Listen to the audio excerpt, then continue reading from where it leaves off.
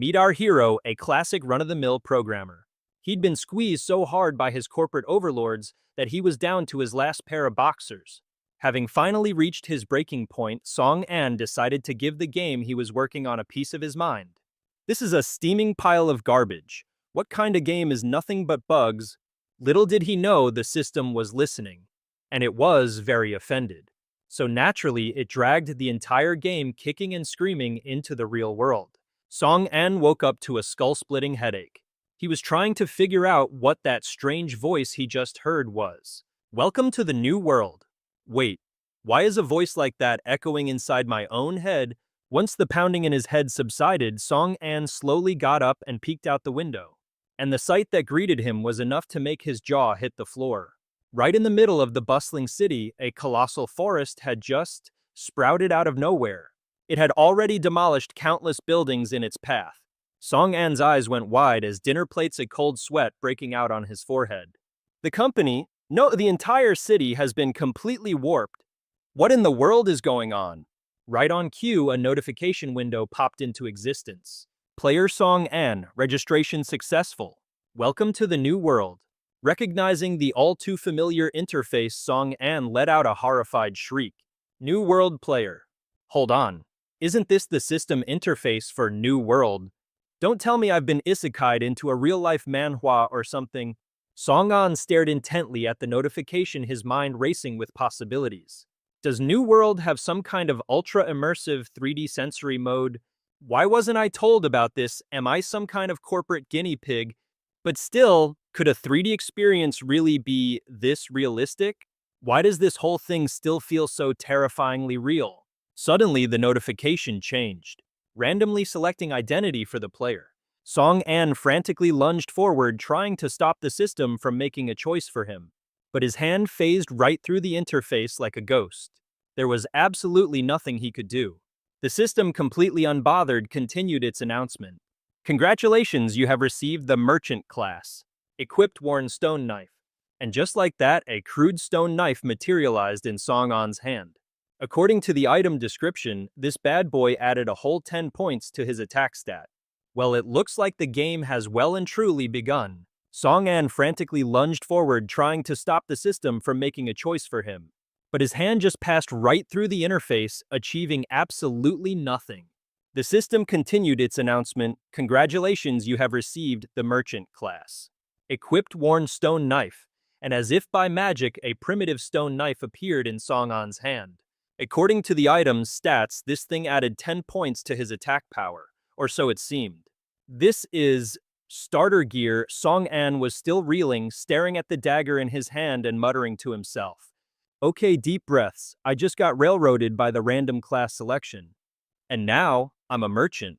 In New World, classes are split into 3 main types: merchant, priest, and combat. Combat classes are obviously super powerful. With all their flashy stats, they can handle pretty much anything. Priests are the support pillars, buffing and backing up the team. And merchants, well, they're great at gathering resources and crafting gear. The downside is painfully obvious: their combat skills are absolute trash. To keep the class numbers balanced and prevent any one class from becoming extinct, the system forces a random selection on you. Oh, and by the way, New World also has some super rare hidden classes, but you need to follow a special path to unlock them. This was all coming from the memory of Song An, the very programmer who spent the last 6 months of his life squashing bugs in this game. Once he got his breathing under control, he took a hard look at his surroundings. Flickering monitors, a messy office. Yep, this was definitely the real world. Then out of nowhere, a quest notification popped up. If he didn't accept it within 5 minutes, it would auto-start anyway. No pressure. It was only then that the cold, hard truth finally sank in, for Song and the world had changed. The game had become reality. It's like I've been isekai'd into my own manhwa or something. But wait a second. If this really is New World, does that mean all the hidden Easter eggs I programmed are still active? Couldn't I use them to become the most powerful person on the planet? Could I finally escape those soul-sucking corporate overlords? In that single moment, something inside Song An completely snapped. He was no longer the gloomy head-down corporate drone. A confident smirk spread across his face. Oh, this is absolutely perfect. I am going to use all those bugs to completely rewrite my own life. Meanwhile, the quest timer was ticking down with only 1 minute left. Accept. Starter quest survive. Within 5 minutes, protect the game server from being destroyed. Quest reward random class fragment. Failure penalty death. Wait, what death? Before Song An could even process that, a monster materialized right in front of him. The clock was still mercilessly ticking down. For this first quest, Song An only had 5 minutes to come up with a plan. He stared intently at the notification, racking his brain for every little detail he'd programmed. He remembered, back during character creation, he'd coded in a secret rule. If a player could somehow reset their class before the first mission officially started, there was a chance, and to get a hidden class. That's what I want. The theory was sound, but as he looked down at the dagger in his hand, Song An hesitated. Having to suddenly, off yourself, it's a little hard to go through with. What if I guessed wrong? Am I gonna actually die for real? He squeezed his eyes shut, trying to psych himself up. Screw it, let's roll the dice. If I can just snag a hidden class, I'll have an insane advantage from now on. Just, please don't let me die for real. Taking a leap of faith, Song An plunged the dagger right into his own gut. Just then, an error message flashed, system error, unable to verify player. Generating new character and identity, character Song An successfully created. Time remaining 4 minutes and 43 seconds. After respawning, Song An heaved a massive sigh of relief. Ha, I knew it, I'm still alive and the wound is completely gone. This means you really can exploit the bugs in this world. But his high spirits crashed when he saw his new class was a priest. He let out a disappointed sigh. Looks like I died for absolutely nothing that time. Without a moment's hesitation, Song An went for it again. He repeated this insane process a whopping 30 times, but not once did a hidden class pop up. Seeing the timer about to run out, Song An was completely crushed. Am I just destined to be an unlucky loser even in this world? Once time runs out, there are no more second chances. Spotting the glass window nearby, Song An decided on one last desperate gambit. He backed up, took a running start, and launched himself straight through the glass pane. With only 2 seconds left right before he hit the ground, Song An channeled all his desperation into a single roar, hit the jackpot, damn it. In the final heart-stopping second, he successfully recreated his character for the 31st and final time. Error messages flooded his vision as Song An's body was reconstructed once more. Character Song An successfully created. Random class has been assigned. The countdown has ended. New quest received, survive. Achievement unlocked, Iron Rookie. Congratulations, you have received the Battle class and the Golden Merchant class. The moment Song An came to his senses, he saw the notification and a massive satisfied grin spread across his face. I actually got them. These are the absolute rarest classes you can get in the new world. This is some premium manhwa protagonist luck right here. After he finally got his bearings, Song An sat down to check out his new loot. Song An Level 1. Exclusive skill for Battle class. Robust all stats passively increased by 100%. Exclusive skill for Golden Merchant class. Business opportunity. Material acquisition rate increased by 100%. Creation can craft equipment and items. Success rate is dramatically increased. Achievement Iron Rookie. Hidden achievement experience gain increased by 10%. With both the battle and merchant classes, he even gets bonus experience points. Song An felt like Lady Luck had finally given him a smile, but his celebration was cut short by a new complaint. Yeah, but now there's one tiny problem. The freaking window is shattered. Looks like it broke when I fell earlier. Ugh, of all the glitches in this system, why couldn't one of them fix my terrible eyesight? Where the hell am I supposed to find new glasses now? Well, guess I'll just have to make do. Right on cue, a warning flashes announcing that the quest monster has respawned. Danger ahead, please be mindful of your safety. Seeing this, Song An just scoffs, completely unimpressed. What's so scary about the starting area? With my current abilities, aren't these things just walking XP bags? This whole situation feels straight out of a classic power fantasy manhwa. Famous last words, the moment he's done speaking, a monster appears. And it is absolutely unbelievably gigantic. The system immediately follows up with a critical danger alert. With a single stomp of its foot, the beast scares Song An so bad he starts trembling. Okay, okay, I'll never talk big again. The monster's eyes glow a menacing red as it suddenly spews a cloud of toxic smoke from its mouth. Seeing that the monster's level is literally immeasurable, Song and wisely decides to tuck his tail and run for his life. Are you freaking kidding me? How am I supposed to be a match for that thing? I have to get out of here fast. His very first mission is to survive for 1 hour. If a monster kills him, it's game over for real. No do-overs, no second chances. Song An makes a blind sprint into a nearby office building, with 3 smaller monsters hot on his heels. Luckily, the colossal monster can't seem to fit inside the building, otherwise it would have been instant death. It seems like there's some kind of restriction preventing it from entering. But Song An's more immediate problem is the pack of mini-demons that are still chasing him. Each of these little minions is level 15, and the stat difference between them and him is just astronomical. Even with the buffs from his combat class, a level 1 newbie like Song An doesn't stand a ghost of a chance. He has to pour every bit of his energy into barely dodging their storm of powerful attacks. What he desperately needs right now is a weapon. And just as Song An is on the verge of collapsing from exhaustion, the little demons actually flip him the bird. Feeling completely disrespected, Song An's blood boils and he's about to charge in for a suicide run. But just then a familiar scream echoes from a distance. Just as Song An guessed, it's none other than the voice of his detestable, bald-headed boss. He's with another person, while another dude is getting chased by a pack of mini-demons running for his dear life. But when he spots Song An up ahead, he somehow finds the time to be a total jerk. Song An, you useless bum, how have you not been eaten yet? Talk about dumb luck. Song An grits his teeth, absolutely fuming. This guy's about to be turned into monster kibble, and he's still got the energy to run his mouth at me. But thanks to that momentary distraction, 3 mini-demons seize the opportunity and lunge straight for Song An. And just like that, the 3 of them become unwilling running buddies, all fleeing from the same pack of monsters. In any crisis, guess who becomes the designated scapegoat? Song An, of course. Song An, this is all your fault. You led those things right to us. Seriously, what did I do in my past 8 lives to deserve meeting you? Song An, you better think of a plan now. Otherwise, we're all gonna die, with all pretense of respect gone. Song An finally snaps and screams back. Can't you see I'm trying to think you mourn? Song An frantically scans the area, trying to recall the traps he'd fixed earlier. According to his memory, there should be a safe room around here somewhere. After checking room after room with no luck, he still couldn't find anything special. Finally, he stares at the wall right in front of them and yells, "It's the wall up ahead."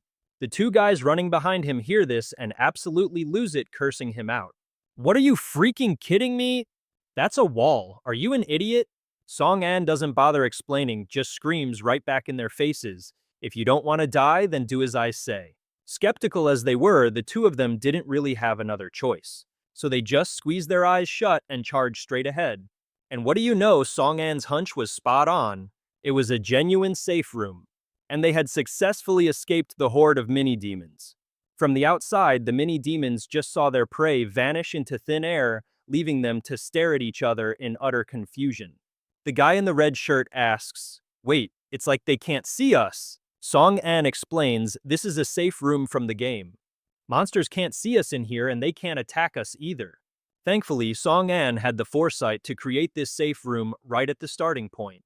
A safe room is, well, a common setup in games, and this manhwa is no exception. They can't see us or attack us here. It's a good thing Song An set up a safe room at the very beginning. The safe room is a pretty standard feature in most games. It's meant for players to adjust their status or to protect newbies. Basically, it's a safe zone that monsters are totally blocked from entering.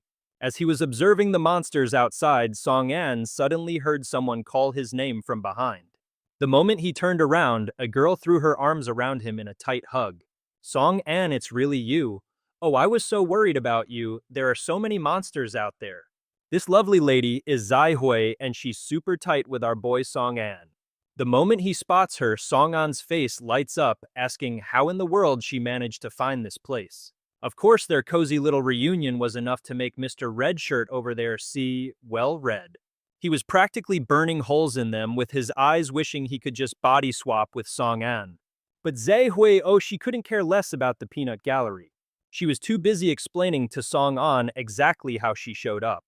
Did you seriously forget? Back when you were designing this safe room, you asked for my input, remember? So technically, that makes me a co-designer. Turns out Liu Zaihui was Song An's buddy from college. She works in the art department at the same company where her job is literally to design monsters. And get this, she's pretty much Song An's only friend at the office. So when the world went completely bonkers, back before the monster population exploded, Zaihui herded a bunch of colleagues and other survivors into this very safe room. Unfortunately, the whole sudden apocalypse thing has left everyone feeling a little down in the dumps. Scanning the faces in the room, Song An gets the feeling that they aren't the ones who cooked up this whole mess. Just as the tension was getting thick, their bald-headed boss decides to open his big mouth. Down in the dumps, he scoffs. Aren't you guys the ones who created all of this? Instead of moping around, why don't you figure out how to shut down this garbage game? I told you all to do your jobs, but what did you slackers actually accomplish, huh? Look at this mess, my company, my money. Seriously, the world is ending and this lunatic is still obsessed with his cash. What a nut job. A total money grubber, the others getting wrongly blamed. Immediately start trying to defend themselves. But we didn't create this. There's nothing we can do. Boss, you've got to be at least a little reasonable. But the boss, that bald-headed buffoon, just loses it and starts screaming, pointing his finger wildly. You're all useless, fired all of you. Song An decides he's not wasting another breath on this clown, and turns his focus back to getting intel from Zai Hui. Zai Hui, on your way here? And did anything, or anyone, strike you as particularly strange? You know, anyone who didn't seem standard issue. As Zai Hui racks her brain, Mr. Redshirt immediately figures out what Song An is getting at. You mean NPCs? He chimes in. This Manhwa world is crawling with NPCs, and they're the ones holding all the info on how to clear stages or where to find crucial items. If we can just find them, our chances of survival will go way, way up. As critical as this information is, it turns out nobody in the room has a single clue about it. The whole crowd erupted into a chaotic frenzy, racking their brains to remember the name of the first stage's NPC. All the dude in the red shirt could remember was Lai something or other G. Right on cue, the little girl standing beside them chimed in. Her name is Li Q Gay. Seriously, how do you grown-ups have memories worse than a goldfish? Spotting the telltale arrow floating above the little girl's head, the guy in red practically exploded with excitement. That's it, the arrow means she's the one. Li Kyogu, all we have to do is max out her affection points, and we'll get a sweet reward. But before he could even finish his sentence, Kuga shot him a death glare and screamed, "Don't you even think about pulling any of your weirdo tricks on me, you dumb fatty." Realizing he was face to face with the one type of person he's absolutely terrible at handling, Song An could only offer a pained, awkward smile. Zai Hui, on the other hand, was a natural. She casually walked over to the little girl crouched down and started chatting. Wow, I can't believe you're the NPC Choge. Just a second ago, I was so worried I thought you were just some poor kid who'd gotten lost. I'm just so glad you're safe. The moment she saw her, Chuga's face lit up with a huge smile. Thank you for taking me to the safe room. Because of you, Chuga wasn't in any danger. Kogu is super grateful, so I want to give you a present. The little girl opened her tiny backpack and pulled out an item shaped like a compass. The item floated over to Zai Hui, dissolving into a stream of light that flowed right into her, activating the traveler role. And just like that, Zai Hui got a mini-map function. Seeing this, the guy in the red shirt's jaw hit the floor. See, look, I told you the NPC would drop loot. And it's a freaking map. Even Songji was completely stunned. To think that Li Kyoge actually had a map, this is a seriously game-changing ability. In any dungeoneering manhwa, a map is absolutely essential for raids later on. I've got to figure out a way to get my hands on it. Sensing a golden opportunity, another woman sidled up and started talking to Chu Gei in a sickeningly sweet voice. Hey there, little girl. How about some candy from your big sis? Could you maybe give that map to me? She clearly thought kids were the easiest marks. Just dangle a few pieces of candy and the loot would be hers. But one look at that phony smile and Chu Gay saw right through her, calling her out with zero mercy. You two-faced hag? A minute ago you were running for your life like a scaredy cat and now you're back here acting all sweet. Let me tell you, Chu Ge hates manipulative phonies like you the most. What a two-faced snake. The woman was gripping a handful of candy, practically shaking with pure rage. Good thing the others held her back or she would have thrown hands right then and there. At this point, every last one of them wanted the item from Chu Gay, trying desperately to suck up to the little girl. Too bad for them, her goodwillometer was already in the negatives. I mean, seriously, when you guys were all running for your lives, you left her in the dust. And now you expect her to just hand over the map. Yeah, dream on. The little girl just turned her back, refusing to even give them the time of day. At this rate, winning her over was a complete lost cause. That's when their bald-headed boss decided he'd had enough. What a bunch of idiots, trying to reason with a 5-year-old kid. Just snatch it from her and let's get this over with. Why are you all still wasting time? With that, he lunged straight for Chu Ge, ready to take the map by force. Who has time to waste on words, he stormed right up to Chu Ge and roared, I don't give a damn about your favorability, I'm taking that map one way or another. Terrified, Chu Ge started to shrink back. Stay away from me. The bald boss suddenly lunged, grabbing the backpack right off her shoulders. Give me the map. Let it go. Hand it over, I bet you've got other good stuff in that bag. Give it all to me. Just then, Song An flew in and planted a solid punch right across his jaw. Get your hands off her, Chu Gay was sent stumbling backwards. But thankfully, Zai Hui was there to catch her. Song An roared in absolute fury. She's just a child and you're using force against her, still trying to throw your weight around and bully people. Well, this isn't the world you remember anymore. Getting decked by his own subordinate. The bald boss spat out a mouthful of blood. Song An, you son of a bitch, you dare to hit me.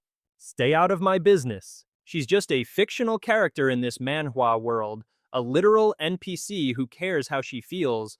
This is ridiculous. All I need is that map so I can get the hell out of this godforsaken place and back to the real world. At that moment, the terrified little Chu Ge finally burst into tears. And just like that, her favorability bar plummeted to -1. Suddenly, a notification window popped up. NPC favorability has dropped below 0, activating Easter Egg X. You think you can just bully an NPC and get away with it? Mess with one of my people, and you will pay the price. Punishment time. The safe room is officially offline. No matter how much Zai Hui tried to console her, Chu Ge just wouldn't stop wailing. Wow, you're bullying Chu Ge again, I'm gonna tell my brother. And just like that, the safe room started to pixelate out of existence, with a 30-second countdown ticking down. Seeing this, every single person started freaking out, looking around like headless chickens. The bald boss immediately spun around to confront Song An. You absolute scoundrel, Song An. This was your doing from the very beginning, wasn't it?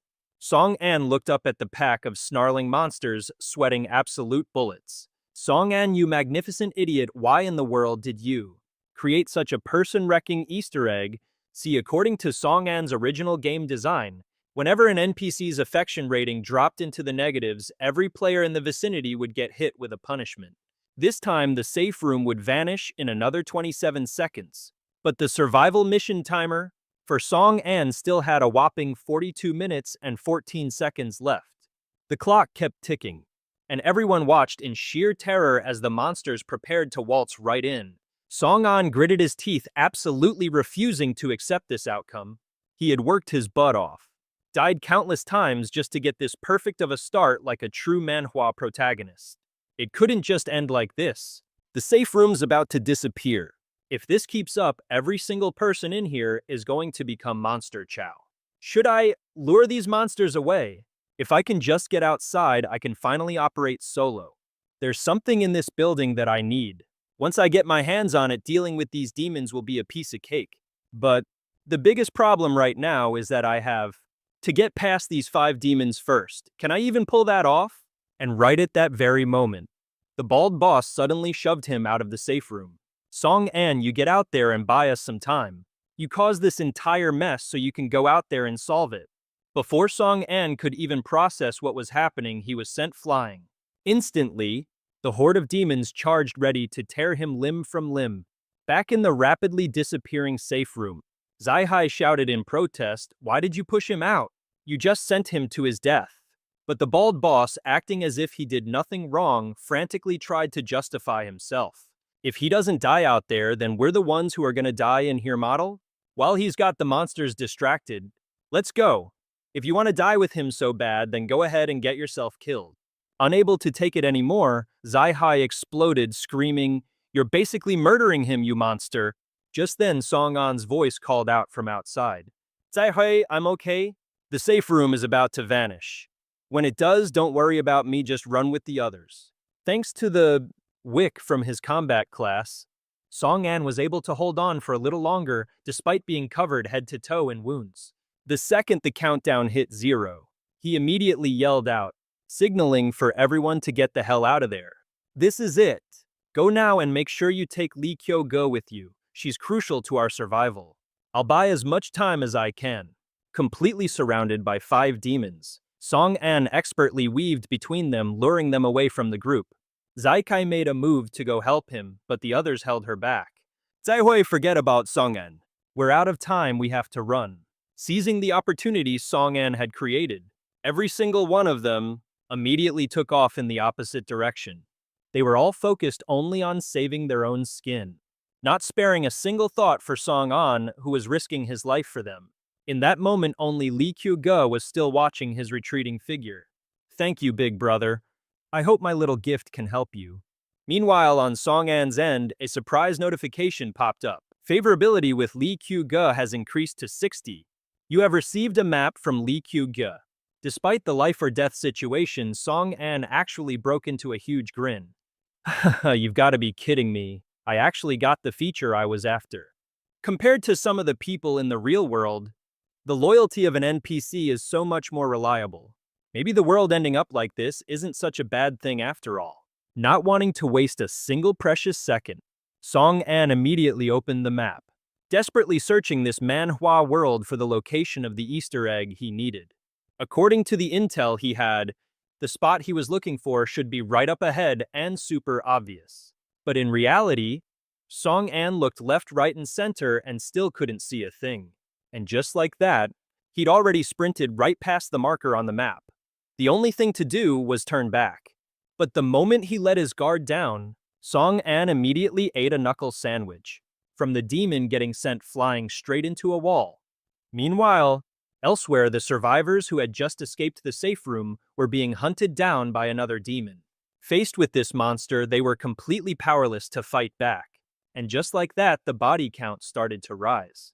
This demon wasn't interested in a quick massacre. Oh no, it was slowly savoring the sweet, sweet thrill of the hunt. After taking down each victim, it would pause, flash a horrifying grin at the remaining survivors, and let out a blood-curdling laugh. Witnessing this gruesome display, everyone was scared out of their minds, scrambling desperately to find a way out.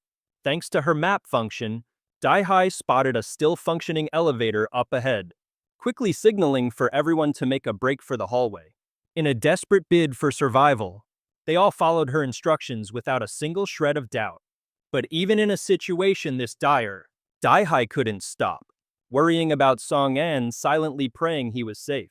Speaking of Song-an, let's check back in with our hero. After taking that demon's fist express to the face, he slammed hard into the wall, his health bar plummeting to a measly 11 out of 120. The system's critical health warning was flashing incessantly before his eyes.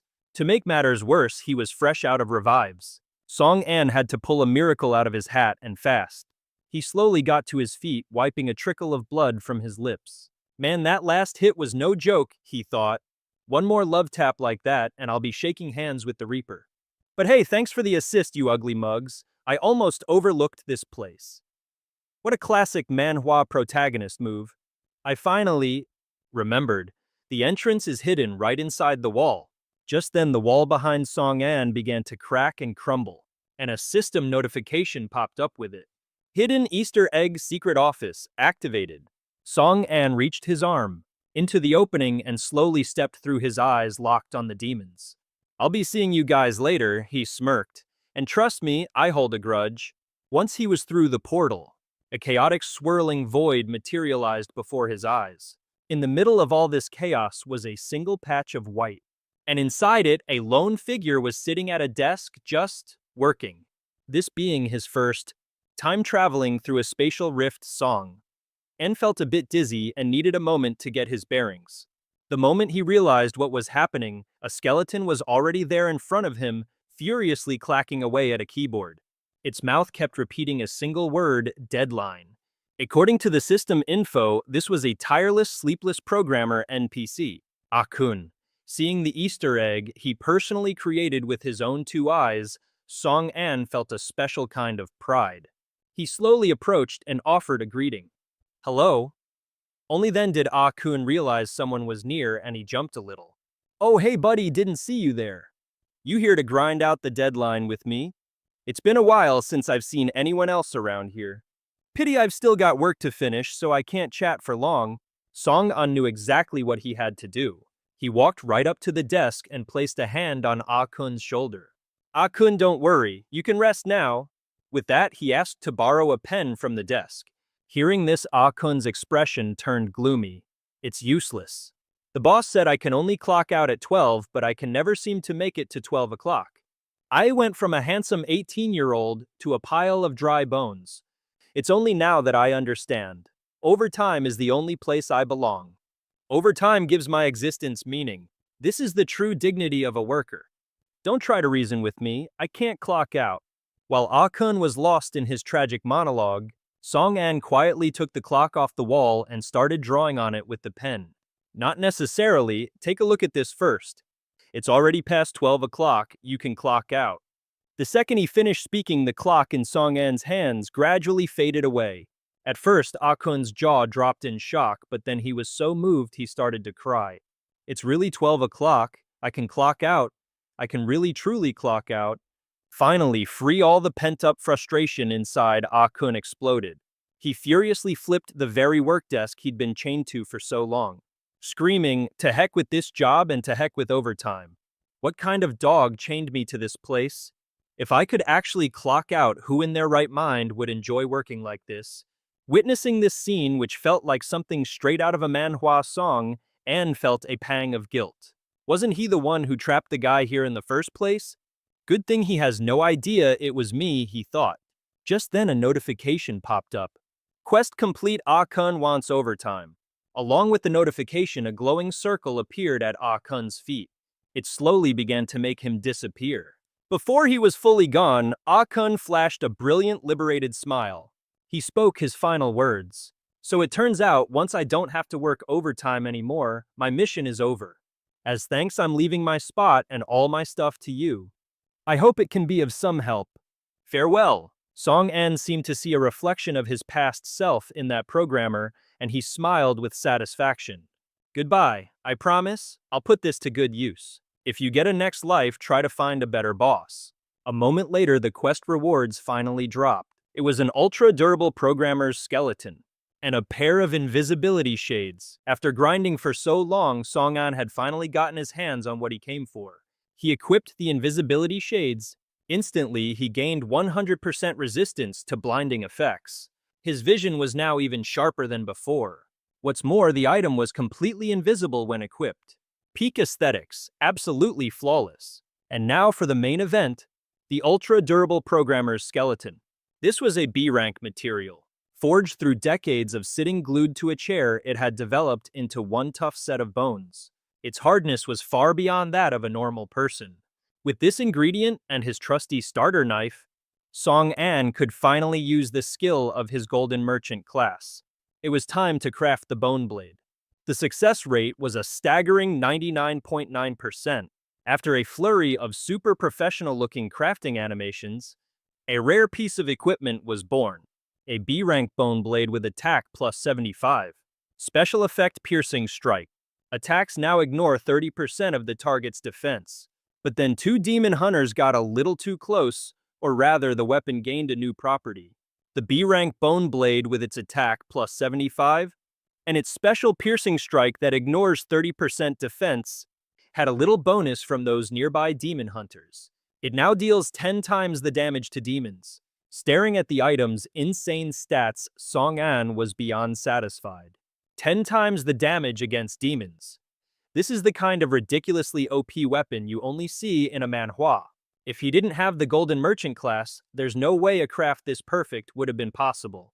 Let's go, it's payback time. Holding his new weapon, Song An was brimming with confidence, ready to face the demons that had just mopped the floor with him. Outside the room, the horde of demons still hadn't given up, lying in wait to pounce on anything that dared emerge from the hidden door. But when all the demons swarmed the object that came flying out, they all froze, realizing it was just Akun's old computer. At that very moment, Song An appeared from behind them. Heh, turning your back on the enemy, that's a fatal mistake. Now die. He poured all of his strength into a vicious sneak attack on the nearest demon. But in a hilarious twist of fate, instead of some epic damage, the demon barely even got a scratch. Not only was his brilliant sneak attack a total failure, but now he had successfully enraged the entire demon squad, who promptly swarmed him with a flurry of fists and kicks. Song An scrambled backwards, screaming at the sword in his hands. Weren't you supposed to give me a 10 times damage boost? Why hasn't it activated yet? Don't you dare crap out on me at a time like this? My HP bar is looking seriously pathetic right now, and as if it could actually hear his desperate whining. The blade suddenly began to glow, crackling with brilliant golden lightning. These lightning bolts zipped straight for the little nick on the demon's butt from earlier and then unexpectedly exploded. Plus 700 damage points to the lesser demon. In an instant, the demon was blown to smithereens, a scene straight out of an action manhwa that left Song An completely dumbfounded. So it's a delayed damage effect, huh? Well, damn, that was way more powerful than I expected. For his first time killing a monster ranked higher than him, Song An received a massive chunk of experience points and leveled up to level 2. With the level up, his health was also completely restored, and the wounds all over his body vanished without a trace. The remaining demons, seeing their buddy get turned into monster confetti, were absolutely terrified. But that fear quickly turned to rage as they turned toward Song An and roared. Song An, however, didn't even flinch, casually dropping a taunt. Come on then, if you've got no second thoughts, let's just get this over with.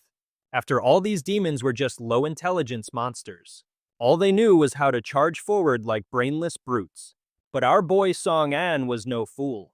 Why would he ever face them head-on? He timed his retreat perfectly, ducking back into the hidden room.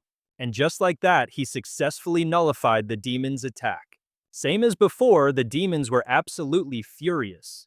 But there was nothing they could do except stand guard at the door, driven by pure dumb instinct. Seizing the moment, Song An gripped his blade tightly. He suddenly burst out in a classic manhwa protagonist move and slashed at the thigh of the closest demon. If you guys can't even hurt me, then I guess I'll have to do all the work. And with that single blow, the demon was instantly defeated.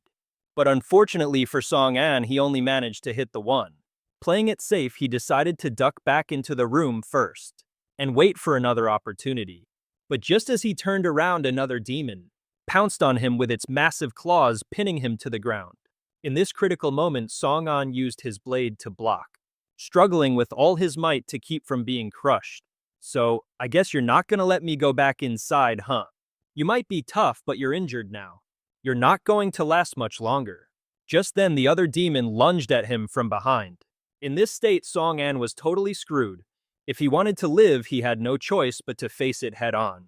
He summoned all his strength, breaking free from the demon's grasp, and at the same time activated the Bone Blade's special effect, sending that demon straight to the afterlife. Oh, and would you look at that, the EXP was just enough to level him up again. His stats got a massive boost. Song An knew he couldn't dodge this one. He recklessly charged at the final demon, but still the level gap was just too damn wide. The demon practically swallowed him whole. But even at a disadvantage, he wasn't afraid. He let out a massive roar to hype himself up, gathering every last ounce of strength, and plunged his weapon right into the demon's eye. That critical hit was all it took to bring it down. The EXP he gained bumped him up another level. The demon sent him flying with a single punch. Luckily, he managed to stab his bone blade into the demon's arm, zapping it into a pile of ash in a split second. Once again, the EXP triggered a level up, instantly healing the wounds he'd just received. After that life-or-death battle, Song An broke into a huge grin. Who knew he was such a badass? He wasn't just some lowly office drone anymore. His journey to becoming a top-tier manhwa protagonist was just getting started. Meanwhile, Zaihui and the others found an elevator and scrambled inside. Unsure where to go, the bald boss quickly slammed the button for the first floor. All he cared about was getting out of this building ASAP, completely ignoring the situation outside. Zaihui, however, was still glued to the map. It showed the number of monsters had decreased. Maybe Song An managed to shake them off. Let's just wait for him a little longer, guys. The others immediately shot her down. Are you crazy? What time is it to be worrying about Song An? He's probably dead already. You want to get us all killed too? Zaihui argued they'd already abandoned Song An once, they couldn't do it again. Right on cue, a demon caught up to them, swiping its sharp claws to grab its prey. Luckily, the elevator doors slid shut just in time and everyone escaped by the skin of their teeth. The demon smashed the elevator doors to bits, but finding no one there, it could only roar in frustration. Suddenly, it heard a voice call out from behind. But before it could even turn around, Song An gifted it a brand new scar right on its butt. Who the hell gave you permission to mess with my friends? Now, Song An was confident enough to face these demons head-on, just like any awesome manhwa hero would. Unfortunately, he was a step too late to join the others. After the demon was officially declared deceased, a notification window popped up. And you're just gonna lump us in with them. It's because they felt they'd already abandoned Song An once before, and they'll be damned if they do it again. Right on cue, the demon finally caught up, swinging its razor-sharp claws to snatch its prey. Thankfully, the elevator doors snapped shut in the nick of time, letting everyone escape by the skin of their teeth. The demon absolutely shredded the elevator doors, only to find nobody there. All it could do was let out a furious, frustrated roar. But then it heard a voice call out from behind it. Before it could even turn around, Song An had already gifted it a brand new scar, right on the butt. Who the hell gave you permission to mess with my friends? And just like that, Song An finally has the confidence to take these demons on face to face. Too bad he was still a step behind and couldn't escape with the others. After the demon was officially declared KO'd, a notification window popped up featuring a cute little cat-eared girl, announcing that all the monsters on this floor had been wiped out. The floor is now secure. Seeing this, Song An just slung his blade over his shoulder with a disappointed look. Wait, that's it? That was the entire horde of demons. And here I was hoping I could grind a few more levels out of them. Although it does seem like my stats got a massive boost after leveling up. Song An pulled up his stat window just like in a classic manhwa to meticulously check every single number. After clearing out this floor's monster infestation, he had hit level 5. Every time he levels up, all his stats get a +1 and he's awarded 3 extra free stat points to allocate. When you factor in the bonus points from his combat class, that's a sweet 16-point increase per level. Man, having the right class really makes all the difference. I remember the average starting stat was 10, and other stats would fluctuate based on the individual's own abilities. So if I subtract the points I got from leveling up, my base intelligence and perception were 10. Stamina was 6, agility 9, and strength a measly 4. Wow, I was pathetic. Without a moment's hesitation, Song An dumped his points into strength, agility, and stamina. As he hit the confirmation button, he grumbled to himself. That'll show him. No more calling me some scrawny weakling. I just don't normally have time to work out, that's all. After allocating his points, Song An was finally on par with a normal person. Hey, maybe even a smidge stronger. Right on cue, the entire building began to shake violently. Chunks of the walls started raining down from everywhere. As Song An dodged the falling debris, he tried to figure out what in the world was going on. What the heck is going on? Why is the whole building shaking like it's in a blender? Hold on, wasn't this place supposed to be the designated safe zone? Don't tell me there's another new monster. Or the Demon Lord himself. Oh crap, Zihui is in serious trouble. Meanwhile, right outside the building, the terrified survivors were getting absolutely steamrolled by the Demon Lord. Staring up at the colossal beast, every single one of them was paralyzed with pure unadulterated terrors. Why we thought running outside was the smart move. How could there be an even more horrifying monster out here? The constant flashing of extreme danger alerts wasn't exactly helping to calm their nerves. At this point, their only prayer for survival was Xie Hui finding an escape route on the map. But no matter how desperately she searched, Xie Hui couldn't find a single way out. Every last exit had been sealed shut.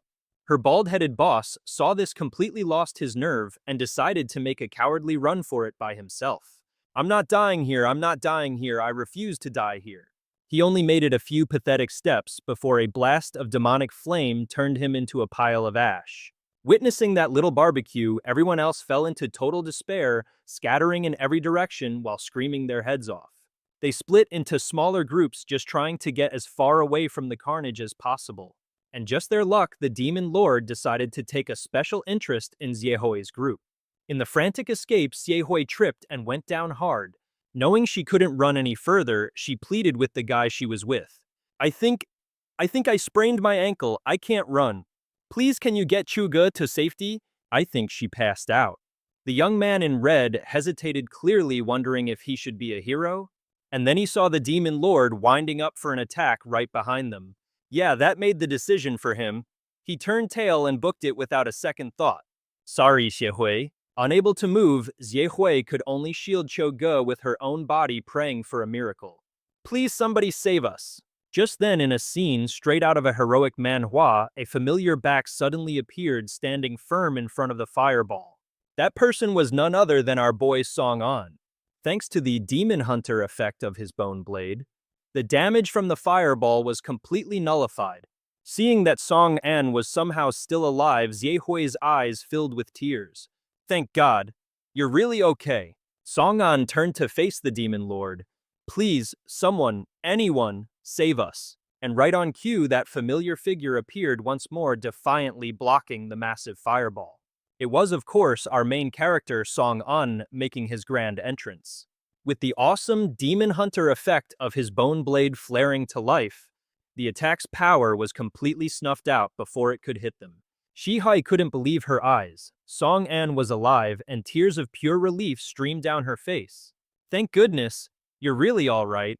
Song An stood his ground against the Demon Lord, who immediately launched another fireball straight at him. And with a burst of confidence, he declares, sorry guys, I'm late. Took me a while to get downstairs, you can leave the rest to me. Whoever dared to hurt you, I won't let them get away with it. But before throwing down Song An, doesn't forget to check on Xie Hui. Xie Hui tries to get away, but she can barely even stand up. It's just a sprained ankle, but I definitely can't run. Seeing that she's mostly okay, Song An breathes a small sigh of relief. At this moment, Xie Hui is worried about Chuge's condition, wondering why on earth the poor girl suddenly fainted. Song An quickly reassures her, it's probably just temporary. My guess is she passed out from shock. Xie Hui, you take good care of her. Just leave everything else to me. Xie Hui is about to argue with him, but gets cut off. Don't worry, I'm not just winging it, I've got a plan. Suddenly, Song An yells out, Sun Ye, you're hiding nearby, aren't you?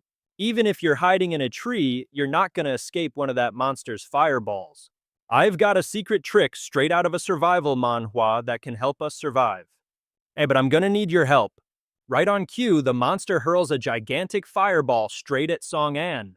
While fending off the inferno, Song An keeps trying to persuade Sun Yue. You better decide fast, I'm not so sure I can block the next one. Xie Hui can't move right now, you're the only one who can help her. After a moment of intense internal debate, Sun Yue finally reveals himself. Fine, what do you need me to do? Seeing this, Song An urgently shouts, find a branch and draw a circle around Xie Hui's feet and make it big. Sun Yue hears this and asks doubtfully, what? Draw a circle with a branch. Are you messing with me? Song An uses all his strength to extinguish the fireball and urges Sun Yue to just do as he says. Even though Sun Yue is a little skeptical, he finds a branch and follows the instructions. I'll trust you this one time, but let's get one thing straight. I'm not doing this for you. I am only doing this for Xie Hui. As soon as the circle is complete, a surprise notification pops up. Condition met, circle drawn with a branch. Player Sun has activated the Easter egg Old Man Sun's monster repellent circle. Effect: protects everyone inside the circle from all types of damage. Duration 10 minutes, can only be activated once per day. Sun Ye still hasn't quite processed. What's happening when he suddenly transforms into a monkey looking hilariously punchable? What is this? Why am I a monkey? Song An, is this insane Easter egg of yours broken or something? While Old Man Sun's monster repellent circle is active, the activator will transform into Sun Wukong and gain a taunt effect lasting for 10 minutes. The toy monkey on Sun Yue's head suddenly starts blaring a siren, successfully drawing all the aggro from the Demon Lord. Thankfully, Song An yanked him back just in the nick of time. Otherwise, he would have ended up as a crispy fried monkey. Sun Yue was so terrified he froze solid, and managed to squeak out a question. Song An, were you trying to get me killed from the very start? Song An calmly explained, not at all, I just needed you to taunt the monster for me. In a bit, you'll be in charge of baiting this thing, and I'll seize the chance to take it down in one fell swoop. Hearing this, Sun Yue completely lost it and yelled, what, you still want to go after that thing? I'm not doing it, but Song An calmly tried to persuade him. Look, the monster repellent circle is going to expire eventually. If we don't take it out now, we'll all just be sitting ducks when the time comes. So you have to help me. It's our only shot at winning this. Besides, even if you do absolutely nothing, that monster is still going to come after you. Terrified, Sun Yue scrambled for an excuse. But if I rush in, aren't I just asking to be killed? There's no way I can dodge its attacks. Just then, Zai Hui chimed in. Sun Yue, listen to me. The Demon Lord's attacks are actually pretty predictable. It's not impossible to dodge them. Right before it attacks, it'll make a motion to open its mouth. You just need to run in a different direction. The second it opens its mouth and the fireball won't hit you. Hearing Zai Hui's sweet voice, Sun Yue hesitated for a moment. Zai Hui is looking out for me, and just a little while ago I left her behind. What a classic manhwa dilemma. But still, that sounded incredibly difficult to pull off. Just as the tension peaked, the monkey on its head started blowing its horn again, making Sun Yue jump out of his skin. Song An immediately snapped into a defensive stance. Sun Yue, get ready, the monster's changing. Thanks to the taunt effect, the Demon Lord flew into a rage, spewing a massive wave of fire that spread everywhere. Thanks to the monster repellent circle that Old Sun had, Zai Hui didn't take a single point of damage, remaining completely unharmed. Sun Yue, on the other hand, was getting barbecued, his health bar dropping like a rock. It's hot, it's so hot, Zai Hui, I'm dying. Zai Hui quickly tried to calm him down. Don't worry, this is just the monster's area of effect skill. Its range is huge, but the damage isn't fatal. Meanwhile, Song An ignored the flames, completely pushing forward. Charging straight in was risky, but if he missed this opening, he wouldn't get another one. Thankfully, this chaos created the perfect opportunity to get close. He stealthily closed in from behind and with all his might slashed at the monster's leg. Feeling the cut wasn't deep enough, he followed up with a few more powerful strikes. But unfortunately, all that commotion was more than enough to attract the monster's attention. Just then, the monkey on Song An's head started trash-talking, successfully redirecting the Demon Lord's aggro. This brilliant move saved Song An's skin, earning the monkey a grateful thumbs up. After a tense moment, the Demon Hunter effect finally activated. A massive burst of damage suddenly erupted, blowing one of the Demon Lord's legs clean off and sending it crashing to the ground. The attack was devastating, but it still wasn't quite enough to finish the beast off. After that hit, all the aggro snapped right back to Song An, making him break out in a cold sweat. Whoa there, big guy, my bad. I was just trying to be an unsung hero over here. At this range, one hit and it's game over for me. He whipped his head around and yelled at Sun Yue, telling him to pull the monster's attention. Sun Yue, meanwhile, was running for his life while laughing his butt off. Serves you right. Now it's your turn to get smacked around for a change. That thing is always gunning for me. But his gloating was cut short when the aggro immediately flipped back to him. After dodging a few attacks, Sun Yue had actually gotten a lot better. Thank goodness. Zai Hai showed me how to dodge those fireballs before. I never knew I had it in me. If you've got the guts, throw a few more. The words were barely out of his mouth when the monkey on his head let out a deafening screech, pushing the Demon Lord's rage meter to the absolute max. Feeling his life flash before his eyes, a trembling Sun Yue begged Song An, are you done yet? 'Cause I'm seriously about to die for real this time. At that moment, Song An was still relentlessly hacking away at the monster's remaining leg, one swing at a time. This thing's HP bar is bigger than I thought, just like some final boss in a manhwa. Just hang in there a little longer. Sun Yue shrieked in terror while dodging for his life. Well, hurry it up then.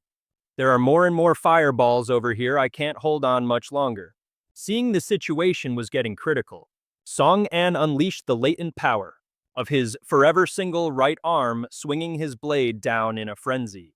And finally, all that desperate effort paid off.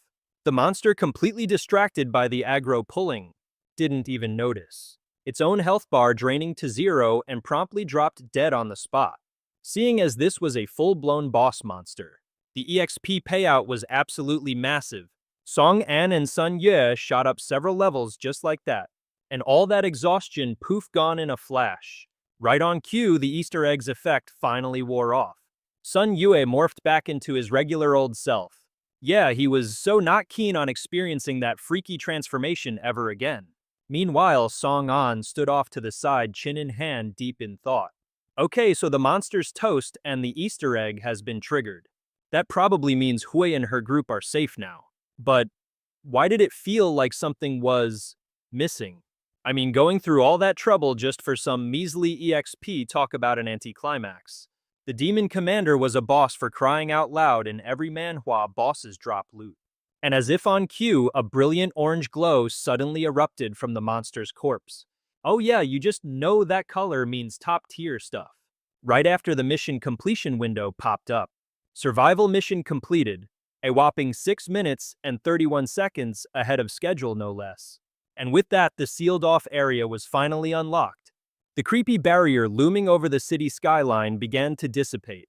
Looks like everyone was finally free to leave. Seeing this, Song An held up a hand telling everyone to hold their horses and assess the situation first. But just then, a crystal-clear voice echoed from high above.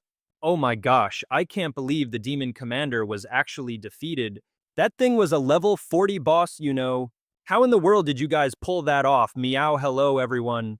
I am your friendly guide GM Raphael. It's a pleasure to meet you all. And appearing out of thin air was a little girl who looked like she was part human, part cat. She was even sporting a pair of pure white angelic wings on her back. The moment she showed up, she introduced herself as a GM, a game master for this new world. Raphael hovered in midair chatting with Song An's crew. Congratulations on clearing the mission before the time limit expired. Raphael is here to congratulate you all, meow. You're the very first group of players to clear this stage, you know. Hearing that, Song An's suspicions were confirmed. It meant that besides his own group, there were other players out there. Raphael had pure white angelic wings on her back. Right after meeting the little girl, introduced herself as a GM, a game master for the new world. Raphael hovered in the air speaking to Song An's team. Congratulations on completing the mission ahead of schedule. Raphael is here to congratulate all of you. You're the very first group of players to beat this stage. With that single sentence, Song An confirmed what he had suspected all along. He wasn't alone. There were other players besides his group here. Raphael then explained that to level up, they'd need something called star coins. She then added, but the other players aren't nearly as skilled as you guys. And here I am, still getting chased around in circles by monsters. Now you guys are just way too OP. How in the world could a bunch of newbies take down a level 40 boss? Don't tell me. You guys used some kind of cheat.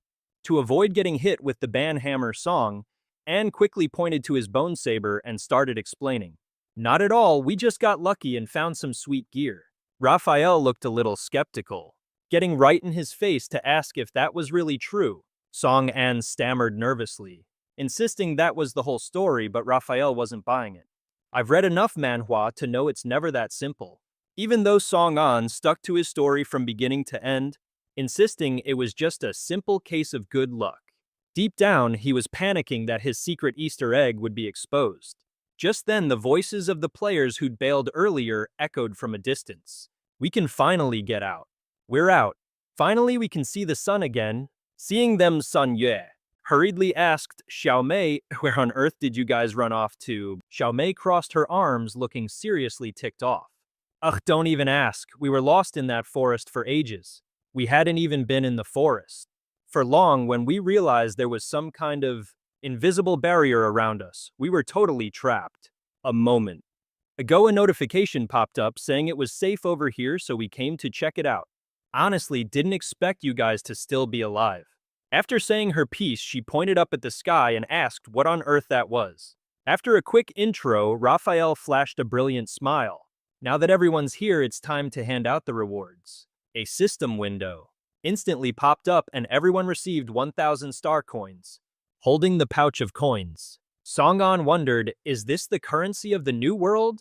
Raphael was quick to explain in detail. That's right, star coins are the one and only currency in the new world, and they're super useful.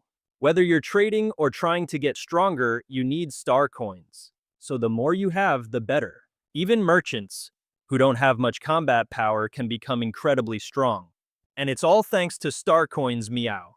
Hearing this, Song-an gave it some serious thought. So, money is power.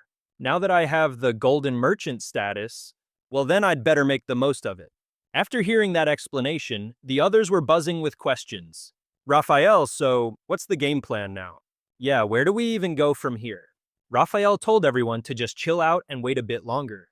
Just as Sun Yue was trying to wrap his head around it all, a flood of notifications suddenly popped up. Turns out the time for the survival mission had just ended simultaneously all across the new world. And just like that, all the different regions unlocked at once. The official Manhwa storyline update, thanks to everyone's incredible resilience. They held out long enough for reinforcements from the imperial capital to arrive and successfully push back the demon horde. Their homes might have been wrecked, but hey, at least they were still alive. A new main quest popped up, the Call of Destiny. And while the demons were gone, the chaos they caused stirred up a whole bunch of other monsters. Players were prompted to find their local commander NPC to pick up a subjugation quest. Recommended level 1 to 10. While everyone else was still scratching their heads, Zenken had already figured it out. The subjugation quest was just a fancy term for wiping out a bunch of small fry monsters. Hearing this, Raphael got all excited and cheered, "That's right, meow. What we need to do next is super simple. It's time to quest and level up." When someone asked what kind of quest giver they should look for, Raphael was more than happy to explain. Don't you worry. The quest itself will point you in the right direction. You might even run into other players along the way, meow. Song-an took a look at the quest info, carefully mulling it over. Level 1 to 10, huh? Looks like the rewards for this main quest are pretty garbage. Maybe I should just go level up first. There's nothing left to do around here anyway. Wait a sec. I feel like there's still something I forgot to do. Once he remembered what it was, he went over and asked the group if any of them were a healer class. Hearing this, everyone assumed Song-an wanted to party up for some monster grinding and got curious about his plan. But Song-an quickly clarified, "Nah, it's not that. Zihui sprained her ankle earlier, so she's having trouble walking. I'm a warrior class, so I can't do anything for her. So is anyone here a healer? You decide to keep your class on the down low. A golden merchant is just gonna attract a whole lot of unwanted attention." Seeing everyone fussing over her, Shihui stumbles closer, insisting she's totally fine. Yeah, she talks a big game. But the poor girl can barely even stand up straight without wobbling. Song-an tries to talk some sense into her, telling her not to push it or she'll make things worse. But tough luck, everyone here is either a warrior or a merchant class. Medically speaking, they're all useless. Sun Yue, feeling absolutely powerless to help Xiaohui, plops down in a corner and starts sulking, wishing he'd picked a healer class. Seeing this, Song-an can't help but feel a little let down. Are you kidding me? In a group this big, there's not a single dang healer. But just then, a quiet voice pipes up. Song-an, I'd like to give it a shot." It was Lu Renjia. Being a total introvert, nobody had even noticed him. So who would have guessed he was the only one with a healer class? What a classic manhwa plot twist. Lu Renjia walks over, activating the unique skill of his healer class. As he treats Yehui's leg, the wound slowly begins to close. The skill drains 3 MP every 10 seconds. After a few moments, Yehui is already feeling a world of difference. Whoa, I think the pain is actually gone. Thank you so much, Lu Renjia. An idea sparks in everyone's mind. They should invite Lu Renjia to join their party. and tackle the missions together. The air was buzzing with excitement. Meanwhile, the healing process wrapped up. Shihui could now walk around perfectly fine. Seizing the opportunity, Ziehui spoke up looking hopeful. Lu Renjia, could I possibly trouble you one more time? She points to Chu Ge, whose face was looking paler and paler. Is the little one hurt too? Could you please heal her for me? Lu Renjia didn't see any problem with that and immediately went to cast his spell. But he was instantly shoved back by an invisible force. A glaring red warning popped up: healing invalid. System forbids healing this NPC. The healing skill was forcefully interrupted. Just then, Li Kyojo's body started to react strangely. Sensing that something was seriously wrong, Song An called out to Raphael. He needed to know what the heck was going on. But Raphael, despite being a system spirit, was completely baffled himself. Wait a minute, healing an NPC is definitely allowed. So why the hell is the system suddenly spamming me with warning notifications? Don't tell me this NPC has some kind of deep, dark secret, like something out of a mystery manhwa. Just then, Raphael heard a voice call out its name. It instantly recognized the voice of its master. And let me tell you, it started to panic. Hard. Me, master. Do you have any orders for this humble cat? From Song An's point of view, however, it just looked like Raphael was talking to itself. He couldn't help but wonder who on earth it was chatting with. The voice then issued a sharp command to Raphael. Bring the NPC Li Choga back, and do not make a scene. At that very moment, Li Kyuge started coughing up blood. Her life force was fading away with every second. Seeing this, Zai Hui was completely freaking out. He had absolutely no idea what to do. Raphael quickly scurried over and cooked up an excuse. This NPC is pretty special. A moment ago, her data went completely haywire. It's because she was affected by a system anomaly. It's best if you don't try anything reckless. Otherwise, you'll just accelerate her death. Hearing this only sent Zai Hui into an even deeper panic.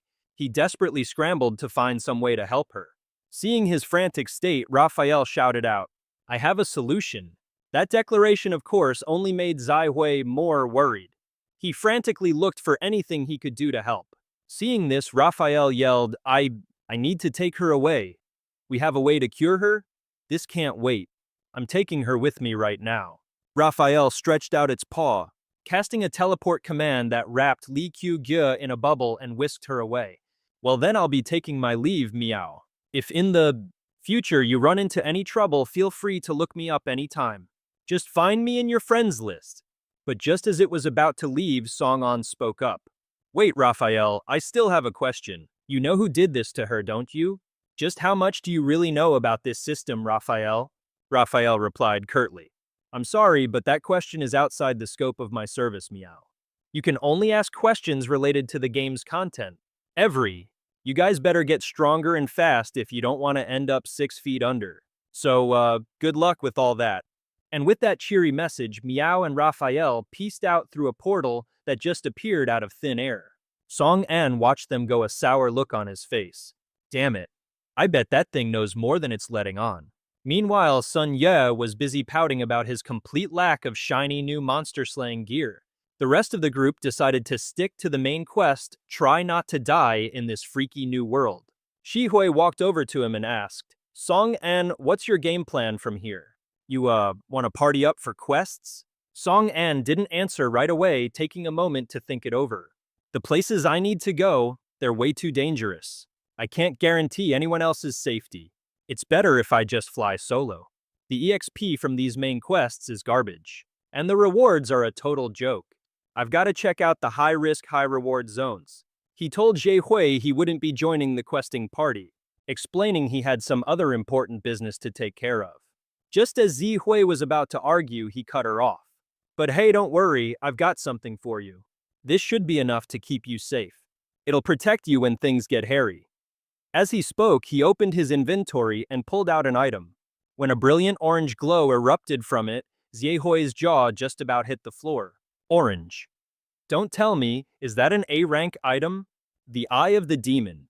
Rarity A-rank, type necklace. Summons demonic power to create a massive flame shield, with a defense rating of 150 times your strength stat. The catch, it drains all your MP and has a 2-hour cooldown. It also has a special effect transformation. It can morph into a weapon. However, once you equip the demon necklace, you can equip a separate weapon. And once it transforms, it gets a whole new set of stats. It also has a skill called Demonic Pact, letting you trade certain conditions for immense power. The more you give, the more OP it gets. After reading an item description straight out of an OP Manhwa Recap, frantically tried to give it back. Logan, no way, I can't take this. I barely did anything to help back there. Song-an, who had totally seen this coming, already had a comeback prepared. What are you talking about? I'm just lending it to you. Think of it as a rental. Besides, if you have this to protect you, it'll give me some peace of mind, you know? After all, we both know some people just can't be counted on.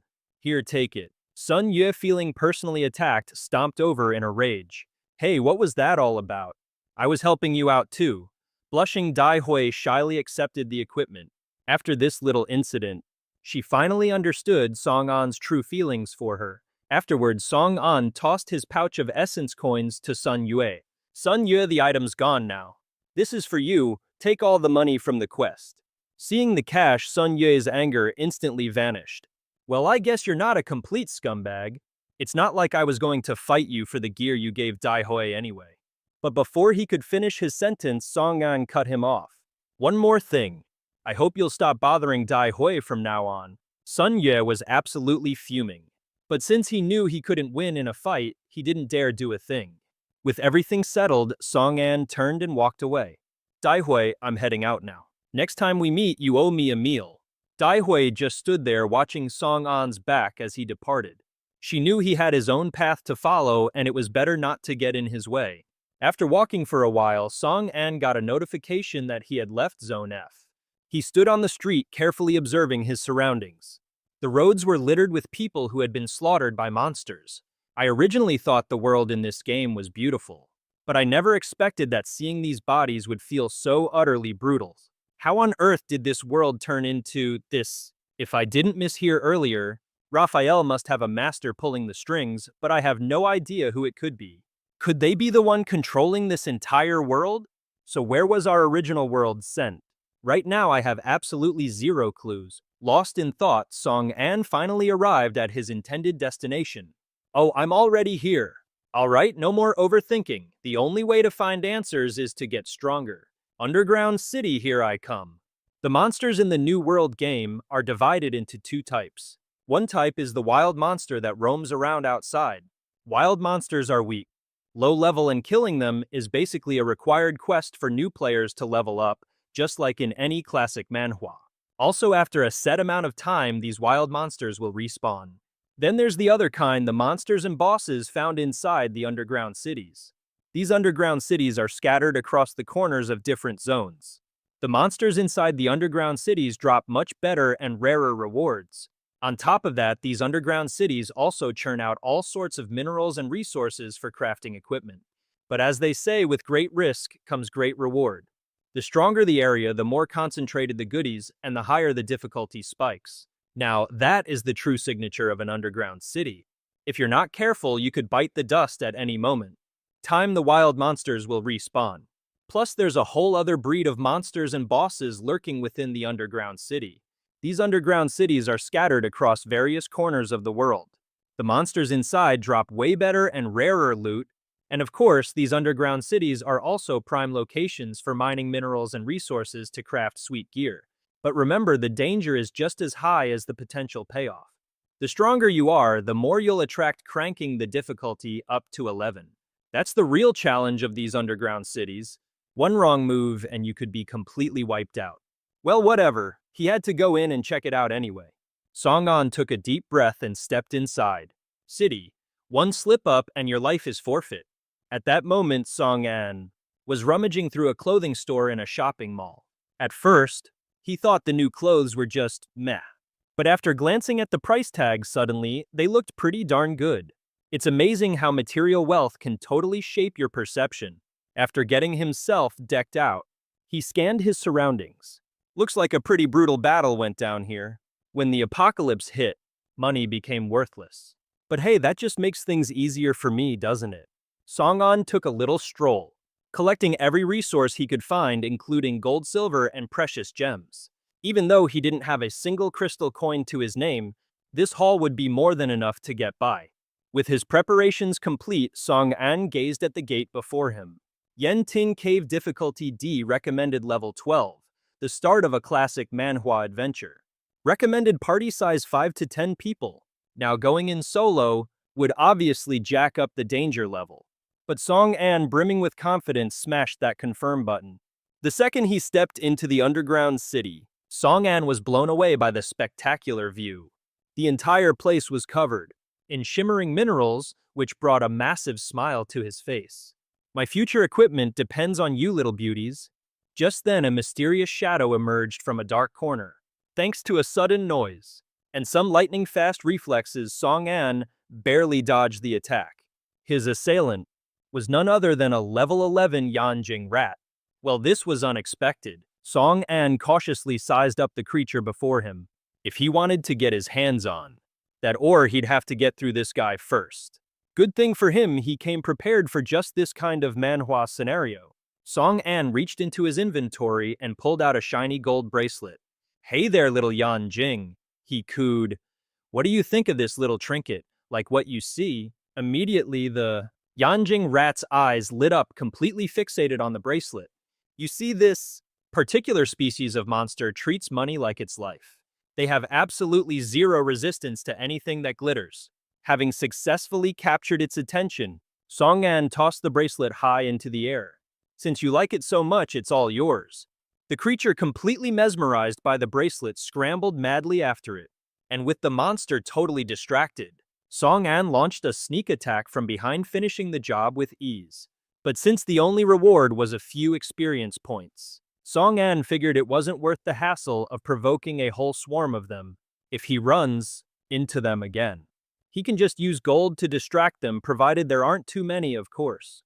The moment that thought crossed his mind, a sudden chill ran straight down Song An's spine. From the shadows, countless pairs of glowing eyes were staring right back at him. When Song An finally turned around, an entire horde of Yanjing rats was charging straight at him. Utterly panicked, he quickly grabbed all the gold he'd gathered so far. He sprinted for his life, scattering the gold behind him to grab the attention of the rat pack. And just like the last one, these little monsters couldn't resist their primal instinct to stop and fondle the shiny loot on the ground. But Song An didn't stop running. He just kept going, shouting at the top of his lungs, "If you don't come out now, all the good stuff is going to get snatched up." The words had barely left his mouth when a gigantic monster suddenly burst out of a cave, making a beeline straight for the pile of golden jewelry. Yep, this had to be the boss of the underground city, a level 15 rat fiend king. The sight of it brought a smug grin to Song An's face. "Well, since you've decided to show your face, I guess you can be my warm-up." The rat fiend king, after tucking away its gold bracelet, shot a murderous glare at its underlings. Terrified, the little rat fiends obediently coughed up all the jewelry they had scavenged, not daring to utter a single squeak of protest.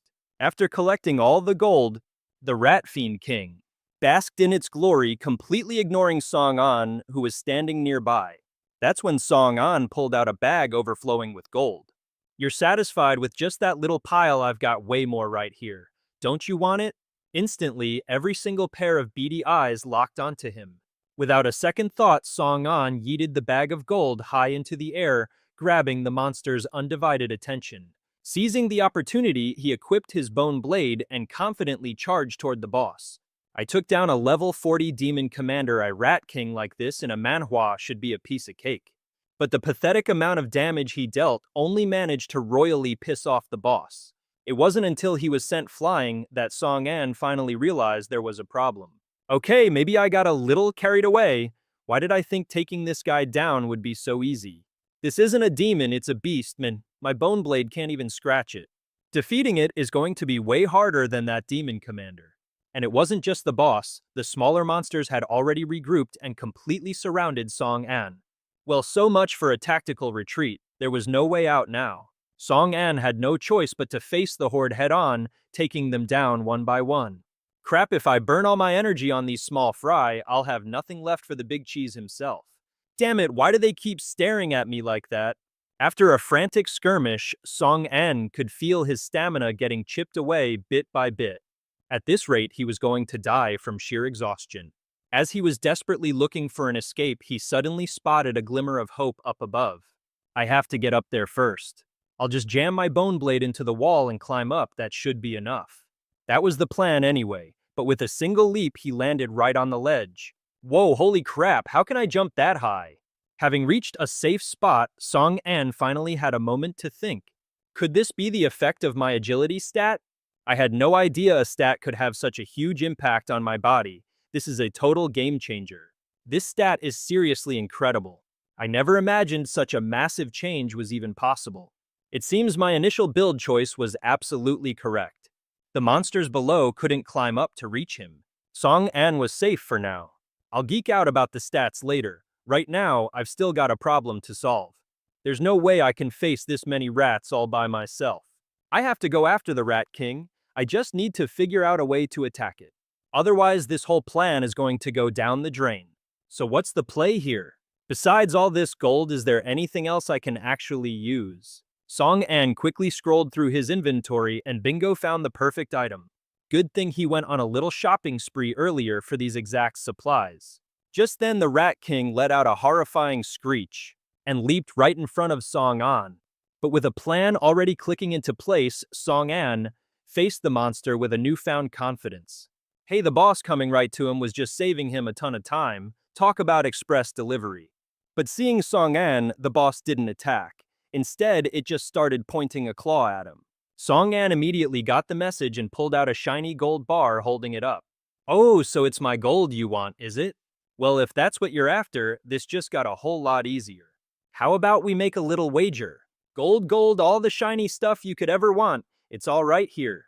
If you can get past me and grab it, this entire pile is all yours. So what do you say, feeling lucky? Of course, after that big dramatic speech, Song An had no idea if this boss even understood a single word he was saying. This isn't some high fantasy manhwa where monsters speak perfect English. But when the boss roared back, he figured it must have gotten the gist of it.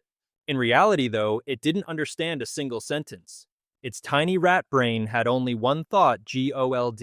Seeing Song An standing there blocking its precious treasure, it let out a murderous shriek and lunged forward, claws ready to rip him to shreds. But Song An didn't even try to block. He just smoothly sidestepped the attack. You know what, I've changed my mind. You can have all the gold. Consider it a gift. Unable to stop its own momentum, the Rat King flew headfirst toward the glittering pile and slammed face first into the ground. It was dazed, confused, and had absolutely no idea what just happened, until it noticed a sticky liquid all over the gold. And right on cue, Song An lit the fuse on a little homemade firebomb. On second thought, the gold is all yours. Carried by its own momentum, the Rat King sailed right into the pile of gold and crashed hard. It was still trying to figure out what was going on when it suddenly noticed a sticky liquid covering the gold. At that very moment, Song An lit his homemade incendiary bomb. I've suddenly changed my mind. All of that gold is my gift to you. The Rat King, unable to stop, plunged headfirst into the pile of gold and crashed to the ground. As it was wondering what in the world just happened, it noticed a sticky liquid on the gold, and that's when Song An lit the fuse on his homemade firebomb. That's oil, you idiot, and by the time you realized it, it was already too late. I soaked that gold pile in oil from the start, betting that your greed would make you dive right in. Looks like I won that bet. Greed always comes with a hefty price tag. Heh, I wonder what barbecued rat tastes like. With just a single spark, the Rat King was swallowed whole by a massive inferno, screaming its little rat lungs out in agony. A blaze that big. Yeah, if that doesn't kill you, it'll at least give you one heck of a full body peel. In excruciating pain, the Rat King desperately tried to roll its massive body out of the flames. Hearing it squeal for its minions, Song An charged forward, deciding it was time to put this oversized pest down for good. Hey, your opponent is right here, buddy. If you've got any guts, fight me one-on-one, calling for backup. How lame can you get? Even though it couldn't understand a word, the Rat King was absolutely triggered. Its body was a charred mess, one eye was completely toast, and it glared at Song An with pure, unadulterated hatred. Just as Song An lunged, the rat pulled a classic boss move and unleashed a skill, sending a thick cloud of black smoke billowing towards him. Seeing that, Song An immediately slammed on the brakes and braced for impact. Woe didn't expect it to have a life-saving skill. Looks like it doesn't do any damage. Oh crap, this is a crowd control skill. A system notification popped up. Song An was hit with a blind debuff for 12 seconds, completely robbing him of his vision. And here's the kicker, while he's blind, every hit he takes from the Rat King extends the duration by another 2 seconds. Song An, trying to stay cool, quickly strategized. The objective is simple: don't get hit. If I can just tough it out until this debuff wears off, I can still win this. But let's be real, there's no way this monster's going to pass up such a golden opportunity to attack. If I were the boss, I'd totally be going for a back attack right about now. Trusting his gamer instincts, Song An not only dodged the sneak attack from behind, but even managed to land a counter slash. But his victory smirk lasted about half a second before he took a massive fist right to the gut. The Rat King went absolutely berserk, charging straight for Song An. It was a scene straight out of a brutal manhwa. The furious beast lunged again and again. It pummeled him relentlessly, and with every single blow, the blindness timer ticked up by another 2 seconds. Realizing this was going south fast, Song An made a break for it. Before he got beaten to a pulp. But for a guy who can't see a thing, he was basically just a sitting duck. He only made it a few steps before being slammed to the ground, coughing up blood. The low health warning flashed across his vision, signaling just how critical the situation had become. Gasping for breath, Song An racked his brain for a way out of this mess. Things were getting more dangerous by the second. Not only could he not get rid of the blindness, the debuff timer was just going up and up. Was I too arrogant? Relying on a few Easter eggs I knew about and some cheap tricks, I really thought I could take this thing down without breaking a sweat. And look where that got me. I'm getting my butt handed to me before the real fight even started. Do I have to use my trump card already? No, that's useless. If I can't get rid of this blindness, the outcome will be exactly the same. If I keep taking hits like this, I'm actually going to die. While Song An was still reeling, he took another brutal hit that sent him flying into a cliff wall. His health dropped to just 2 points. In this life or death moment, Song An desperately tried to recall anything that could help him. Oh crap, my health bar's about to hit 0. If I don't use the Easter egg, I'm toast. But why am I still hesitating? It's like my brain has a mind of its own and is trying to stop me. There's a way. Is there really still a way? Did I miss some crucial piece of information? A class Easter X or maybe a special item? I can't regret giving the demon eye to Kai Hoi. Sure, that piece of gear could have saved my life. But right now, having only a bone dagger is pretty much useless. What the hell do I even have left that can turn this situation around? Wait a second, a Kun still has a reward. I completely forgot he even existed because he's always invisible. Damn it, I took all those hits for nothing. A Kun still has a reward. And since he's always invisible, I totally forgot about him.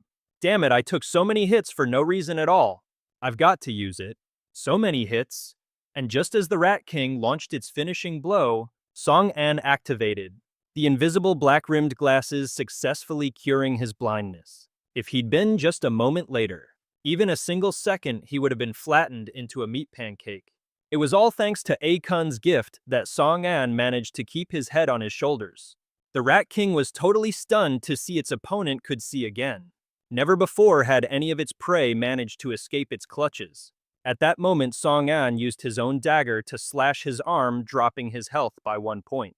Looks like me curing my blindness really caught you by surprise, huh? Don't get too comfortable. I've got an even bigger surprise for you. Once I use this Easter egg, you don't stand a snowball's chance in hell.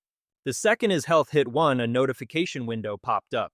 Player Song An's health has dropped to 1, activating Easter egg desperate counterattack. For the next 3 minutes, all of the player's stats will be doubled.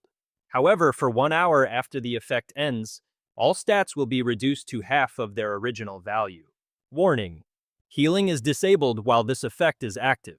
A red aura erupted from Song An's entire body, his eyes blazing. I can feel this incredible power surging from inside me. Are you ready to die? Before the Rat King could even react, Song An lunged forward. gifting it a nasty scar right across its chest. This time, the wound was much deeper, and his speed was now more than enough to dodge the Rat King's attacks. I'm so strong now. This is my ultimate Manhwa power-up moment. I can definitely take this boss down. With his stats boosted, I can see its every move clear as day. But it's way stronger now. Just one hit and I'm toast, so I can't afford to let my guard down for a second. Overwhelmed by the assault, the Rat King pulls out its black smoke trick again. But this time, I can see its every move clear as day. But it's way stronger now. Just one hit and I'm toast, so I can't afford to let my guard down for a second. Backed into a corner, the Rat King unleashes its black smoke once more. But this time it's completely useless against Song An. Same old trick, I'm not falling for that again, you overgrown pest. Because I'm destined to be the king. And just like that, he charges straight at the boss, meeting it head-on without a shred of fear. Meanwhile, back in the newbie zone, all eyes are glued to one unbelievable sight. Holy crap, are those guys cheating or what? You call that a quest. It's a straight-up massacre and she's at the center of it. Those level 6 ape fruits are dropping like paper targets. She's already wiped out every monster in the area like some OP manhwa protagonist.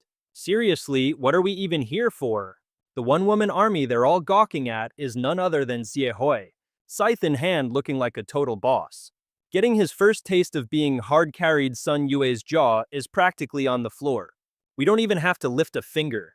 Just kicking back and soaking up free EXP is the life. Kihai, not even breaking a sweat, just laughs cheerfully. Don't worry, I'll protect you all. You guys can just focus on looting the drops. With the gear Song An lent her, these trash mobs are an absolute joke. I wonder how Song An is doing. Speaking of Song, and someone else pipes up, I just don't get it. Song An didn't team up with us, but he also didn't keep this amazing gear for himself. What in the world is that guy up to? Don't tell me he's planning to raid the underground city all by himself. Sun Yue immediately shoots that idea down. The underground city, don't be ridiculous. There's no way anyone could take that place on solo. You guys saw the design specs back in the day. It's balanced for a party of at least 5 people. This isn't some solo leveling manhwa. But Shi Hui says she has complete faith in Song An. He wouldn't do something if he wasn't sure he could pull it off. Hearing that, Sun Yue just scoffs. Kihai, you're putting way too much faith in him. You saw how pathetic he was back at the company model. Maybe he already has, but before he could finish, Zihui cut him off. He wouldn't. I know Song An. He never does anything without a reason. None of you need to worry. Just trust him. I'm positive he has his own plan. All we need to do is our own jobs. Stop gossiping about him. Focus on the mission. He's going to be fine. That guy is tougher than anyone else. Meanwhile, back on Song An's side of things, after a brutal dance on the edge of life and death, the ultimate winner was, of course, Song An. Thanks to a colossal amount of experience points, he shot up several levels and got a full health restore. But, in 1 hour, a weakening debuff would kick in. Song An lay on the ground, panting for breath, but still laughing his head off. Ha ha ha ha, I actually won this thing. Just then a notification popped up. Reached level 10 skill acquisition function activated. You have activated your first skill slot. Acquire the skill of the Rat King Yan Xing. An S-rank skill this awesome was incredibly hard to come by. There was no way in hell Song An was going to refuse. In the game New World, the skill system is actually pretty cool. Players unlock one skill slot at levels 10, 30, 60, and 90 respectively. You can only acquire skills by unlocking these slots first. And the source of these skills, they come from the monsters that you or your party slays. Different monsters grant different skills as you'd expect in a top-tier manhwa.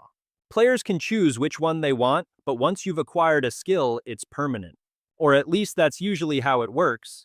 Of course, skills are also divided into ranks, a total of 3 S rank, A rank, and B rank. The power of the skill is determined by the power of the monster that was defeated. You can pretty much sum it up like this.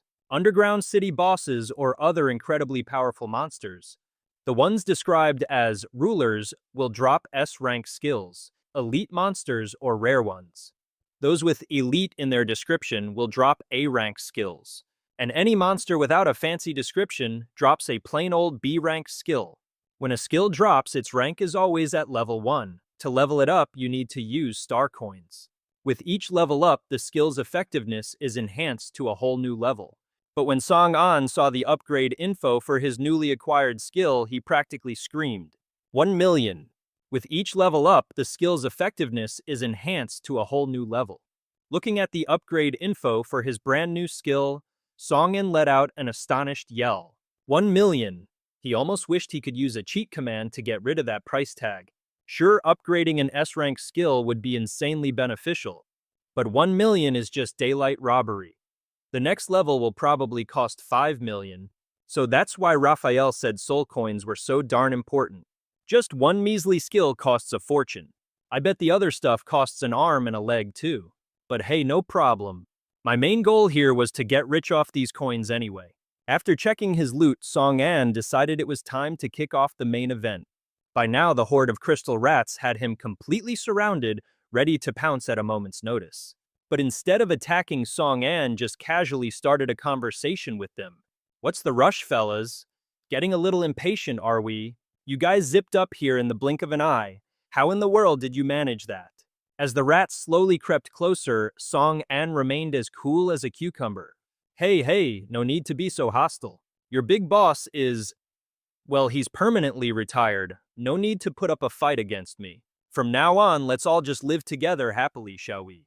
Heh, that's right.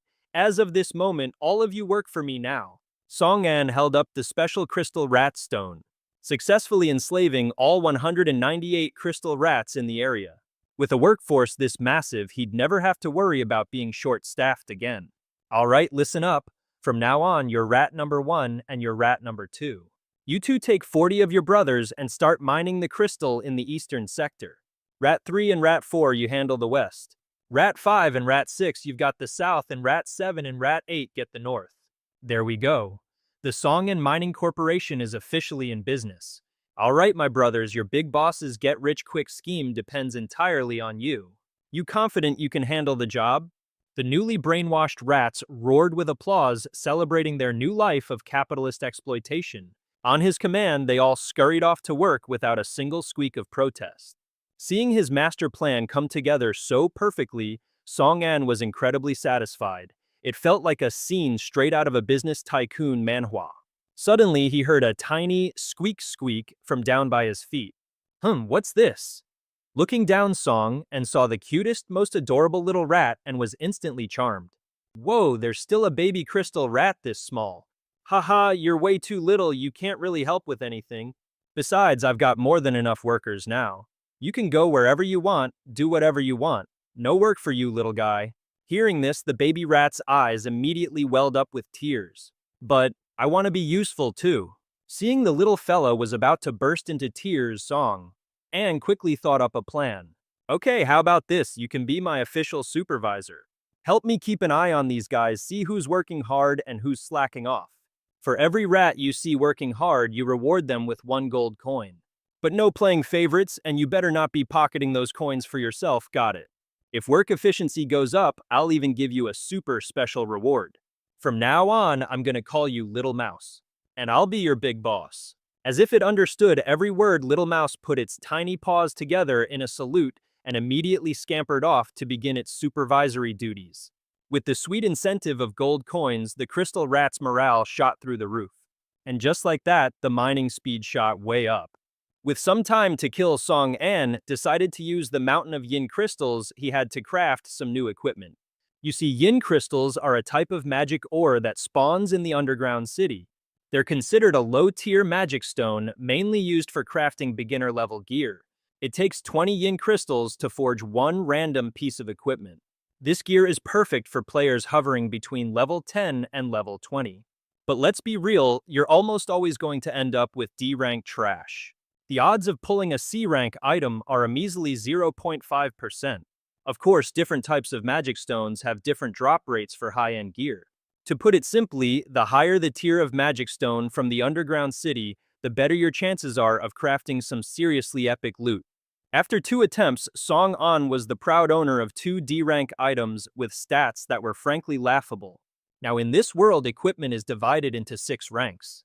You've got red for S rank and orange for A rank, purple for B rank and blue for C rank, white for D rank and a depressing gray for E rank. 6 colors, 6 corresponding tiers of power. But even within the lowly D rank, there's a world of difference. It's further divided into categories like normal magic and superior. And the 2 D rank pieces Song An had just crafted, yep, both were the normal kind. Their stats were so abysmal they were practically useless. But Song An didn't even flinch, he just kept on crafting. Because our boy Song An has an ace up his sleeve, a secret skill worthy of a manhwa protagonist. An SSS rank talent infinite enhancement. And the effect of this talent is beautifully simple and ridiculously overpowered. It allows him to enhance any piece of equipment an unlimited number of times. On top of that, there's a 1% chance to trigger a mind-blowing 10 times enhancement effect. Naturally, enhancing costs a fortune, but for Song and money is absolutely no object. I mean, the guy basically owns the largest yin crystal mine in the entire underground city.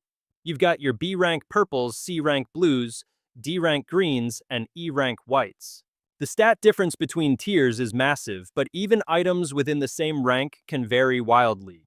Song An's own weapon, the Dragon Bone, is a piece of gear with base stats in the B rank tier. It only managed to hit B rank because of a special attribute that increases damage against demons. So even though the gear he was crafting was pretty pathetic, Song An was as cool as a cucumber. This was all just the beginning. Thanks to his Easter X symbiosis. As long as he maintained a population of over 100 yin crystal mice, the yin crystals would just regenerate automatically. Still, Song An had a slight concern. He was wondering just how long he'd have to camp out down here. If he stayed too long, he'd fall behind everyone else in the great leveling race. He observed the mining operation, carefully running the numbers. 1 yin crystal mouse takes roughly 10 minutes to mine a single yin crystal. The output of 2 of his mice was about the same as 1 ordinary merchant. Okay, he thought, if I need 12,000 pieces of gear, that's going to take 240,000 yin crystals. Each mouse working 16 hours a day could gather 96 crystals per day. With a total of 197 rats on the job, the whole operation would take approximately 14 days. The timeline lined up perfectly with his projections. All right, 14 days it is. This is just the first step on my ladder to the top. And just like that, as if flipping through the pages of a fast-paced manhwa, 14 days flew by. Song An was just chilling in his tent, slurping down some noodles, when a little rat scurried up to him in a panic. Boss, it's a disaster. A total disaster. They're fighting. Rat number 3 and rat number 5 are throwing paws over a giant soul crystal. They both claim they dug it up and want to give it to you, the big boss. Hearing this, Song An was actually kinda touched. All right, I get the sentiment, you guys. You each get a gold nugget as a reward. From now on, your brothers, you hear me, no more fighting over little things like this. The little rat. For your dedicated reporting, you get a piece of the action too. If the rest of you want in on this, you'd better put your backs into it today. This final push is all on you guys. The promise of a reward sent the soul rats into a frenzy, and they dove back into their work more motivated than ever. Thanks to their hard work, the pile of equipment Song An had crafted was now the size of a small mountain. Over the past 14 days, he'd successfully created a whopping 11,379 pieces of equipment with only 9 failures. Among them were 67 C-rank items, and of course, Song An had already decked himself out in the best 8. The rest were all D-rank gear. With this massive haul, he was guaranteed to make a fortune in soul coins from the NPC merchant. But to get the NPC merchant to even show up, he had to clear the underground city's trial first, which meant he had to wipe out every single soul rat in the area. After spending so many days with them, Song An just couldn't bring himself to do it. He'd realized that these little monsters were actually pretty darn cute. Looking at the little nameless rat Song and tried to steal his resolve. Come on, Song, and you have to be ruthless. If you want to become stronger than everyone else, sacrifices are inevitable. I have to meet the NPC merchant, but maybe I don't have to go to such extremes. With his C-rank spirit-binding rope, Song An could make the little nameless rat his official pet. By doing so, it would no longer be bound by the rules of the underground city. This way, he could also soothe his guilty conscience. Just then, Raphael's shriek echoed from nearby. What in the ever-loving heck is going on here? Why is there so much equipment? Meow. Speak of the devil, it's the cat boy. I knew something was off when you took down that level 40 boss. And now you've somehow crafted this insane amount of gear. None of this looks like normal player behavior. You'd better start explaining yourself right now. If you're using some kind of cheat, I swear I won't let you get away with it. Faced with the sight of his entire Soul Rat army, Song An was suddenly reminded of a movie he once saw. He recalled a legendary line spoken by one of the characters' model. He mused, "I'm not being malicious. My methods are just a tad extreme." And with that, Song An decided to go all in. He didn't want to exterminate all these rats, but he absolutely needed to meet the merchant NPC. That left only one viable, albeit insane option. He would tame every single one of them and make them his personal pets. With his crafting skill, he could mass-produce an infinite number of spirit tethers. It was a flawless diabolical plan. A wicked grin spread across his face as he gazed upon the horde of spirit rats. "All of you will become my power." The spirits were hard at work, diligently mining away at the magic stones. They were basically an unpaid labor force for their new boss, Song An. Seeing this blatant display of capitalism, Raphael couldn't help but scream. He's using monsters to mine magic stones. Her eyes then darted over to a shimmering pile of equipment. It was stacked into a small mountain, and her voice dripped with rage. "This guy has a pile of loot that looks like it came straight out of a max-level manhwa." Raphael was absolutely livid, her short, stubby finger jabbing directly at Song An as she shrieked, "Songin, you had better explain yourself right this instant. Are you using some kind of exploit?" The moment he saw her appear out of thin air, a cold sweat ran down his back. "Why is Raphael here? Don't tell me. Did they finally find out I've been abusing all those Easter eggs lately?" He decided to play dumb and deliberately dodge the question. Anything to throw her off his trail. Exploits. Is it even possible to cheat in this game? Hearing that slick reply, Raphael immediately saw right through his little act. She snapped back impatiently. "Of course not. Now answer my question." Seeing how she completely ignored his deflection, Song An instantly pieced it together. "Okay, so that's not it." The way she's asking proves she doesn't know about the Easter egg. She's just freaking out about the rat army. Phew, this situation is still salvageable. I just need to cook up a good story for all this gear. He awkwardly held up the dazzling red magic stone in his hand. If you're talking about the spirit rats, well, that's just the special effect of this item. It allows me to control them and have them mine for me. Surely, that's not considered cheating, is it? Raphael had no time for his games. "Let me inspect it," she demanded. The moment she said, "inspect," Song An immediately snatched the magic stone back. He clutched it to his chest like a cat desperately trying to bury its own poop. "Hey, you're not planning to confiscate the gear I worked so hard to get, are you?" Hearing him flip the script and accuse her, Raphael absolutely blew a gasket. "I was just about to teach you a lesson. What would I even do with that stuff?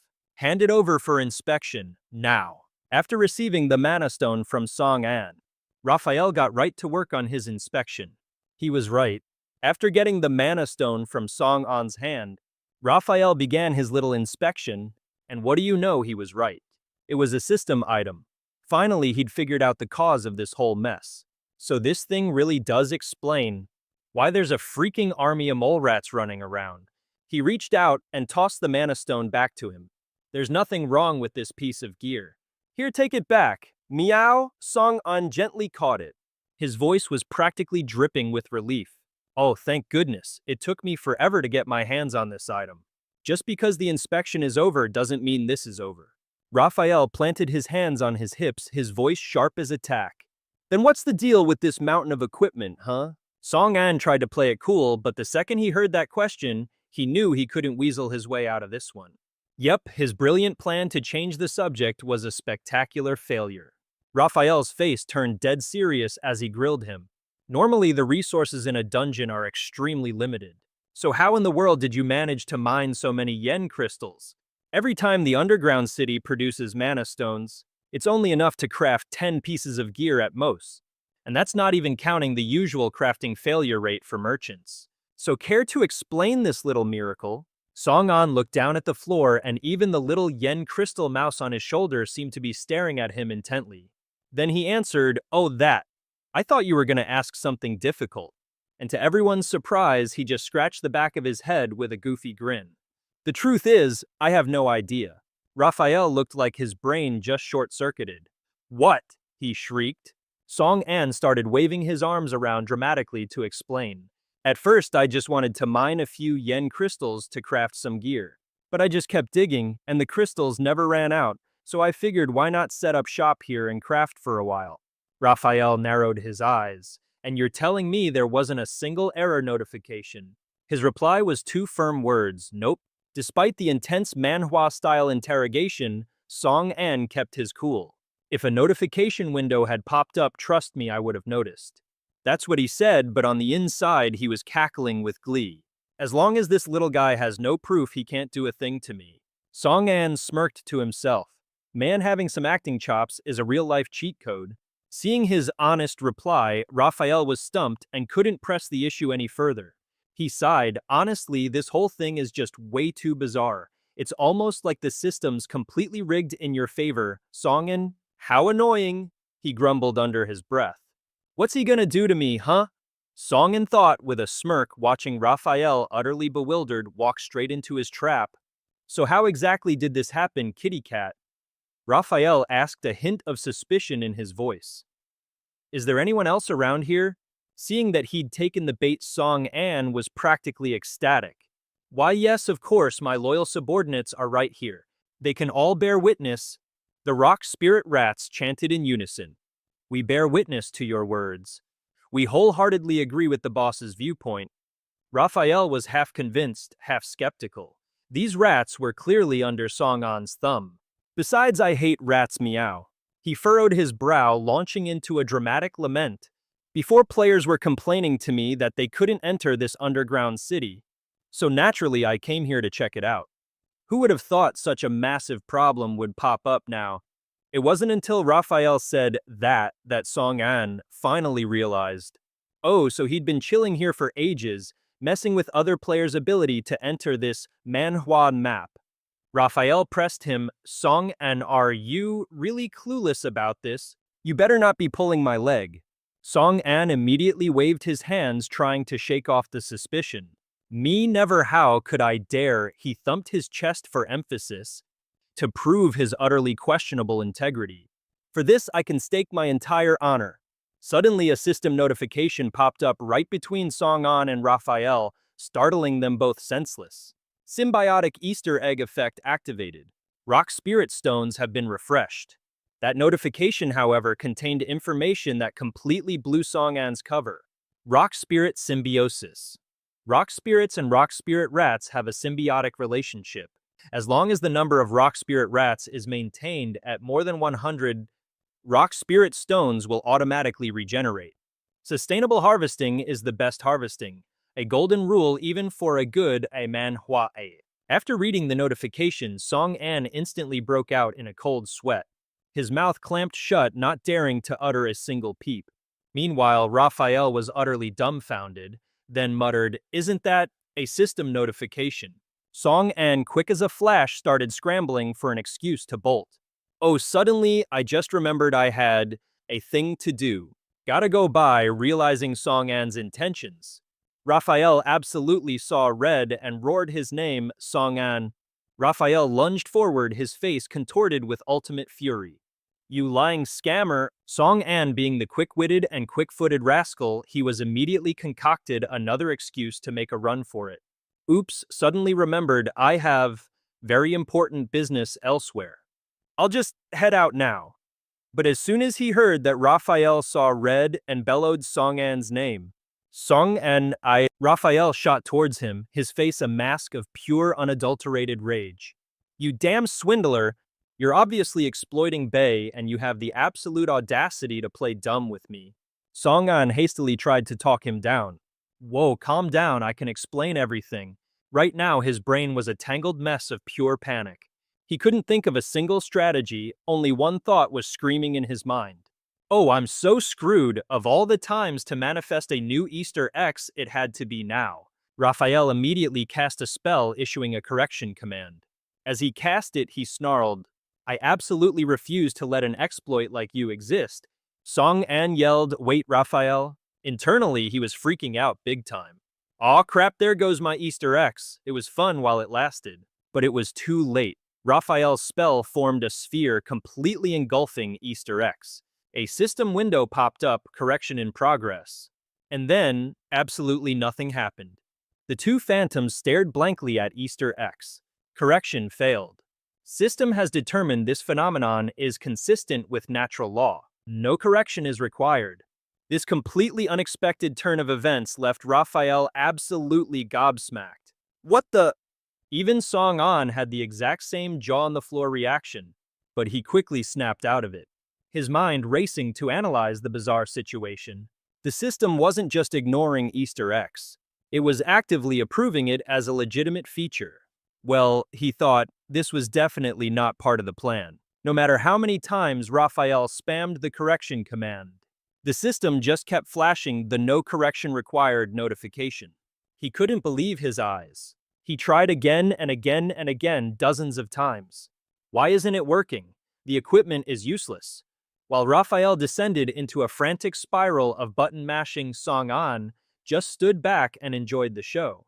Heh, it seems, he mused, the system thinks that you trying to delete my stuff is the biggest bug here. A bug that makes for great manhwa drama, I bet. After what felt like 1,000 failed attempts, Raphael's hands dropped to his sides in utter despair, tears welling up in his eyes. Why is this happening? He whispered. Song An replied calmly, I told you so. I haven't used any cheats or exploits from the very beginning. Even the game's system itself acknowledges this equipment as legit, so you might as well stop wasting your breath. Hearing his smug tone, Raphael's fury boiled over, but with nowhere to vent it, all he could spit out was a single word, you. And just like that, the cat's expression went completely dark. It announced, Raphael will not allow the game's integrity to be compromised. I must resort to this. Meow. The second it raised its paw, a system notification popped up. Extermination command. Confirming command target. 197 out of 197 confirmed. The swarm of goblin rats diligently mining away at magic stones were completely oblivious. A second later, they were all forcibly logged out of existence. Their only last words, a series of terrified squeaks. Squeak. A horrified Song An screamed, Rat 8, Rat 7. A flood of notifications flashed before his eyes. Goblin Rat has been eliminated. You have gained 88 experience points. Even the little rat clinging to his shoulder was being affected by the system's pull. It kept squeaking frantically. Seeing Ratto start to fade away, he desperately commanded it. Ratto, hide in my equipment now. Raphael, meanwhile, remained perfectly calm, watching the system eradicate the entire goblin rat army. It figured that just by wiping out his little minions, it could stop him in his tracks. Too bad for Raphael, the system still awards all the achievements to the player. Talk about a silver lining for our boy. With every single rat that vanished, Song An's experience points shot up. You have gained 88 experience points. He, however, couldn't give a damn about the points. The only thing he cared about was his crew of rats disappearing right before his eyes. Rat 3, Rat 4, stop this, Raphael, just stop. With no other option, Song An summoned his weapon, a short dagger, into his hand. You little... Raphael, who was watching everything, saw this new development and its eyes widened in utter disbelief. He lunged forward, slashing right at the floating cat, but it reacted with lightning speed and dodged the attack. The cat screeched in frustration. Are you serious, Song An? You'd actually dare to attack me? This whole scene is some next-level manhwa drama. Song An, however, was way past caring. He roared right back, cancel the command, do it now. Raphael declared with absolute finality, it's too late. Once the extermination command has begun, it cannot be stopped. Raphael is merely executing justice. The moment those words left its mouth. System notification, Nightmare Essence rat count is now under 100. The effects of Easter X symbiosis have worn off, with fewer than 100 of the rats left to annihilate. Song An had ascended to a whole new level. Level Up gained 88 experience points. Hearing this thing preach about justice, he couldn't help but scoff. Justice, he sneered. And then what? You use that fancy word to justify imposing your will on other people's lives. All you're doing is bullying the weak. Hearing him twist its words, and warp its definition of justice, Raphael absolutely lost it. Meow Raphael's justice is absolute. Seeing how ridiculously stubborn it was, Song An's own temper flared. Oh, so your justice is never wrong, is that it? Without missing a beat, he activated his Easter ability, Easter X Dangerous Player. Condition for activation: single-handedly defeat over 150 monsters of an equal or higher level in one go. Your abilities will skyrocket beyond all expectations, turning you into a certified dangerous player in the eyes of your enemies. Reward hidden attribute, Dangerous Player. When facing an enemy whose power is 15 times greater than your own, the following buffs are applied. Damage increased by 50%, physical damage reduction increased by 50%, and magic damage reduction increased by 50%, and you will also gain a tangible aura of intimidation. Raphael was practically steaming. How? How is this possible? Why has another loophole appeared? This is infuriating, Meow. But our boy just stood there, cool as a cucumber, short blade in hand. Well, thanks to that justice of yours, I've managed to snag myself another rare attribute. What a classic manhwa protagonist move. Raphael was so mad it could spit, but there was absolutely nothing it could do to him. You, Meow Song-an, just kept poking the bear. You're just about at your limit, aren't you? He said through gritted teeth. Are you planning to personally deal with me now? Finally, he landed a critical hit, striking right at its core. Or is it that you're fundamentally powerless against me? All this time, the system notifications hadn't stopped for a single second. The nightmare essence rats have been completely annihilated. Raphael shrieked, pointing its accusatory paw at him. You're a cheater. Song An's expression darkened as he thought to himself, I'll admit I took a gamble. That last exclusion command, it felt a little different from the usual ones. It had a special designation option and it listed 197 targets. Probably the total number of monsters. But me, Raphael, and that little mouse weren't on the list. Seeing that furball absolutely losing its mind, I was about 90% sure I knew what was going on. And yup, judging by the look on its face, my bet was spot on. This command must be totally useless against players. Suddenly, the sound of footsteps echoed from the cave entrance.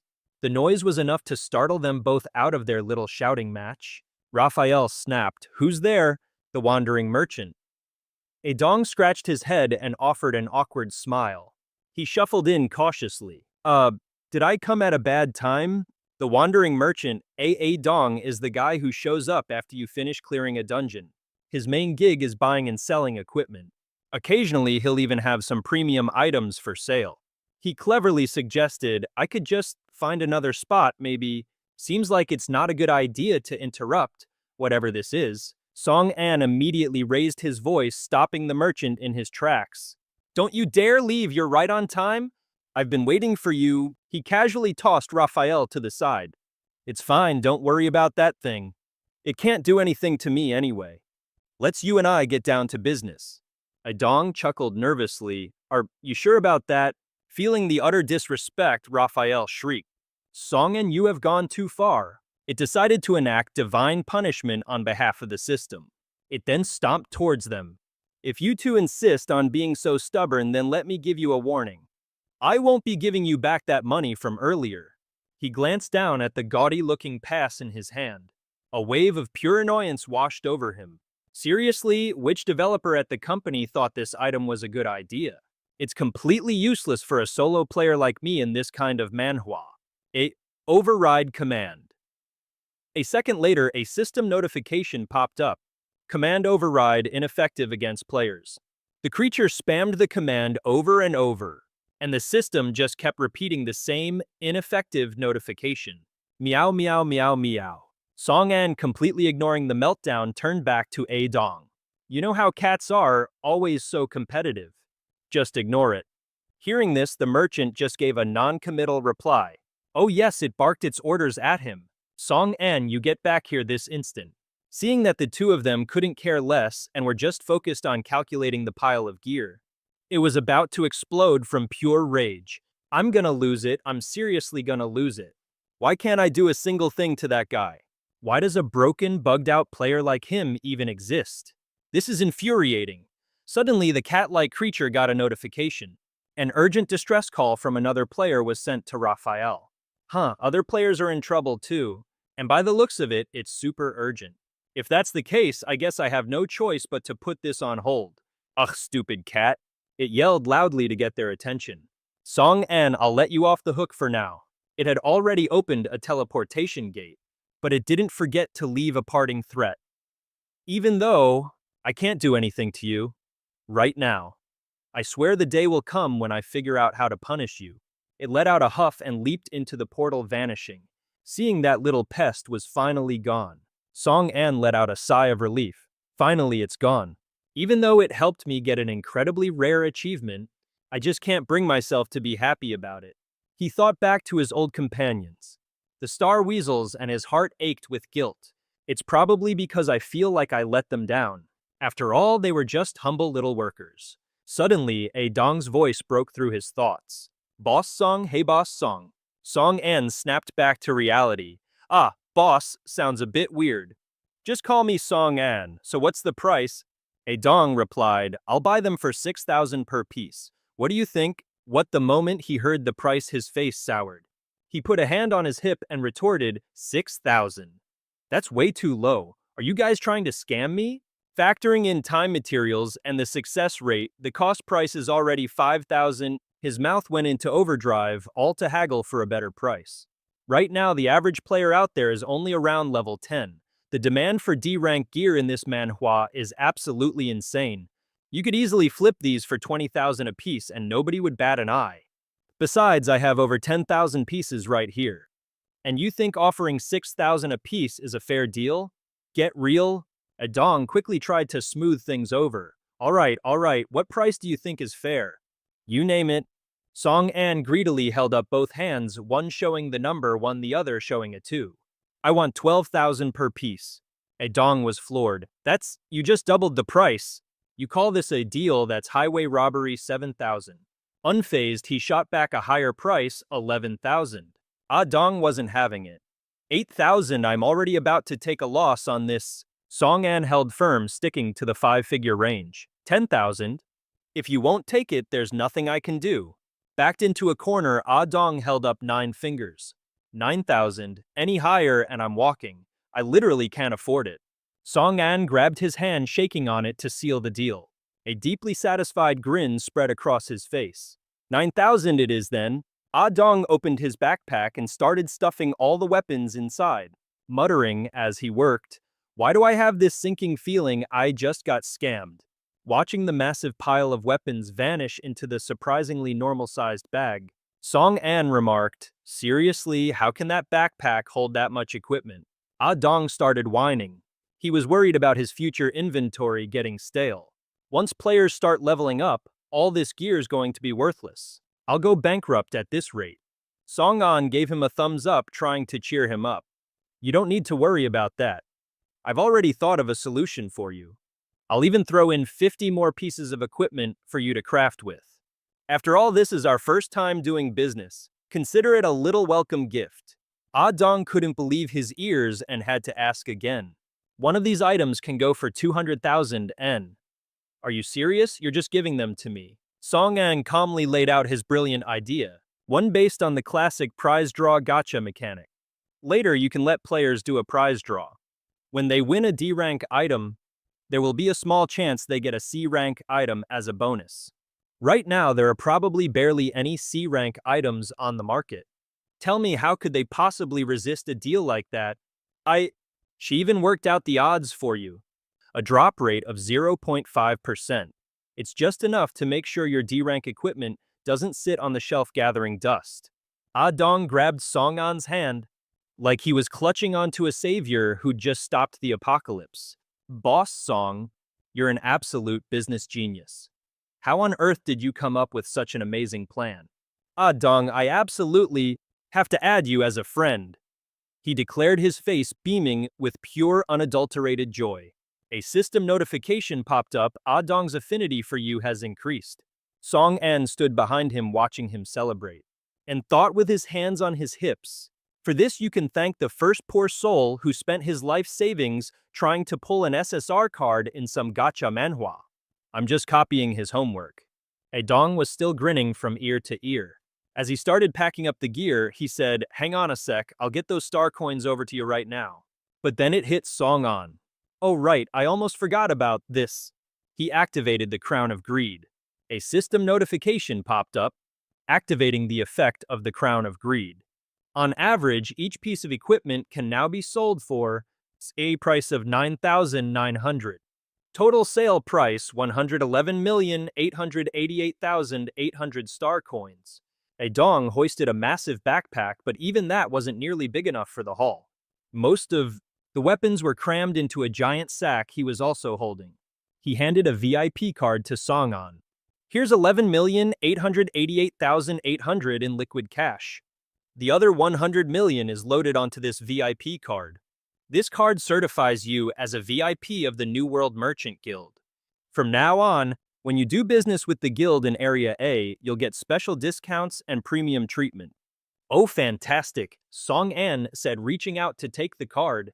The moment his fingers touched it, a brilliant golden circle of light erupted around him in a scene straight out of a manhwa. A pillar of light shot straight up into the sky. 2 system notifications popped up one after the other. Achievement unlocked. 100 Millionaire Tycoon base affinity with all NPCs has increased by 10. The star coins in his account started ticking up at a dizzying speed. Merchant Guild VIP. A moment later, his balance officially hit the 100 million mark. Song An let out a small chuckle. Well, that's one small goal checked off the list.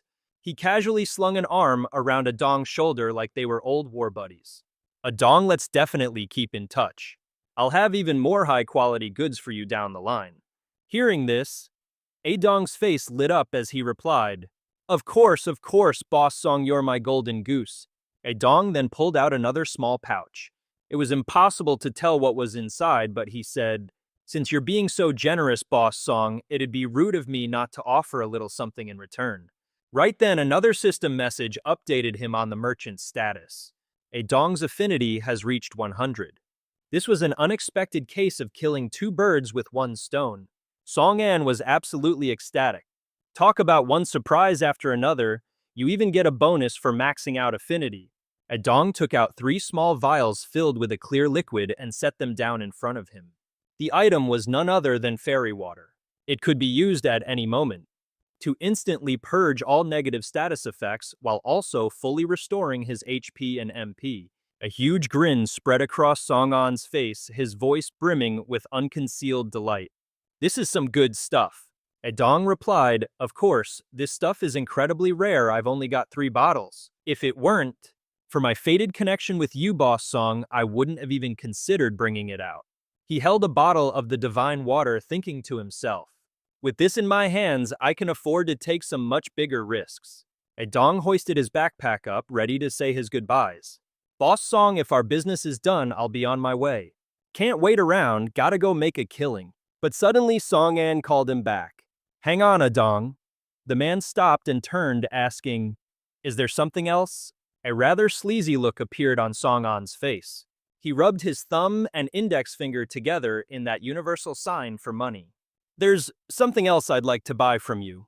You wouldn't happen to have any of that white powdery stuff, would you?" Back in the dilapidated room, a blue circle slowly materialized on the wall.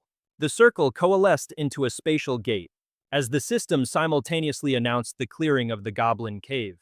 Song An slowly stepped out of the portal, sighing in relief. Finally, it's over. The moment he stepped through the portal snapped shut behind him. The cooldown for a new one was 3 days. Song An barely glanced at the notification, simply commenting to himself, "So it's on cooldown now." He propped his chin on his fist, lost in thought. "Even though I ran into a ton of difficulties this time, in the end, I managed to get done what needed to be done. I've got the skills, the equipment, and the essence coins, a real manhwa protagonist's starter pack. Next up, I need to get some of my weapons upgraded." In that ruined room, a young man named Song Anxia declared with a booming voice full of resolve, "All right, it's settled. That's my next mini-goal." He walked from one end of the room to the other. The walls on both sides were completely trashed. When he got to the door, his jaw dropped in utter disbelief. What is going on here? A whole crowd of drivers was mobbing his doorway, scrambling over each other for a customer. Hey kid, you need a ride. Get in my car, I know this area like the back of my hand. Another one tried to compete on price. My rates are cheaper, come with me. Song An was a bit overwhelmed, asking one of them, Driver, why are there so many of you guys swarming the door? He quickly tried to buy himself a moment. Hold on, just let me think for a second. He wondered what in the world happened out here in the few days he was gone. Suddenly, a red car pulled up. A whole crowd of drivers was waiting right outside, all fighting to get his attention. Hey you, where are you headed? Get in my car, I know this whole area like the back of my hand. Another one tried to undercut him. I'm cheaper, come over to my ride. Song An was completely flustered, asking, Driver, why are there so many of you guys here? And just like that, the roar of an engine turned every single head on the scene.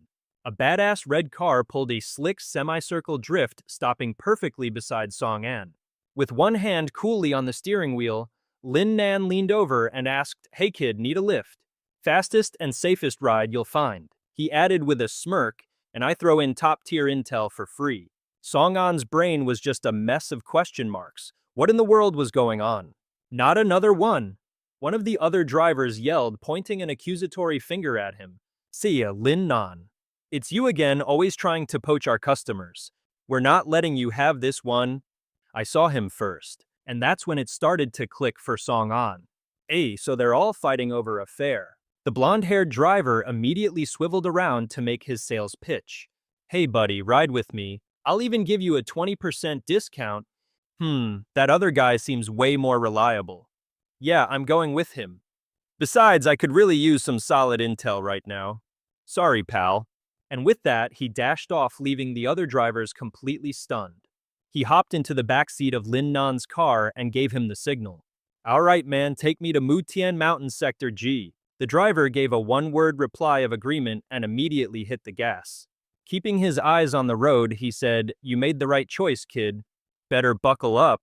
The car peeled out, leaving the pack of angry drivers in its dust. Their shouts faded behind them. Hey, I was clearly here first.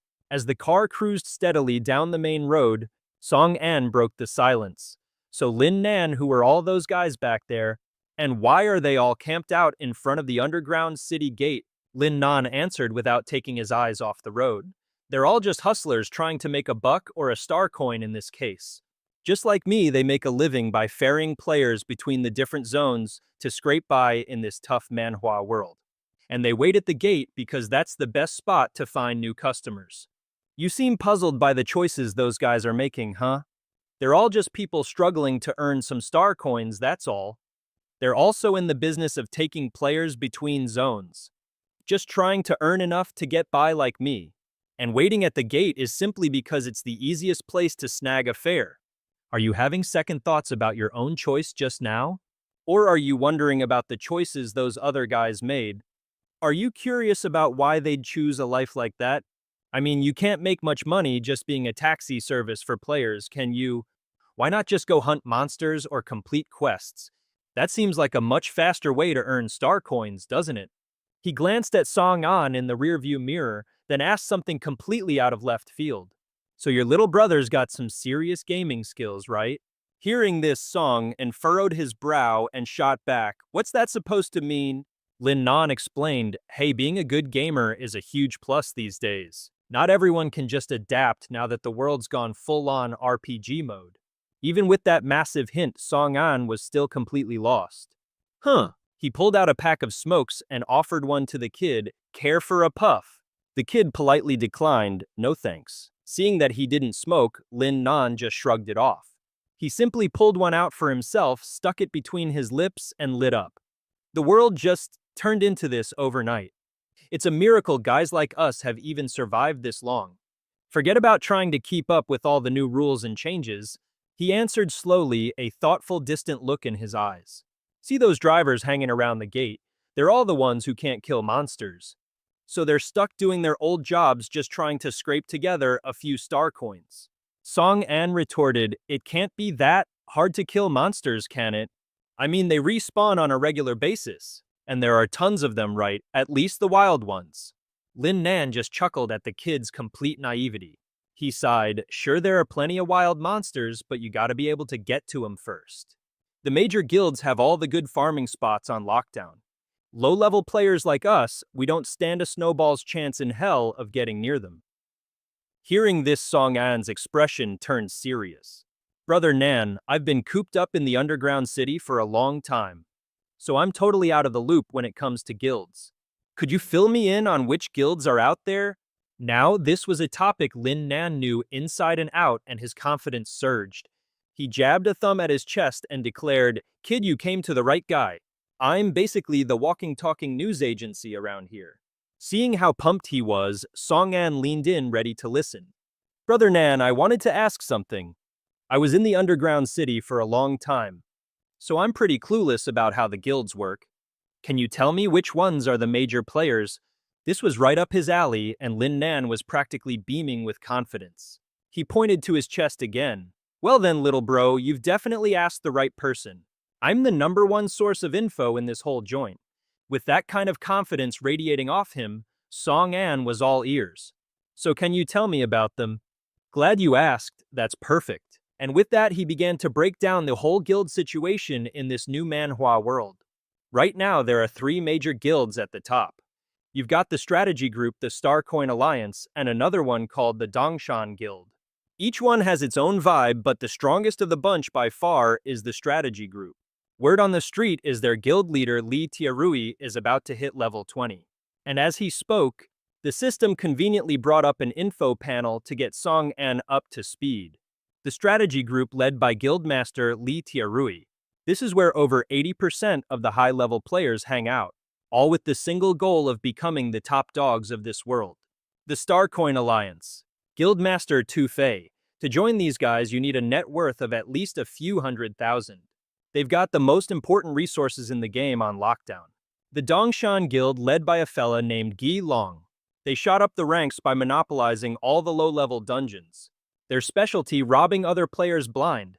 They have the largest number of members, the most wildly inconsistent power levels, and yep, they're the most universally hated guild in the game.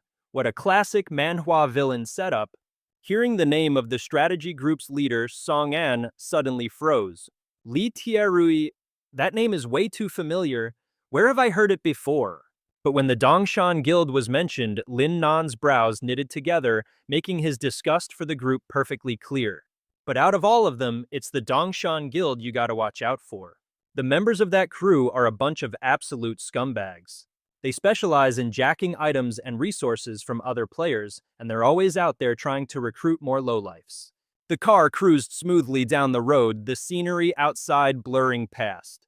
He continued, they've completely taken over all the low-level monster grinding spots. The reason guys like us can't level up properly, it's all their damn fault.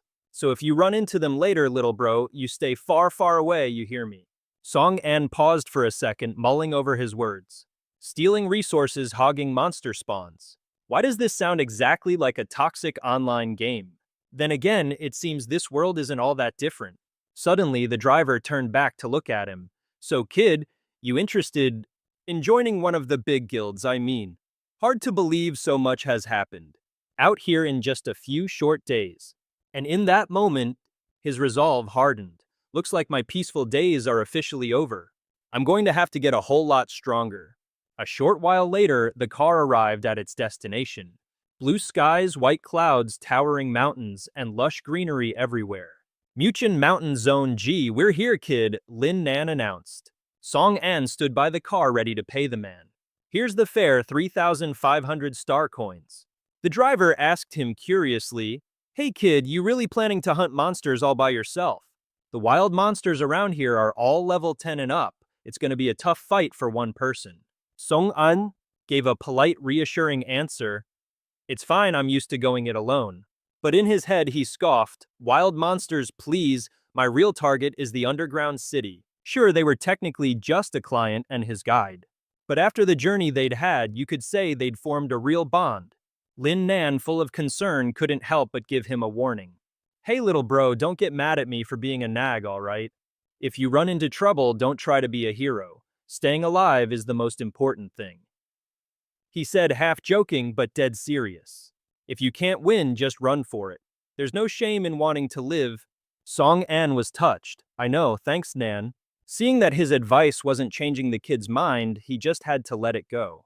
All right, I'm taking off then. If you need anything, just hit me up on the friends list. Song-an smiled as he watched the car drive away. When was the last time someone had actually worried about him like that? He opened his friends list and saw only a single name displayed: Lin Nan. A friends system, huh? Song-an mumbled, fiddling with the interface as he walked. I was in such a hurry last time I didn't get to add Ji Hui. I wonder how she's doing now. He thought to himself. Then again, with all that gear she got from the demon commander, she's probably doing just fine. As he finally approached the cave entrance, he spotted a group of people already gathered at the tunnel's gate. They seemed to be in the middle of a heated argument with two guards. Just let us in already, one shouted as Song-an hid behind a bush. He watched them thinking, someone else already got here. The leader, a burly-looking guy, was pleading with the guards.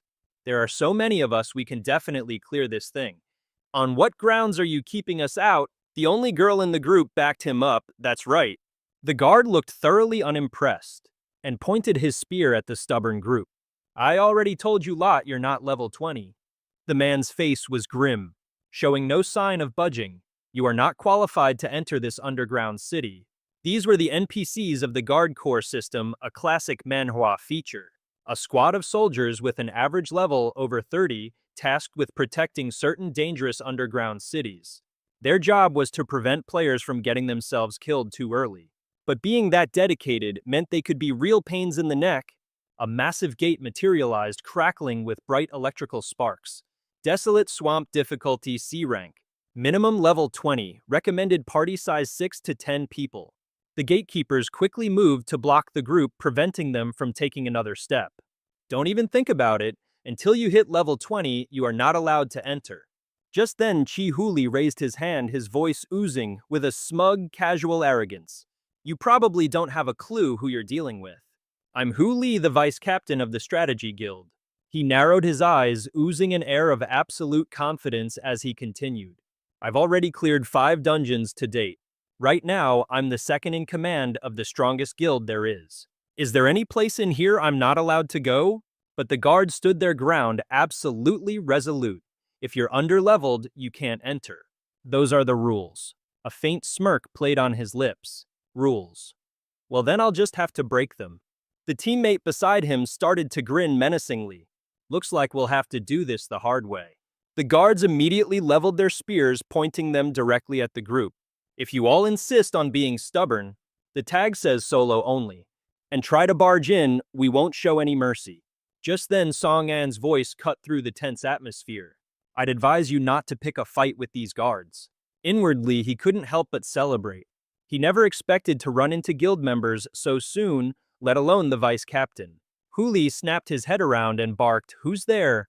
He watched as the young man calmly strolled forward. Song-an said slowly, "First, let's not even get into whether or not you could actually beat these guards. Even if you won, do you really think you could escape the punishment for attacking an NPC?" Huli crossed his arms flat out, rejecting Song-an's claim. Punishment? What a load of crap. Never heard of such a thing. Song-an pointed at the guards with a small smile. Just because you don't know about it doesn't mean it doesn't exist. You can ask them. After all, NPCs can't lie. One of them quickly sheathed his sword and explained to the kids, right.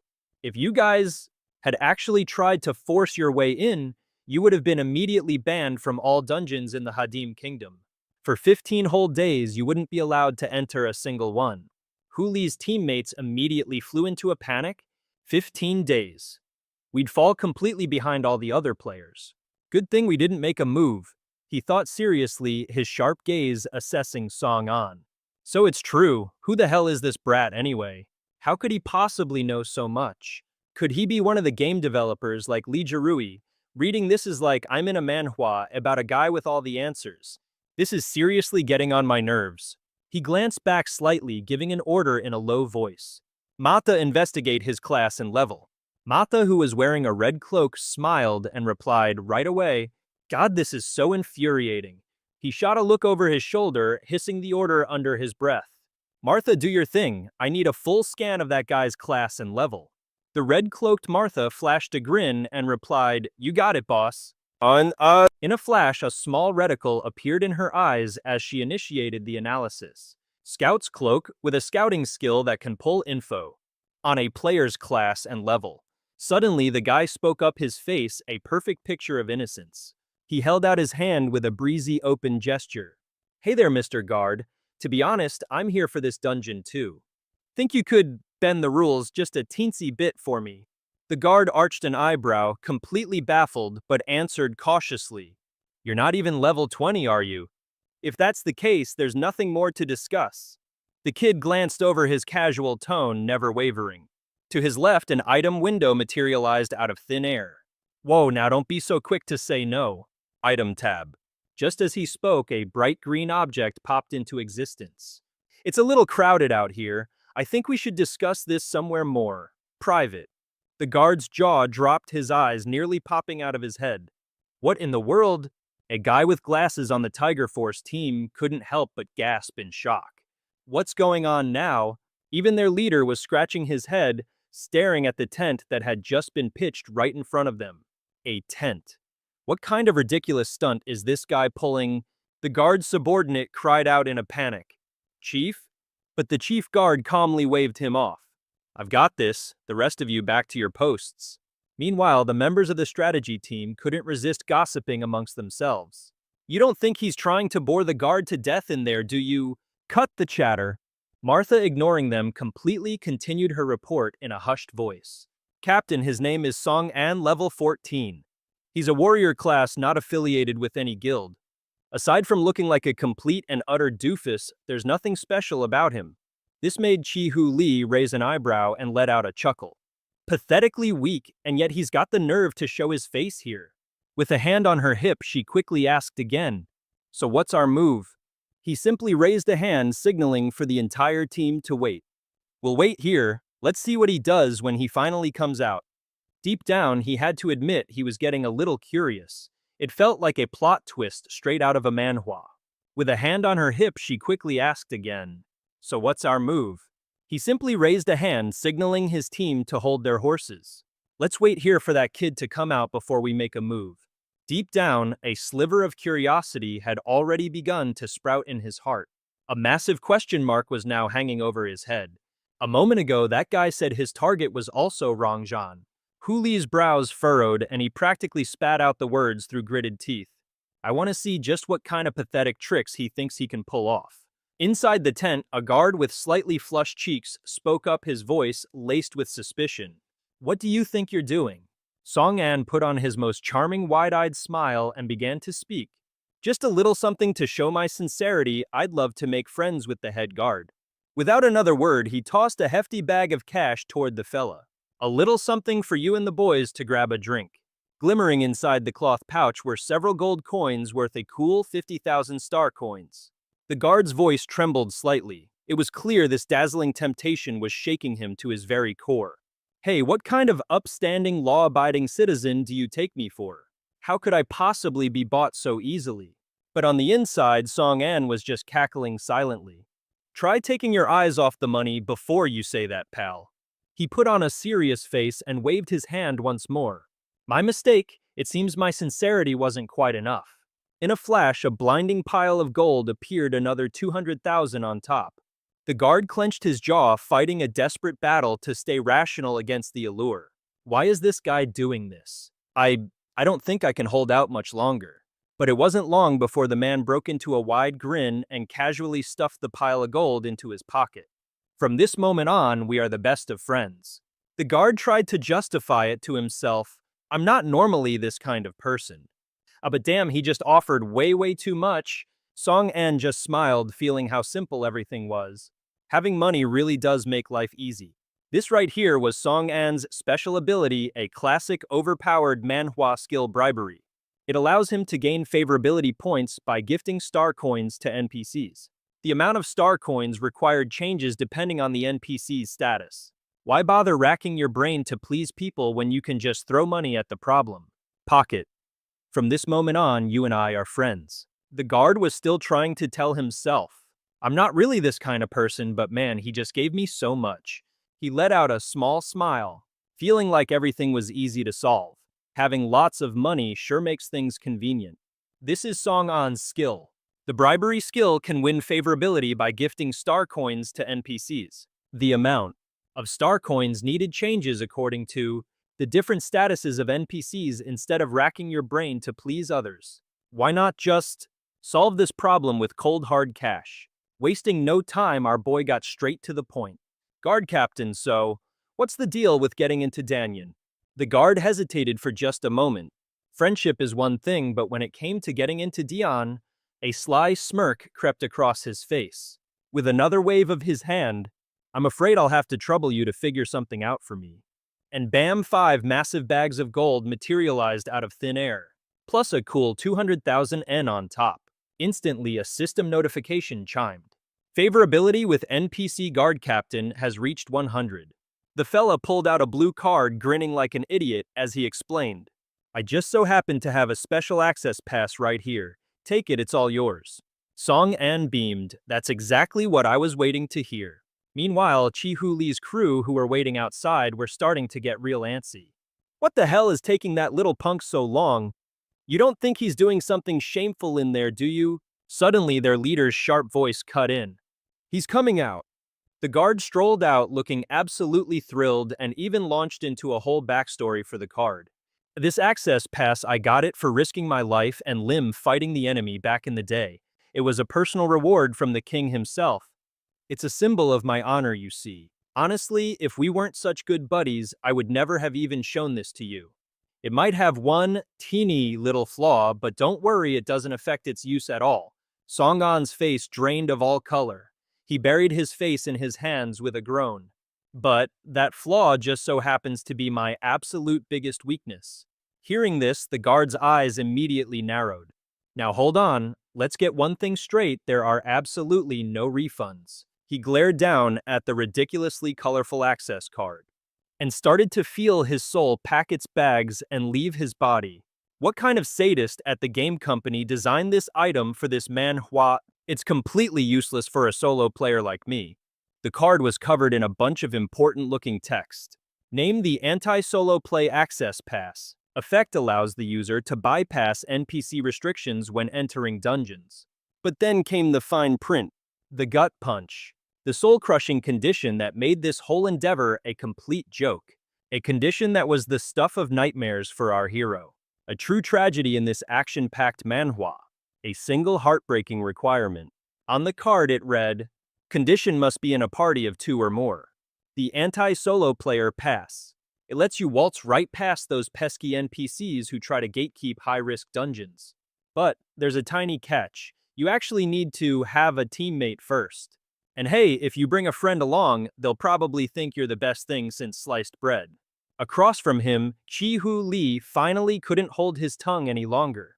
He quickly jumped in. Well, looks like you scored some sweet loot from that NPC, didn't you? How about you let us have a little look-see? Song An immediately snapped back to reality, whipping his head around to look behind him. Oh, fantastic. It was the goons from the strategy team. So they haven't buggered off yet, huh? A gloomy, chilling aura suddenly radiated from the man, his words dripping with a not-so-subtle threat. You know, technically speaking, we were here first. Doesn't that mean we deserve a cut of that little item you've got there? Song An met their stares with a steely gaze, thinking to himself, yikes, talk about aggressive. If I say no, things are definitely about to get messy. Too bad for them, they picked a fight with the wrong guy. He flashed a breezy smile, his voice practically oozing with playful mockery. Oh, this old thing, it's a symbol of the previous guardian's honor. I can't just give it away for free now, can I? You want the pass, fine, let's talk terms. A cold glint flashed in the man's purple eyes. So he really does have the pass. Chi Hu Li lowered his voice, asking cautiously, what kind of terms? Song An held up a single finger, laying out his demand without a shred of hesitation. It's simple. I want half of all the Dan rewards plus the entire bonus for landing the final blow on the boss. The archer on their team gritted his teeth, firing back a question. Are you completely insane? If you take half the Dan rewards, what the hell is left for us? But Song An looked completely unbothered. There's no such thing as a free lunch in this world. If you don't like the deal, then I guess we're done here. Chi Hu Li's sharp brows stayed knitted together. His piercing gaze swept over Song An. I'm afraid those terms are a little steep. How about this? We'll help you clear this dungeon and we'll even let you join our strategy team. It's a classic power-up opportunity straight out of a manhwa. What do you say? He extended his hand forward. 1, 2, 3, 4, 5, 6, 7, 8, 9, 10, 11. The guy was practically radiating smug self-assurance. An invitation from a vice president like me, you should feel honored. Instantly, a basic info panel popped up for our hero to see. Chihuli, Special Class Dual Mind, Level 18, Guild Strategy Group. Along with it, a badge representing his class materialized. The Dual Mind is a special class born with the ability to divide their attention, meaning they can learn way more skills than the average Joe. Song An's eyes narrowed as he silently sized the guy up. Heh, a special class, huh? Is this guy trying to flex the strategy group's power on me? Too bad guilds don't interest him in the slightest. In fact, they just hold back his growth. So he shot back with an ice-cold rejection, I'm not interested. He paused for a beat, then added, items are more practical. The group's archer absolutely lost it, screaming.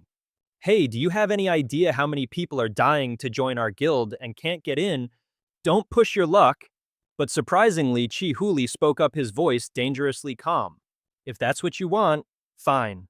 Song An smirked, shooting a look at the hot-headed archer. See, your captain's already agreed.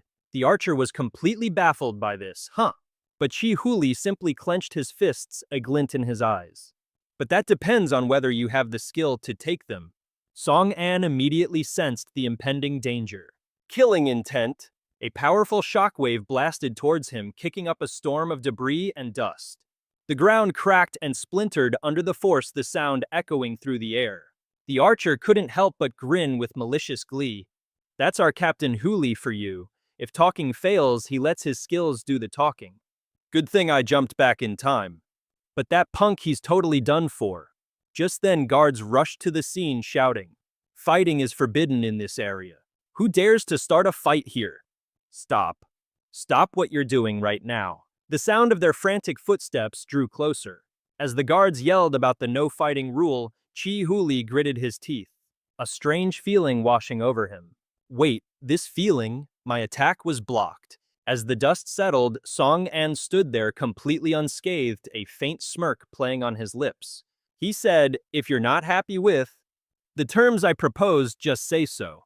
I've got no problem adding a few more demands to the list. Deep down, though, he was thanking his lucky stars for the choice he'd made. This is the kind of OP moment we live for in a manhwa. Phew, good thing I upgraded my gear. Otherwise, that last hit would have been a real pain to block. I'm not the kind of guy people can just push around anymore. The man standing across from him, meanwhile, couldn't believe what he'd just witnessed. A level 14 player can be this strong. Is this guy the main character of a manhwa or something? Could it be some kind of special equipment? This kid is way too weird. Looks like we'll just have to play along for now. The mission is more important. The archer gasped in astonishment. How is that possible? He's not even hurt. And Mata, standing right beside him, had the exact same bewildered look on his face. Maybe Mr. Hu Li wasn't using his full strength. In the group, a guy in a hat was staring intently at our hero, his eyes sparkling with interest. He clapped his hands once, offering some genuine words of praise. Well, I didn't expect you to actually have some skills. It's your lucky day. I'll give you half of the reward. Song An, for his part, replied with a cheerful grin. All right, you better keep your word. He held up the green card in his hand and gave it a little shake. But you see, I did get hurt just now. And since you attacked me for no reason at all, it just wouldn't be right if you didn't compensate me with a little something, now would it? He was already scheming in his head. If you guys want to start a fight, don't blame me for finishing it. Hu Li gritted his teeth, his face instantly darkening with rage. Are we done here? He tossed something towards Song An, his voice sharp with impatience. Let's get a move on. We've wasted enough time out here. It looked like a small seed with a green-spotted shell.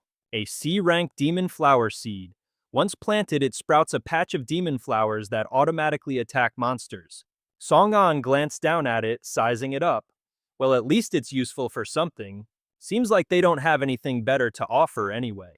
Hu Li's brows furrowed as he demanded in a stern voice, "Are you satisfied now?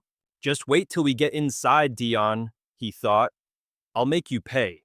The guard looked over at them, his face a complete blank. So a total of 9 people entering. Song An gave a slight hum in response, "Mm-hmm." The guard quickly gave them permission to proceed. "All right, you can go in now." At the same time, Hu Li called out from the other side, "Let's go." That guy even turned around to give Song An a few words of warning. "Hey, you better make it back alive, you hear me?" He gave a casual wave back. "Count on it." "Farewell, my friend." The moment he reached the entrance, he felt the intense stares from the strategy team members. He couldn't help but sigh to himself. Looks like this is going to be one annoying trip. With a thunderous groan, the Dan Yuan gate opened and a gust of wind sent Song An's robes fluttering. Then again, what does the me of today have to be afraid of? A system notification immediately popped up. "You have entered the desolate swamp." The system once again displayed the information for the special class Dual Souled. Dual Souled, the innate skill of the mighty Dual Souled. Passive, all attributes are increased by 100%. Altered Mind. Passive. When unlocking skill slots, you gain double the number of slots. In addition, it also included a detailed description of his special pass. The Anti-Solo Play Pass. This allows you to bypass NPC restrictions for entering high-risk dungeons, but first you need to have a party. If you bring your teammates along, they will definitely be eternally grateful. At the entrance of Dan Yuan, water trickled down the cliff face, dripping to the ground. The Anti-Solo Play Pass. This allows you to bypass NPC restrictions for entering high-risk dungeons, but first you need to have a party. If you bring your teammates along, they will definitely be very grateful. At the Dan Yuan gate, water dripped down the rock wall, forming a small puddle on the ground. The party's footsteps echoed in the silent expanse. The hazy figures of the group materialized before the entrance. Inside, it was strangely cold and silent. Hu Li, walking at the front, gave their surroundings a serious once-over. This Dan Yuan is different from the ones we've run before. As the team's archer began scanning every nook and cranny. There are no separating gates here, it's one single massive area. But for Song An, a nagging sense of familiarity washed over him. Right. A place so familiar it might as well have been his backyard. Song An's mind flashed back to things that happened in his previous life. Back then, this was the buggiest map in the entire game. I had to pull so many all-nighters fixing bugs here that I nearly ascended to the heavens for real. Yeah, those were times I'd rather not remember. Suddenly, Hu Li's eyes darted sideways, a single drop of sweat tracing a path down his forehead. Attention, 10 o'clock to the left. In the desolate space, the group's tension shot through the roof. That's gotta be the boss, right? A colossal figure appeared, causing everyone in the group to start whispering non-stop. It looks like some kind of beast from an epic manhwa, but it's not moving. Maybe we're not in its aggro range yet. You guys scared the life out of me. I seriously thought we'd have to fight the boss the second we walked in, model. He glanced over his shoulder at his teammates. Laying down the law, steer clear of the boss and save that monster for the grand finale. First, let's go scout out the location of that mineral deposit. Then Hu Li turned his gaze to the two guys, Feng and Chen Dong, who were practically drowning in their oversized backpacks, and bellowed, "Hey, you two newbies are on guard duty right here. Once we find that ore, the real work can begin." One of them shot back a snappy, "Got it?" Song An watched them silently, sizing up the situation. So it seems I'm not the only new face around here, he thought. And judging by their getup, they're probably merchants who got roped into the team right before the boss fight. A noise echoed from deep within the Dan Yuan. Song An watched them silently, sizing up the situation. So it seems I'm not the only new face around here. And judging by their gear, they're probably merchants who got roped into the team right before the boss fight. A bizarre sound suddenly erupted from within the Dan Yuan, and Song An was instantly on high alert. Great, he thought. Sounds like the boss is finally waking up from its nap. A bone-chilling hiss sliced through the air, followed by a low, guttural growl. Both Song An and Hu Li knew instantly that something was very wrong. They're here! A nightmare swarm of insects exploded from the cavern, forcing the entire party to scramble into attack formation. Everyone on your toes, we've got company. And by company, he meant mosquitoes. except every single one of these bloodsuckers was grotesquely oversized. They had glowing red eyes and their wings buzzed with a menacing drone. Blade proboscis mosquitoes level 18 to 21. They got that name because you guessed it, their pointy mouths are as sharp as swords. They're ridiculously fast and they're thirsty for blood. Huli dropped into a low stance, his voice booming with the command. Light 'em up, people. He himself was the first one to charge in. He launched a fiery punch directly into the swarm of nightmare fuel. Martha and another teammate surged forward at the exact same time. Captain, you're letting too many of these things slip by. The two of them were perfectly in sync. Each one effortlessly swatted a giant mosquito out of the air. But just then another one materialized right behind her back. A flash of pale green light streaked through the air. It blasted the bug to bits before she even knew it was there. The shot came from the team's archer who took down the mosquito with a single arrow. He could be heard muttering under his breath. Man, I really hate insects. Song-an carefully observed their every move. All the while, his mind was running its own play-by-play. Their coordination isn't half bad, huh?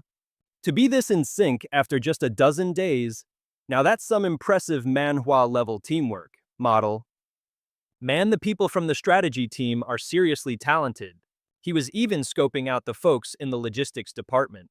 They even had a healer on standby ready to go at a moment's notice. The team's mage carefully began chanting his spell, causing the staff in his hand to light up. Power of the Inferno, grant me your blessing. In a flash, a massive swirling torrent of fire appeared. It incinerated the entire swarm of mosquitoes in the blink of an eye. Our guy couldn't help but be a little taken aback by this. Whoa, they even have a mage on the team. This whole manhwa party has their combat class distribution down perfectly.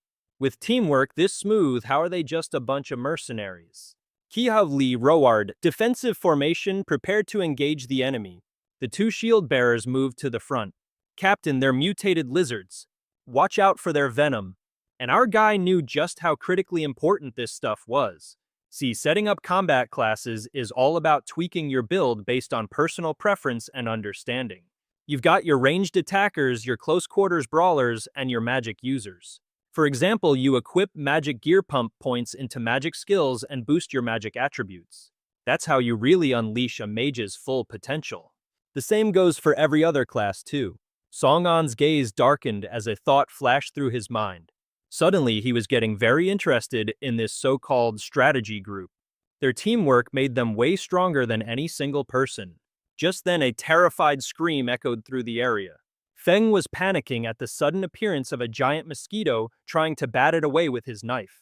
How the heck did one of them slip through? Chen Dong, who was right next to him, quickly pointed her dagger at it. I'll help you. She tried to fend off its stinger with her dagger, crying out helplessly. Hurry up, you're standing right there. But he's just fumbling around, I don't know where to strike.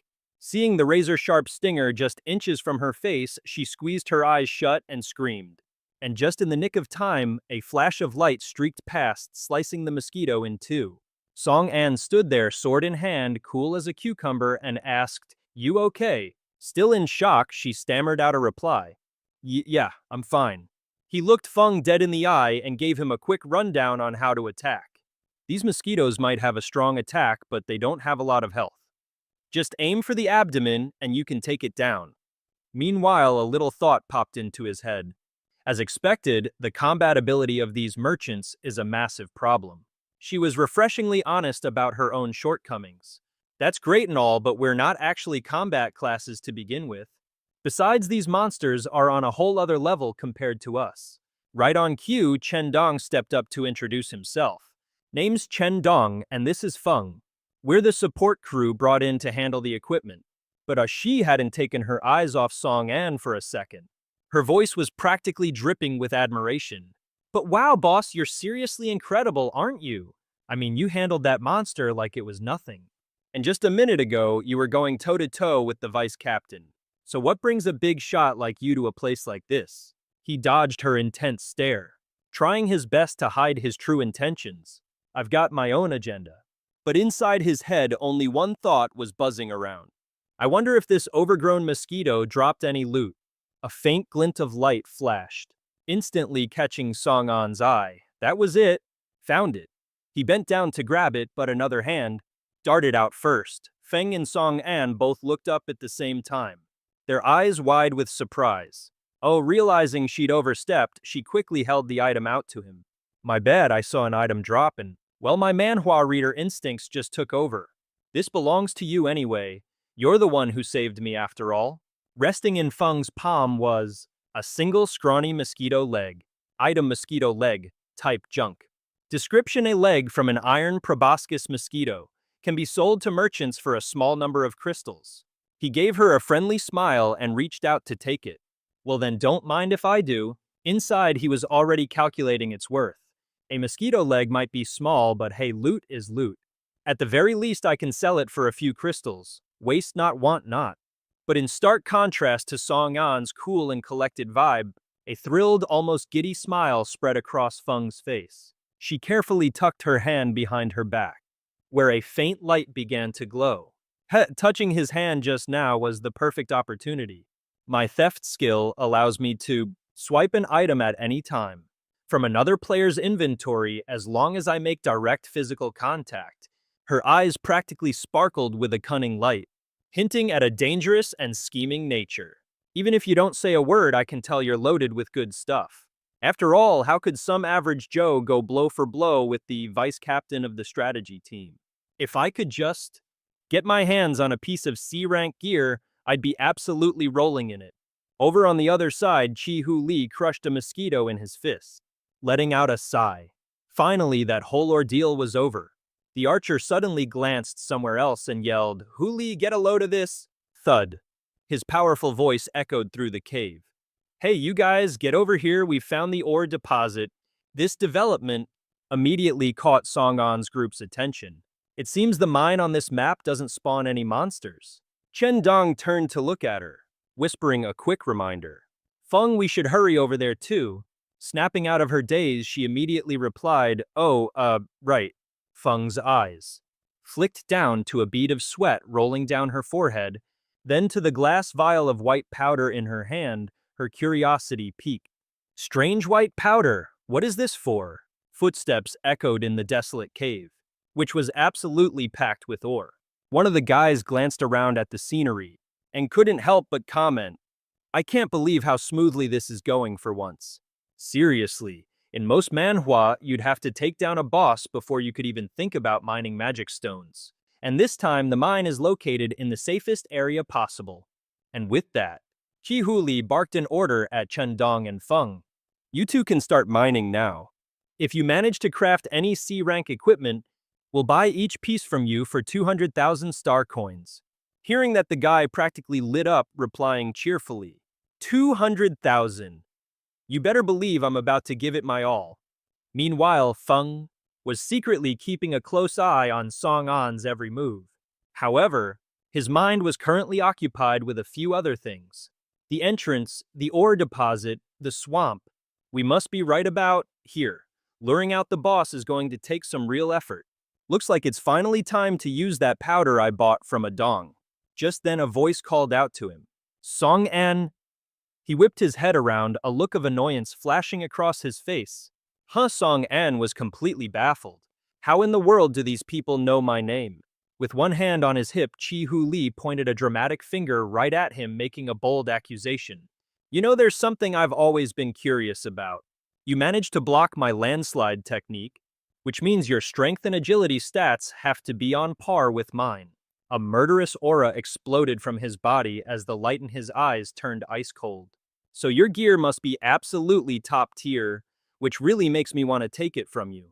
Trying his best to act unfazed, Song An replied with a straight face. What gear? That was just a lucky block, pure coincidence. But deep down, he was getting a really bad feeling about this. Showing your true colors already, are we? As if on cue, two Mosha henchmen popped into existence to block his path. Whether it was a coincidence or not, we'll find out soon enough. For Song An, however, this little problem was hardly a crisis. Fine by me, I was just itching to test out a new item on these guys anyway. He calmly muttered an order under his breath and pulled up his item inventory. The second Hu Li saw this, he barked out an order to attack. Don't let him use his items, surround him. But just then our hero's eyes shot wide open in shock. He absolutely could not believe what he was seeing. Huh, wait a minute, it was right here. Where the heck did my, white powder go? Song An shifted his body to the side. And with that simple move, he effortlessly dodged two slashes from two different directions. Glancing over at the two mages casting spells, Song An thought to himself, yeah, I probably don't have time to worry about my missing powder right now. He activated his acceleration skill and dashed straight through a stream of fire. As he charged forward, Song An decided to just deal with the chumps in front of him first. The fire mage screamed out a warning. This guy is a monster like a protagonist from some crazy action manhwa, be careful. But before the scream had even faded, Song An was already right in his face. He slammed his foot straight into the man's gut, and before the guy could even think about reacting, he followed up with a crushing punch. The man frantically raised his arms to block, but the force of the blow was just too much. He went flying. The punk is charging over here, the nearby musclehead observed. What a foolish choice. The archer taking aim just mumbled, he knows he can't win, so he's making a desperate last stand. I can't believe he'd charge right into a crowd.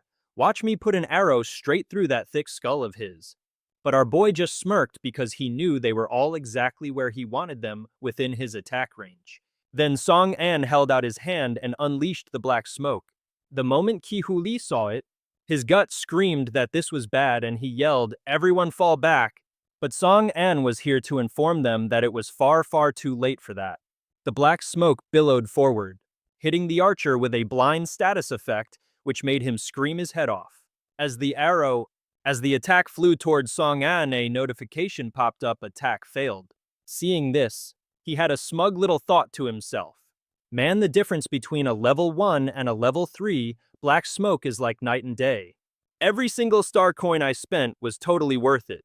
And right on cue, a system window appears. Black smoke level 2 enhancement effects. The range has been expanded to a 4-meter radius. The skill duration has been increased to 16 seconds, and it can lock down any character for at least 3 seconds. Black smoke level 3 enhancement effects. The range has been buffed to a 5-meter radius. The skill now lasts a whopping 20 seconds, still guaranteeing that 3-second control. And here's the kicker, there's a 50% chance to dodge any attack from a character suffering from the blind effect. And wouldn't you know it, every single one of these goons is currently blind as a bat. But Chi Hu Li, ever the stubborn leader, starts barking orders anyway. Everyone huddle up around me. Watch out for a sneak attack. His lackeys shout their agreement and Chi Hu Li calls for Aba. The archer, despite being unable to see a thing, immediately starts casting a spell declaring, understood, I'll dispel this control effect right now. After he finishes casting, he's still completely blind, muttering curses under his breath. You just got lucky this time, I'll show you what's what in a minute. And just as those words left his mouth, he felt a sharp poke in his arm, courtesy of Song An. See, Song An knows you can't let this guy get his way. That healing spell absolutely needed to be interrupted. The energy is channeled through the hands or a weapon. In the ruthless world of this manhwa, slicing your hand is the same as turning off your skills. And just like that, the archer's rolling around on the ground, screaming in agony. But Song An doesn't feel a shred of pity for them. In his eyes, these guys are all cut from the same rotten cloth, completely unworthy of mercy. Hearing his buddy's screams, one of the goons yells, "Eta, I'm coming to save you." The hot-headed fool starts to charge, but the woman in their group stops him cold. Don't be an idiot. This is exactly what he wants. So they all huddle back together, while Chi Hu Li commands, stay sharp, watch every direction. Meanwhile, Song An is calmly assessing the new situation. This isn't ideal. Now this bunch is on high alert. It's gonna be pretty hard to finish them off quickly now. And I still have to watch out for a counterattack from their teammates. Man, if only I still had that jar of powder. The sound of approaching footsteps suddenly made him jump. Song An thought, looking them over. And what's the deal with these two merchants? The blonde guy was trembling. I have nothing to do with them, please don't kill me. Meanwhile, the other one, who was clearly a girl in disguise, snapped. Don't you come any closer, I'm not afraid of you. To which he calmly replied, I'm not some monster, why would I kill you? Unless you two are planning to pull something on me. That's when Song An remembered how they first bumped into each other and a little light bulb went off in his head. Yeah, that's a definite possibility. Song An spoke up. Feng, can I confirm something with you? The girl in disguise was taken aback. He said, I seem to be missing something. Then he dropped the bomb. Mind if I take a look at your skills and your inventory? The request made her face go pale with fright. So naturally she decided to make a run for it, causing her partner to yell out in shock, Feng? Song An powered up with a smirk, a confession by action that makes things much easier. Then he activated his acceleration skill. As she was sprinting away, she looked back only to find Song An right behind her before he slammed her into the ground. Pinned to the dirt, she yelped, Ow, ow, ow, that hurts. I was wrong, please don't kill me. He pressed his sword to her neck and asked, Where's the powder? She stammered, It's in my coat pocket, but with you pinning me down like this, I can't get it out. Just let me go and I'll give it to you. Not trusting her one bit, Song An started searching her himself. Yeah, right, I'll get it myself. This made her shriek in embarrassment. Hey, wait a minute. Stop feeling me up, you pervert. When he finally found the item, even he was surprised. Oh, so you did have it. She just screamed, Get off of me already. Song An replied, Seeing as you basically confessed, I'll let it slide this time. She scrambled to her feet, fuming, Pervert? Honestly, everyone could tell she was a girl. It's a classic manhwa disguise. Apparently, it only fools the person it's meant to, which left him wondering, Pervert? Did I misunderstand something here? Come to think of it, didn't the effect of that black smoke wear off a long time ago? Suddenly, the other guy screamed, Wait, this has nothing to do with me, he was talking to Feng. But an enemy couldn't care less and lunged straight for the blonde guy model. He screamed, All of you are going to die. And with that, he collapsed to the ground. That guy roared, You dare do this to my little brother. You son of a bitch, I'm going to tear you limb from limb. Ki-Hu Lee tried to calm him down. Easy there, AU, we will get revenge for your brother. Ki-Hu Lee said angrily, Your crowd control skill has a range limit. Now that we know your weakness, you've got nothing left to scare us with. It's time to send you straight to hell. Song An, completely unfazed, shot back. Funny, I was just about to say the same thing. Ki-Hu Lee roared out his orders. Use your long-range skills to wear him down first. Force him to expose an opening. Our boy cursed back at them, Despicable. The girl cried out in fear, What are we going to do? Song An retorted while parrying a blow, Find a place to hide? I don't have time to babysit you.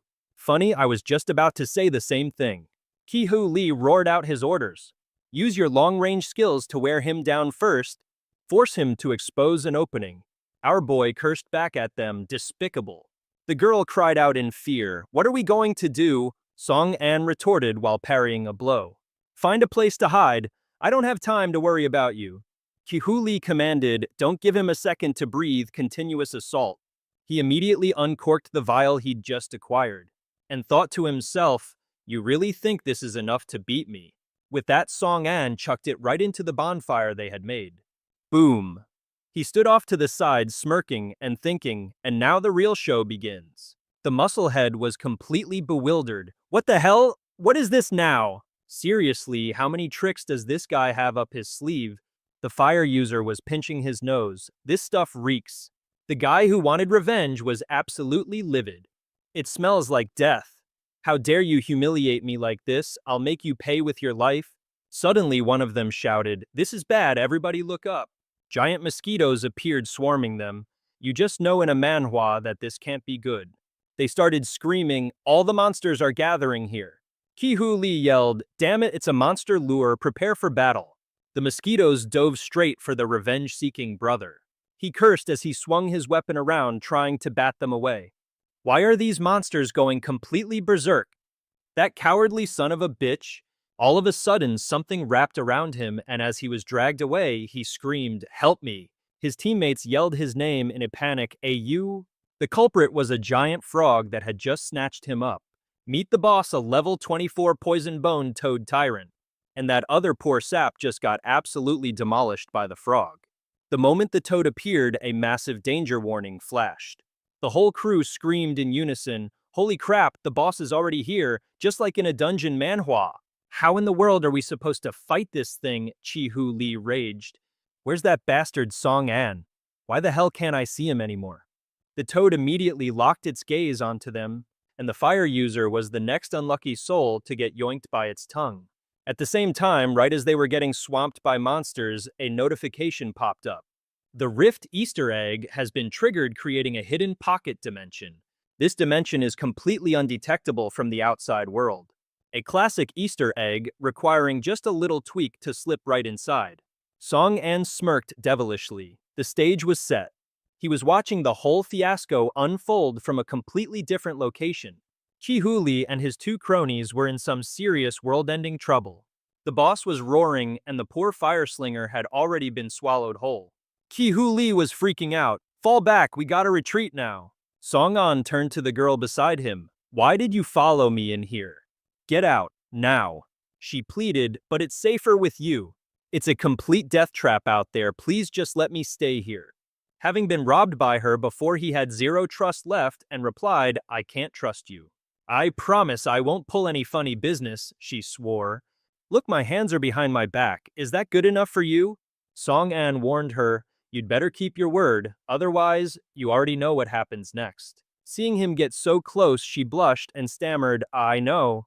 But in her head, she was thinking, whoa, talk about a personal space invasion. Song An glanced at her and thought, whatever, I'll just let her stay. Kicking her out now would just blow my cover anyway. How on earth did she even manage to squeeze into this tiny space? Is this kid made of water or something? Outside, her teammates were screaming, Maha Guojie. Hearing this, he couldn't suppress a sarcastic grin. Looks like this little showdown is about to reach its conclusion. What Song An had just thrown out was the powdered corpse of a frenzied bean bug. It gave off an eye-wateringly putrid stench, but to monsters it was an irresistible perfume, often used to lure and herd them all into one convenient kill zone.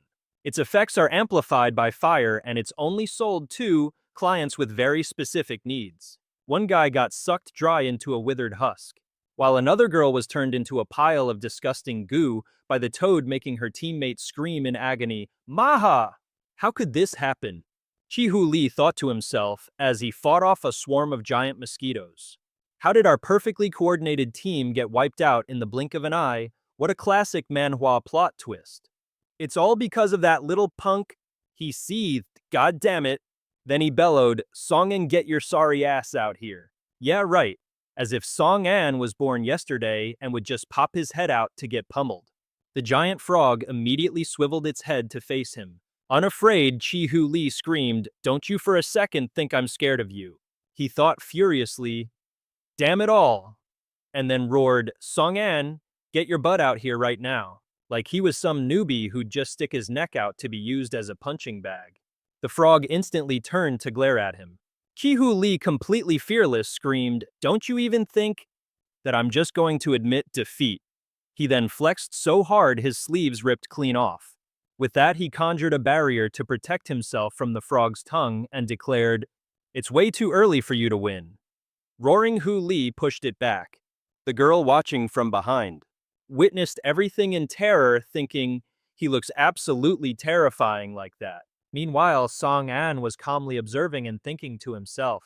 So his second skill is body expansion. He knew that this Hulk out effect could enlarge his body for 10 minutes, while also increasing all his stats by a solid 30%. Aside from the questionable aesthetics, the effect is actually pretty decent, he mused, especially since he has another skill to pair with it. And so Song An came to a conclusion. After bulking up, the attack range of his landslide skill also increases. You could say it's a classic case of 1 + 1 = more than 2.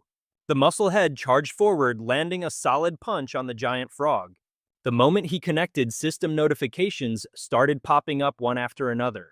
Received 120 FB. Leveled up to 13. Whoa, leveled up to level 15. The girl fretted, he leveled up already. Don't tell me he can actually defeat that boss all by himself. Song An calmly reassured her, bosses in this kind of manhwa are never that simple. He thought, looks like Chi Hu Li is about to bite the dust.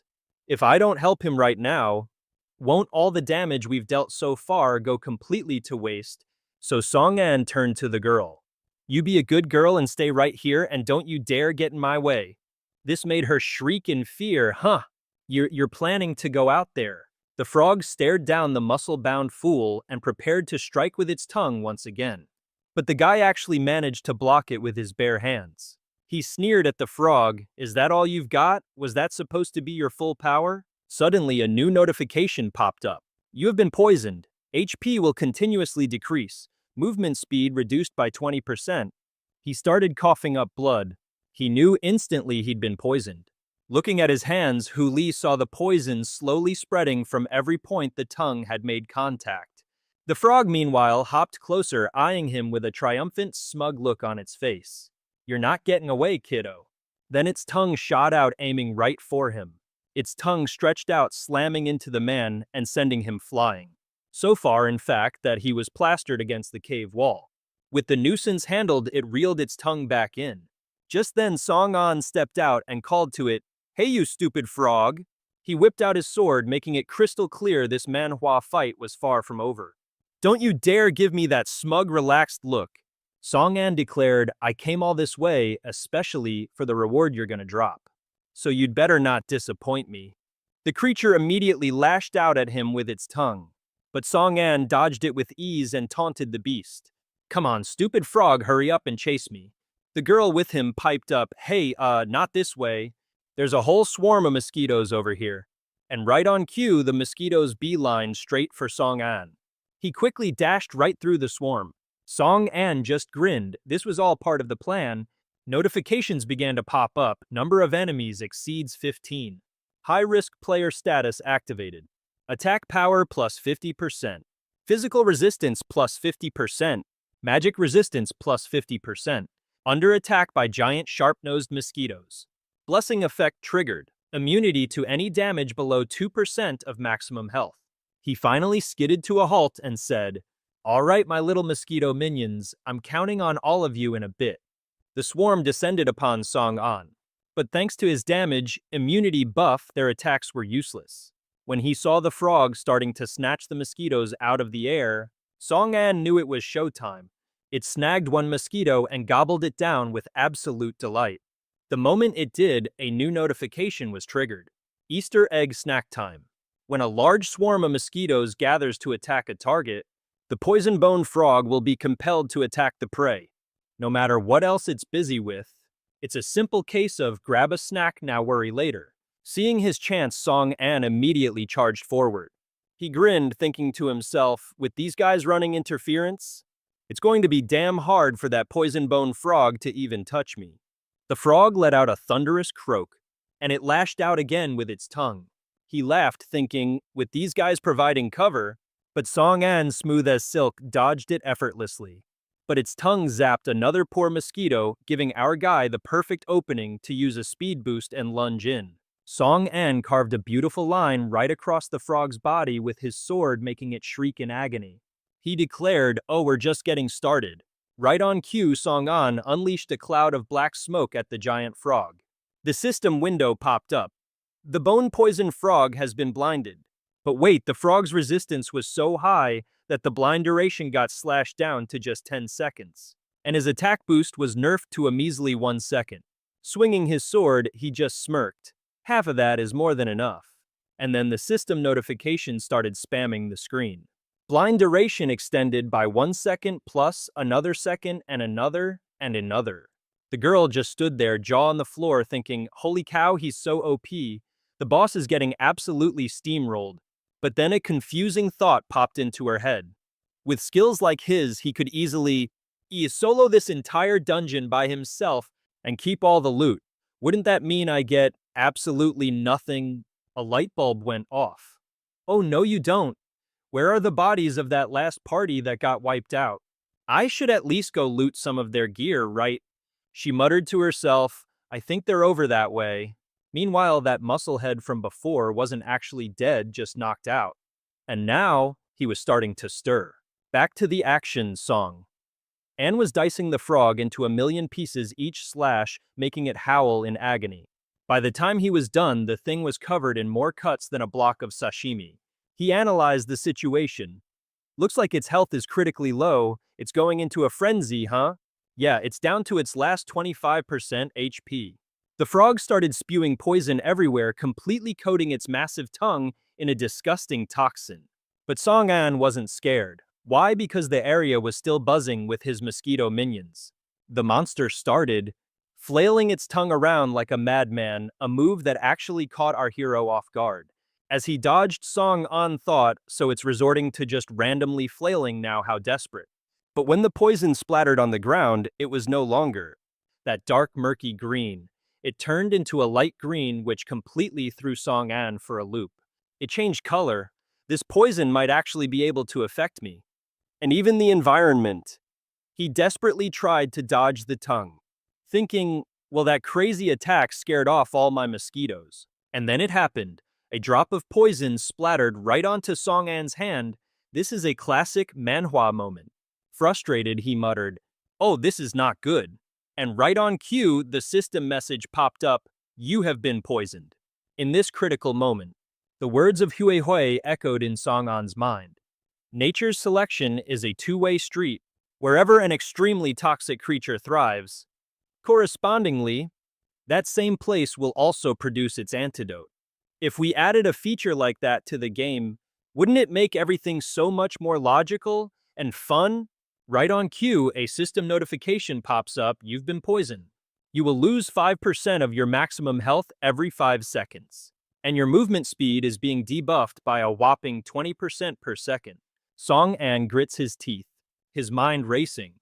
Man, I'm so glad I actually listened to Hui Hui's advice and added some detoxifying plants to this map's design. Otherwise, I'd be toast. But there's no time for self-praise as the frog lashes out at Song An once more. Its slimy, disgusting tongue whips past and grazes him, making Song An yelp, "Ah!" He frantically scrambles away from that horrifying appendage. After he puts some distance between them, another system alert dings movement speed reduced by another 20% per second.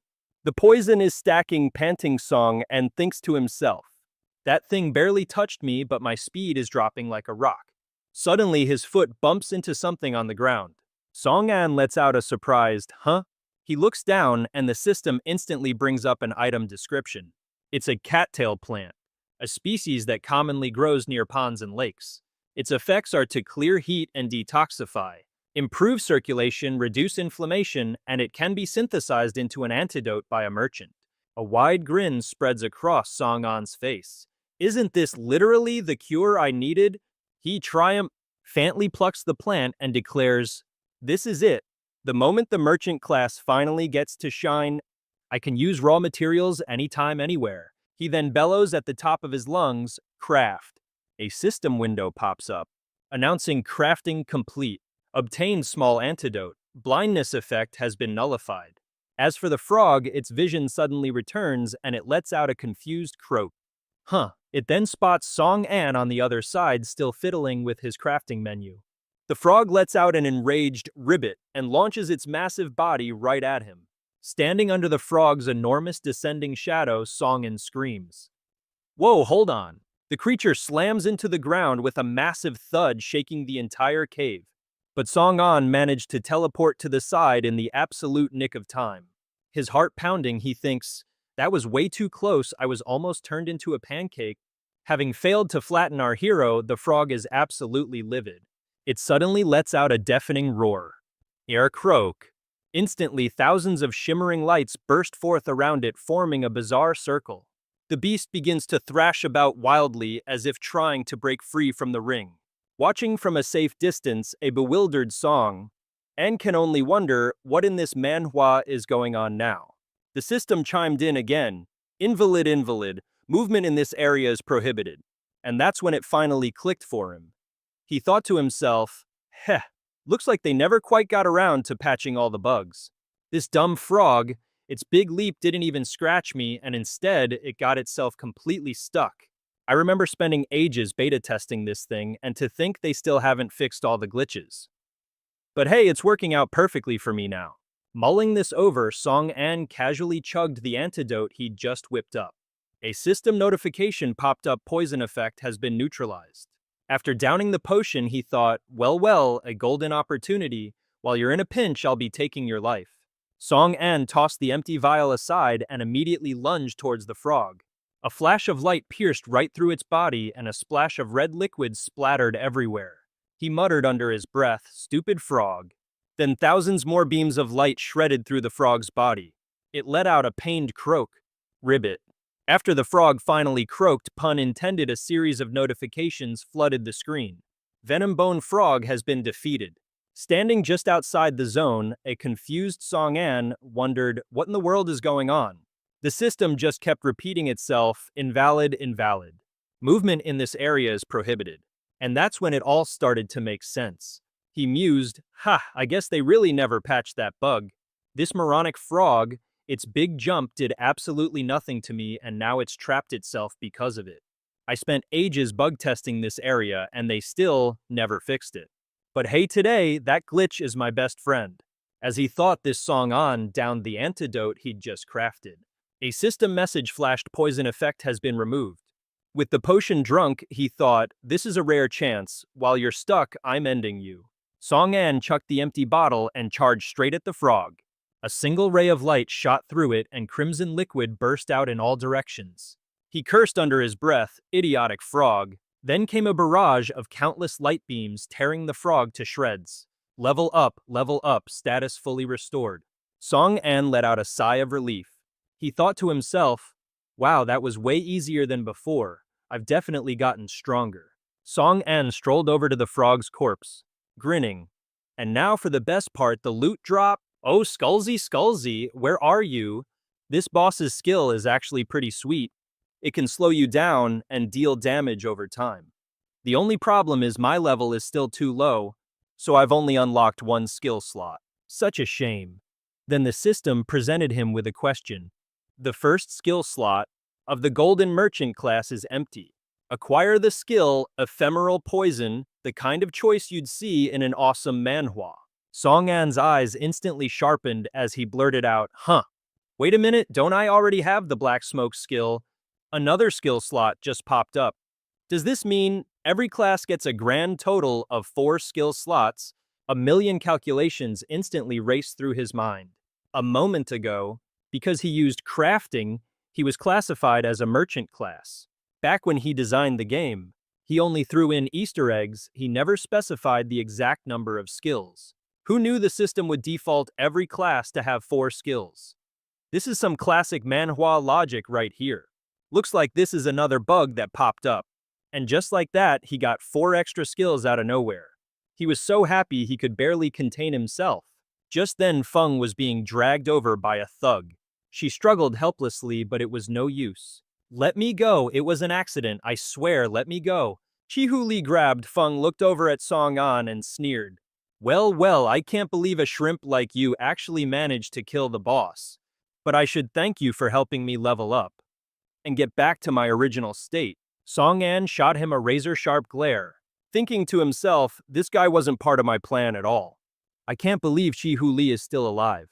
The man stared at Song-an with a ferocious expression and growled, just a minute ago, I caught this little rat sneaking around trying to steal equipment, so how about it? Want to trade that fancy gear to save your little accomplice? But Song-an's reply was chillingly calm. And what on earth makes you think she's with me? With him, I'm not. Feng, still in his grasp, screamed, let me go, I already told you I have nothing to do with him. Chi-Hu-Li let out a devious laugh. Oh, so you're not together? All right then, in that case you're useless to me. The moment he finished speaking, a fist slammed into Feng. The poor girl coughed up a spray of red liquid. A second punch sent her flying across the room. Feng lay crumpled on the floor, completely drained of strength. Song-an just stood there enjoying the show, not saying a single word. He was just silently observing Chi-Hu-Li's every move. After taking down Feng, the bully chuckled, well, look at you, cold as ice. Not willing to waste your energy on some useless girl. All right then, let's let our fists do the talking. You got lucky last time, but this time I'm going all out to end you. Only one of us is walking out of here alive today. Song-an replied coldly, no problem. If a fight is unavoidable, then let's just get this over with quickly. Perfect timing, I can test out my new skill. Hearing this, Hu-Li felt a chill run down his spine, his mind trembling. What the hell? He got another skill. Isn't he supposed to be just a normal class? Meanwhile, Song-an wasted no time and started invoking his magic to level up the skill. At his command, the system window flooded with information. Skill Venom Infusion, Rank S Skill Level 1. Allows the user to apply a poison effect to a weapon. Duration 1 hour. Cost 25 poison MP. When the weapon deals damage, it inflicts a poisoned status on the target. The target loses 5% of their initial health every 5 seconds. It also applies a slow debuff reducing movement speed for 10 seconds. This skill can be leveled up to a maximum of 3. Level 2 enhancement for Venom Infusion. The slow effect is boosted to a whopping 30%, and if the poisoned effect is dispelled, it instantly deals damage equal to 20% of the target's initial health. And if the poisoned effect is dispelled, it instantly deals damage equal to 20% of the target's initial health. Now, if the target is affected by the slow debuff, they are unable to use any dispelling skills. Now that's what I call a broken manhwa skill. At level 3, the slow effect skyrockets to 50%. If the poisoned effect is dispelled, it triggers an instant burst of damage, equal to 40% of the target's initial health. And again, if they're slowed, they can't use any dispelling skills. This skill's poison does not stack with other types of poison. Without a moment's hesitation, Song-an maxed out his Venom Infusion skill. He then shot Hu Li a look so cold it could freeze hell over. If the poison effect hits the environment, the venom can actually linger on surfaces for a short while. Level 3 enhancement for Venom Infusion. The slow effect is boosted to a solid 40%, and every time the poison status is triggered, it adds an extra 10% damage to the skill owner's attacks. And get this, that's true damage.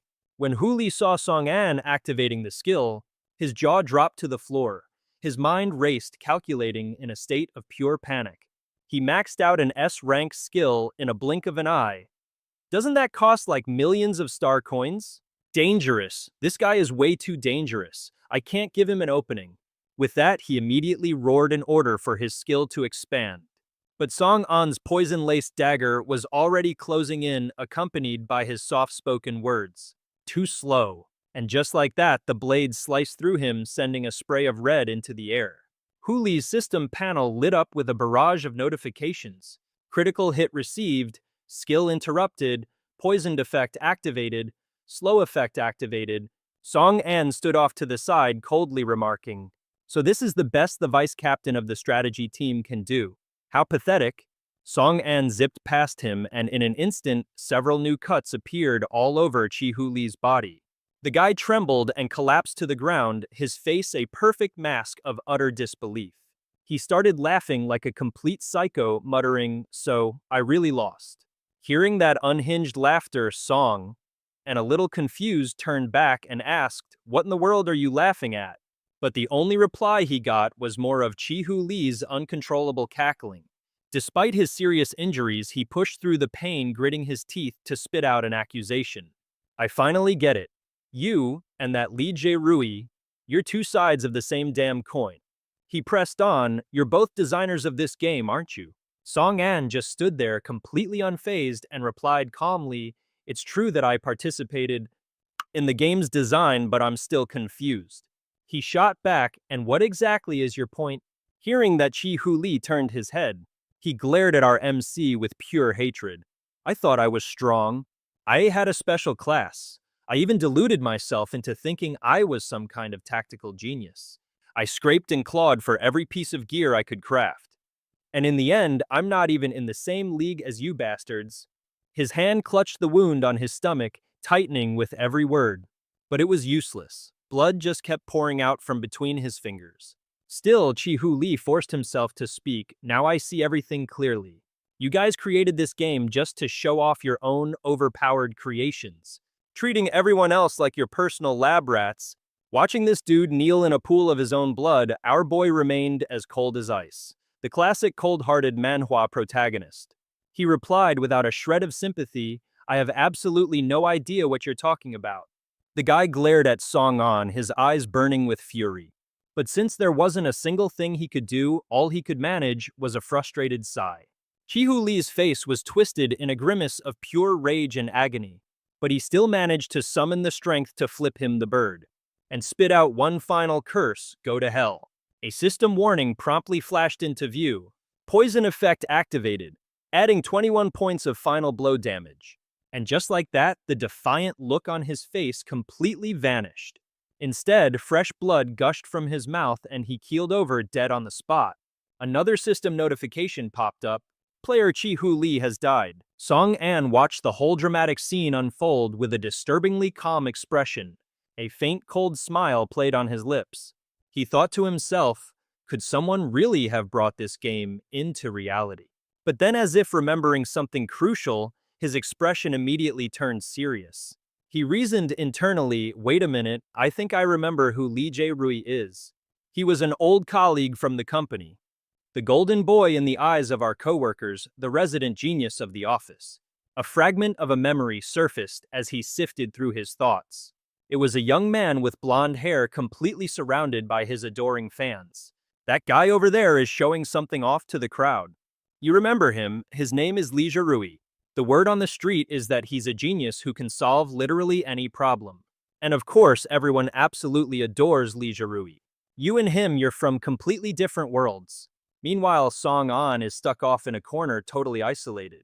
Then something clicks and his entire expression shifts. He mutters to himself, don't tell me it's him.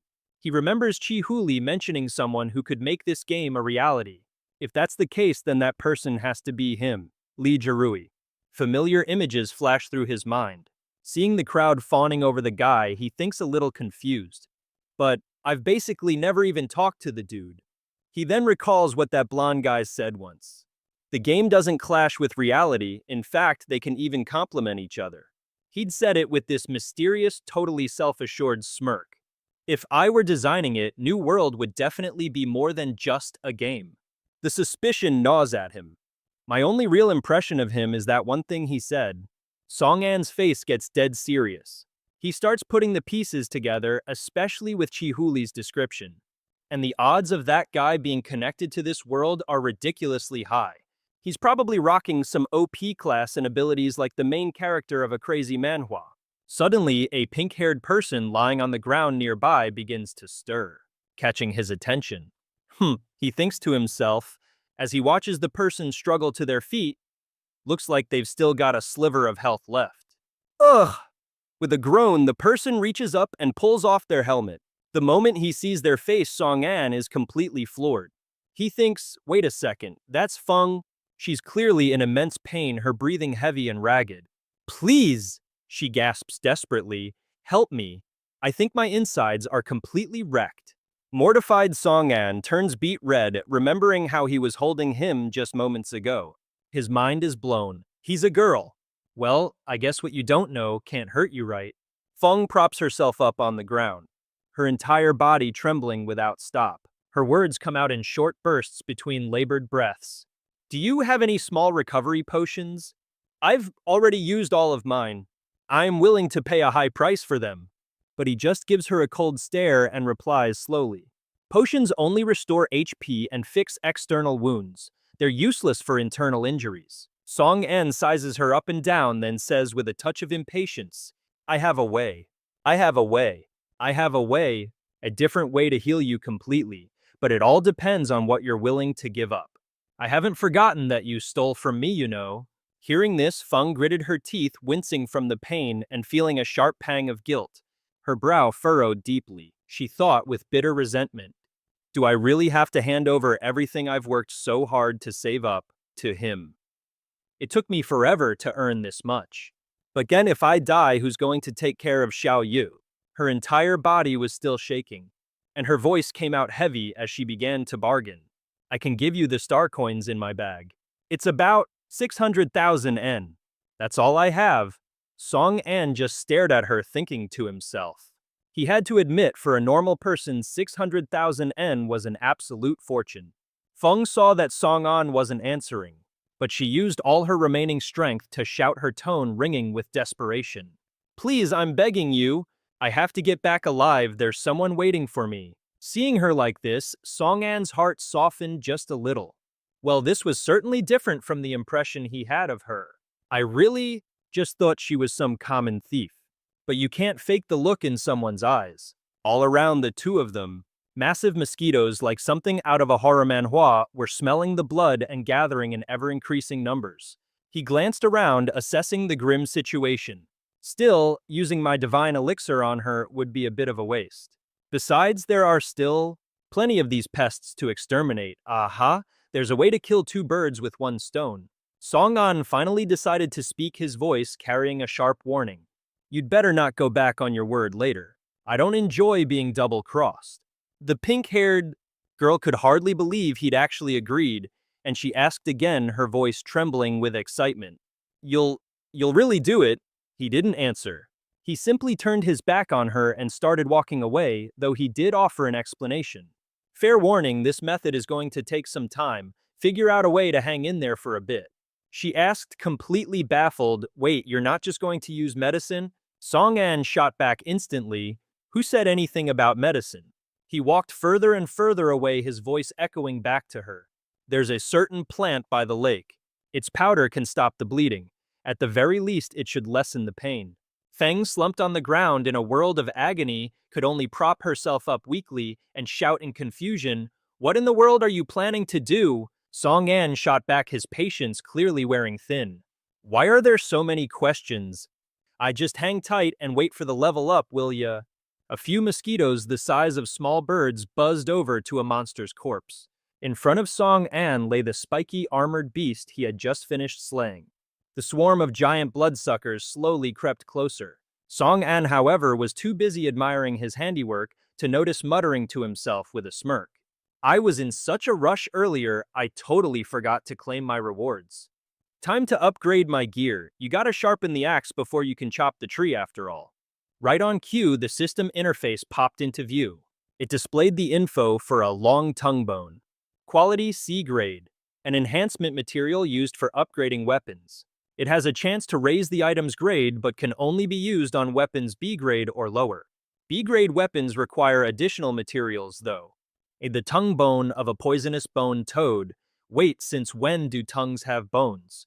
Next up was Lucky Toad Oil. Quality B grade, a one-of-a-kind toad oil that can influence the user's body upon consumption. It can grant a bonus of 5 points to any random attribute, but it also has a chance of subtracting 5 points from a random attribute. The total gain or loss will not exceed 25 points. And hey, if you happen to lose stats, please don't file a complaint about the item's name. After all, luck is a fickle mistress. Lastly, a bag of star coins. A bag containing 50,000 star coins. No other description needed, it's just cash, baby. After reading through the system's loot drop notifications, Song-an stared at the items hovering in front of him, still a bit dazed. He casually swatted away a couple of those giant mosquitoes as he pondered his next move. The long tongue bone can definitely be used to enhance my bone saber, but as for that toad oil, I'll save that gamble for another day. Losing stats right now would be a total disaster, a classic bad move you'd see in any manhwa. He then began tapping on the system interface, and a moment later a new notification popped up. Item to be enhanced, Bone Saber, a B-grade weapon. Requires one additional enhancement material of C grade or higher. He held the weapon in his hand, sizing it up. Seems like upgrading B-grade weapons is a bit more resource-intensive. Song-an stared intently at the item, lost in thought. Wait a minute, that special swallow crystal stone I have is also a C-grade enhancement material, isn't it? That's it. With a flick of his wrist, he sent a surge of energy toward the items before him. Then he issued the command, Enhance. A moment later, the entire cave was filled with smoke and dust. But through the haze, you could clearly make out the look of pure confidence on Song-an's face. His weapon upgrade was a resounding success. This is what being a manhwa protagonist feels like. The system promptly displayed a notification to confirm it. Bone Slicing Blade B rank. Attack plus 180, Perception plus 15. Special Effect Piercing. Your attacks ignore 30% of enemy defense. Demon Hunter. Damage dealt to the demon race is increased tenfold. Ranged Slash. After being enhanced, the Bone Slicing Blade gains a ranged attack. However, the ranged damage is only half of its normal damage. Song-an couldn't stop admiring the sword in his hand. Its stats were almost on par with an A-rank weapon. Then his eyes fell upon a few mosquitoes buzzing nearby. A mischievous grin spread across his face as he thought to himself, let's take you guys out for a little test drive. Song-an's expression turned serious as he stared straight ahead. Getting into his attack stance, he did a quick calculation. This is probably about 5 to 10 meters. That should be more than enough range for a ranged slash. He began to execute the move, swinging the sword forward. Instantly, the segments of the blade separated. The attack shot forward like a whip straight towards the swarm of mosquitoes. They were obliterated in a single strike. The poor bugs, sliced clean in half, fluttered down like macabre confetti. The blade swiftly snapped back into its original form. Song An's face was beaming with pure joy. He couldn't contain his excitement. He yelled out, "So freaking cool!" Song An was so ecstatic he could barely contain himself. He shouted again, "This is insane!" He suddenly remembered his father, who had always told him not to become a savage. Whoops. Well, that takes care of the ranged attack problem, he thought with a newfound sense of confidence and determination. Another goal accomplished. The next objective is to grind some levels. I need to get to at least level 30 to unlock 2 more skills. With that, my advantage in this crazy manhwa will be undeniable. The sword in Song An's hand continued to hum with power. Waves of energy swirled around it. He stood tall, glaring at the next swarm of mosquitoes before him. He said slowly, "Tae Hui would probably be pretty surprised by now. I wonder if she's doing okay. Man, I really miss the days we used to chat." Without another thought, Song An leaped high into the air, his sheer power cracking the ground beneath him. He thought with fierce resolve, "Just you wait. Once I get stronger, I'm coming to find you." Meanwhile, in an underground parking garage on the other side of town, a shady-looking group was gathering. In the center of the room sat a guy in a mask. He boomed, "Do we have the time and place locked down?" His underlings quickly shouted in unison, "Crystal clear." The masked man held up a photo of Tae Hui and said, "This is the girl. That weapon she's holding is guaranteed to be a high-tier item." Even his mask couldn't hide the sinister grin spreading across his face. He declared, "Whoever manages to snatch her weapon and bring it to me, it will have any wish granted by me, the great Guilong." Meanwhile, Song An's face was dead serious. A flurry of sword strikes flew out one after another. The system notifications were popping off. EXP bar full, level up. He paused, looking up at the system window that was still flashing incessantly above his head. EXP plus 120, EXP plus 120, EXP plus 120. He looked a bit bewildered, muttering to himself in confusion. Why the hell is the system language suddenly a weird mix of English and Vietnamese? Man, this place is so buggy. Guess that's just manhwa logic for ya. Another system notification popped up. Monsters have been totally eliminated. Stage cleared. Done. Song An mumbled, still completely baffled. Seriously, why is the system suddenly speaking Vinglish? This part of the game must be full of glitches. The system chimed in again. Monsters have been totally eliminated. Stage cleared. Done. Standing amidst a pile of monster corpses, he still looked a little dazed, but said with a shrug, "Well, whatever. A clear is a clear. No big deal." Suddenly, out of nowhere, a certain portly gentleman with a friendly face appeared, greeting him cheerfully. "Boss Song, I didn't expect to run into you again so soon." Song An was a little taken aback, but quickly replied, "Yeah, well, just finished up some business." No kidding, Song An thought to himself, "I literally just sold him that gear this morning." But he put on a bright smile and asked, "So how's business with the equipment I sold you?"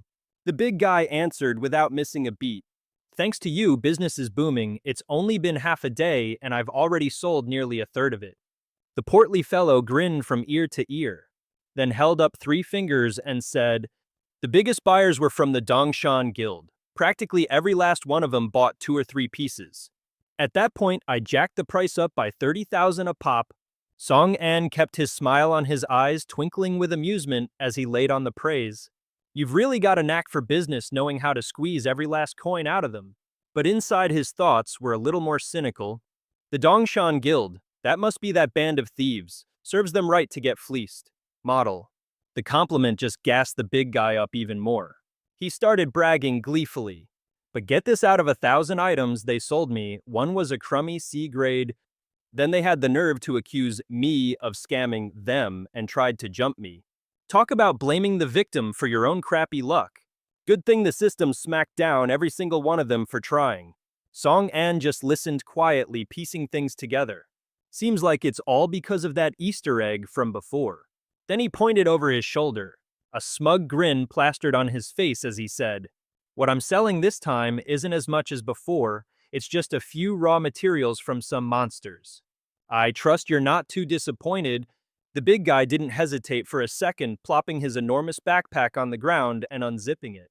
It was packed to the brim with monster bones and fossils. He beamed and said, "Am I buying?" "Of course I'm buying, we're regulars. Besides, my main gig is still running a general store. The equipment is just a side hustle." Seeing the merchant so pumped, Song An didn't say another word. The two of them quickly made the trade. He then casually slung an arm around the guy's shoulder, his voice turning persuasive. "How about you wait for me to get my hands on some more minerals for crafting equipment? I haven't even started mining the magic crystals over there yet."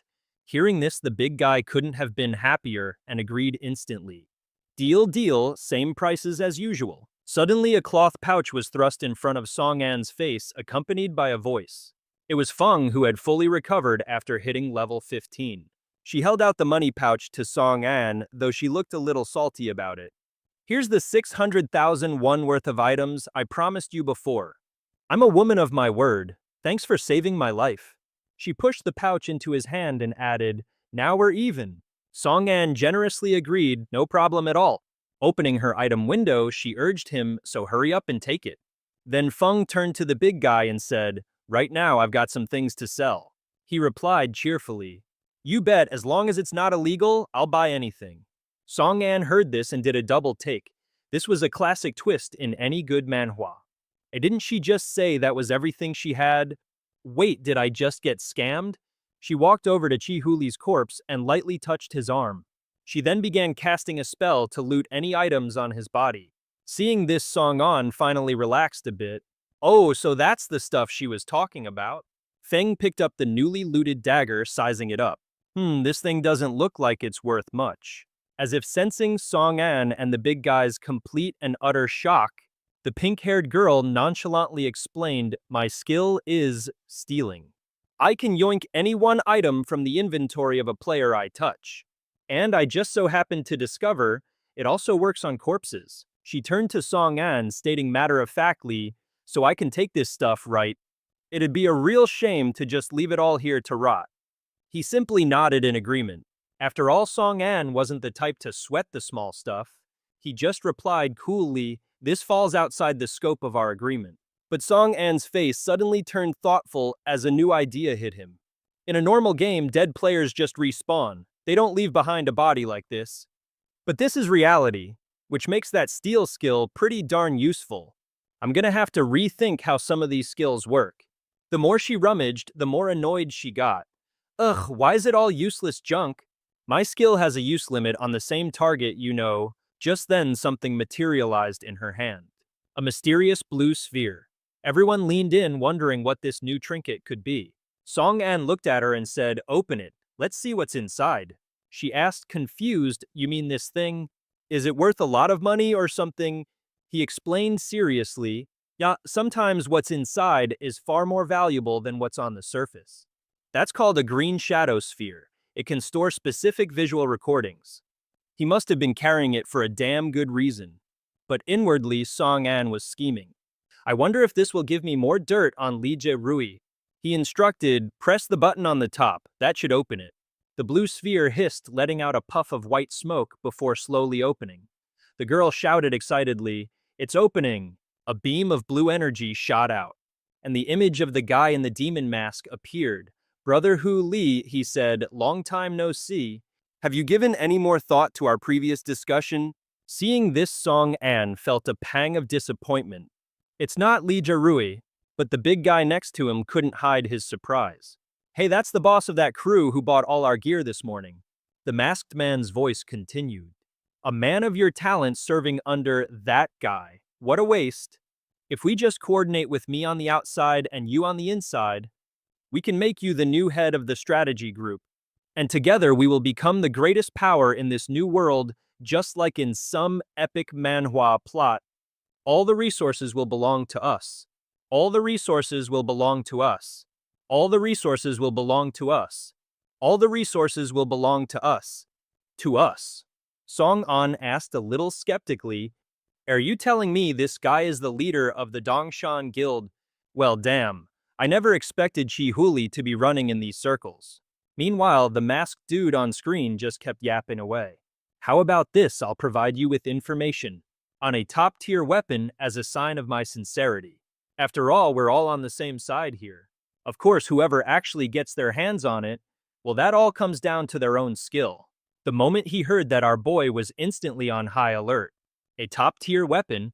Surely it couldn't be. An image of Tae Hui flickered onto the screen again.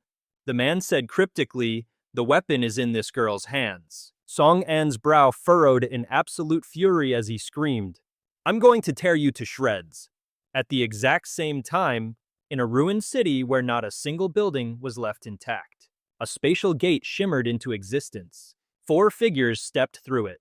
Sun Yue stared down at the item in his hands, asking with a face full of doubt, Tae Hui, are you really giving me the gear the boss dropped?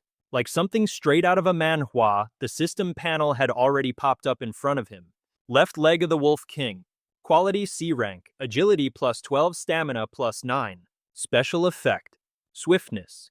Your movements become lighter for a period of time, and you gain a small chance to dodge incoming attacks.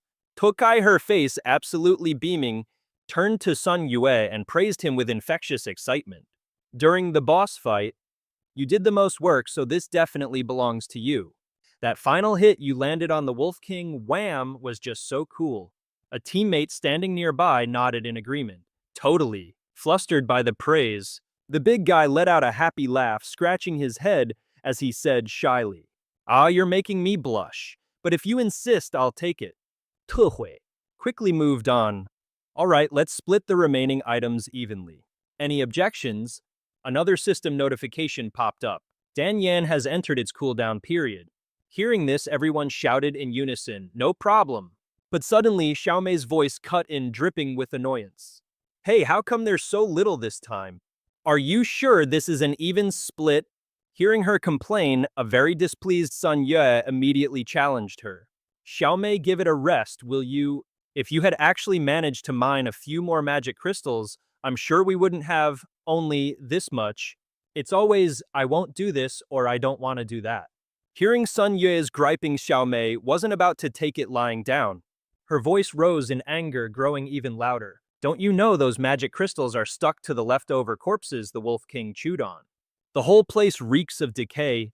How am I supposed to stomach that? The two of them just got louder and louder. Sun Yue, furious, shot back. But you're the only one in our party who can actually craft equipment. Whether our gear is good or garbage literally determines if we live or die. Xiaomi retorted just as fiercely. So now you're just gonna dump it all on me, is that it? Standing not too far away, Zihui saw the situation escalating and quickly stepped in to play mediator. Sun Yue, it's okay, everyone let's not fight. She turned to Xiaomei with a gentle look and explained. At our current low level, those magic crystals aren't that useful anyway. If we don't get them, we don't get them. I know you work hard too, Xiaomei. Here you can have my share of the rewards. Besides, we'll still need you to craft gear for everyone down the line. Then pulling up her system interface, she added, I'll find us a place to rest first. You've all done great work. Opening his map, Sun Yue saw her act of goodwill and finally let his anger subside.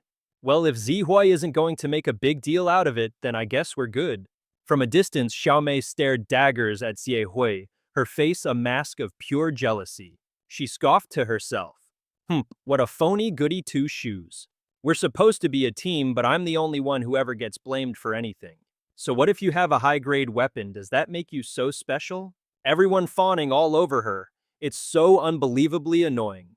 If only that weapon of hers was mine. Zihui found a spot nearby for them to camp, and after everyone had rested, she summoned her combat gear. The other party members began to get ready as well. A few minutes later, a wolf's howl ripped through the silence outside. Zihui, we've got company. I see them. Everyone looked over to see countless pairs of glowing eyes materializing in the dark undergrowth. No one dared to make a rash move. Suddenly, a massive black wolf burst from the brush, an entire pack hot on its heels. Everyone prepare for battle. Just as they were about to clash, a new voice cut in. They say coming early is never as good as coming at just the right time. Looks like we made it just as the party was starting. It was Gui Long and his cronies' weapons drawn. He wore a sinister smirk, his voice dripping with mockery. A pleasure to meet you. I'm Gui Long, the guild master of the Dongshan Guild. This classic manhwa villain entrance immediately put Jehoi's party on high alert. The Dongshan society, she thought grimly. From deep within the woods, more figures began to emerge from the shadows. And in the blink of an eye, they had Hui's four-person team completely surrounded. We're boxed in. Although Hui was panicking on the inside, she forced herself to put on a brave face. She asked, "Is there some kind of misunderstanding? We don't have any quarrel with you people." Gui Long and his goons just let out a sinister chuckle. He said in a mocking tone, "No quarrel at all. We just want to borrow that little weapon of yours for a spin." The jeers from Gui Long's crew echoed around them. "Yeah, where's your weapon? Why don't you whip it out and show us what you've got?" Hui was visibly shaken now, clutching her arms defensively as she refused. "Sorry I can't let you. I'm just holding on to this for a friend." One of the goons leaned over and whispered into Gui Long's ear, "Boss, the bracelet she's wearing is the weapon. I've seen it transform before." His interest was immediately piqued. "Well, now that's interesting," he purred. "Sounds like a real treasure." Chung Yang, standing beside Hui, couldn't take it anymore. He finally exploded. "Are you guys for real? Ganging up on people like this is just straight up robbery." But Gui Long simply scoffed at his outburst. He sneered before giving a cold command. "Reasonable? Fine, let's be reasonable." "Wu Jai." The man named Wu Jai lunged forward, instantly launching his weapon as he replied, "Understood." Wu Jai's weapon shot like a bullet straight towards Hui's crew. Caught completely off guard by the sudden attack, she and her teammates were frozen in place. The devastating blow slammed squarely into Chung Yang's chest, taking him down hard. He was sent flying backwards. Ji Hui screamed in absolute terror at the sight. Chung Yong, Gui Long, however, just watched with a look of twisted amusement, his voice dripping with scorn. "Get it now, around here I am the law. It's the golden rule in any decent manhwa." Then he gave a cold command. "Take them, but I want them alive." Seeing her opening, Hai held out her bracelet, the one shaped like a monstrous eye, and quickly shouted, "Everyone get close to me now." The bracelet began to pulse with light as she silently prayed it would work. "Come on, please work." A protective barrier erupted around her and the team forcefully shoving back Gui Long's goons just as they were about to attack. With a look of pure defiance, Zihui stared Gui Long down, silently vowing not to let him get his way. Shi Hui quickly conjured a protective barrier around Sun Yue and his group. One of the goons shrieked in fear, "What the hell is going on?" Hearing this, an enraged Gui Long barked out an order. "It's just a shield, you cowards. What's there to be afraid of? Keep attacking." The men exchanged hesitant glances before nodding and charging forward. Watching them swarm in with such aggression, Sun Yue frantically asked, "Jehui, what do we do now? They're rushing us again. Should we go out there and counterattack?" She hesitated, deciding to analyze the situation first. "There are way too many of them. There's no way we're a match for them in a direct fight." He said, his voice filled with frustration. "Damn it, I guess we'll just have to go all out and fight them." With her MP at 0 and the shield holding at 15,600 HP, Xie Hui immediately shot down his idea. "The shield can hold out for a while. Let's wait until they're tired, then we'll figure out a way to escape." Suddenly, in true manhwa fashion, an item information window popped up. Eye of the Demon, rarity A rank. Form necklace. Summons demonic power to create a powerful flame barrier. Defense value is 150 times the user's strength, but it consumes all MP.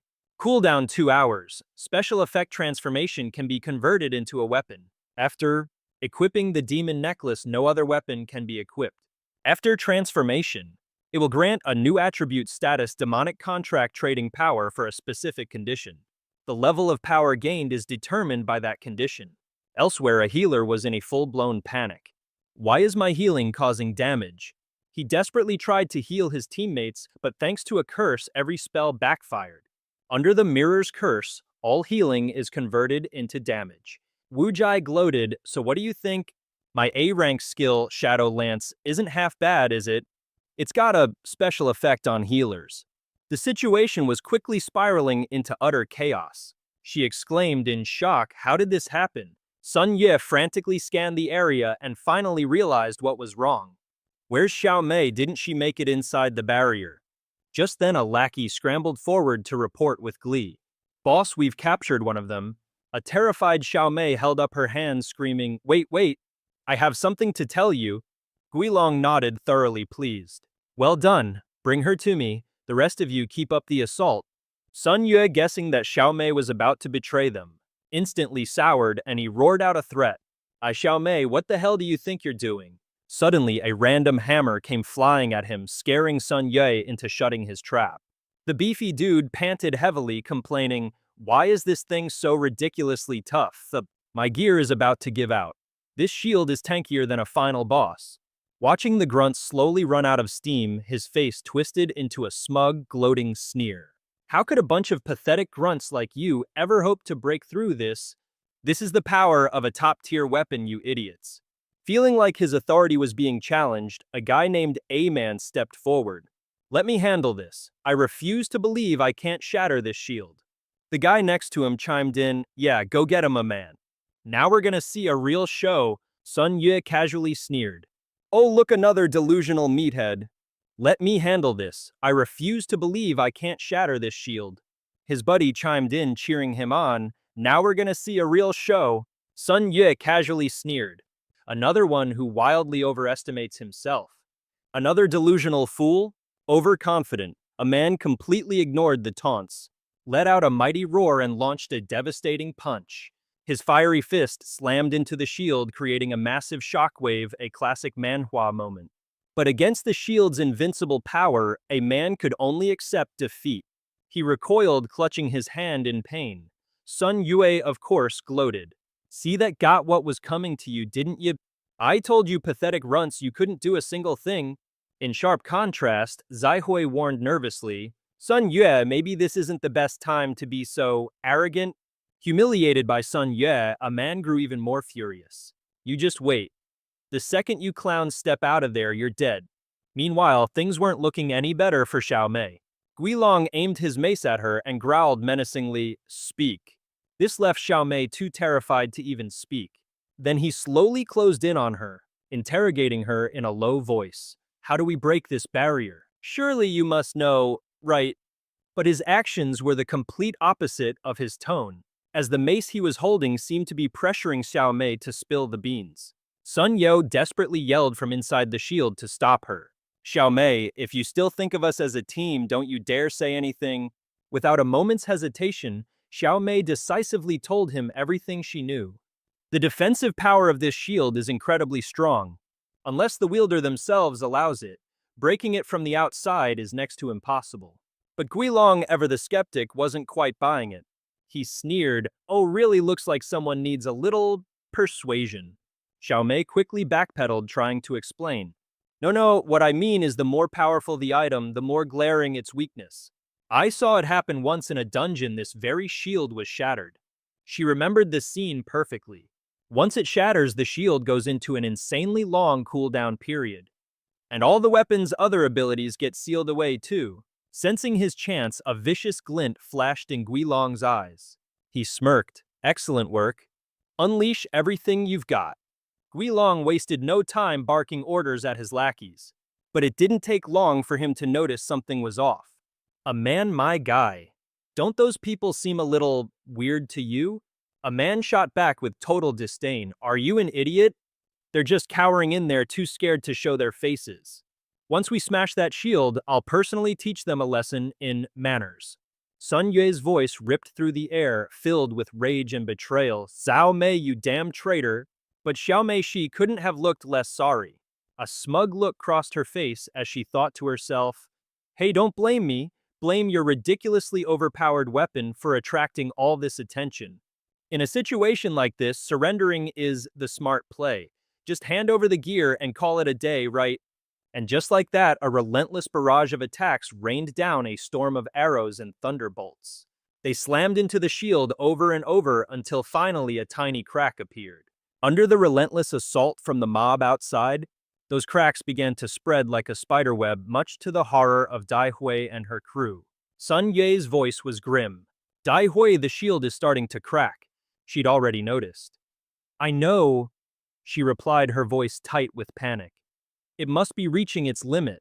Sensing victory, an ecstatic Gui Long barked out a new order, tossing in a juicy reward to sweeten the deal. Looks like it's about to pop. The first person to land the final blow gets 3 C-rank items. And just like that, the entire dynamic of the fight changed. Panic seized Dai Hui, but underneath it a fierce resolve took hold. This weapon, Song An lent this to me, I have to return it to him in one piece. I can't betray his trust, not now, not ever. This shield will not break. It was as if the demon's eye on the weapon was just waiting for this very moment of awakening. And sure enough, in this classic manhwa power-up moment, all Dai Hui could think about was her desperate need for more strength. The moment that thought crossed her mind, to her absolute astonishment, a stunningly beautiful demoness materialized from the sea of eyes, blooming like a radiant otherworldly flower. She spoke, her voice enchanting. The power you so desperately crave, I can grant it to you. A slow, knowing smile spread across her lips as she explained, I can sense your overwhelming thirst for strength. This demoness was none other than the legendary Nightmare Cat Demon. Dai Hui was completely floored, stammering, You're the demon sealed inside this weapon. But deep down, I've got a really bad feeling about this. I haven't even summoned her yet, and she just popped up on her own. Lamu glanced over at Sun Yue's panicking crew and decided to make an offer. Looks like the situation is getting seriously dicey, she thought. The shield's about to shatter and my teammates are in deep trouble. The shield's about to shatter and my teammates are in deep trouble. Threatened. Threatened? You're running out of time, girl. With that, she gracefully floated towards Ye Hui, her voice dripping with syrupy temptation. So how about it? Want me to unleash your true power? It'll only cost you a little something. Lan Hui whispered, her words slick with cunning. You desperately want to protect your own skin to protect those teammates of yours. But then she closed the distance in an instant, gently lifting Ye Hui's chin, a look of pure, amused temptation on her face. And the trust he placed in you, am I right? A contract can solve everything. Go on, make the pact. With her back against the wall, this seemed like the only option. Hesitantly, she agreed, I accept. Tell me, what's the price? All at once, countless eyes snapped open and the very air crackled with a creepy, mystical energy. Lan Hui chirped cheerfully, your present and your future. The moment she finished speaking, just as the shield finally shattered, a colossal wave of magic erupted. In a scene straight out of a top-tier manhwa, strange patterns blazed across the shield's surface, stitching it back together. With a casual snap of her fingers, the shield was completely restored, shimmering and pristine as if it had never been scratched. This whole scene left Sun Yue and the summoner completely gobsmacked. He asked in disbelief, what in the world is happening? In the blink of an eye, all the cracks on the shield vanished. If anything, it looks even tougher now. Meanwhile, Ye Hui's magic levels were skyrocketing off the charts. Her power jumping to 176, plus another 176. Thanks to that power boost, the shield's durability shot up to 37,200. Exhausted, she thought to herself, looks like the contract was a success? But her body had to bear an equal burden, which manifested as spectral chains binding her tightly. Stamina has dropped to 1. The lost stats have been converted into power. Furthermore, stamina will no longer increase upon leveling up. Seeing that Ye Hui was physically okay, the two guys rushed over, frantically asking questions. Ye Hui, what's going on? Finally, she collapsed from exhaustion, sending Sun Yue and the summoner scrambling to her side. Ye Hui. Before she blacked out, all she could do was lament helplessly. What is this feeling? Having my stats drained. It hurts so much. Luckily, Ye Hui was just a bit dazed. Seeing her trembling uncontrollably, Sun Yue was so worried he felt like cussing someone out. Ye Hui, your stats. I've completely ruined my own future. Why would you do something like that? She had no choice but to cook up some excuse to get them off her back. But at least we're still safe, right? Zai Hui grabbed both of their arms. The three of them stood firm, bracing themselves for the fight. You could say this was a gamble with fate itself. This whole scene left Gui Long utterly gobsmacked, his jaw practically on the floor. He broke out in a cold sweat and bellowed. What the hell is going on? The shield was about to shatter a second ago, so how is it suddenly perfectly fine? It's like nothing even happened. Standing nearby, an irritated Wu Jai piped up, "Damn it, I'm completely out of MP." Enraged, Gui Long whipped his head around to glare at Xiao Mei. She immediately started flailing her arms in a panic trying to explain. I don't know how it happened either. This is the first time I've ever seen this. A vicious glint then flashed in his eyes. He ordered all his goons guarding the altar to get over here. I swear I'm not leaving today until I get my hands on that equipment. In a forest not too far away, a beat-up old red car. Xie was flooring it, trying its best to get there as backup. Song An sat in the speeding vehicle. They were barreling towards Zai Hui's group. By now he was so anxious he'd lost all composure, constantly rushing the driver. "And Nan, can't this thing go any faster?" His buddy replied helplessly. "I've already got the pedal to the metal." Song An furiously slammed his fist against the car's frame to vent his anger. Damn it, damn it. He scared Feng so badly the poor guy didn't dare move a muscle. Song An quickly tried to come up with a plan. Using the teleportation-related Easter egg would be too slow. Its activation conditions are way too complicated. The only thing I can do right now is transmit my voice to them. Song An's expression hardened. He prayed silently, "Please, please don't let anything bad happen." The sun began to set, casting long shadows over the buildings. After a tense standoff, the giant's thunderous footsteps grew closer. Its roar, straight out of a horror manhwa, echoed across the sky. All three of them were completely drained. The creature charged forward, and at the same time, a system alert blared out that the shield had been shattered. Sun Yue leaped in front to protect the others, and roared defiantly, "If you want to touch Zai Hui, you'll have to go through our dead bodies first." Renja, though terrified, chimed in, "And mine too. So here's the current pickle. The Devil's Chain has gone into a deep sleep with a cooldown timer of 1 hour and 21 minutes. Add to that the fact that signing her contract completely drained her energy, and Zai Hui could only offer up a painfully awkward smile. Right now, her offensive and defensive capabilities were both at a big fat zero. Guilong's crew was also totally gassed, huffing and puffing for air. But they still had the numbers advantage, which only made him more ecstatic. He sneered, "And what, pray tell, are you planning to fight me with?" A new info panel for Zai Hui popped up, looking like something straight out of a game-lit manhwa. Zai Hui level 16 warrior class. Health 20 out of 20, MP 12 out of 12.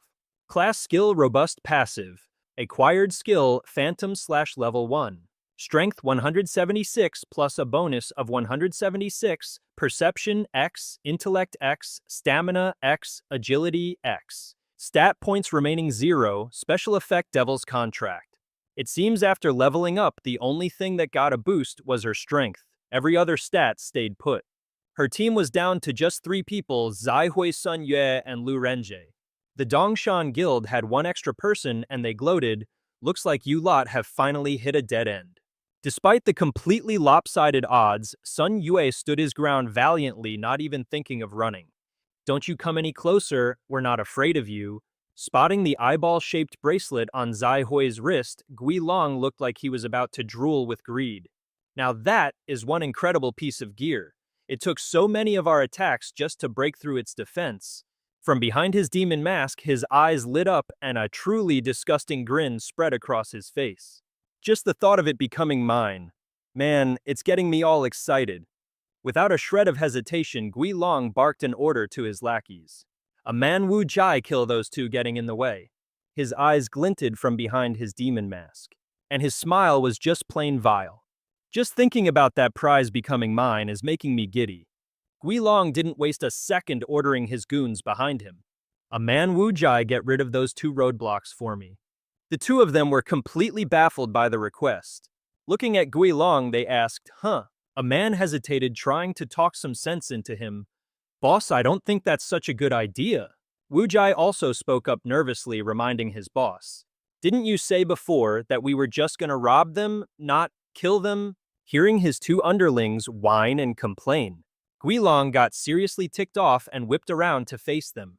His eyes flared up like a car's high beams as he roared, "Do as I say."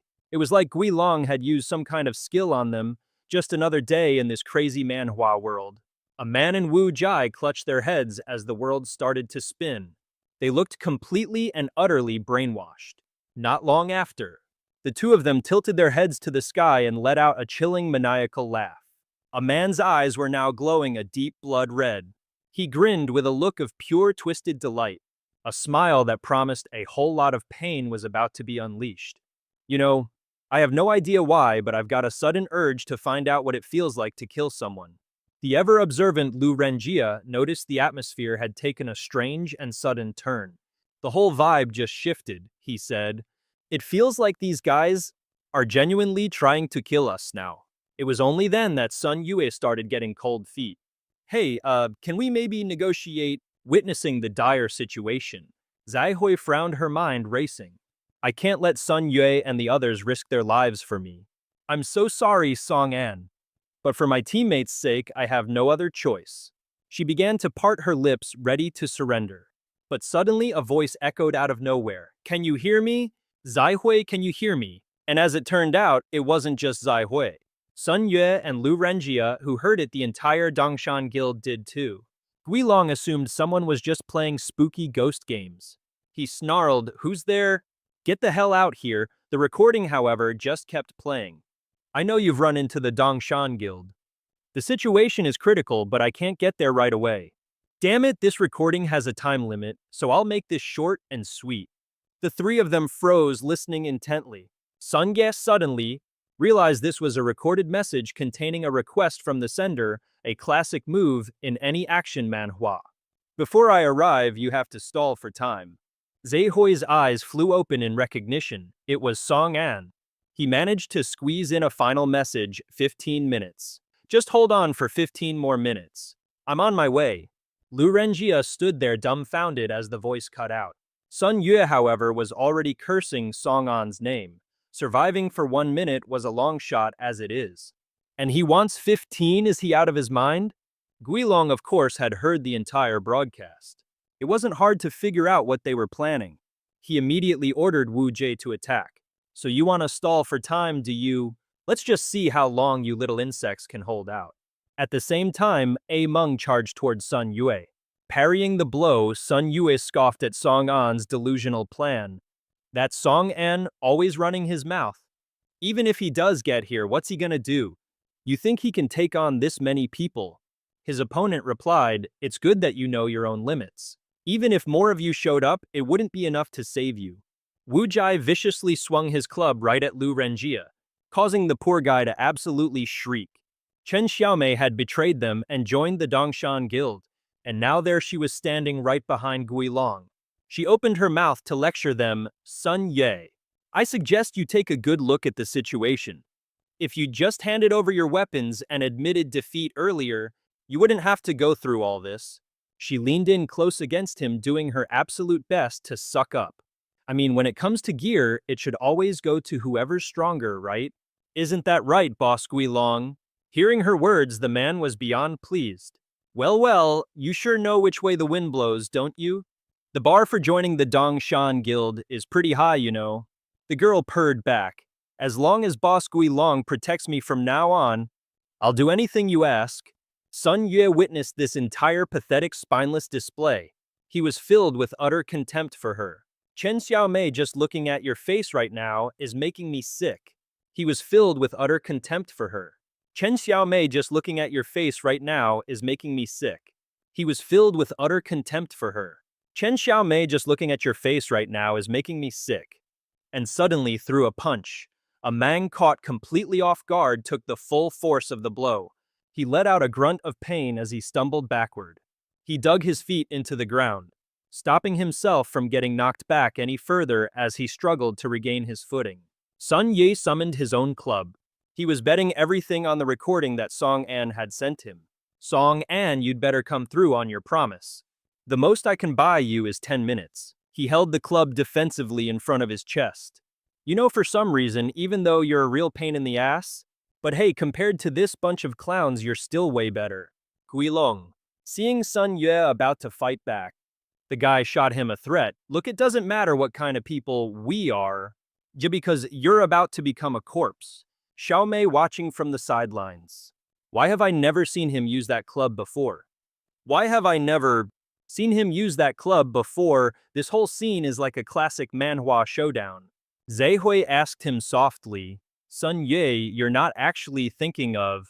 He frowned, his voice firm, as he answered her. Zhehui, your stats are too low right now. It's best you stay put and don't move a muscle. He used the tip of his staff to draw a circle right where she was standing. Honestly, he really didn't want to use this trick, what with the bad memories attached to it. The moment the two ends of the line met, the circle erupted into a pillar of brilliant yellow light shooting skyward and enveloping Zai Hui in a protective barrier. She stared blankly at him as he spoke. But if you're calling this a gamble, then you better believe I'm going all in. Instantly, a booming shout echoed through the area. Sun Yak now looked exactly like the legendary Sun Wukong. And holding the staff in his right hand, he declared, the great sage's iconic line, Old Sun has returned. At the same time, a system notification announced the activation of Old Sun's Monster Repelling Circle skill. While Old Sun's Monster Repelling Circle is active, the user transforms into Sun Wukong.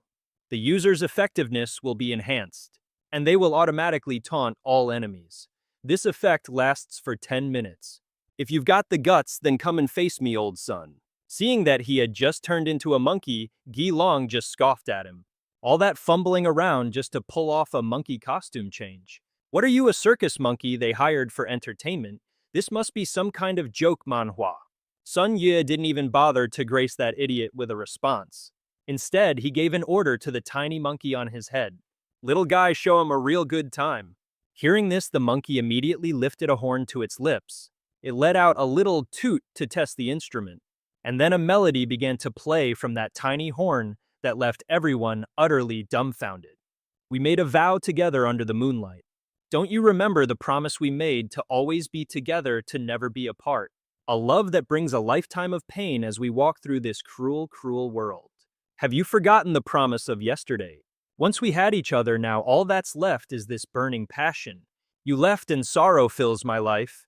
Just one more time, the pain returns. Don't you remember the vow we made, you and I, together under the moonlight? The power of the cheesy breakup song washed over the enemy team. The pink-haired dude rolled up his sleeves and said aggressively, I have no idea what's happening, but I've got this weird feeling that we're being seriously insulted right now. The blonde guy felt the exact same way. All of a sudden, I'm getting really annoyed. The black-haired thug growled, I just want to pulverize that fat pig. After measuring everyone's emotional state, the system announced that the aggro in this area had been successfully triggered. Sun Yue yelled out bravely, I'm right here. If you've got a problem, you deal with me. Lies will tear us apart. Lies will break my heart. Instantly out came the swords and arrows. A whole arsenal of weapons launched right between his legs. Sun Yue did a lightning-fast split to dodge, yelling, whoa, holy crap. Why did you leave me? Seeing the massive army charging at him, he immediately tucked tail and ran for the hills. So many of them, holy moly. The mob behind him roared and gave chase. Don't let him get away. Even though he was scared out of his mind, Sun Yue wasn't done yet. Time to taunt the enemy. Come and get me, suckers. And just like that, they all lost their minds and stormed after him. Only Gui Long was level-headed enough to see through his little scheme. He bellowed out an order, get back here, you idiots. He's just trying to stall for time. As if on cue, the monkey started blowing its horn again. The horn blared, Gai Long clucks like a chicken.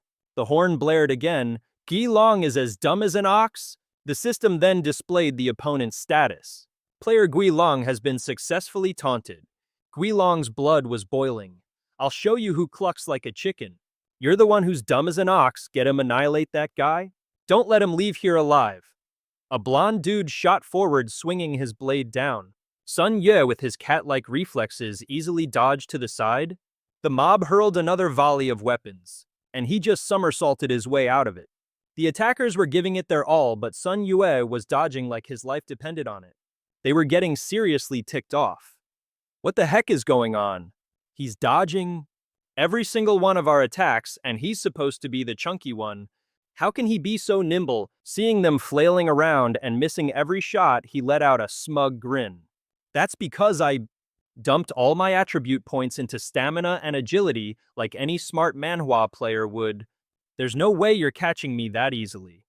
The secret also lies in the skill.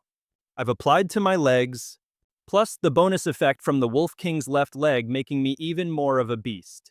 A system notification popped up, agility is now activating. As he ran, Sun Yue thought to himself, it's been about 8 minutes already. Holding out for just a little longer shouldn't be too hard.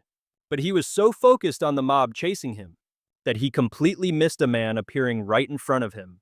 By the time he turned around, he saw a fist swinging right for his face. Sun Yue was utterly horrified. You've got to be kidding me. Bam. He took a shot right to the kisser, and the force sent Sun Yue flying clean across the floor. A man and his 2 goons stood over him taunting. Go on, run. What happened to all that energy? Sun Yue lay on the ground completely wrecked as the little monkey on his head tumbled off, and started playing a tiny trumpet to cheer him on. But Gu Randy just sneered with contempt. Where's all that big talk from earlier, huh? All right, boys, time to show this chump what we're made of. At that moment, realizing its motivational tunes were having zero effect, the little Sun Wukong promptly decided to peace out. Bye-bye. Sun Yue coughed up a huge mouthful of blood, thinking miserably, well, this is it, I'm officially toast. The player is no longer able to maintain the skill. And just like that, Zai Hui's protective barrier blinked out of existence, warning players in critical danger. Disabling Old Sun's monster repellent Easter egg. The moment the barrier vanished, Wu Jai strode forward to grab her. Zai Hai shouted at Gui Long, you got the gear you wanted. Now let my friend go. He just casually admired the bracelet in his hand. I took this with my own strength. So it's mine now. You got a problem with that. And if it's already mine, why would I bother with any conditions from you? Realizing he'd gone back on his word, she seethed with rage. You absolute scumbag. Gui Long just chuckled and began walking slowly toward her. Don't even think about defying the Dongshan Guild. Let this be a lesson to all of you. But Zai Hui wasn't about to take this lying down. She cursed him, you'll all get what's coming to you. Gui Long laughed like it was the funniest thing he'd ever heard. Karma, don't tell me you're pinning all your hopes on that no-show teammate of yours. And even if he does get here, so what? You think one guy can take on our entire guild? This isn't some power fantasy manhwa sweetheart. After staring at Zai Hui's defiant face for a moment, he suddenly lifted her chin. You know, getting a closer look, you're actually not bad looking, are you? It would be a real shame for you to die. So how about this, be my woman? And I'll let you live. What do you say? But facing down this absolute creep, she showed not a single ounce of fear, staring right through him with unyielding eyes. In your dreams. I would rather die, model. I will never stoop to negotiating with scum like you. Annoyed by her defiance, Gui Long slapped her square across the face. You really don't know what's good for you, he said, his voice ice cold. Gui Long left her with a single dismissive word, useless. Just kill her and let's get out of here. Wu Jai grabbed her by the hair and answered his boss. Yes, sir. He raised his spear, giving Zai Hui a twisted grin. You know, I've never had the pleasure of finishing someone off in a single strike. Too bad I'll have to test it out on you today. But suddenly a blade sliced through the air. It was followed by a thunderous command, stop. The one who had arrived was none other than Song An. Wu Gai took the slash head on and blood went flying everywhere. Hearing the scream, Gui Long whipped his head around to see what was happening. All he saw was the newcomer catching Zai Hui as she fell. He looked down at her, his jaw clenched tight. I'm so sorry, Zai Hui. His eyes fixed on the bright red handprint stinging her cheek. A wave of guilt washed over him. It's my fault. I couldn't protect you. He looked up, his eyes practically burning with murderous intent. I, Song An of the Dongshan Society, swear that this world isn't big enough for the both of us. In that instant, Song An activated his skill 100-mile voice transmission. Activation condition target confirmed. And the user must be over 100 miles from the target point. It's basically a voice amplifier, all determined by the system. The effect allows the user to transmit their voice to a designated location from over 100 miles away. The voice itself travels at the speed of sound. However, the recording time is limited, and while it's not quite 1,000 miles, more like 900, the effect is still damn impressive. As dusk began to settle, the tension in the air started to crackle. Outwardly, Gui Long put on a tough act, taking on the entire Dongshan society. You've got a big mouth, kid. But deep down, a seed of fear had already been planted in his heart. Wujai had been taken out in the blink of an eye just like a side character in some brutal action manhwa. Where the hell did this brat even come from? Guilong aimed his weapon at Song An, trying to sound intimidating. You think you can act so high and mighty all by yourself? Even if you have friends hiding somewhere, the result will be the same. Nearby Lin Nan and Feng overheard his threatening words, and couldn't help but feel a jolt of anxiety. The result will be the same. Meanwhile, Lin Nan and Feng nearly jumped out of their skins when they heard his threat. Terrified. Once the gravity of the situation finally sank in, Lin Nan was just scratching his head, wondering why on earth Song An would just charge straight in there to take on the entire Dongshan guild by himself. As for Feng, he was clutching his head, completely freaking out. That nearly gave me a heart attack. I thought for sure we'd been spotted. Back on the battlefield, Song An completely ignored Guilong, and instead gently set Zai Hui aside. This of course sent the guy into a full-blown rage. He roared, "Hey, I'm talking to you. You're not walking out of here alive today." Once he was sure Zai Hui was safe, our boy finally stood up. He locked eyes with Guilong, his gaze as sharp as a blade, and said, "Done running your mouth yet? If you're going to make a move, then get on with it." The second the words left his mouth, a little rat scurried out, followed by the familiar chime of a system notification. Spirit Ranger Guilong. When Guilong laid eyes on Rat-O, a wave of anxiety washed over him. He thought to himself, "That's a demonic beast, but it looks like it's just a juvenile." His goons were starting to freak out too. He can actually tame a demonic beast as a pet. Song An paid them no mind whatsoever. He bit his own finger and a crimson liquid spurted out.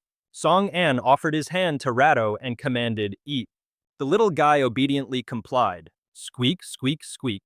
"Yes, boss." And the moment it finished its meal, its eyes began to glow with a terrifying light and its whole body swelled to a massive size.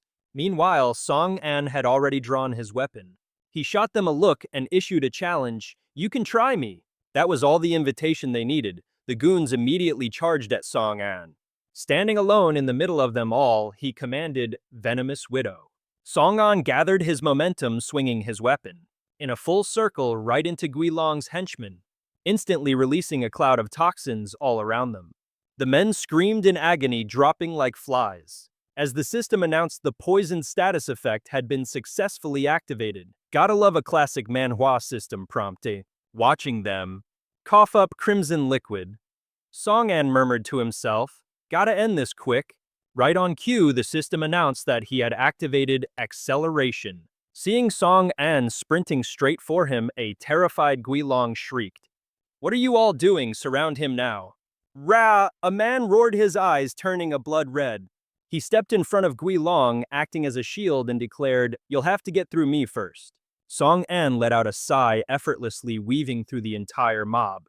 A cloud of black smoke suddenly materialized, clinging to Guilong. System notification: Guilong has been blinded. Song An drew his weapon, leveled a gaze at the guy, and declared, "Checkmate." Meanwhile, Hui was just chilling on Rat-O's fluffy coat. The giant rat grabbed Sun Yue and started shaking him, causing the poor dude to scream his head off. "Easy there, easy. I just broke like every bone in my body. Please don't eat me." "Hey, I helped Song install for time, remember? Plus I'm probably super stringy and gross." All Sun Yue could see was the massive frame of Rat. Oh, its eyes glaring at him with pure menace. It looked like it was about to swallow him whole. Sun Yue's mind was racing. This is terrifying.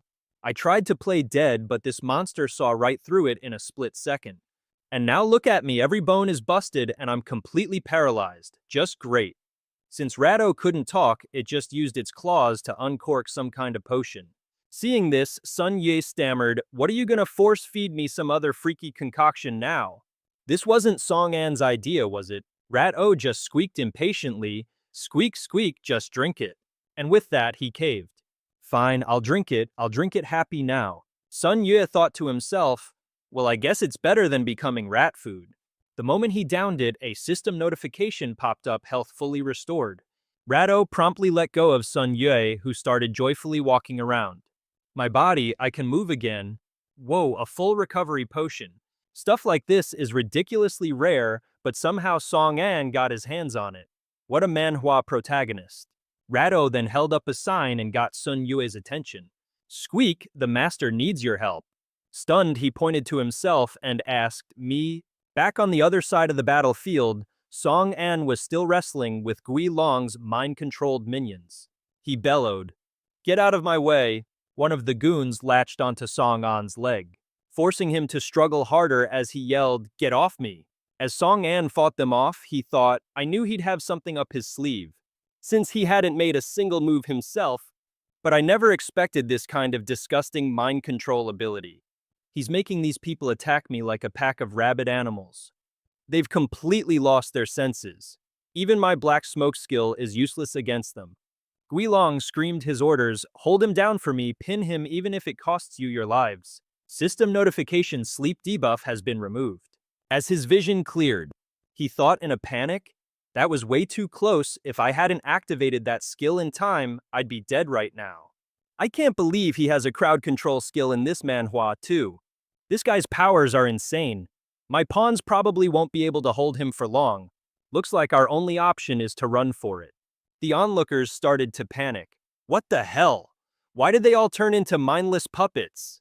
What is the guild master doing? Wait, don't tell me we were just cannon fodder from the very beginning. And with that realization, they all started scrambling to get away. One guy screamed while bolting, I can't take this anymore. I'm out of here. Hey, wait up. Seeing his minions flee, Gui Long cast a spell to drag them back, roaring, get back here, all of you. He sneered to himself, trying to run. You're all just pawns in my game. Every last one of them fell under Gui Long's mind, control their eyes now locked dead onto Song An. Song An thought with dread, this is bad. He can just keep adding more people to his puppet collection. This number of controlled players goes way beyond what a normal game system would even allow in a typical manhwa. Something's not right here. Song An let out a war cry and dove back into the horde, Bonebreaker. Gui Long shrieked in a panic, stop the newcomers, stop him, hold him back for me. Just as Song An was about to leap into the air to wipe them out, one of the pawns grabbed his leg and yelled, I've got him. Song An completely ignored the guy and launched himself upward anyway, ready to take down a few more lackeys. Watching from a distance, Gui Long stared in disbelief. How is this possible? He thought. That guy is still under my complete control. At the same time, Song An had a private thought of his own, phew, thank God. The mind control didn't work on me. But then another grabbed him and another pulling him back down. Song An gritted his teeth. This was not looking good. Seizing the opportunity while the mind-controlled mob swarmed Song An, Gui Long made a break for it. He cursed under his breath as he ran. Damn it, to think he'd push me this far. I had to sacrifice my entire force just to barely slow him down. The guy's an absolute monster. Damn him to hell. Just like that, the guild I worked so hard to build, it's all ruined. And I was saving those pawns for something much more important too. He screamed back into the distance, Song An, I'll remember you. Once the coast was clear, Gui Long ducked behind a tree already scheming. But at least I got the S-class gear. With this and my class abilities, I can definitely make a comeback. Just then a shield came flying out of nowhere, straight for his face. The shield slammed right into Gui Long, knocking him flat on his back in shock.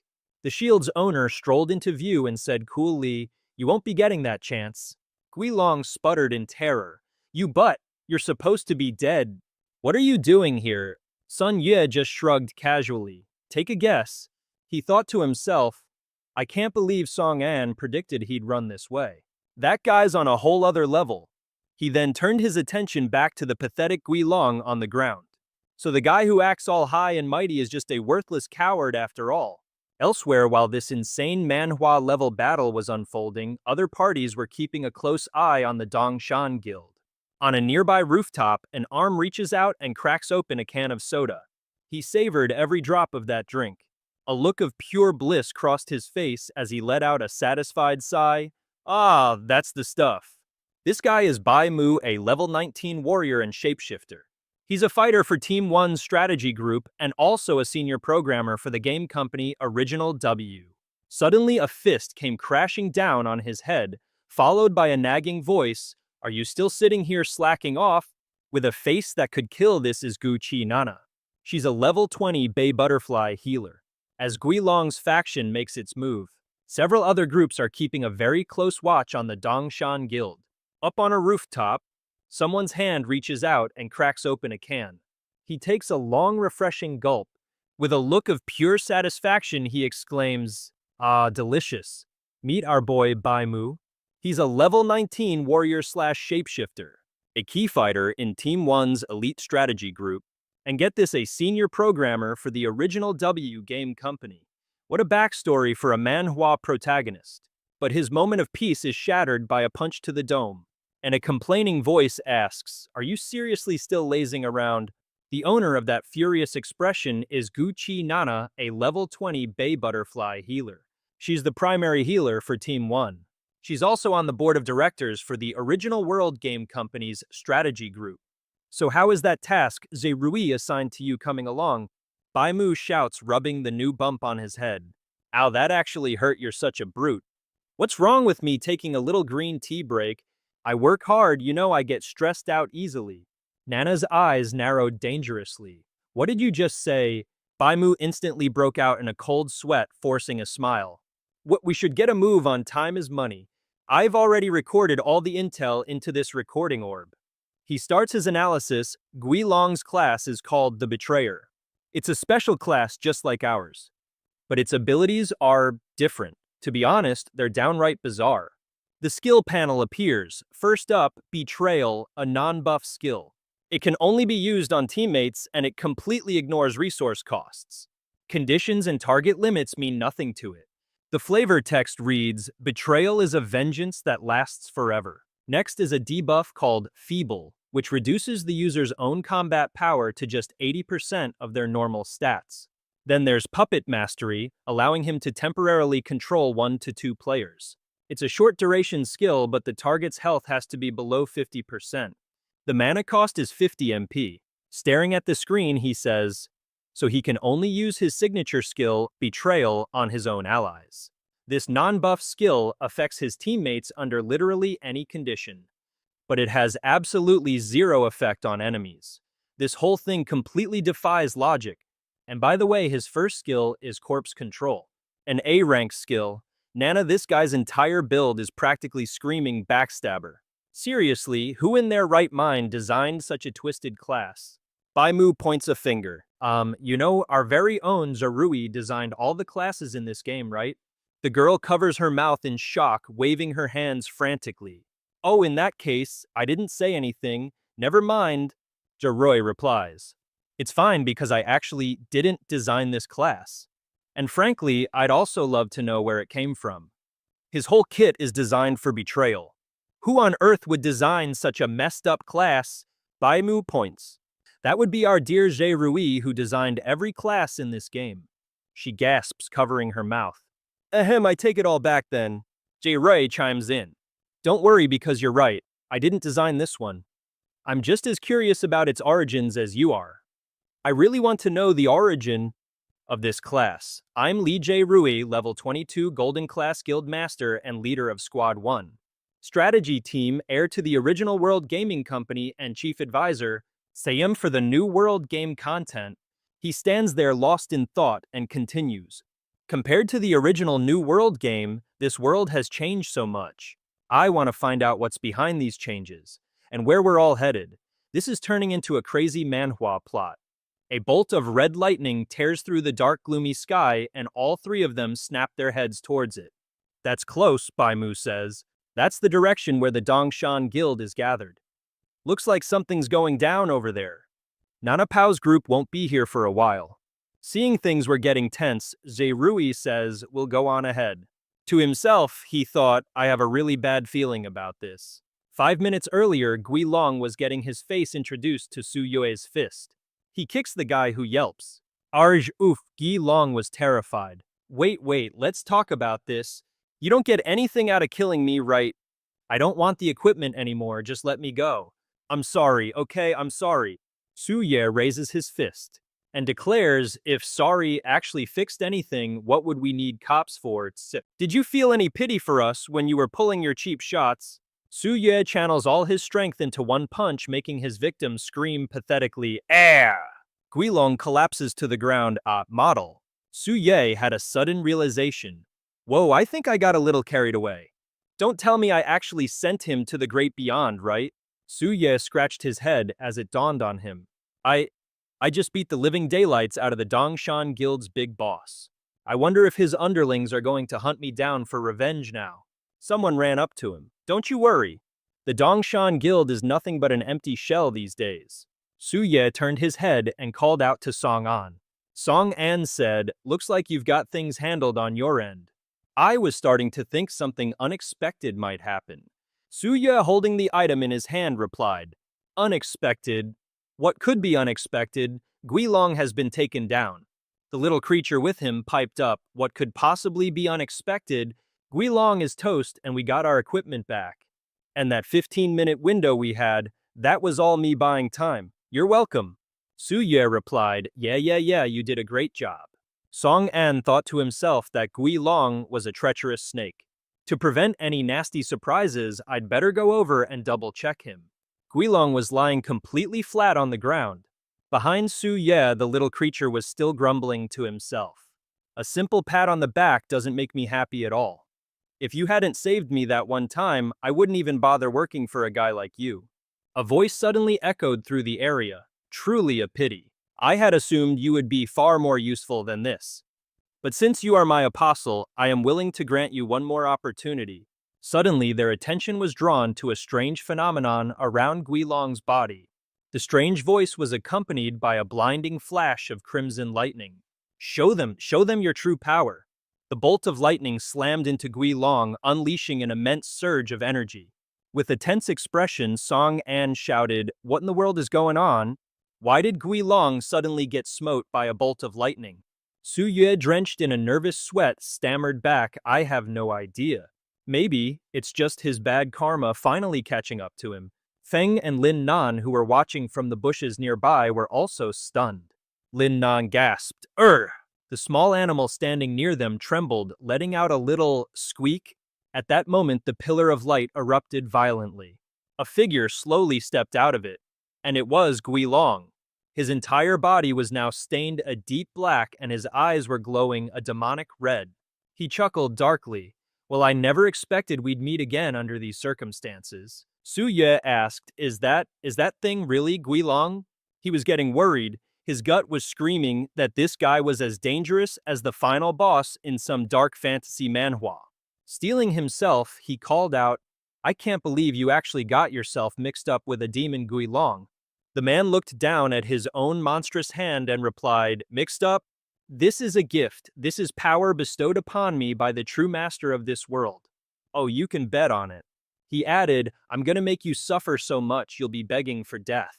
At that moment, a horrified Sun Ya cried out, Song-in, what the hell is this? I don't remember designing a feature like this in the game. Turning players into freaking demons. The guy just stared at his own demonic hand and replied, Oh, this little thing, this is the power granted to me by the master of this world. Oh, you can bet on it. He added, I'll make you suffer so much you'll be begging for death. At that moment, a panicked Sun Yue shouted, Song An, what is happening? I swear when we designed this game there was no turn into a demon option for this manhwa. How is any of this possible? Song An explained. If I had to guess, could the master of this world he mentioned be the final boss? As he spoke, the demon conjured a ball of pure energy. What's this running away already? Weren't you guys all fired up to kill me just a second ago? Come on, bring it on. He launched it at the pair, yelling, I'm expecting great things from you two. The red beam shot right past him, creating a massive shockwave. Sun Yue's jaw hit the floor. Holy crap.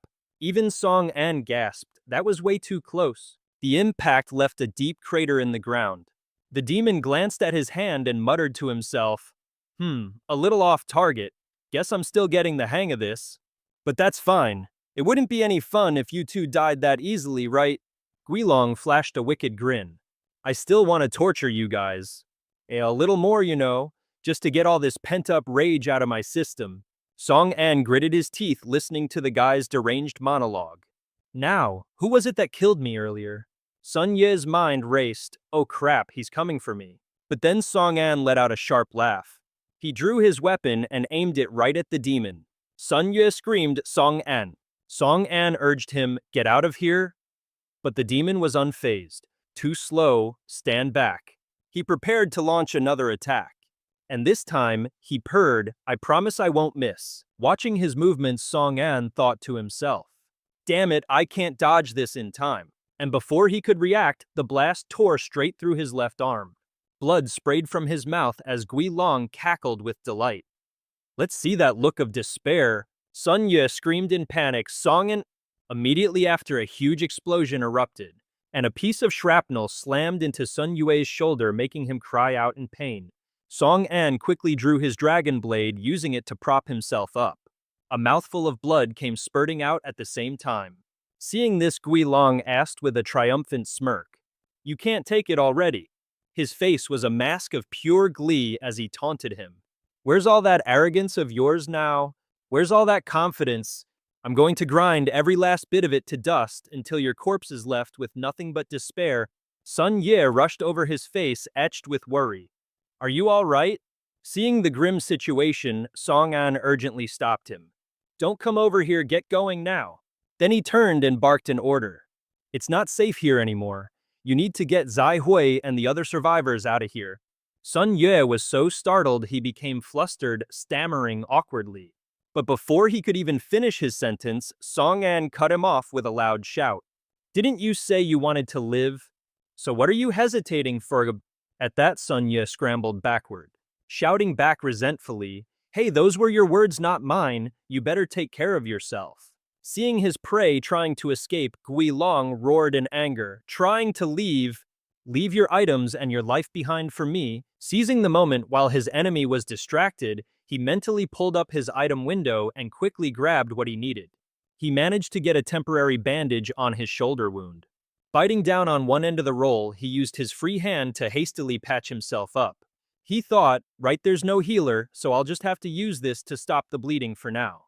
Song An's expression turned grim as he began to analyze the situation. If that guy is a demon type, then I might actually have a fighting chance. My Zhao Chang can deal a massive amount of damage to him. I just need an opportunity to land a hit. Suddenly, a series of magic bolts shot out, launching a relentless assault on him. Luckily, Song An's reflexes were sharp, and he used the dragon blade in his hand to parry them. With one hand, he deflected the deadly volley of attacks, then lowered his center of gravity and charged straight toward Gui Long. This guy always attacks from a distance, so close quarters combat is probably his weak spot.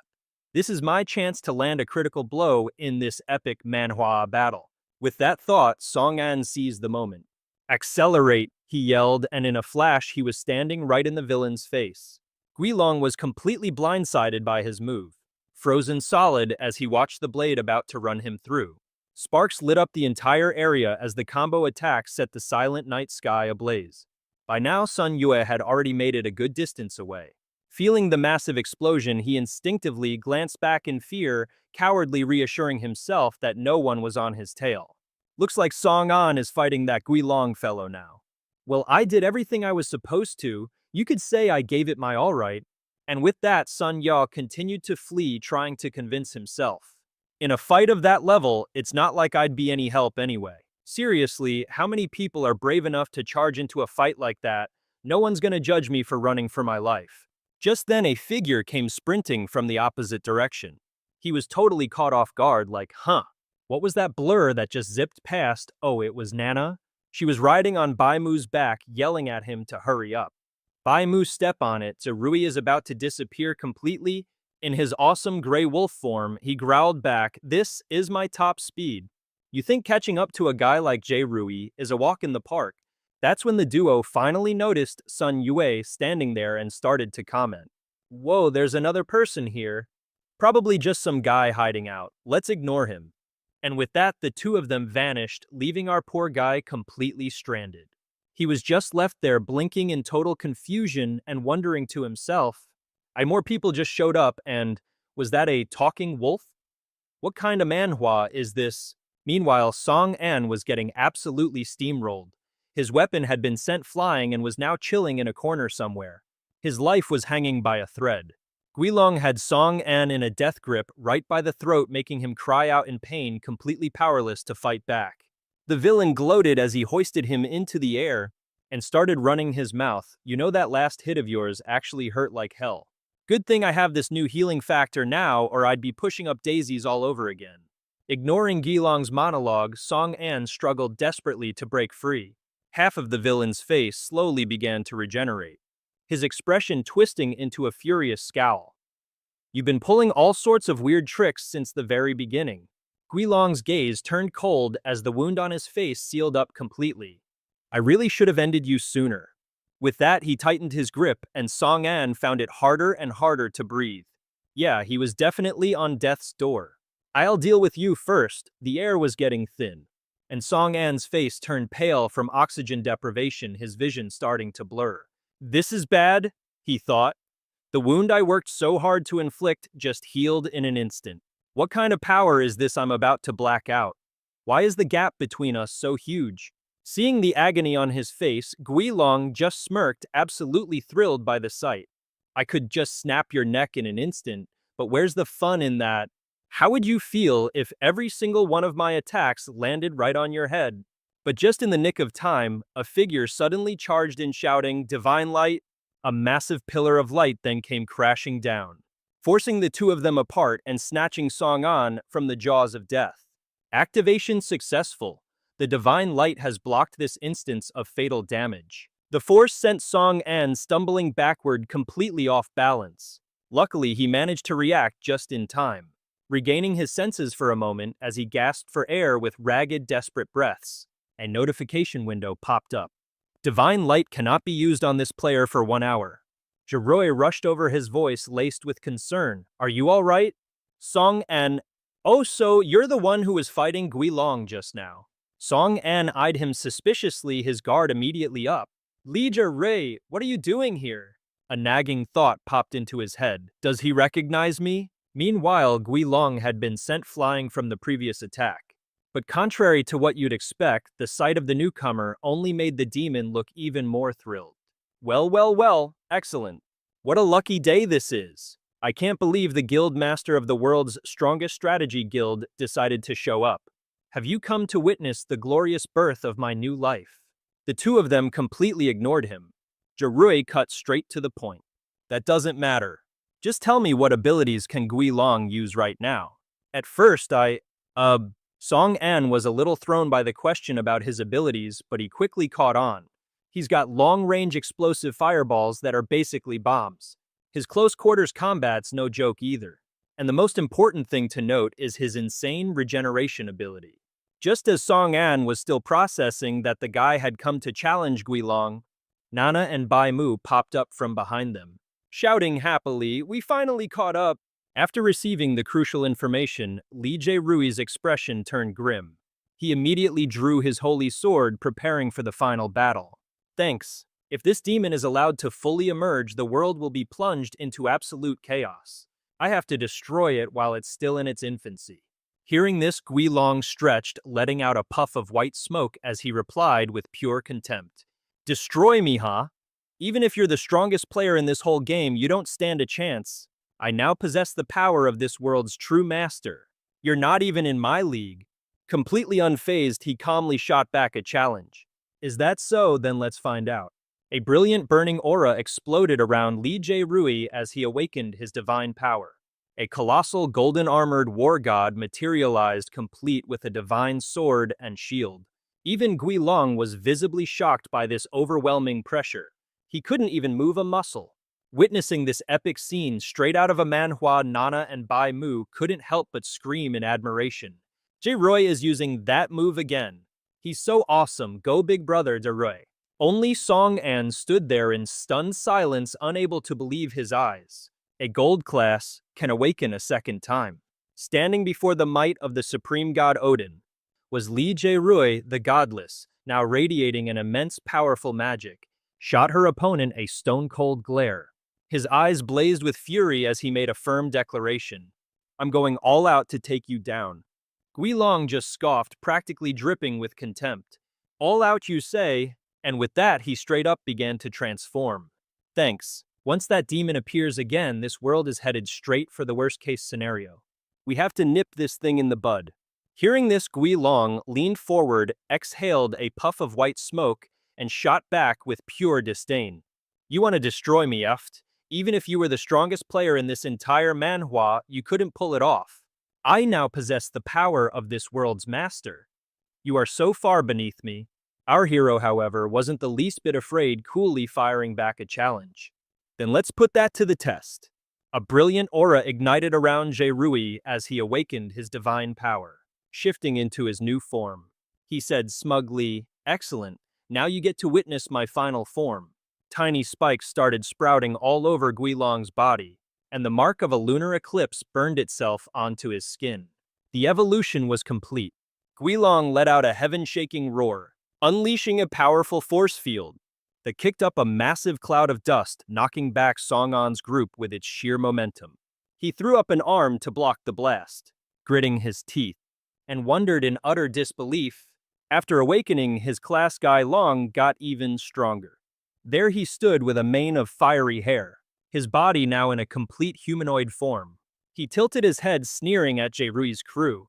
"This is the final form bestowed upon me by the master of this world. Let's see just how many moves it takes to dispose of you lot." Realizing the situation had gone from bad to worse, our guy got a little wary and immediately started delegating tasks. "Nana, heal Song-an's injuries. Bai Mu, you protect Nana." She asked with a hint of disappointment. "You don't need my support." Jae-rui, snapping into a combat stance. He channels the might of Odin to boost his speed, drawing his sword as he fires back a warning. "This is different from before. I probably won't be able to cover for anyone else. To be safe, everyone get as far away from the battlefield as you can." A split second later, a bolt of lightning streaked across the sky. In the blink of an eye, he zipped right in front of Guilong, casually launching an assault. It was all the poor guy could do to desperately block the attacks. He couldn't help but groan, "Ow, that actually stings." Seizing the perfect moment, Jae-rui converted his speed into pure power, winding up a massive punch. A single blow sent Guilong flying into the distance, shattering rocks and pebbles in his wake. Caught completely off guard by the sudden onslaught, he didn't even have a prayer of fighting back. All he could do was lie there and take the punishment. Meanwhile, over with Song-an, a tiny butterfly fluttered by, catching his attention. Nana, standing beside him, quickly explained, "Don't worry, that's my class skill. It's a healing butterfly. It can automatically patch up your wounds for you. Since Jae-rui trusts you, I'll do my best to heal you up." As she finished speaking, the little butterfly began to glow with a green light circling his injuries. But then she added a little warning. "You'd better just stay put and behave though, because if you lose that butterfly, you'll have to answer to me." Song-an gave Nana a curious look. "A special healer class, huh? The healing butterfly. This creature is condensed from the user's pure healing energy. It can typically deal with wounds on its own, but if the person being treated faces mortal danger, it will sacrifice itself, unleashing all of its healing energy to save that person in one massive burst. It takes a full 3 days just to create a single one." Watching the scene of Guilong lying helpless at the tip of Jae-rui's sword, Bai Mu commented with admiration.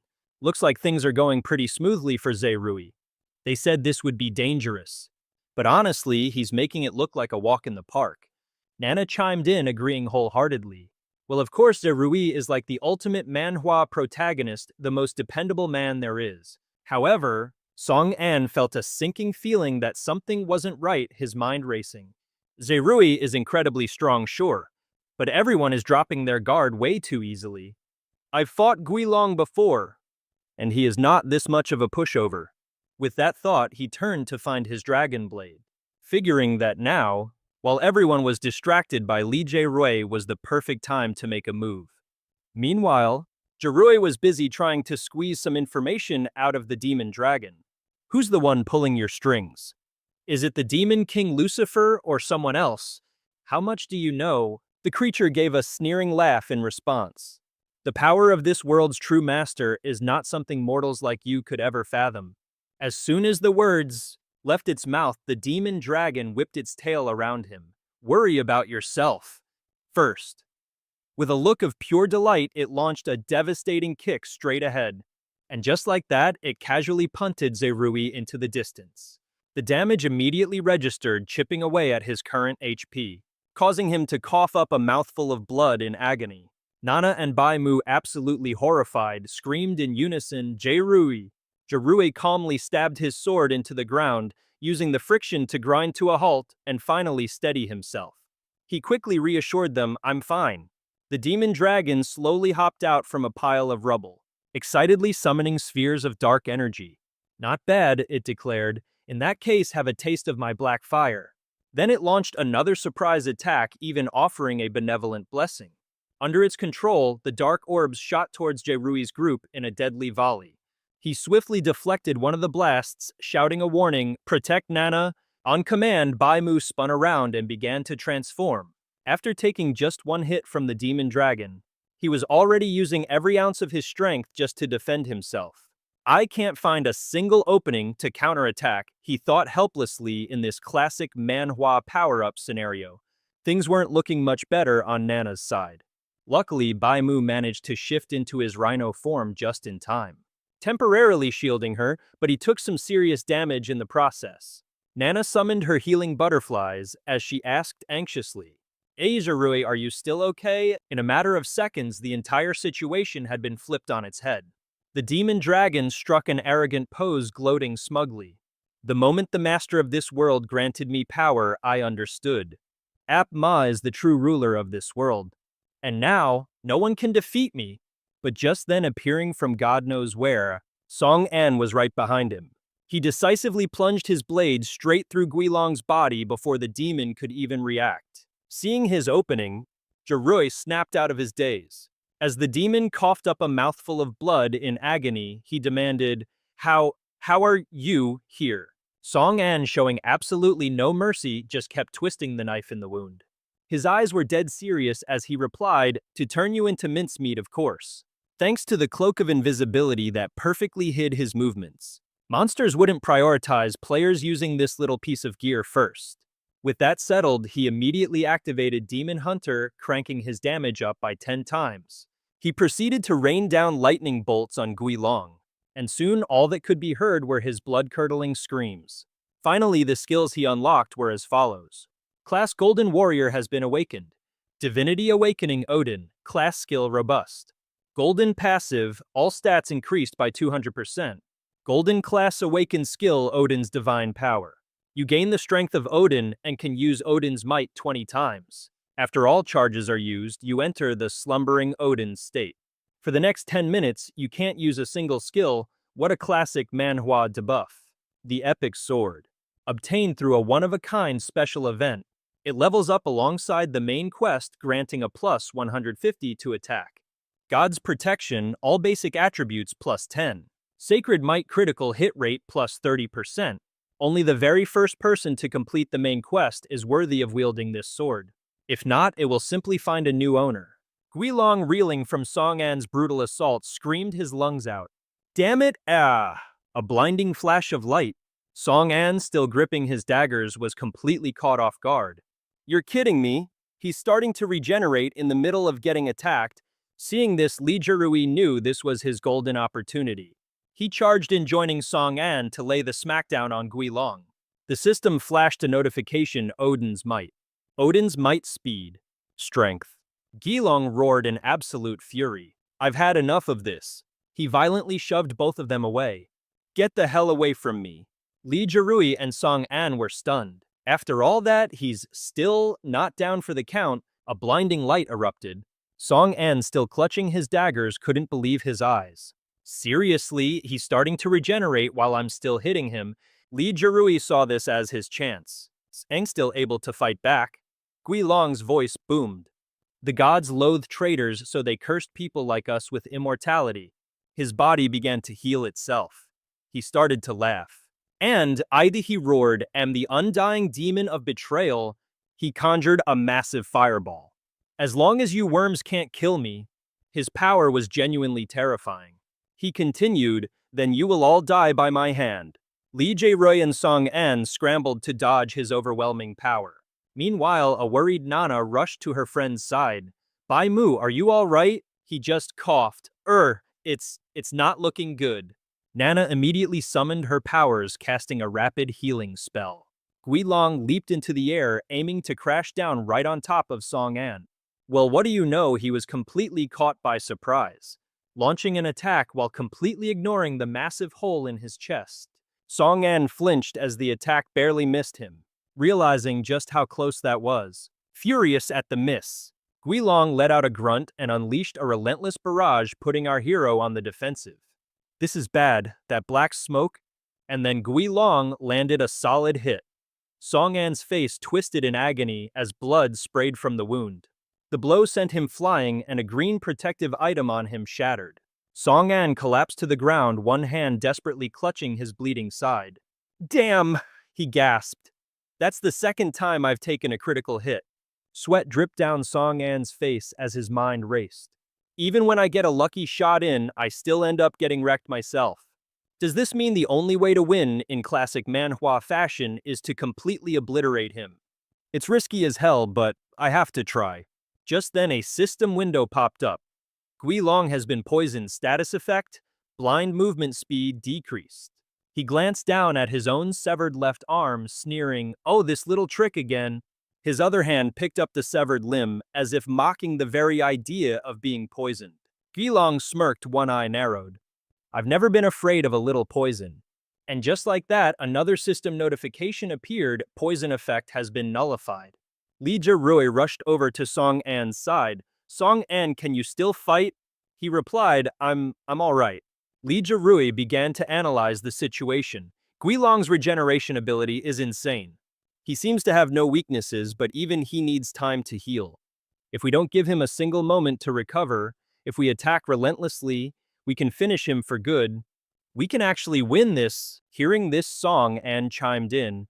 So you were thinking the same thing, huh? Lee Roy continued, but right now Baimu is badly injured and Nana is too busy to help us. Over by a nearby tree, Nana is busy playing team medic for her friend. Permik, you have to hang in there.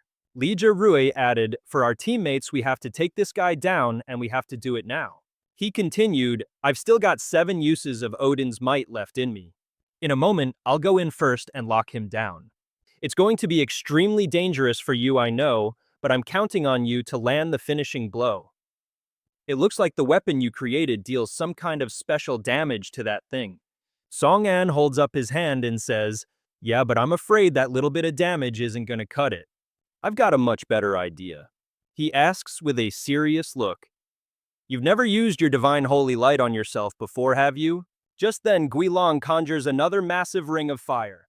He stands there imposingly and sneers, are you two done with your little chit-chat? I'm getting bored. I've lost interest. Let's just put an end to this pathetic story. Song An suddenly dashes forward, leaving Lee Rui behind. Just follow my lead in a second. Lee Rui is totally confused. Wait a minute, what are you even talking about? Seeing this, Guilong smirks. Oh, charging at me with such enthusiasm. Allow me to return the favor. Song An thinks to himself, all right, now it all comes down to timing. In his hand, he's clutching a small vial of blue liquid. If I do this too early, I won't be able to activate the Easter egg. But if I'm too late, I'm toast. Guilong unleashes his attack towards him, roaring, die, but Song An is still waiting for the perfect moment. I have to make my move at the exact moment of impact. Song An smirks, showtime. He tosses the vial into the air and shouts at the top of his lungs. Let the holy light wash away all sin. Activate holy light. But this isn't his holy light, it's Lee Rui's. Lee Rui is absolutely baffled. What the heck is going on? What did he just do? Song An's body begins to glow as if some incredible power has been channeled directly into him. Even Guilong is shocked by the sight. How is this possible? I thought your power was some kind of summoning class. Song An explains calmly, nope, my class is priest. Guilong's eyes go wide. A priest? Are you messing with me? This is the moment for maximum damage output. He's now just inches away from Guilong's massive fireball. Song An's eyes are filled with pure determination. And in that instant, he dives headfirst right into the inferno. This is some peak manhwa action.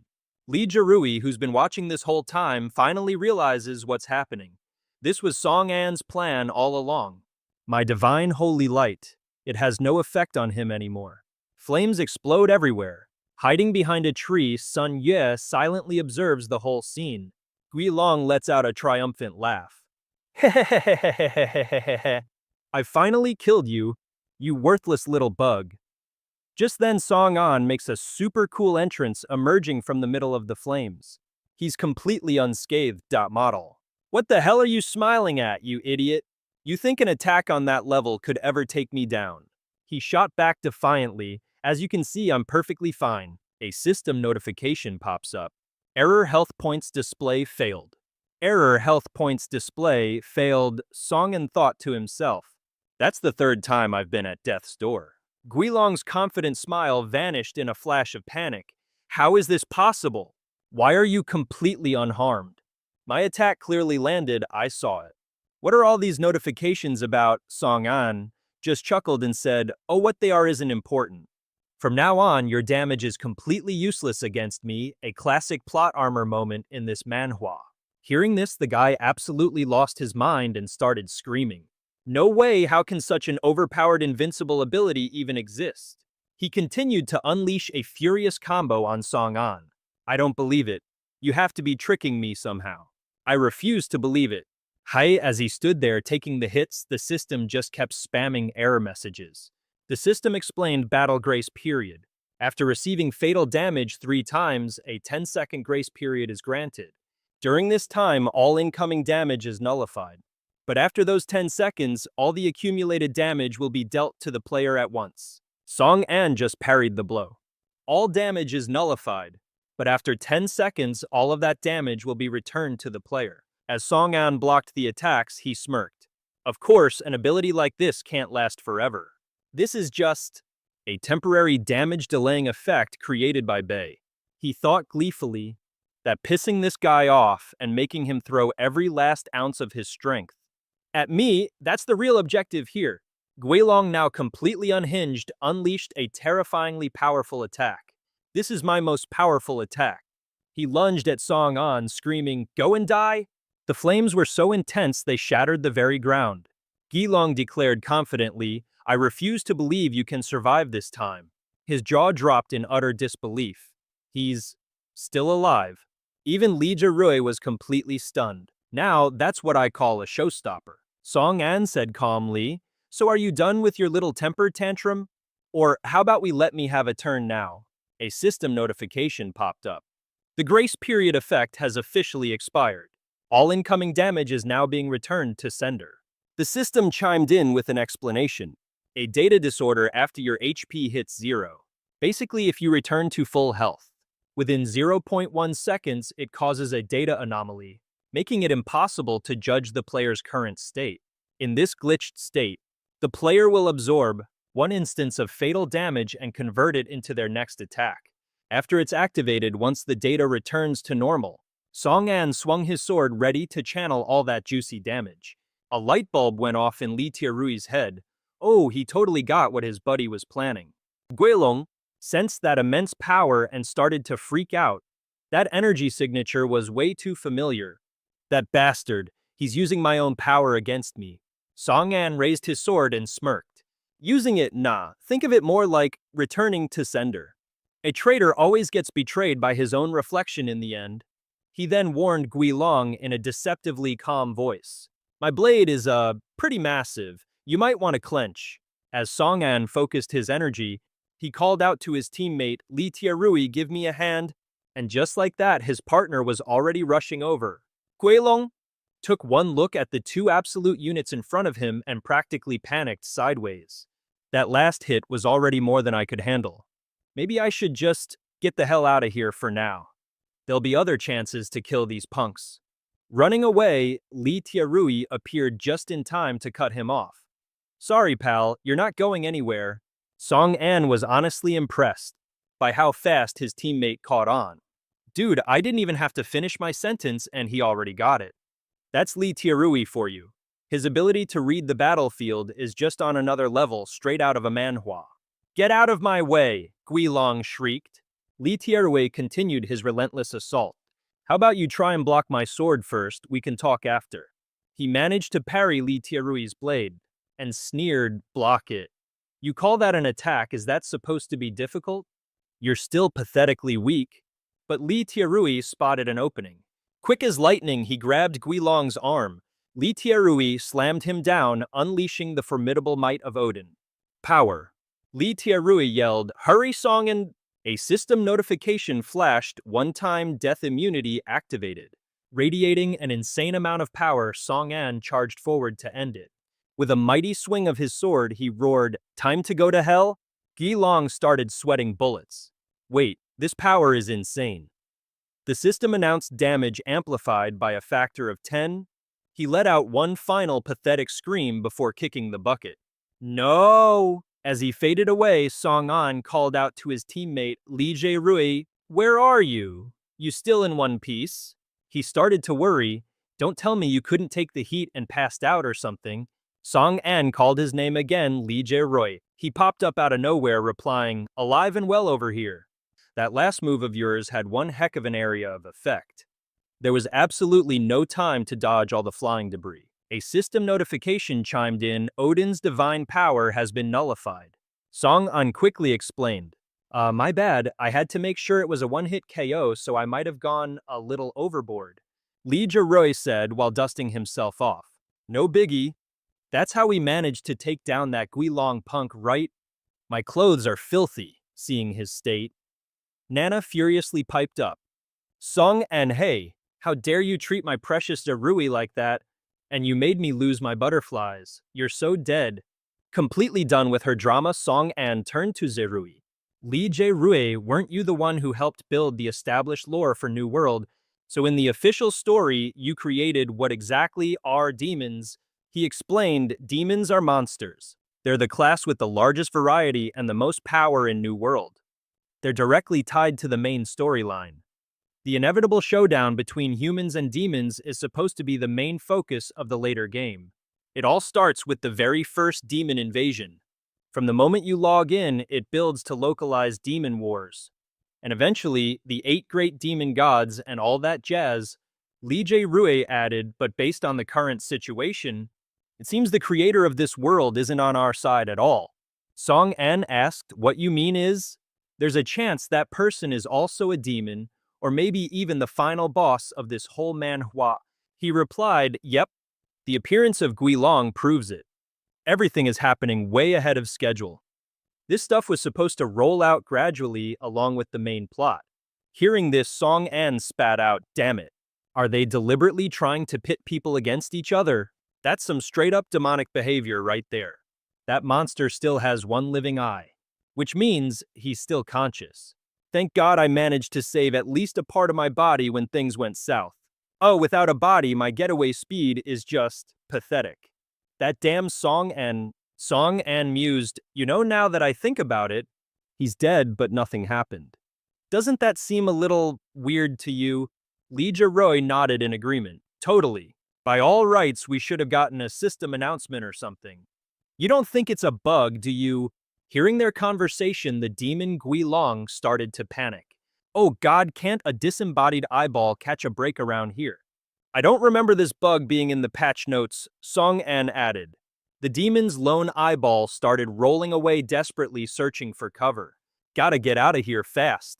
Just wait till I regenerate, I'll be back and I'll pay you all back with interest." And just then, Guilong's eyeball was unceremoniously squashed flat. So much for catching a break. Just then, Sun Ye came running over looking ecstatic. "Li Rui, weren't you the one who helped to design the lore for New World? So what exactly is a demon according to your official lore?" He explained, "Demons are the most numerous and powerful monster type in New World. They're basically tied directly into the main plot of this whole crazy manhwa. The inevitable clash between humanity and demon kind is what drives the whole endgame story." Then he turned to Song An. "Dude, I can't believe you actually managed to take down Guilong." Song An looked surprised. "Sun Ye, what are you doing back here?" "What about Zai Hui?" "Zai Hui is awake," Sun Ye replied. "I gave her the new gear and just popped over to see how things were going. Not that I was planning on helping you or anything, you understand." Suddenly, a system notification blared to life, "Traitorous demon eliminated. All participating players have received a level up." We leveled up, Song An exclaimed. The system continued. Li Rui has reached level 25. As Song An has reached level 22. Look, Song An said, his face lighting up. The notifications are still coming. Sun Ye has reached level 25. Kill bonus awarded, achievement unlocked. He blinked, completely baffled. Huh, what? Whoa, so many pop-ups. Did my sheer awesomeness just trigger some secret reward system? An achievement too, heck yeah. The system clarified. Achievement, Kill Stealer Supreme. Awarded to the player who delivered the final blow to the traitorous demon. The Mark of the Demon Slayer has now activated your latent ability. Reward Universal Punching Bag. All elite monsters, bosses, and other high-level creatures will now consider you their #1 priority target in any battle. This effect is permanent. Sun Ye just stood there practically coughing up blood from the shock. Song An put 2 and 2 together. I'm guessing, when Gui Long wasn't quite dead yet, Sun Yue must have accidentally stepped on him and gotten the final hit. Li Rui just stared at the poor guy, a look of pure pity on his face. What a pathetic achievement to unlock.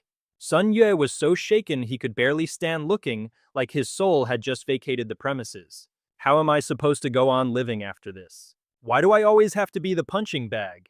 Meanwhile, Rat O is carrying Zai Hui, making a frantic escape. Nan yells while running alongside them, "Hey, why are we running?" Feng shot back, "Because there's a whole mob chasing us, you idiot." Terrifying. One of the guys from behind screams, "You demonic beast, this ends today, a battle to the death. Get back here and stop running." Zai Hui asks, "Are you two friends with Song An?" Nan replies with a grin, "That's right, beautiful. Wanna be friends?" Feng immediately cuts him off. "Are you two friends with Song An?" Nan replies that we are gorgeous. How about we connect? Feng just watched as his friend tried to pick up a girl while literally running for his life. He had to yell, "Dude, could you maybe focus on running right now?" One of the pursuers calls out to their leader, Bao, "Are you sure we've got the right one?" Bao shouts back, "No doubt the aura it's giving off is immense. It's definitely the monster the big boss warned us about." He then yells ahead, "Hey, you guys up front, get away from that demonic beast. If you don't, we'll be forced to attack all of you." Zeihai desperately tries to explain, "Wait, hold on, this is a huge misunderstanding. This creature isn't dangerous at all." But the guy was resolute. There's no such thing as a good demonic beast. Ratto let out a flurry of squeaks, which roughly translated to, "Squeak, squeak, you're the real bad guy here." Song An's ears perked up. He recognized that familiar sound anywhere. It was Ratto. Ratto lets out a panicked, "Squeak, squeak." Bao grunts, "Aha, got you now." Ratto immediately thrashed around, fighting back with all its might. "Squeak, squeak, squeak," which is rodent speak for "I'll fight you to the bitter end." Bao taunts it, "Come on, beastie, don't tell me this little bit of power is all you've got. Give me a real fight." Song An just stood there watching this whole fiasco with a pained smile. What in the world is going on now?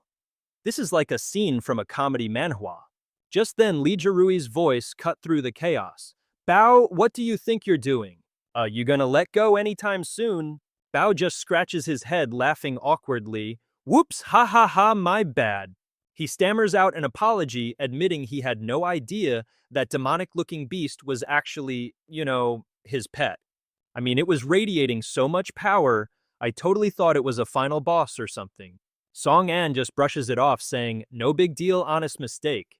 Besides, my plague rat is a total softie. He won't hold a grudge." Song An turned to check on his two comrades in arms. "Hey Nan, you guys all right? No one got any new unwanted body piercings?" Nan shot back a grin. "Don't you worry about me, kid. I'm built different." Feng simply replied, "I'm also fine." Just then Zai Hui rushed over to Song An, her voice full of concern. "Song An, I heard what happened from Sun Yue. She said you were seriously injured. I'm so sorry I couldn't do anything to help you back then." Song An just shrugged it off. "It was just a scratch. Besides, it's all over now, isn't it?" But deep down, Song An was anything but calm. The real issue now was Zai Hui's sealed attribute. "I heard what happened from Sun Yue. She said you were badly hurt. I'm so sorry I couldn't do anything to help. You can say it was just a scratch. But isn't it great that everything's settled now?" Song An's mind kept circling back to the main problem, Zai Hui's sealed attribute. Her special power being locked away was a massive handicap. A huge one, and he needed to find a solution fast. Meanwhile, a messenger hurried over to report to Lee Jarui. Sir Jarui, we've successfully gathered all the necessary materials for the level 30 breakthrough. A slight smirk appeared on his face as he listened. Excellent work, we need to level up and fast. The clock is ticking and we're almost out of time. With that settled, Lee Jarui turned to Song An with an unexpected invitation. That reminds me, have you ever thought about joining a guild? How about our strategy team? You seem like you're straight out of a manhwa. Song An's mind started racing. Lee Jarui himself is inviting me, he thought. But given our rocky start, it's probably best to avoid any unnecessary drama down the line. He offered a polite refusal. I don't have any plans to join a guild at the moment. I think for now, I'm much more effective operating as a solo player. Lee Jarui didn't push. If that's your call, I won't force you. However, I do have a suggestion if you're willing to hear it. He continued, his tone serious. I know you're incredibly strong, and I know you've got a gift for exploiting certain loopholes left over from the game's original design. But going it alone will only get you so far. Eventually you'll expose a weakness. The path forward is littered with dangers 1,000 times worse than what we've seen. And at the end of the day, everyone has their limits. Sometimes you need to trust your teammates to watch your back. Lee Jarui chimes in with some advice. Maybe you could try, I don't know, trusting people for a change. Song An gets all pensive, muttering, trust, huh? Trust. Meanwhile, floating more than 20,000 meters above the ground, there's a small house in a sea of clouds. Inside, a being named Raphael is absolutely fuming. A master, this guy is at it again. He's using bugs and all sorts of dirty tricks that break the system's rules. This is blatant cheating. It's driving me crazy, master, you have to ban him. Punish him, otherwise this whole game is a total joke. But his master, cool as a cucumber, just keeps on working and says, simmer down, Raphael, don't get your circuits in a twist. It's the unexpected things that make the game fun, isn't it? The mysterious figure continues, I want to see just how fast they can grow. Let them develop to the point they start to believe they're actually powerful. He rises from his chair, and that's when they'll realize, a chillingly dangerous smile spreads across his face, that the only thing that's truly real is despair. A system notification pops up, demons are multiplying. Download complete 276 out of 10,000. System alert, localized demon invasion in 29 days. Back on the ground, Lee Jarui says, oh, by the way, if you ever need any info, feel free to hit me up anytime. He continues, a smirk playing on his lips. From this moment on, we're rivals. After all, a little competition is the best way to make someone grow up faster, right? Just try not to fall too far behind me, okay? What a classic manhwa rival. You can practically see the steam coming out of Song An's ears. He's thinking, I'm supposed to be the main character here. How did that guy just steal my spotlight? And I was just about to ask him about awakening a gold tier class too.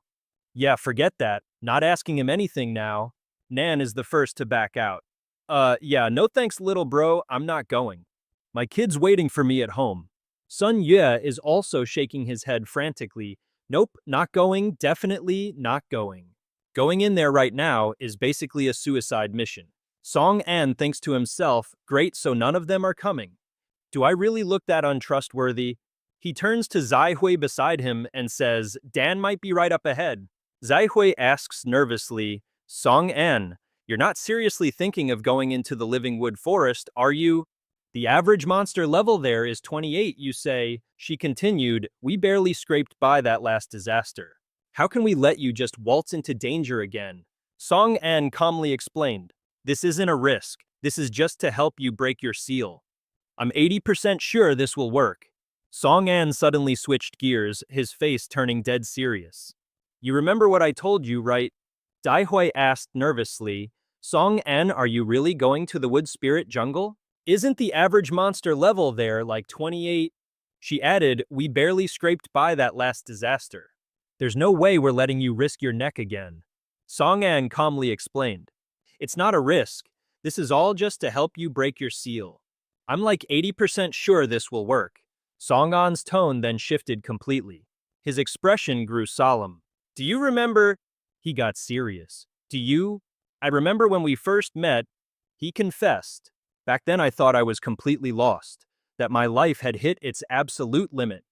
But then you showed up and you gave me hope. Dai racked her brain. Is he talking about that time he was getting bullied? Song-an continued, you didn't look down on me like everyone else. You actually went out of your way to help me. It was then that I realized I had a knack for understanding. I game code and I discovered just how many incredible things you could create with it. Dai froze. Whoa, hold up. She asked Song-an, wait, in your memory was I chubby back then? Because I'm pretty sure I'd already lost a bunch of weight by that point. Song-an, I forbid you from reminiscing any further. And with one swift move, Dai Hui yeeted the shield right off Song-an's back. It went flying and flying and flying. Daikai gasped, oh crap. I totally forgot all my stats are maxed out in strength right now. Song-an just stood there chanting a silent prayer. So terrifying.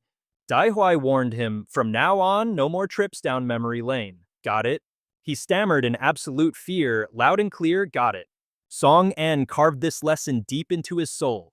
Girls are unbelievably sensitive about this particular topic. He said earnestly, actually what I really wanted to say was thank you for treating me like a friend back then. So what's a little danger between friends, right? Hearing that Dai Hui's face went beet red. Even though my stats are sealed, I'm still a monster designer. I can totally help you in other ways. Feng, the professional third wheel, finally chimed in. Oh, how touching, this is better than any romance manhwa, just get a room already. I never knew this cold-hearted bastard had a warm side. Song-an shot back at Feng, what are you even doing here? She shrugged, well duh, sticking with you is the fastest way to get rich, model. Song-an tried to wave Feng away. The team only needs one merchant, and that's enough. Feng retorted, but I'm also a priest. Song-an deadpanned, a priest who can't cast buffs. We're full, we don't need you. Feng gently reminded Song-an. Hello, am I not the only merchant here? Please just let me come with you. I can help you mine. Just give me a small little fee, that's all I ask. Zaihai stepped in to stop them. Song and one more person means one more pair of hands. You don't have to send her away. He turned to Feng and asked, fine, you can be in charge of gathering materials. Nothing else got it. Can you promise me that? She replied with confidence, I promise. Song-an sighed reluctantly, giving in. All right, fine, 3 it is. Song-an said. Zaihui, I'll give you a cloak in a bit. It'll help you stay hidden from the monsters. She nodded. Thanks. But Feng piped up, what about me? Song-an treated Feng like she was just a breeze passing by. Let's move out. She couldn't stand it anymore and blurted out, hey, stop acting like I'm invisible. The system displayed Forest of Living Wood. The Forest of Living Wood. The system description pops up. Apparently it's a dungeon crawling with every type of plant-based monster imaginable. As a result, all the vegetation here grows outrageously lush and wild.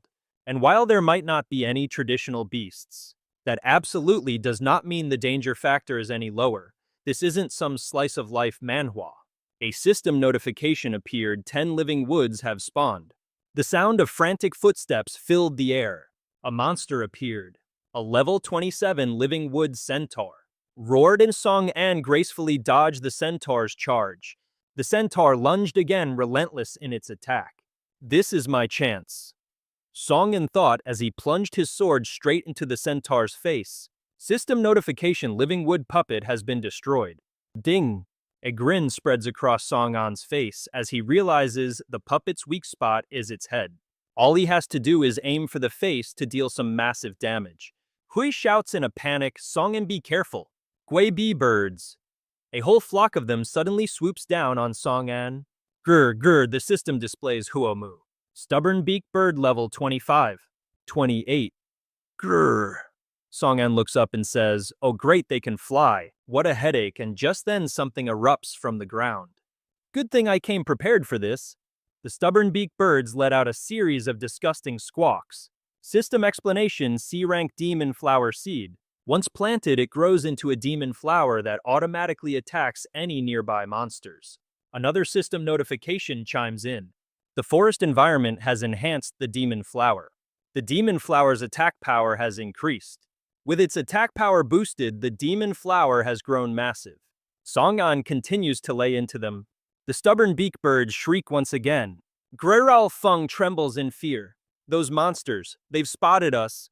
Their senses are unbelievably sharp. Zai Hui, what are we going to do? Zai Kai declares boldly, don't worry, leave this to me. I can handle one or two of these beasts. Zai Hui steps forward, instructing Feng hide in the cloak. And don't you dare come out. Feng cries out, Zai Hui. Zai Hui calculates her odds. The Ma Ren's attack range is 1.8 meters. The Demon Chain's attack range is 2.4 meters. She's totally confident she can win this fight. Watching her, Feng's eyes sparkle with admiration. Whoa, she's so cool, like something straight out of a manhwa. Song-an checks in on their progress. Zai Hai, is everything all right on your end? Zai Hui responds, we're fine. I'll finish them off before they even get a chance to land a hit on me. I'm not about to be a burden to you. System notification, you have leveled up. Song-an warns, you can never be too careful. He analyzes the situation. Their speed is much faster than I anticipated, but most of the monsters around here have been dealt with. And would you look at that, another level up notification. Song-an continues his assessment. Even if they're not dead, they're definitely poisoned. It's only a matter of time before they all drop. A stubborn beak lets out a horrifying scream. The system announces target is poisoned, activating bonus damage fate link. But the stubborn beak is somehow still alive. The system displays damage is being distributed equally among linked targets. They're in a linked state. A system notification pops up. Except for the main host, all other linked targets cannot activate their secondary effects. A deep voice suddenly booms through the forest. Who dares disturb this sacred grove? And with that, a demonic flower comes hurtling toward them. Song-an barely manages to dodge it. He breaks into a cold sweat. Looks like the real boss just decided to show up. Feng is completely stunned. Wait a minute, this boss can talk? The system identifies the new threat, Huomu Luo, the level 30 living wood tyrant. The massive creature rises to its full height and bellows, intruders of the forest. Its face twists in fury as it screams, die! It lurches forward, swinging its enormous arms in a rage. It roars, the forest does not permit the existence of such filth. Our trio is understandably a little freaked out by this turn of events. Song-an yells to his friends, get back! Huomu Luo and its minions immediately launch their assault. Feng lets out a totally dignified scream, yikes. Hui anxiously cries out her friend's name, Song-an, ah. She frantically scans the chaotic battlefield trying to spot him. Song-an, are you alright? Feng just scoffs. Don't worry about that jerk, he'll be fine. Another system notification appears, damage is being shared equally. This boss has some ridiculously high resistance. It seems the poison effect only procs on the very first hit. The target is the boss. So the percentage of health lost is capped at 250% of the player's attack power. Song-an leaps into the air and hacks away at one of the tree freak's arms. The boss actually looks surprised. He follows up with a solid punch, yelling, here's one coming right back at you. While his left hand slashes the boss's arm, his right delivers a not-so-gentle knuckle sandwich. The creature just sneers at him. Heh, I didn't feel a thing. And there it is again, the shared damage notification. Song-an clicks his tongue in annoyance. Shh, just as I thought. As long as they're linked, I can't deal any real damage. But hey, at least the physical knockback still works. Suddenly, the boss's bird minions come screeching towards Song-an, catching him completely off guard. They let out a piercing shriek. Scree! Scree! Hai screams a warning, Song-an behind you. Feng stumbles back, his eyes wide. Whoa, all the mobs are swarming him. This whole fight scene is straight out of a manhwa. Just then, an ice-cold wind suddenly whips through the clearing. Feng was completely stunned. Wait, all the monsters are heading that way. And then out of absolutely nowhere, a black whirlwind erupted. The monsters were completely dazed and a system notification popped up. Black smoke effect level 2.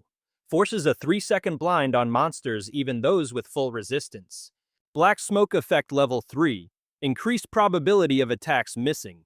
Birds plummeted from the sky with pathetic screeches. Song-an, meanwhile, was still busy wailing on the boss. He relentlessly hammered away with both hands, muttering with grim determination, can't stop the attack. Seeing him go completely overboard, the boss roared, "Don't get cocky." A system notification popped up. Damage has been evenly distributed. Song An shot back, "I'm going to grind you into a fine powder." He unleashed a non-stop barrage of strikes and slashes. Another notification appeared, "Attack disoriented." Disorientation bug replication. Steps can be reproduced through special methods. The boss clutched its wound, groaning in agony. What is this? Why can't I even touch you? You coward, what did you do? System attack disoriented. He just kept on attacking, quipping, "It's a programmer's secret, the kind of cheat you only see in a manhwa." Song An landed a massive critical hit and scoffed, "Not that you'd get it anyway." The boss staggered backward with a pained grunt. A wide grin spread across his face. "Well, now, looks like I've finally got an opening." Song An declared, "In that case, I won't be holding back." The boss crumpled to the ground, its face a mask of pure agony. Feng offered his 2 cents, "Big Sis Hui, I've come up with a brilliant plan. Wood is afraid of fire, right? We could just torch them, that's gotta help." Song An Hai immediately shut him down. "Absolutely not. Starting a fire here is the single most dangerous thing we could do," she explained. "The flames will send them into a rage and multiply their combat power. It's a hidden trait of the living wood forest." Realization dawned on Feng's face. "Whoa, good thing I only said that out loud then." Hai turned her attention back to the fight. Song An was relentlessly attacking the creature's core. He must have some kind of special plan in mind. The boss let out a blood-curdling scream. Feng piped up, "Big Sis Hui, I've got a great idea." "Groar, groar." Hai told Feng, "Our job is to make sure none of these other living woods interfere with him." The other wood creatures had already broken out of the trap from earlier. They shrieked, "Grower, grower." Hui yelled back, "Don't think escaping that trap means you're safe." She gripped her weapon and charged headfirst into the fray.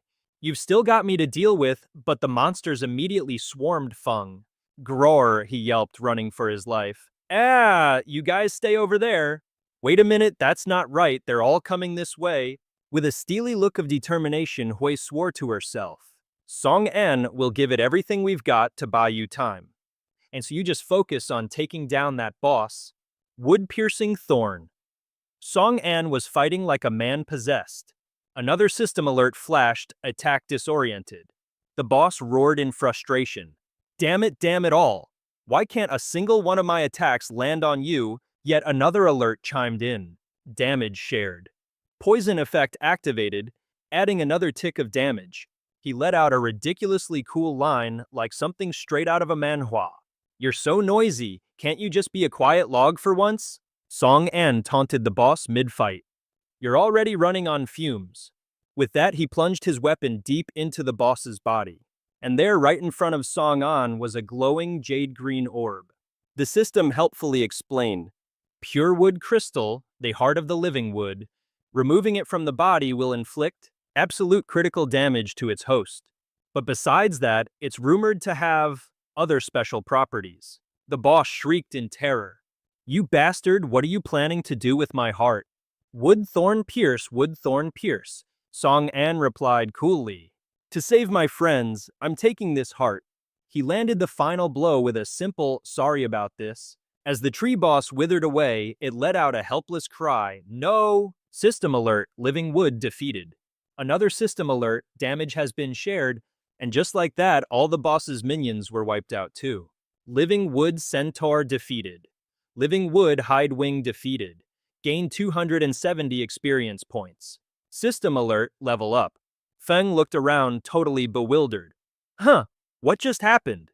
Hai explained, "In the blink of an eye, the Fate Link skill took care of all the remaining monsters." Song An, holding the boss's heart, mused, "Who would have thought its riskiest skill would end up being its greatest weakness?" Suddenly, he grunted in pain. I rushed to his side.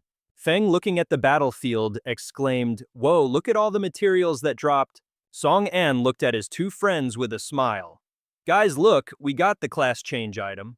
All we need to do is change your class and the seal on you will be broken." Hui. "Huh?" Hui asked, not quite getting it. "Hold up, isn't this just a regular heart?"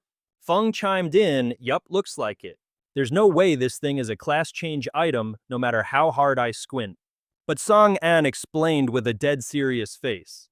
Okay, so it's not one right now, but just watch. The second I give the word boom, it'll transform into an item. A special command within the pure wood crystal. By inputting a specific special command, you can activate the pure energy within the crystal, changing a player's class to the special class purifier. The class change requires 24 hours to complete. Warning, the class change can only be activated once. Also, once removed from the body, the pure wood crystal will only exist for 5 minutes. After explaining, he said, the class change process will take a full day. Well, you're going to have to tough it out for a bit. She replied cheerfully, no problem, I trust you. Song-an said, hi, trusting me this much might not be a good idea, you know. What if I've already forgotten what the command is? What was that command again? And what comes after that? Hoi, losing her patience, snapped, Song-an, stop messing around. He said playfully, just kidding, I was just trying to lighten the tense mood from earlier. Song-an held the heart in his hands. The heart in his grasp unleashed an immense blast of light. He said, get ready, the process is officially starting now. Song-an bid farewell to Hui, see you in a day. She replied. Wood immediately enveloped Hui. Song-an chuckled to himself, now we just wait for a miracle to happen. Song-an stood there staring at the wooden cocoon before him and said, now all I have to do is wait for Hui to emerge. Suddenly his face crumpled and he froze on the spot, thinking to himself, man, I'm starving. With everything that happened today, I haven't had a single bite to eat. The life of a manhwa protagonist is rough. Elsewhere, Feng was busy collecting the wood fragments from before. Her eyes lit up as she exclaimed, look at all these materials. They're all abnormal grade. This is going to be a huge payday. Song-an suddenly thought, come to think of it, she probably hasn't eaten anything either, right? Figuring he'd ask her, he called out, hey Feng. Feng jumped, completely startled by his voice. She spun around, still clutching the wood fragments, and stammered out an explanation. I was just standing here minding my own business. I was just picking up the props for you, don't get the wrong idea. Feng then shoved all the items at Song-an before turning to Bolt. Here's your cloak and the living wood fragments back. I'm going to go collect magic crystals right now. He watched her go, completely baffled, thinking, what in the world was that? I was just going to ask if she was hungry. There was no need for all that drama. Song-an looked down at the pile of items in his hands.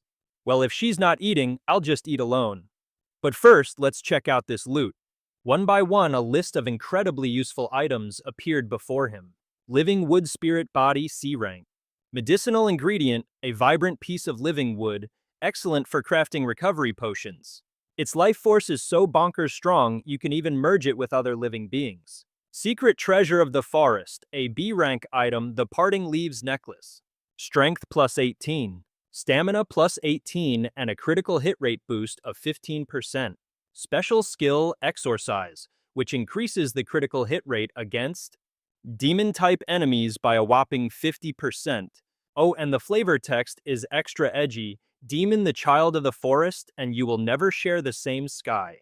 Next up, a big ol' bag of gold packed with 100,000 star coins. Not much to say about this one. It's money. Sweet, sweet money. He then picked up that piece of wood, staring at it intensely. Whoa, I can't believe this thing is still wiggling.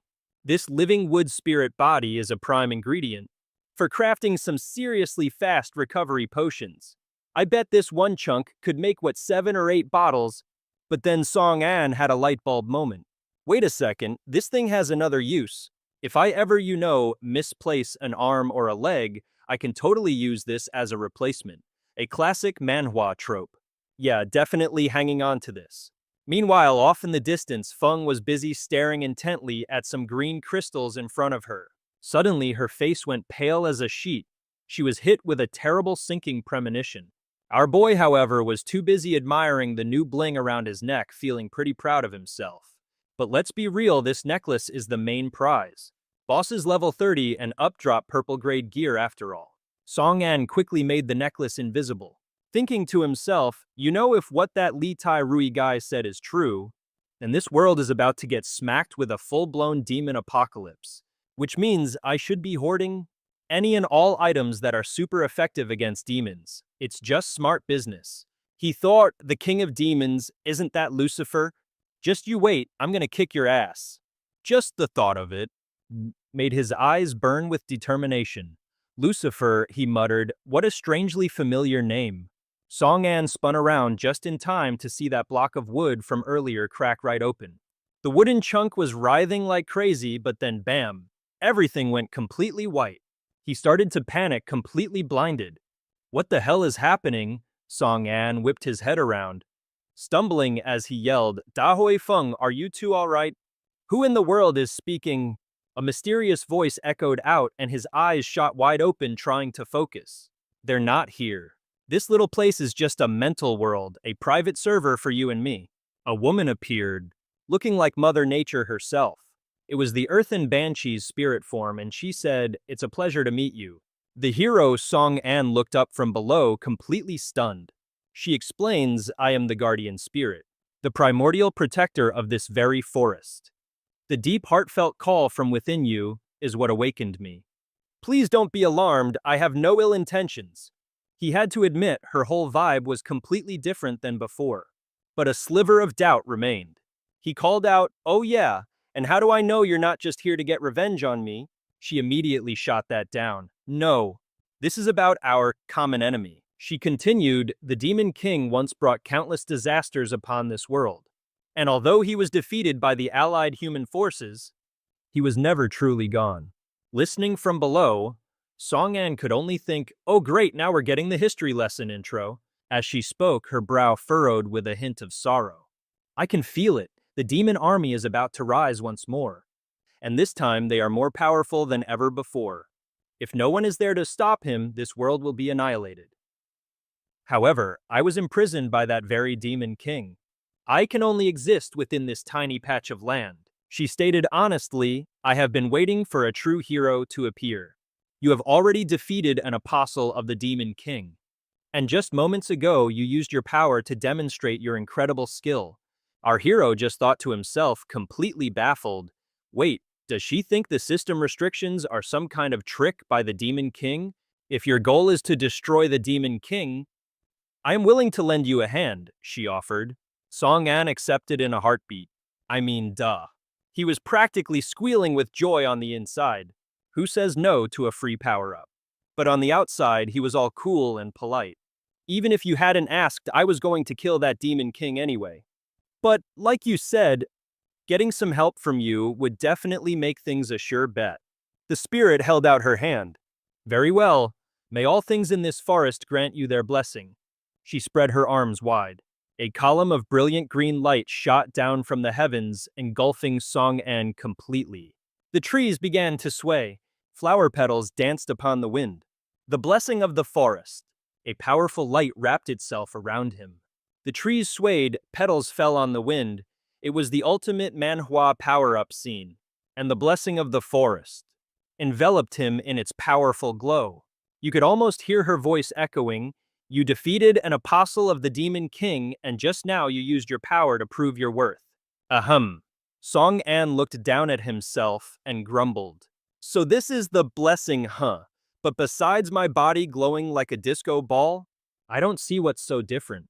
She simply pointed. Take a look at your palms. A bit confused, he asked, my palms? Etched into his palms were unique glowing lines, radiating with a soft light.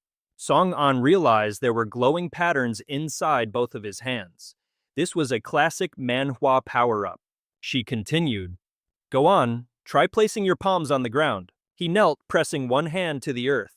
Like this, the ground immediately began to tremble. Twisting branches shot up from the soil, forming into an army of sharp claws. Song An looked up his jaw on the floor. He looked around at his handiwork, and it finally clicked. Wait, does this mean I can control plants? She explained further. The blessing of the forest allows you to control any and all plant life without consuming a single drop of mana. Hearing that, Song An immediately started waving his hands around like a mad conductor. Are you kidding me? This is awesome. Look, I can even change their shape. All right then, he declared. I need to see just how wide my control area is, she patiently explained. The range and quantity you can control depend entirely on your mental strength, and that strength will increase along with your level. However, I really wouldn't recommend you use this ability right now. At your current level, you probably can't maintain it for very long. You might even knock yourself into a temporary coma from mental exhaustion. The realization hit him. His face went pale, all the life draining out of him. Oh, no wonder I'm suddenly feeling so drained. Just like that Song-an couldn't even stand. He collapsed to his knees, sputtering, "Why didn't you lead with that?" His eyes began to flutter closed. As he drifted off, he heard her final words, "Hero, the future is now in your hands." In the middle of a pitch-black void, a voice suddenly called out, Song-an, wake up." Song-an's eyes finally fluttered open, to see the intensely worried faces of Xiehui and Feng looking down at him. "Song-an, you're finally awake." He immediately shot upright. He asks, in a panic, "Dai Hui, aren't you supposed to be in the middle of your class change? What are you doing out here? Don't tell me you actually failed." Dai Hui just explains, a whole day has passed. I've been out for ages." Feng Chen chimes in, pointing a finger at Song-an. "You're the one who's been out of it. You fainted yesterday and nothing we did could wake you up." He looks down at his own hands, completely bewildered. "No way, I was out cold for that long. Looks like I'll have to be more careful when using this power." Dai Hui's curiosity is piqued. "What power?" Song-an just brushes her off. "It's a long story. Let's just check out your new class first." Hearing that, she can't hide her smug grin, and she chuckles. "All right, then try not to faint again from sheer shock." Dai Hui gushes. "It's like this new class was tailor-made for me. Not only do I get to keep my sky-high strength, but I don't even have to worry about any other stats anymore. Plus, because all my stat points are dumped into strength, I unlocked a special lifesteal effect." The system window pops up, revealing her special class. The Purist. Innate skill purity retains the highest of the player's 5 main attributes: strength, stamina, intelligence, perception, and agility. The other 4 attributes will be set to 25% of that highest stat. When all points are invested in strength, you gain a special effect plus 10% lifesteal. When all points are invested in stamina, you gain a special effect plus 10% physical defense. When all points are invested in intelligence, you gain a special effect plus 10% magic critical chance. When all points are invested in perception, you gain a special effect plus 10% evasion. When all points are invested in agility, you gain a special effect plus 10% speed. Robustness. All attributes are increased by a whopping 100%. Now that's a seriously overpowered Manhwa skill. But she does have one tiny complaint. After the class reset, my skills were changed and it automatically absorbed my Fate Link skill. Song-an is confused. "Wait, isn't that a good thing, model?" And announced with a huge grin, "Once I activate the Fate Link, my lifesteal and recovery effects will be shared with the whole party. Attacking and healing at the same time, welp, I guess we're stuck with you forever now." Shi Hui, however, just looked completely exasperated. "What on earth are you rambling about?" The green crystals, in the meantime, had been brought over by Feng. She called out to Song-an. That sack of crystals was massive and clearly heavy. Feng was trembling as she held it, straining to say, "All the magic crystals and dropped items, they're all in here. I didn't take a single thing." Song-an saw right through her act instantly. "Well, now did the sun rise in the west today? This is so unlike you. Spill it. What's the scheme?" "Busted." She looked completely flustered, her eyes darting away as she stammered. "Actually about that." And then Bam Feng dropped to her knees. She bowed her head low and shouted in a classic dramatic manhwa plea, "Please give me the living wood spirit body." Seeing this, Si Hui was absolutely floored. "Feng, what are you doing?" But Feng kept her head down, her voice ringing out. "I know I have no right to just ask for such a rare item, and I don't have enough star coins to buy it right now. But this item is critically important for Xiao Yu and me. It might be her only hope." Her hands clenched into tight fists, digging small trenches in the dirt.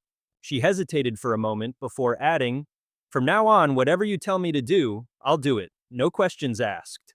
Feng was dead serious. "I'm not getting up until you agree." Song-an stood there for a long moment, feeling a bit uneasy seeing her kneel like that. The scene shifts to a desolate, abandoned area. Right in front of it, wooden stakes were driven into the ground as if to mark some kind of territory. A level 15 wood sprite, its entire body a shimmering jade green, let out a furious roar and charged forward. In a flash, it was right on top of Wang Di. He yelled out, a little panicked, a monster respawned. And this one looks like a real piece of work. Brother Sun Yue, are you sure you've got this? Sun Yue, right beside him, just casually reassured him. A little wood sprite puck, please, just leave it to me. Just remember to split the rewards with me after I'm done. That's all I needed to hear, Wang Di replied. That's a given, of course. Hearing that, his fighting spirit surged even higher. Get ready to witness the true power of the man who once defeated the demon lord. Crumbling buildings overgrown with thick vegetation. This was the scene that greeted Song An and his group. A swarm of little green goblins came rushing forward. One after another, they charged in. Sun Yue just laughed, clearly enjoying himself. Pretty fast, aren't you? Just then the system displayed his status. Provocation activated. He spread his arms and legs wide, letting out a massive shout. Watch me make you stop right there, you little punks. The group of pixies suddenly froze in their tracks. A system notification popped up. The pixies have sensed an unprecedented level of rage. Instantly, they started flapping their wings like absolute maniacs. They charged fiercely towards Sun Yue like a volley of arrows. All four of them swarmed him, throwing punches and kicks. They were relentless, but each hit only dealt a measly 7 points of damage. It was like getting tickled by mosquitoes. Sun Yue just smirked and started mocking them. What's the matter? You guys are pathetic. Did you forget to eat your breakfast this morning? You're only doing 7 damage, but I'm healing for a solid 10. He was gloating and absolutely loving it. If you don't put some real muscle into it, my health is gonna be full again. Livid, they let out a ferocious scream. Right at that moment, a sword sliced clean through one of them. It was Wang Di who yelled out as he cut through the pixies. Now's our chance, let's wipe him out. The silver-haired guy behind him replied, got it. Meanwhile, Sun Yue was having the time of his life, feeling like the main character in some overpowered manhwa. He originally thought this achievement was completely useless, but the results were surprisingly awesome. Not only did it taunt enemies, it also came with a self-healing perk. Before long, the horde of pixies was completely annihilated. Wow, it seems this bunch had zero survival instinct. So this is the power of the demon dragon, huh? Looks like I'm not the same person I used to be. If Song An could see me now, he'd be dying with admiration. The very next second, the system sent out another alert. Due to the effects of provocation, nearby monsters are beginning to gather. Suddenly, a pair of short but powerful legs came rumbling over. It screeched loud enough to burst eardrums as it ran, its eyes glowing a furious red. Its bloodshot eyes made it look like it had gone completely berserk. Level 11 Tusked Wild Boar. Sun Yue had just finished celebrating his victory over the pixies. So when he saw a herd of wild boars charging straight for him, he understandably freaked out. Hey, wait a minute, where in the world did you guys come from? Seeing one of them relentlessly ramming his backside, Sun Yue instantly ditched his teammates and ran for his life. I can't control them anymore, you're on your own, good luck. Wang Di saw him running towards a pile of ruins and quickly yelled a warning. Sun Yue, don't run towards those buildings. Suddenly, a flash of a blade zipped through the air, slaying the goblins and the wild boar instantly. Standing behind everyone, Song An slowly sheathed his sword. A new notification popped up. You have eliminated the fanged wild boar. You have eliminated the little goblin.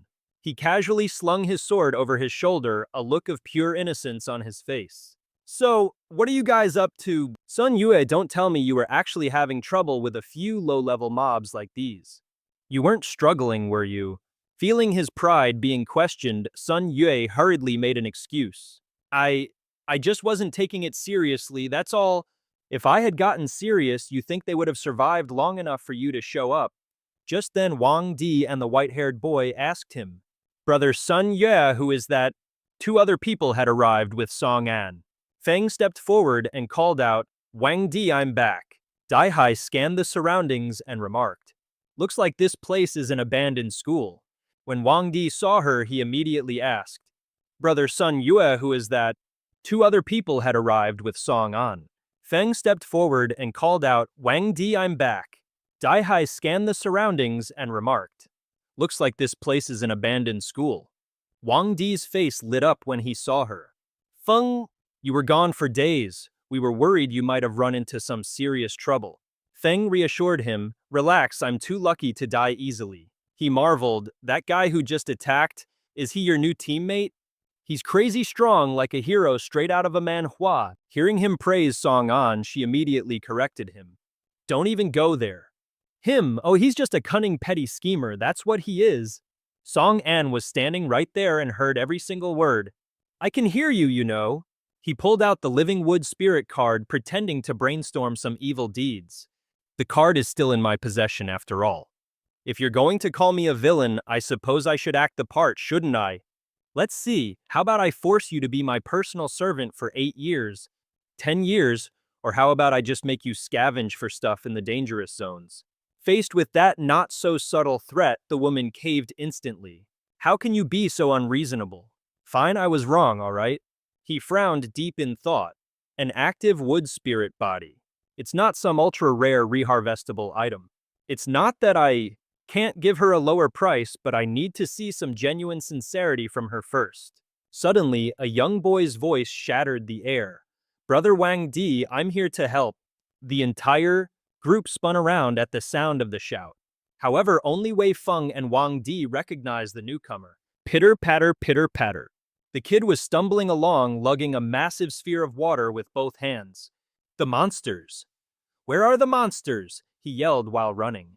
"I won't let them destroy our home. Guga, this place is already clear. You can put that thing away now." In his mad dash, the boy suddenly tripped on a rock jutting out of the ground, which was impressive considering he was on flat earth. Gigi went down with a thud and the giant water ball went rolling forward. He cried out, "Owie, that hurts!" seeing the watery projectile of doom hurtling toward them. Wang Di shouted a warning, "Everybody move."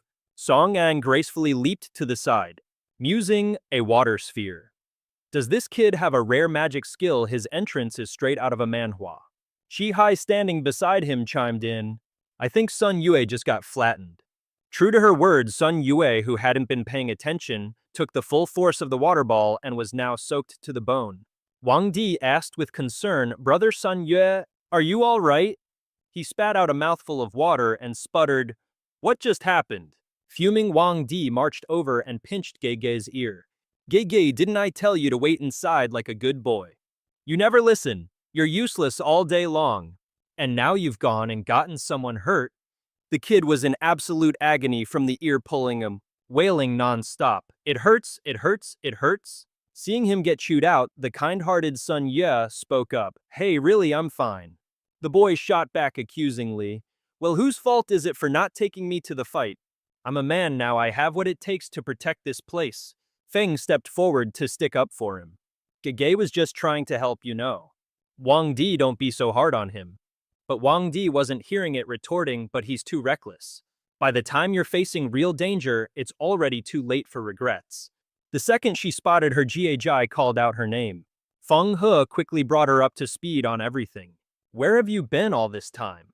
Xiao Yu's been in a total funk these past few days, won't even touch his food. Now that you're back, you've got to be the one to cheer him up." Hearing this, Feng immediately started to panic. "What? Why? I'm going to find him right now." Gigi pointed off to the side. "I think Xiao Yu knew you were coming back. He actually followed me over here a little while ago." And right on cue, the little white dog heard his name and came rushing over, barking his head off. Overjoyed, Feng dropped to her knees to greet him. "Xiao Yu, oh Xiao Yu, come on boy, jump into my arms." At this, Song An just stood there dumbfounded. "You have got to be kidding me. So this whole time, Xiao Yu was a dog." But then she noticed something. Wait, does Xiao Yu not have any hind legs? Wang Di stepped in to clear up her confusion. It wasn't a birth defect or anything. He was injured by a monster a while back. By the time I managed to save him, his back legs were already a mangled mess of flesh and blood. There was no other choice, we had to amputate. He continued grimly. This whole insane manhwa world has taken so many lives. Feng's parents were among them. As for Xiao Yu, Feng raised him ever since he was a pup, so now he's the only family she has left. The sight of Feng scooping Xiao Yu into her arms, cuddling him close, was one of pure, unadulterated joy. "Aw, that tickles. I know you missed me, didn't you?" Wang Di went on to explain how hard she had fought for Xiao Yu's sake, just to help him recover. She traveled everywhere, teaming up with anyone she could, desperately chasing rumors of a special restorative medicine. Listening to the story, it all finally clicked for Song An. That's why she had pleaded with him so desperately. He murmured softly, "Sounds like she's been through hell and back too." Suddenly Song An called out to her, "Feng Du, you still need that living wood spirit body? If you do, then hurry up and use it." Stunned that he was just giving it to her, no strings attached, Feng's voice cracked with emotion as she replied, "Yes, of course I need it." Then she turned to her little puppy, her face beaming with pure happiness. "Xiao Yu, you're about to get better now. Just hang in there a little longer, okay?" As if he understood her every word, Xiao Yu's eyes crinkled into a happy smile. Barking up a storm, holding the living wood spirit body, Feng asked him, "So, how exactly am I supposed to use this thing?" Song An gave her the full rundown, explaining that she just needed to bring it close and the living wood would automatically adapt to his form. Feng asked cautiously, It's not going to hurt him, is it?" "No pain," he replied flatly. Jiaji, observing from the sidelines, commented, "It's wiggling around like a big ol' caterpillar." The living wood spirit body stretched out, slowly and gently wrapping itself around what remained of Xiao Yu's hind legs. A few moments later, the living wood had formed two brand new hind legs seamlessly attached to Xiao Yu's body. A notification popped up, "Living wood spirit body successfully attached." Overjoyed, Feng placed the little pup on the ground. "Looks like the results were pretty darn good. Hey Xiao Yu, go on, try to walk a bit." Xiao Yu started by testing out his new joints, then took a few experimental hops to get the feel of them. And finally, he broke into a full-on sprint, zipping around as if his original legs had been there all along, as if he'd never lost them in the first place. She was absolutely ecstatic. Scooping him up, she gushed, "This is amazing, it looks like there are no problems at all." "Oh Xiao Yu, you can run and jump just like you used to." Jiajia was just as thrilled. "Hooray for the caterpillar legs, long live the caterpillar." Witnessing this completely unscientific spectacle before his eyes, Wang Di was just frozen in place. A magical item like this actually exists. This is like something straight out of a fantasy manhwa. It completely defies logic. Song An, however, stood nearby and decided to bring her back to reality. "Don't get too excited, you still have to work for me to pay off that debt." Standing next to Zai Hui, Shui Gui pointed an accusing finger at Song An. "Way to ruin what was a perfectly heartwarming moment, dude." Suddenly, a loud sneeze cut through the air. "Achoo!" Sun Yue, who had been sitting off to the side, complained miserably, "Hello, could somebody please pay attention to me over here?" It was only then that Wang Di even remembered he was there. He whipped around, "Oh my gosh, I'm so sorry, man. I got so caught up with Xiao Yu's situation that I completely forgot about you." Sun Yue sniffled and asked him, "I think I'm coming down with a cold. Is there a place I can change my clothes around here?" Wang Di eagerly replied, "Of course I'll take you there right now." He offered to. Wang Di tried to persuade Song An and Jie Hui, "Hey, if you guys aren't in a rush, why don't you crash here for a bit?" "Why, whoa, what's wrong with you?" Clutching his stomach, he mumbled, "It's nothing. Really, we were just..." But Wang Di wasn't having it and launched into a full-blown sales pitch. "We've got hot water so you can finally wash off the apocalypse grime, and we even have hot, freshly cooked meals." The second he said hot water, Shihui's eyes practically lit up like light bulbs. Hot water. Even Song An's stoic face cracked. You could tell he was seriously tempted. So they followed him down a dilapidated hallway, where signs dangled from the ceiling by a single screw. Wang Di led the way, playing the role of the enthusiastic tour guide. "This whole place used to be a university," he explained, "so it's got all the bells and whistles. When we stumbled upon this place, we figured it was a pretty sweet deal and decided to set up shop." Noticing the lights were actually on, Song An asked in disbelief, "Wait, you guys still have power?" Wang Di explained that on the school's roof, there were a ton of solar panels, just barely enough to meet their needs. He then got a bit serious with Song An. "Look, finding a safe haven like this in these times, it ain't easy, which is why we'll do whatever it takes to protect this place." Wang Di stopped in front of the showers and announced, "Behold the bathhouse. Men's on the left, women's on the right, and both have plenty of hot water." Shihui was ecstatic. "Oh, thank the heavens, I have been dreaming of this moment." Meanwhile, Sun Yue was already rolling up his sleeves getting ready to throw down. Come on, you little punk. Let's get in there and settle that score from earlier. Noticing Song An hanging back, Wang Di asked, You're Song An, right? Not gonna join them, he asked. Song An just shook his head, Nah, I'm good. Song An rested his chin on his hand deep in thought. Something about this whole setup felt off. I mean, come to think of it, abundant power, plenty of food, and a pretty decent living environment. Even the monsters here are just low-level grunts you'd see in the first chapter of a manhwa. This place is practically a paradise. But if it's this perfect, he wondered, why do I have such a bad feeling about it? His eyes shot open, a creepy prickling sensation crawling up his spine that he just couldn't shake. What the hell is going on here? And then out of nowhere, a long-haired thing with huge, completely white eyes popped up right beside him, scaring the ever-loving crap out of our hero. There you are, it whispered. Song An yelped and scrambled away from it. The spirit looked heartbroken. He hit me. That must mean he doesn't love me. It's not him. It's not him. And with that, the spirit just phased away, leaving Song An standing there with his jaw on the floor, completely baffled. Holy crap, that was terrifying, he thought. Wait, was that a freaking ghost? Just then Wang Di materialized right next to him. What's wrong, Song An? He replied. Oh, nothing much. A ghost just decided to pop up out of nowhere a second ago. Wait, ghosts are a regular thing around here. He totally freaked out, stammering, a ghost. No way, that's impossible. I've been hanging around here for ages, and I've never seen a single one. He scratched his head, completely unconvinced. Are you absolutely sure your eyes weren't playing tricks on you? Look, I'm gonna be real with you. Don't let this big tough exterior fool you. The truth is, I'm absolutely terrified of spooky ghost stuff. If one actually showed up, I'd probably pee my pants. Song An just pointed a shaky finger right behind Wang Di. Dude, I hate to break it to you, but she's literally standing right behind you. And with that, he collapsed in a heap of pure terror. A ghost, Song An thought to himself. You've got to be kidding me. Did that dude really just faint from fright? The ghost looked utterly dejected. It's not him either. He doesn't like me. The ghost wailed in anguish. Of course, no one ever wants to be my boyfriend. Just then a system notification popped up. Gen Z is heartbroken. Random NPC encounter has appeared. Try engaging her in more conversation. You might discover something new. Song An mulled it over. I knew it. How could I run into a real ghost in a manhwa like this? Turns out she's just a game NPC. He pondered for a moment. What's more important is that she's an Easter egg. An Easter egg that's loaded with experience points. Gen Z continued to drift away, her heart heavy with sadness. Of course nobody loves me. I'm just a failure of a ghost. Song An panicked internally. Oh no, she's leaving.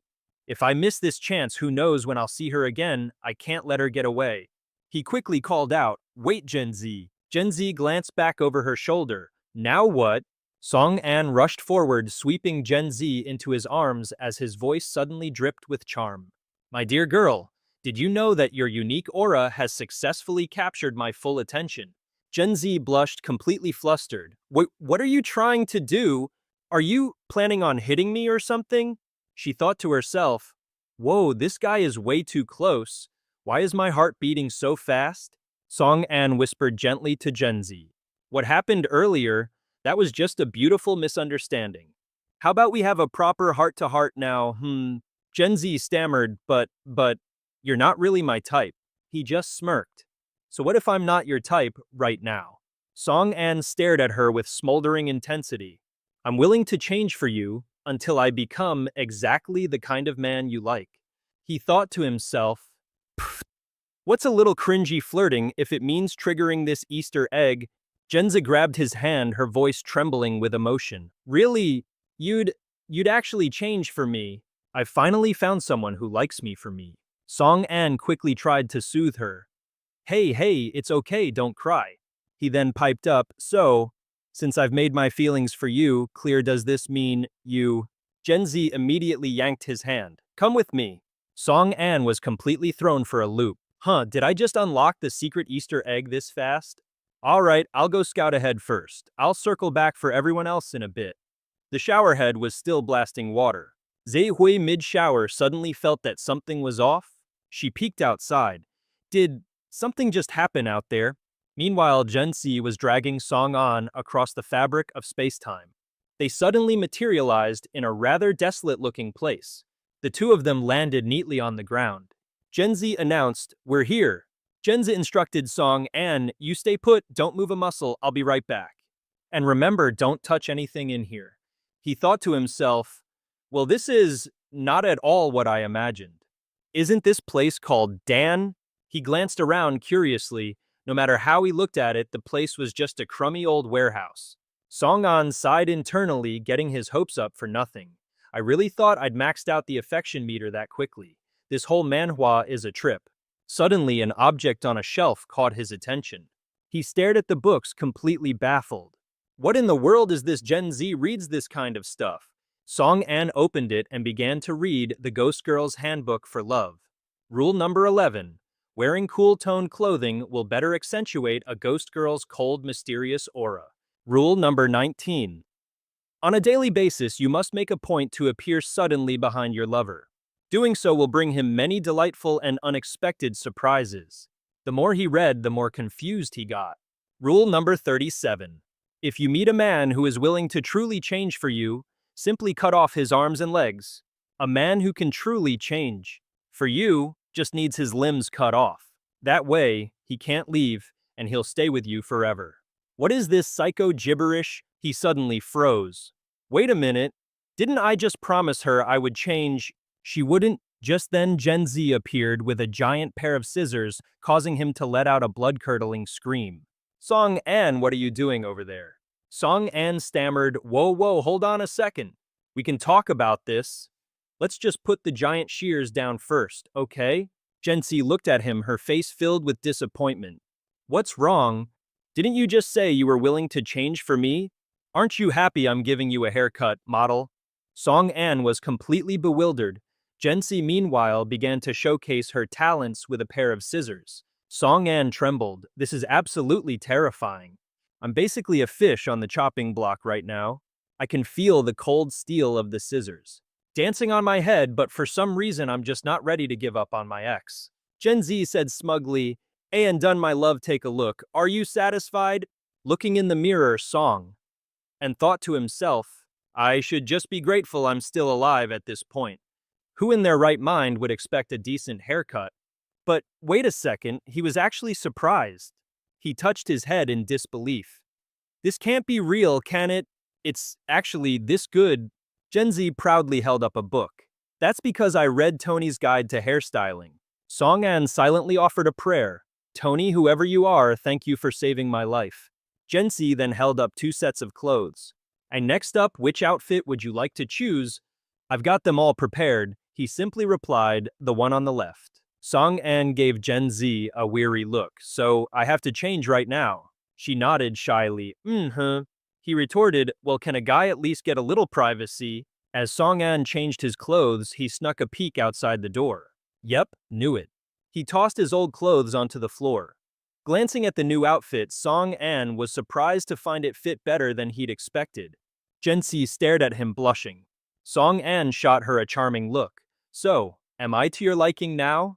Genzi let out a squeal of pure delight. The system announced that the NPC's name had been updated. Gen Z the Heartbroken has now become Gen Z the Head Over Heels. Easter egg activated. The Heartbreak Healer. Your love has moved Gen Z's heart, granting you a clue to the double experience dungeon. The information has been sent to your map. Song An cheered internally, yes, Easter egg complete. He quickly piped up. Hey, thanks a lot, Gen Z. You gave me this awesome outfit and you've helped me out in a huge way. But then Gen Z slumped to the ground looking miserable all over again. No need to thank me. Just please, don't come any closer to me right now. I can't handle it. He quickly tried to soothe her. Okay, just take it easy. Song An, however, was buzzing with excitement. Now let's see where that double EXP dungeon is. This is the best part of any manhwa. He opened the map and the screen lit up, displaying the location of the double experience dungeon. He stared intently at the map. The cafeteria in this district, with the location being this obvious. What are the chances someone else finds it first? If that happens, I'm screwed. Just then the system announced it was loading the monster locations within the dungeon. Red dots immediately began to pepper the map. And then those red dots started multiplying, getting denser and denser. Song-an stared at the map, completely stunned. He couldn't wrap his head around it. What's going on now? Why are the dungeon's monsters breaking out? This is turning into a chaotic manhwa plot. A monster appeared, letting out a savage laugh. A flashback of a massive labyrinth flashed through Zaihui's mind. The double experience. Dungeon is a special dungeon in the New World, which can be activated through various means like quests, special NPCs, or chance encounters. It functions just like a regular dungeon, but you get double the experience points, making it an incredibly rare and convenient place for leveling up. There were tons of monsters, and she deduced that the biggest one was a minotaur-like beast. But you have to be careful. These special dungeons don't just have a final boss. They also contain anywhere from 1 to 5 elite monsters. In a dark, empty space, streams of energy floated through her consciousness. And her flashback wasn't over yet. Because they were so dangerous, these creatures were restricted to the Dongyan area and the teleportation gate that only allowed players to pass through. But this time, they've all been set free. Suddenly, a monstrous hand shot out, crushing a sparkling stone fragment into dust. Out of nowhere, a goblin charged forward, its eyes a bloodthirsty red. It raised its blade for a surprise attack, but was immediately cut down by a clean vertical slash. The single strike was more than enough to finish it. There stood Zai Hui, wrapped in nothing but a bath towel. With a look of extreme caution, she gripped her spear.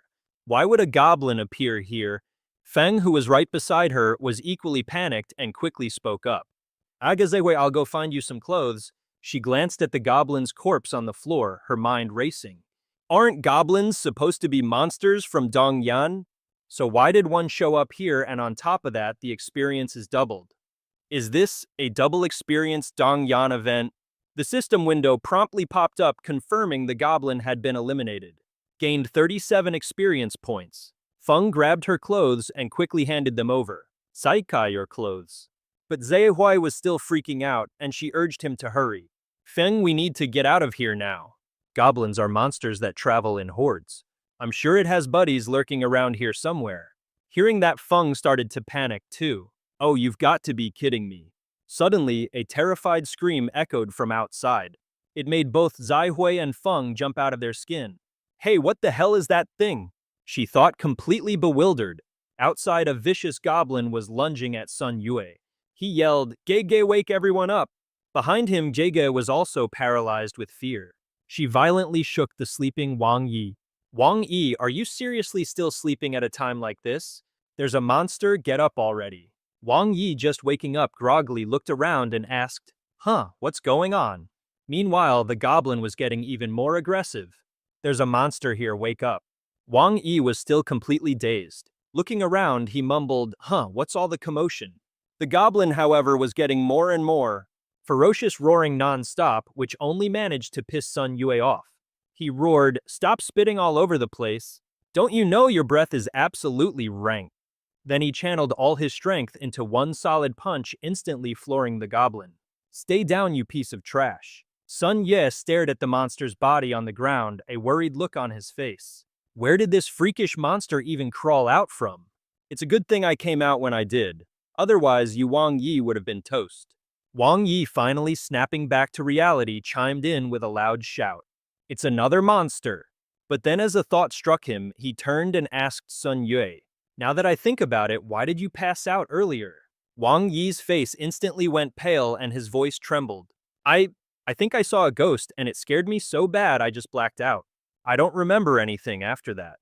Sun Yue wasn't buying it for a second and shot him a skeptical look. A ghost, are you nuts? But inwardly, he was thinking, wait a minute, where's Song An? This manhwa is really getting intense. Just then, Zaihui and Feng came running over, completely out of breath. Model. Zaihai spoke up, so you guys ran into goblins too, huh? The second Sun Yue saw her, his face lit up, and he started boasting at the top of his lungs. Zaihui, you're looking at the guy who took care of it. Pretty amazing, right? but she completely ignored him, her expression dead serious and full of worry. This situation isn't looking good at all. I have a terrible feeling that monsters have already escaped to the outside. Is there anyone else in this building? Hearing this, Wang Yi immediately started to panic. Everyone else is in the cafeteria. And it's dinner time. If that's true, they're in huge trouble. Zhe Hui quickly scanned their surroundings before replying. Then we need to warn them and fast. Where's Song An? The group continued their tense discussion. Wang Yi piped up, you don't think Song An was lured away by a ghost, do you? That ghost girl scared me so bad I can barely think straight. Seriously, I'm still out of it. Sun Yue shot him a look of pure disdain before snapping. A ghost? What are you babbling about? Is there something wrong with your head? Wang Yi said, you don't think Song An got lured away by a ghost, do you? I'm telling you that ghost girl scared me so badly I'm still not thinking straight. Sun Yue gave him another withering look and snapped. A ghost? Seriously? Your brain... You really have lost it, haven't you? Suddenly, Zai Hui's face lit up as a thought struck her. Wait a minute, could she be an NPC? Maybe she went off to do a quest. It was like a light bulb went off over Sun Yue's head as he slammed his fist into his palm. That's totally possible, why didn't I think of that? But... Suddenly, the goblin they thought was dead snapped its eyes open. It glared ferociously at the group and let out a blood-curdling shriek. Lying on the ground, it thrashed around, screeching non-stop. The shocking turn of events threw everyone into a panic. Sun Yue yelled out, that thing's not dead yet. Everyone scrambled to get away. Zhe Hai shouted a warning, we're screwed in every manhwa, a scream like that means it's calling for backup. Still in shock, Sun Yue muttered blankly, you've got to be kidding me. Then in a sudden burst of pure rage, he spun around and leaped into the air, and body slammed the goblin, which let out a final pained shriek. He yelled, that's what you get for screaming your head off. And only then did the system notification finally pop up confirming the goblin had been defeated. But by then the entire room was already swarming with goblins. Everyone, let's move. Kihai yelled a warning. Don't get caught up in a fight. We have to find the others first. This place is completely overrun. Wang Yi shot back instantly, got it, follow me. As she ran, Zhi Hui pulled up her system interface and opened her friends list. A wave of anxiety washed over her. She'd messaged Song An, but there was still no reply. At that thought, her expression grew even more worried. She silently prayed that he'd see her messages soon. On his system screen, 3 message notifications from Zhi Hui popped up. Song An were in serious danger. The monsters from Dan Yuan have escaped. We're heading to the school cafeteria first. We'll regroup there later. The monsters are goblins. Song An stared at the system window in utter disbelief. He muttered, goblins, a swarm-type monster. Doesn't that just mean there's a mountain of experience points for the taking? Meanwhile, Zhi Hui's group was trying to make their way to the teleportation gate. What in the world happened at Dan Yuan? This is escalating faster than a manhwa plot. His eyes immediately turned serious, his voice laced with urgency. Damn it, I gotta get out there, I have to get out there. Song An threw his head back and roared in frustration. Why won't it let me go? The system promptly answered. Genzi has placed a restriction on you. You cannot leave this room. Genzi has placed a restriction on you. You cannot transmit information to the outside. Genzi suddenly materialized out of thin air, a look of deep concern on her face. There are so many monsters out there, it's much safer in here. I'm only thinking about you, she explained with a quiver in her voice. Besides, I couldn't bear to let you go. If you leave, I'll be all alone, just a lonely little ghost. Song An was already on pins and needles, practically buzzing with impatience as he shot back. But I have to get out there right now. To help them, a farm experience, is there really no other way? She put on her most pitiful expression and said, unless you find another handsome guy who agrees to stay with me, then I'll let you go. This condition made Song An's blood boil. He screamed, and where in the hell am I supposed to find someone like that? Can't you pick a different condition? At that, Genzi looked wounded and began to turn away. Well then, I guess there's no other way. You'll just have to stay here with me. Seeing this, Song An lunged forward to stop her. Hey, wait a second. But all that was left on the ground was a lingering wisp of faint white smoke. Zhenzi had vanished right before his eyes, leaving Song An frozen to the spot. He thought to himself, so this is it. I'm really trapped here. In that moment, his mind was a complete and utter mess. With a grim face, Song An bit his nails, desperately trying to come up with a plan. What do I do? How in the world do I get out of here? Song An, you idiot, think of something, anything. Elsewhere, the rest of the group was moving at top speed. Right behind them, a horde of monsters was in hot pursuit. Sun Yue glanced back and yelled, "These damn monsters are way too close for comfort." They leaped high into the air, attacking relentlessly, forcing him to struggle just to fend them off. He roared in frustration, "Get the hell away from me!" Wang Yi. They leaped high into the air, attacking relentlessly, forcing him to struggle just to fend them off. He roared in frustration, "Get away from me!" The sound of Wang Yiyue's voice echoed from a distance.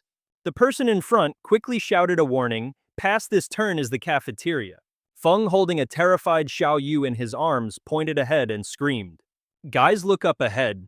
The entire cafeteria, it's littered with bodies like a scene from some brutal horror manhwa. Zeihai stopped in her tracks and immediately gave an order, "You go and check.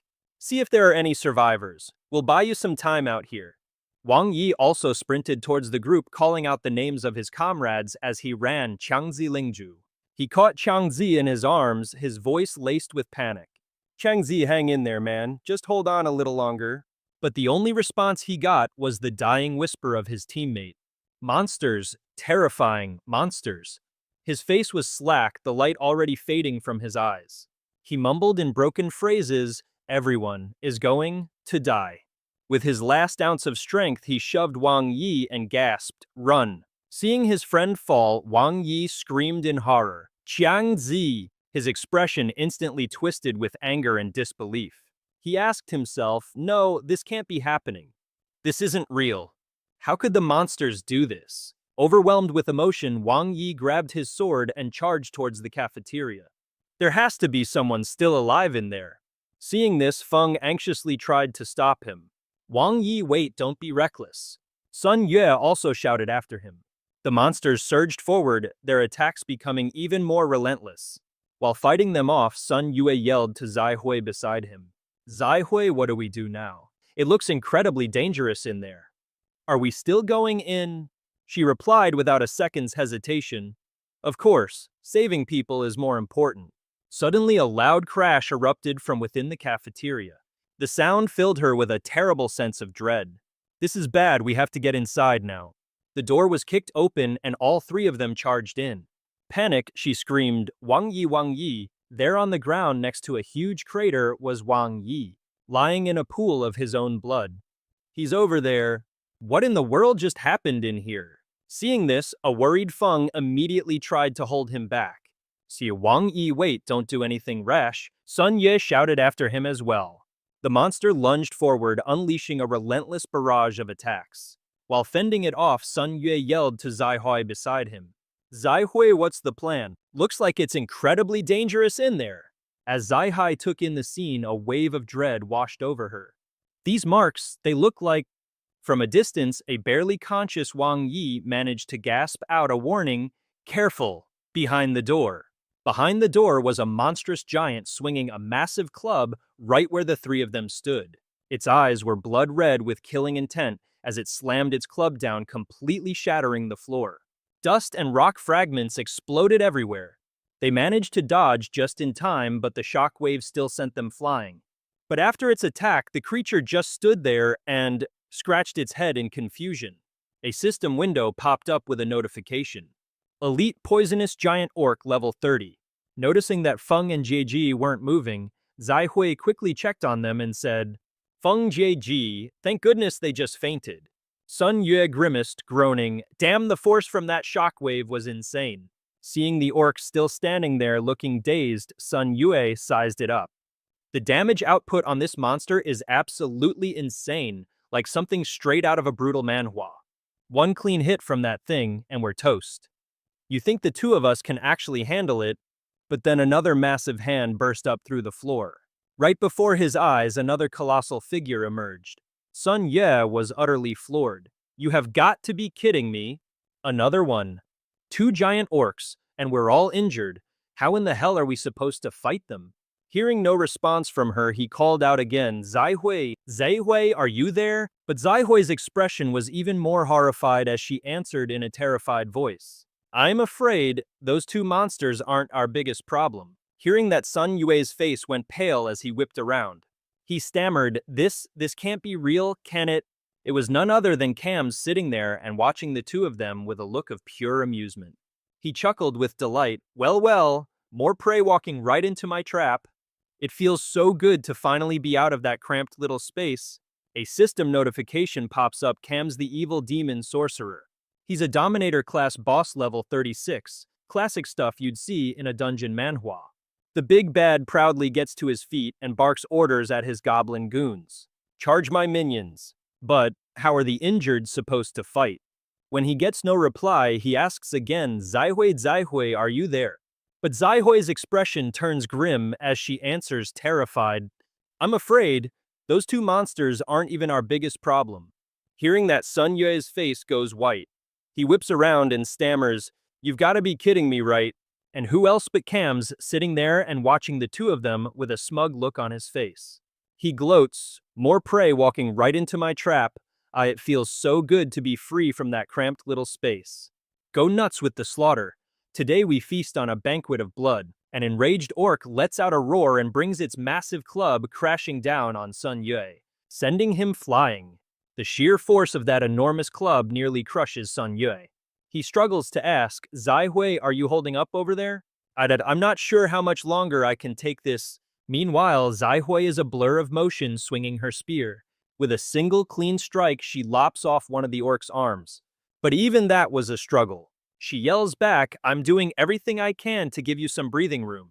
She quickly assesses the situation, her eyes darting over to Sun Yue. Frustrated, she yells, I've still got a few injured party members over here. They need protecting too, you just have to hang in there a little longer. They're all swarming you, there's nothing more I can do.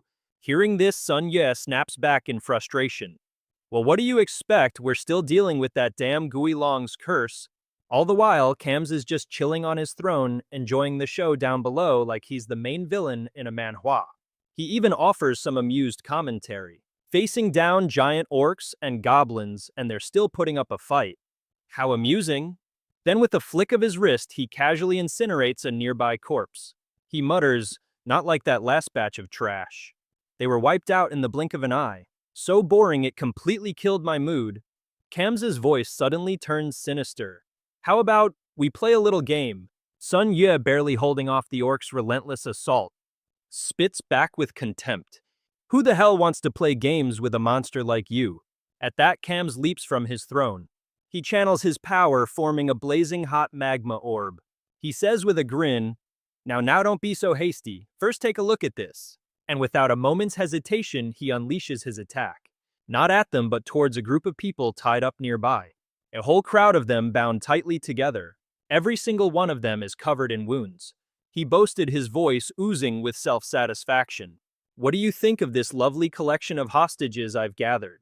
My underlings just took care of them a little.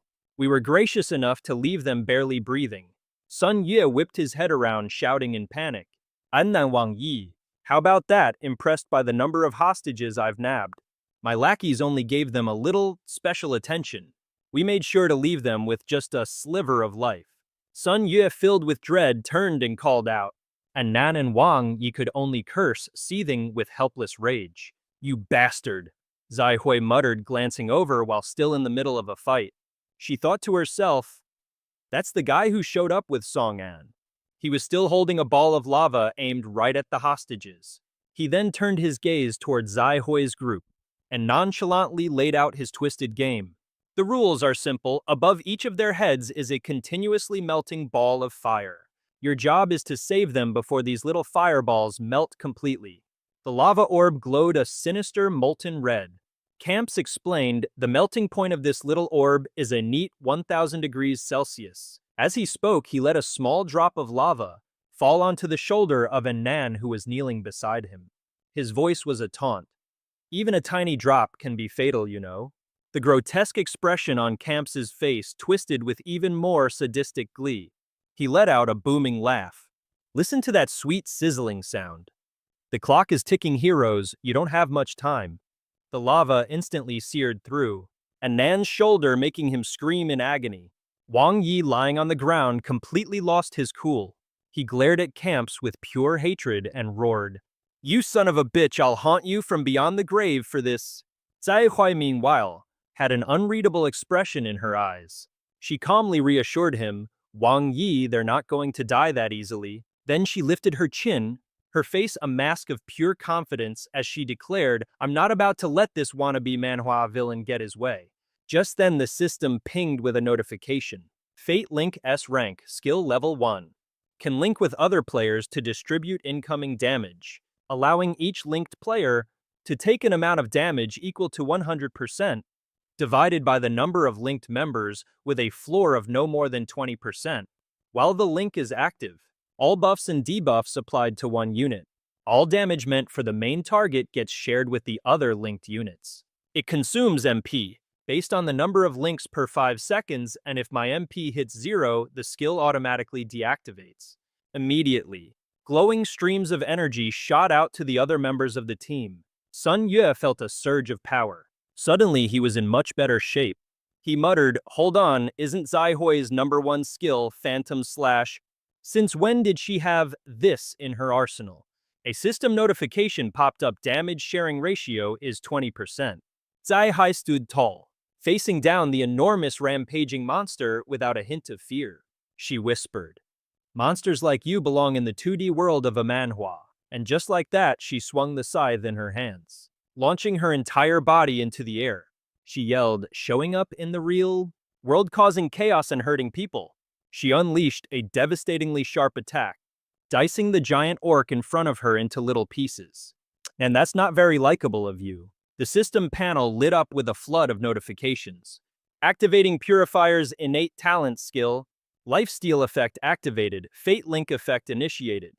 When the main unit recovers, all other linked units receive a corresponding amount of healing. Wang Yi, who was still laid out on the ground, started to feel much better.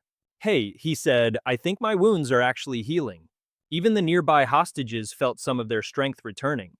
From her spot in the air, she observed everything, her expression now confident and relieved. "Nice, the healing effect isn't half bad," she thought, though a hint of worry remained. But even though Fate Link can save everyone from a fatal blow, with this many people connected, my MP is going to drain like crazy.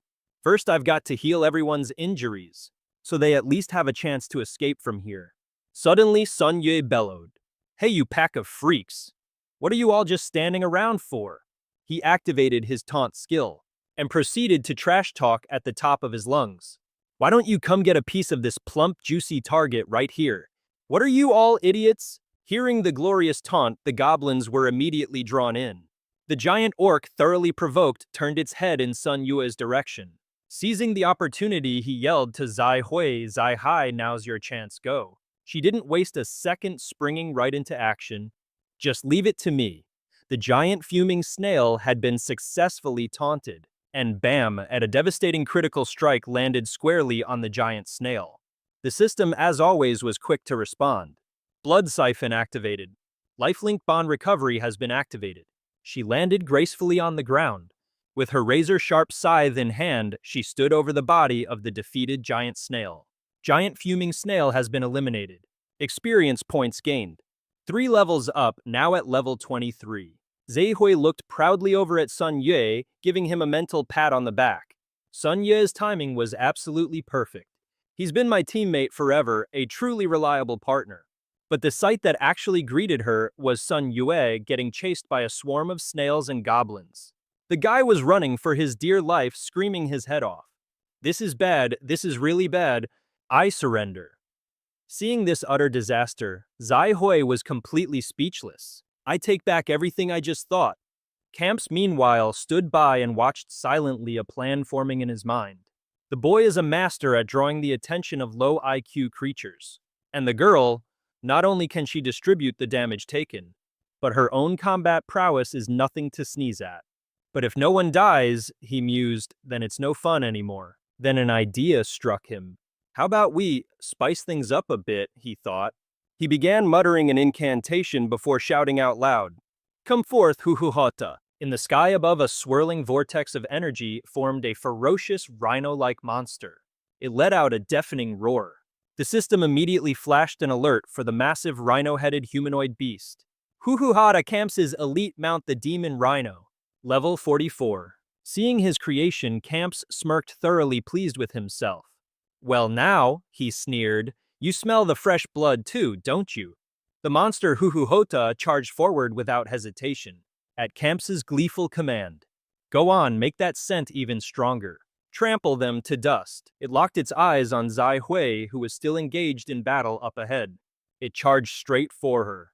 A single brutal impact sent both Zai Hui and Sun Ye flying through the air. She gritted her teeth in frustration. Her face was a mask of pain and annoyance. Struggling to endure the shock, she realized with dread, it's an elite monster.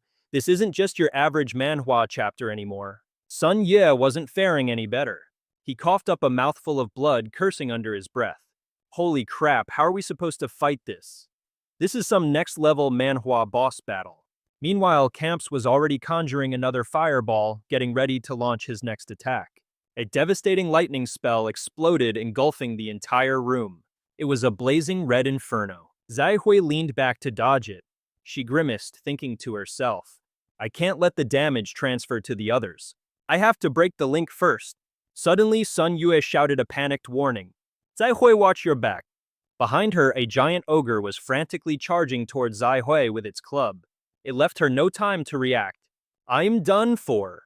A blow came crashing down, but luckily she managed to block it. But the overwhelming force still caused the ground beneath her feet to crack open. Zai Hui looked down at her feet. The ground had already caved in, forming a pit. She screamed, "This is bad, the ground can't hold any longer." Things weren't much better where Sun Yue was. The floor simply collapsed beneath them. "This whole place is coming down." Sun Yue, Zai Hui, and a few monsters plummeted straight down. Camps and the remaining goblins could only stare, completely dumbfounded. He narrowed his eyes, sneering to himself. "Guess an ogre's brain is just for decoration." It actually made itself fall into the pit. "Just making things more annoying for me." Riding atop Hoa Hoa, he commanded impatiently. "However, the Demon King ordered us not to spare any humans, so I guess I have to follow orders. I'm not about to go back to being locked up in the void just scraping by. Prepare to go down."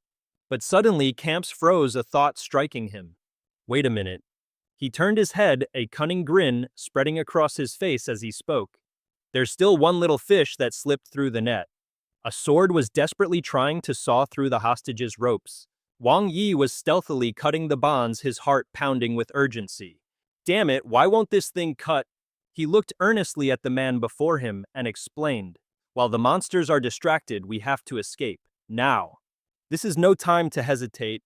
We won't get a second chance. Hurry up, I'll hold off the monsters for you. If you don't run now, you'll lose your chance." Hearing this, the guy looked over at Wang Yi, his eyes filled with gratitude, but his voice was still trembling with pure terror. "It's no use, we're not getting out of this, we can't escape." But our boy Wang Yi, ever the optimist, immediately shot that down. "How would we know if we don't even try? It's a hell of a lot better than just waiting around to die." Just then, a horrifying grin spread across a nearby face, revealing a row of razor-sharp teeth. A long tongue flickered out as it taunted them, "You know your little friend isn't wrong. There is no escape for any of you." Before anyone could react, a goblin from behind ran the poor guy through with a spear. An agonizing scream ripped from his throat. Blood sprayed from his mouth in a classic dramatic manhwa fashion. Perched on high, the goblin leader looked down on them, his face a mask of arrogant mockery. "Did you really think I wouldn't notice your pathetic little escape attempt down there? This rope you see is woven from pure magic. Only someone with more power than myself could ever hope to break it. And besides, the very instant someone even tries to tamper with it, I know."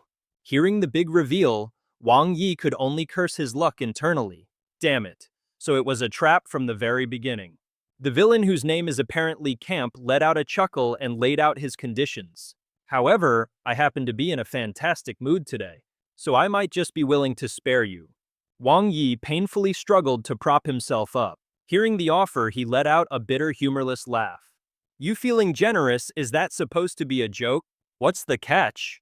Getting exactly the reaction he wanted, Camp flashed a sinister grin. The condition is oh so simple. All you have to do is kill every last one of your friends. Do that and I'll let you walk free. Wang Yi forced himself to his feet, his eyes burning with rage as he roared. In your dreams, I'd rather die than do something so twisted. At that, Camp's patience finally seemed to wear thin. He let out a slightly disappointed sigh. Oh, you'd rather die, would you? How amusing. Fine, then let's show him a fate far worse than death. A swarm of goblins immediately swarmed Wang Yi, pinning him down. But he fought back with every ounce of strength he had left. Get off of me! Camp's voice was ice cold as he gave the order, carve a hole right through his chest. Let him watch himself bleed out. Now, that sounds like some quality entertainment. Wang Yi screamed again, just kill me, get it over with.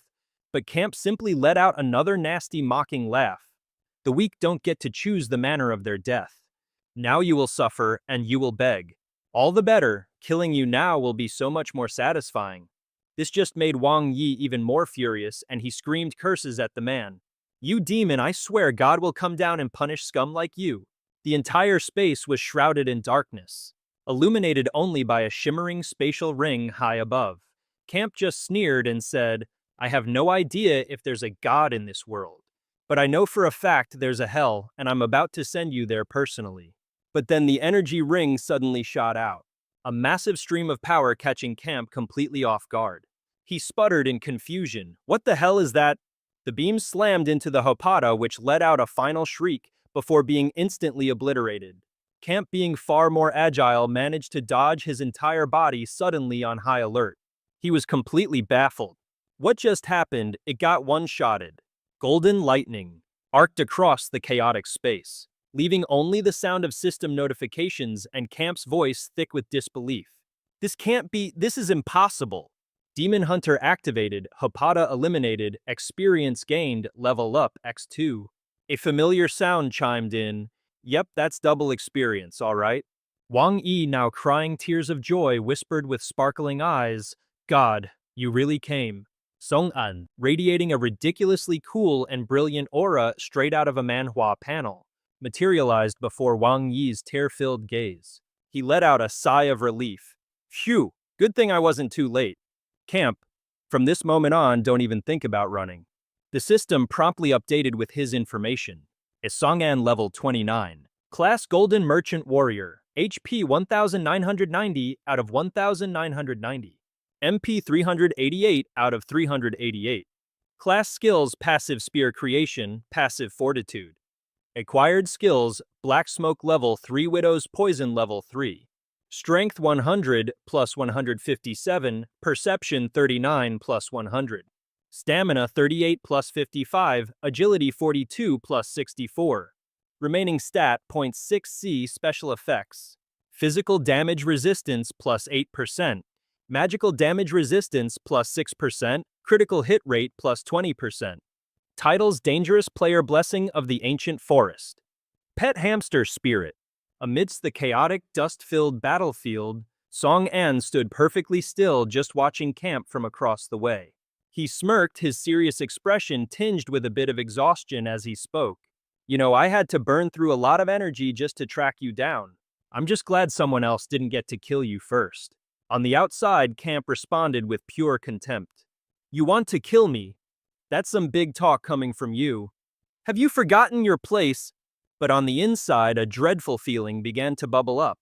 Still seeing how that little punk fought just now, it's probably best to be cautious. Standing behind them, Wang Yi couldn't hide his joy as he shouted his praises. He didn't just one-shot an elite monster, he even forced the boss to retreat.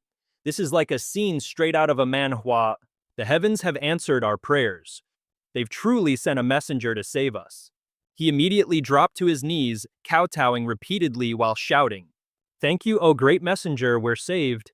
Up ahead, Song An was speechless, his face a mask of pure cringe as he thought to himself, You are laying it on way too thick, dude. Heaven's messenger, did the monsters beat the sanity right out of you? He couldn't take it anymore and spoke up to set him straight. Wang Yi, it's me. We literally just saw each other, remember? Hearing this, Wang Yi looked up with a blank stare and asked, "Did the monsters beat the sanity out of you?" He couldn't take it anymore and spoke up to set him straight. "Wang Yi, it's me. We literally just saw each other, remember?" Hearing this, Wang Yi just stared blankly. And then he asked, "Wait, do I know you?" Then he suddenly screamed in surprise, "Your Song On." His face was streaked with emotional tears. He grabbed Song An's hands and fired off a barrage of questions. "How in the world did you get here? Did you know we were in danger? I can't believe it's you, Song An. When did you get this strong?" Hearing this, Song An could only muster an awkward laugh and a vague reply. "Not exactly. I'm mainly here to take down Gan Kui." This only made Wang Yi even more hyped. He gushed with praise. "See, that proves it. You really are the messenger sent by the heavens. Why else would you just randomly show up here out of nowhere?" Seeing this level of delusion, Song An's face screamed, "I'm so done with this."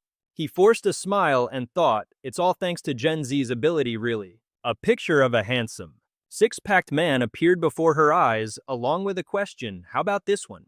Song An purred in a tempting voice. "Li I Zhu Ding. Yu Yan and so many other gorgeous men are all waiting inside this mirror. You can feast your eyes on them anytime you want. So what's the deal? How about this? I give you this little gadget and you take me where I need to go, eh?"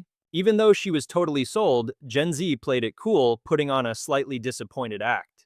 "But none of them can talk. If that's the case, I'll still be all alone." Song An, ever the smooth operator, just leaned in and whispered a promise. "All right, then how about this? I'll introduce you to another guy, a real one this time." Gen Z stared at the screen in front of her, her eyes practically glowing with greed, drooling like she'd just discovered a gold mine. Song An pressed his advantage. "I can even use this to help you contact him anytime you want. I've got a feeling you two would absolutely hit it off." Gen Z snatched the phone right out of his hand, sealing the deal in an instant. A tiny pang of guilt hit Song An. Looks like Li Tia Rui is about to have a massive headache. Suddenly a cough cut through the air, demanding his attention. His face instantly darkened as a knot of dread formed in his stomach. "Why, is it Cam's?" Seeing that no one was paying him any mind, the villain roared in fury. "Daring to have a leisurely chat right in front of your opponent. Are you looking down on me, is that it? This isn't some slice of life manhwa. Not that it matters, you won't be living for much longer anyway." Seeing this, Wang Yi immediately started to freak out, urgently calling out to the dazed Song An. "Song An, it's about to attack again." What do we do when Song An didn't answer? A confused Wang Yi yelled his name, "Song An." This, of course, only made Cams even more furious. "So you're just going to flat out ignore me now?" Song An strode over to where the hostages were tied up. He dropped to one knee, his voice low and serious as he asked, "Can you still move? I'm getting you all out of here." Seeing him, Brother Nan managed a weak smile as if to say he was fine. Then his voice filled with worry, he said, "Kid, you shouldn't have come." With only one eye left, he gave a bitter, strained smile and explained, "To take us hostage, those monsters, they broke our legs. We can't run anymore. If you try to save us, you'll just be wasting your time." He closed his eye, his voice dripping with resignation. "Just take Wang Yi and go. Don't worry about dead weights like us." Cams had completely run out of patience. He immediately unleashed a volley of magma bullets, raining them straight down on Song An. Thinking of running, too late. He cackled with manic excitement. "These lava bullets will devour every last one of you. Get hit by one of these, and there's no chance of survival. No one can escape from camps." Seeing the attack hurtling towards them at lightning speed, Song An, like a true manhwa protagonist, didn't even flinch. His buddy Nan, however, started to panic. "Kid, it's dangerous over there. Get out of here quick. Stop worrying about us cripples." The lava bullet was inches from his head, but he just calmly replied, "Even if you say that, you still desperately want to live, don't you?" Camps just laughed even harder. "You fool, at this close range you're toast." Without even turning around, Song An swung his sword, once splitting the lava bullet clean in two. The system updated right on cue. Demon Hunter activated. Damage nullified. Just like that, the terrifying projectile was sent flying harmlessly to the side. Song An confidently slung his sword over his shoulder. He said with a cocky grin, "It's just that, for now you all just lack the courage to face it. Camps was so stunned his jaw practically hit the floor. How is that possible? He can just neutralize my attack. Everyone else was completely floored too. The ropes binding them were quickly undone. We can't run. Sad slice. Just like that, everyone's bonds were cut. Then came his voice, I've taken care of those ropes for you. And then from out of thin air, a whole pile of weapons was dumped in front of everyone. Here's some C-rank equipment. Nan, still reeling from the shock, stammered. Kid. Song An, with a calm expression, handed him a vial of water and explained, this is elixir water. It can completely heal and regenerate any wound. Broken bones and all that, it'll fix them right up. However, with this many people, you'll have to share it. But the effect should be about the same. He tossed it to Wang Yi and said, Wang Yi, you take it first. Before he could even process what was happening, he blankly fumbled to catch the vial. Good. Song An looked at Wang Yi with a faint, soft smile. And he even had some praise. If you can't win, just run. Staying alive is what matters most. That's what you told me back then. To be honest, you're one of the few people who actually cared about me, so I've always remembered those words. And I'm serious. Running away isn't wrong. It helps us dodge the issue and keeps us from getting in over our heads. He continued. His words were like a bucket of ice water, shocking Nan back to his senses. But running away doesn't solve the problem. Song An stated with absolute conviction. The more you run, the more fate will mess with you. But the more you fight back, the more fate will favor you. That's the lesson fate taught me. He kept on with his speech, much to everyone's confusion. Does everyone here really want to die with so many regrets? Why not face your problems head on and take control of your own destiny? A thoughtful look finally flickered in Annan's eyes. Seething with rage, the big bad roared. You goblins, what are you just standing there for? Attack those worthless weaklings for me. He had quickly realized that this group was their biggest vulnerability, and so he ordered his minions to surround them. The goblins immediately charged forward. But Song An, ever so patient, just said, I'll help you all out one last time. Instantly, a spark of fire ignited. Song An leaped into the air, twisting his body to create a fiery vortex straight out of a battle manhwa, slicing through all the incoming goblins. The horde was immediately beaten back by the scorching flames, howling in agony. Our hero had a smug look plastered all over his face. Thinking to himself, I've shown you your options, now you have to choose your own path. All of a sudden, Nan spoke up from beside him, Wang Di, give me some water. After he was healed, he gripped his weapon, his entire body radiating determination, and declared loudly, You were right, little bro. Running away gets you absolutely nowhere. What I lost, I'm going to take it back with my own two hands. Seeing this, another person was completely fired up and shouted in agreement. Wang Di, share some with us. We want to fight too. Even if we die, we are not going out in some useless, pathetic way like this. Right, one by one. Each person drank the divine water and began to recover at a shocking rate. Even a tiny sip was enough to restore 70% of their strength, instantly mending their broken bones. In a flash, everyone was back on their feet, fully recovered and ready for round 2. Seeing this, Wang Yi was deeply moved and thought to himself, everyone's got their fighting spirit back. If someone told me Song An wasn't some holy messenger sent by the gods, I'd be the first one to call them a liar. Across from them, the horde of goblins charged forward in a frenzy. But Nangay didn't even flinch, roaring, Charge! We will never back down. The two sides smashed into each other with incredible force. We fight for ourselves. Watching this scene unfold, Camps was completely bewildered. What is this? How did the tables turn in an instant? Those pathetic humans were clearly done for. So why in the world are they fighting back again? His eyes filled with dread as he tried to piece it together. Ever since the system appeared, I've been untouchable. But the moment that brat showed up, the entire dynamic of this fight changed. This is like something out of a manhwa. Am I trembling? Is this my body screaming at me that I'm in serious danger? Just then a flash of light zipped past him, followed by a single command. Teleport. Camps launched himself forward to strike. He bellowed threateningly, You dare launch a sneak attack on me? What a spineless coward. Song An just smirked and replied coolly, Oh, didn't I tell you from the very beginning that you were my real target? He noted to himself, so it really is a teleportation skill. Camps conjured another massive magma bomb and attacked wildly. Don't you dare think I'm afraid of your pathetic little tricks! Song An just let out a light scoff. Your casting speed is a joke. And with that, he vanished right before Camps's eyes. A split second later, Song An reappeared directly in front of him. His eyes narrowed as he uttered a single cold word, idiot. But suddenly Camps disappeared right in front of him, causing the attack to slice through empty air. Song An was stunned. He had no idea when Camps had teleported behind him in a classic Manhwa maneuver. Launching his counterattack, Camps gloated confidently. No matter how fast you are, you'll never be faster than my teleport. You screwed up and now, it's my turn to end this.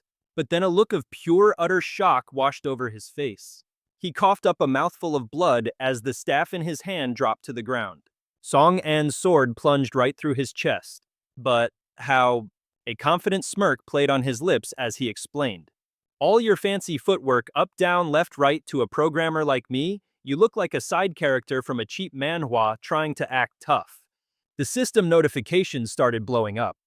Demon Hunter activated damage multiplied by 10. Critical hit effect triggered. Run through and utterly defeated. All Camps could do was stammer, well, wait. His entire body was engulfed by a wave of energy as he let out a blood-curdling scream. Song An let out a sigh of relief. Problem solved. But just then a goblin lunged out of nowhere.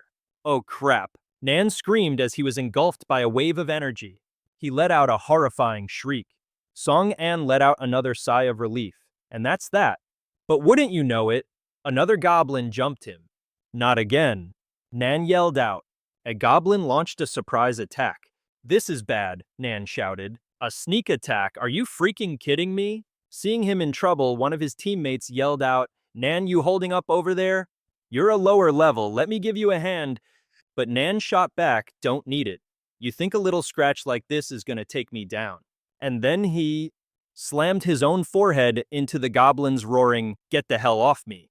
The creature shrieked in pain. With a fresh new lump on its forehead, the goblin staggered back completely dazed. Muscles bulging, Nan leaped forward to press the attack. Whatever doesn't kill me, he snarled, tearing the goblin in half. Only makes me stronger. The battlefield was a chaotic mess littered with the bodies of fallen goblins. System notifications popped up, leveled up to 21, leveled up to 18, leveled up to 17, leveled up to 19. Gasping for breath, someone asked, Is it over? Did we actually win? Wang Di cheered, I jumped 8 whole levels, but for some reason my EXP gain just stopped cold after level 19. Someone else pointed out, Hey Feng and Gei Gei are waking up. A teammate rushed over. You two all right? Feng replied, We're fine. The last thing I remember is getting knocked out by something. Meanwhile, Song An turned to the defeated Camps. Spill it. Why did you freaks break the Dantian seal to get out here? But even in defeat, the guy was a total smartass. Trying to squeeze some info out of me before I kick the bucket, are you? He said coolly, even if I hadn't lifted a finger, the poison from your own blade would have gotten you in the end. A system notification popped up, body injured. Poison resistance has vanished. And just to rub it in, another one appeared, activating bonus damage. Sprawled on the ground, Chao Pu Si choked out, You think killing me is some great victory. To the Demon King, we're less than pawns on a chessboard. Heh, he continued. Our arrival was just a scouting mission for the real army that's still on its way. The real show is just about to begin. Hearing this, a worried Song An asked, What army? Chao Pu Si replied, An otherworldly invasion. Suddenly, flames erupted and engulfed him.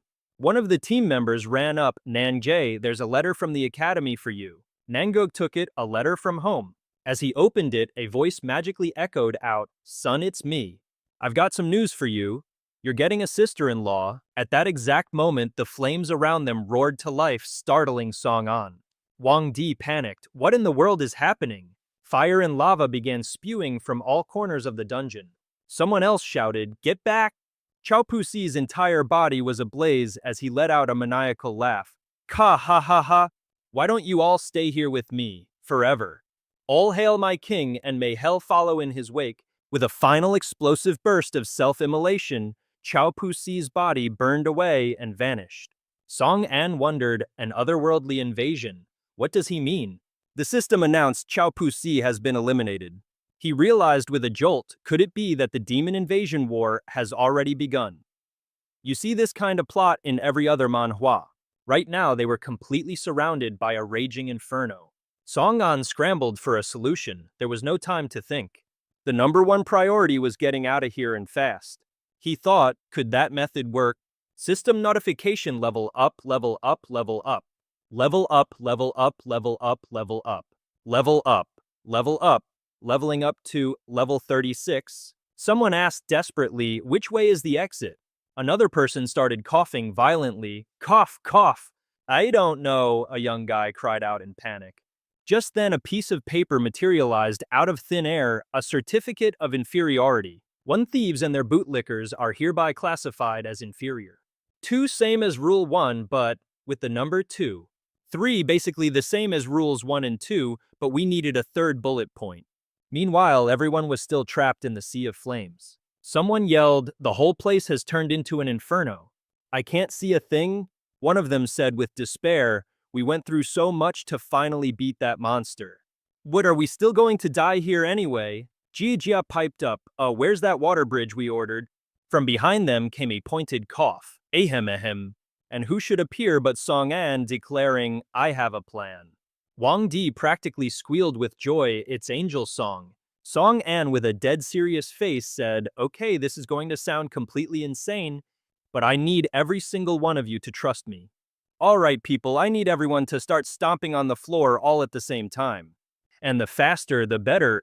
One of the guys asks skeptically, stomp on the floor. Someone else chimes in, what fresh nonsense is this? Another girl cries out, you want us to do that at a time like this? Song An just repeats, everyone just stomp. Wang Di immediately hypes him up, just do what Angel Song says, people. Come on, get those feet moving faster. Grumbling, everyone starts following his bizarre instructions. This is a crisis. Please tell me you're not joking around. As the sound of stomping begins, Nan turns to Song An. Look, kid, I'm trusting you. Whatever you need, just say the word. I'll do it. Wang Di chimes in again, Messenger Song, you have my unconditional faith. I just know you guys will get me out of here. Song An is so over that ridiculous nickname. Ugh, whatever. Call me what you want. Feng adds his support, Song and I trust you too. Giga encourages her friend, Xiao Yu, let's give it our all. Woof. Seeing the others, the last guy finally gives in. Alright, fine, guess we'll do it too. The girl with him also nods in agreement. Ahem, it's not like we have any other brilliant ideas. But even as he stomps, his face screams doubt. Is this actually going to do anything? Or are we just trying to summon some ancient earth god? What kind of crazy manhwa logic is this? The rhythm's getting sloppy, Song An yells. Keep the beat steady. He thinks feeling confident they could pull it off. Just then a small circle of energy starts to materialize on the ground. The circle rapidly expands and everyone starts to lose their cool. The fire's about to hit us, what do we do? Don't panic, Song An shouts over the noise. Keep the rhythm. We're almost there. But they're just screaming their heads off, help us. And that's when a system notification pops up out of nowhere. Frequency error. High-intensity anomalous wavelength signal detected. Warning, glitch identified as temporary. Removing targets from gameplay. Everyone just blinks in utter confusion. Huh! I'm okay. We're standing in a sea of fire and we're totally fine. Feng looks around completely baffled. There's no heat. I can't feel a thing. It's as if the flames don't even exist. How in the world did you manage that? A grin spreads across Song An's face. He thinks it's not that the fire doesn't exist. It's that we've been temporarily kicked from the game's server. We're completely intangible to everything in reality right now. And so he launched into his master plan. If you think of the game as a single entity, it operates on its own unique frequency. What we're going to do is simulate a change in that frequency. We'll trick the system into thinking it's glitching out. That should force it to quarantine us temporarily while it tries to fix the problem. The system window flickered. Unreachable. Adding skill S-class creation spear. Adding more people can extend the effect, but we've got 60 seconds at the absolute most. Song An warned, this little loophole of ours won't last long. We need to find an exit to survive, like right now. One of the others replied, we'll follow your lead, boss. Suddenly, a voice echoed up from far below. Hello, is anyone up there? Zai Hui yelled back, we're pretty safe down here. There's a path that leads outside, everyone get down here quick. Sun Yue looked up and gasped, whoa, did a volcano just go off up there or something? A huge grin spread across Song An's face. Zai Hui, you're a lifesaver, we're heading in that direction. Judging by the sound, they can't be far. Sun Yue, completely baffled, asked, wait, when the heck did Song An get here? Is this some kind of manhwa plot twist? Zai Hui announced, all right team, let's get ready to provide them with some backup.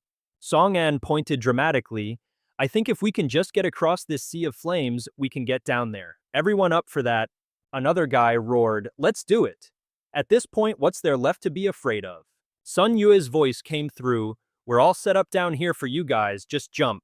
And so one by one, they took the leap of faith. Whoa, one of the guys exclaimed.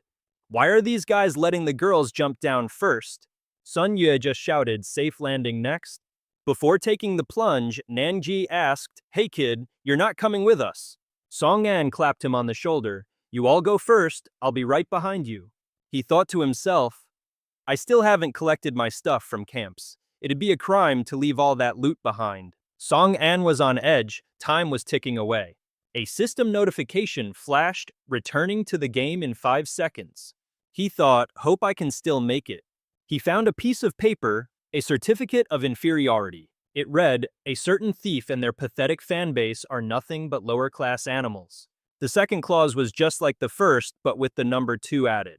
The third clause was the same as the first 2, but just long enough to make it 3 clauses. Dirt and dust began to rain down from the ceiling. Sun Yue threw up a shield, yelling nervously, this whole place is about to collapse.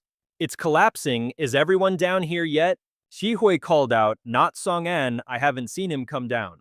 Wang Di shouted, the fire's closing in on us again. This floor isn't going to hold much longer either. Sun Yue grabbed her arm. Come on, Zai Hui, let's go. Stop waiting for Song An, if we don't bail right now we're toast. He's probably already outside, you know. That guy never plays by the book.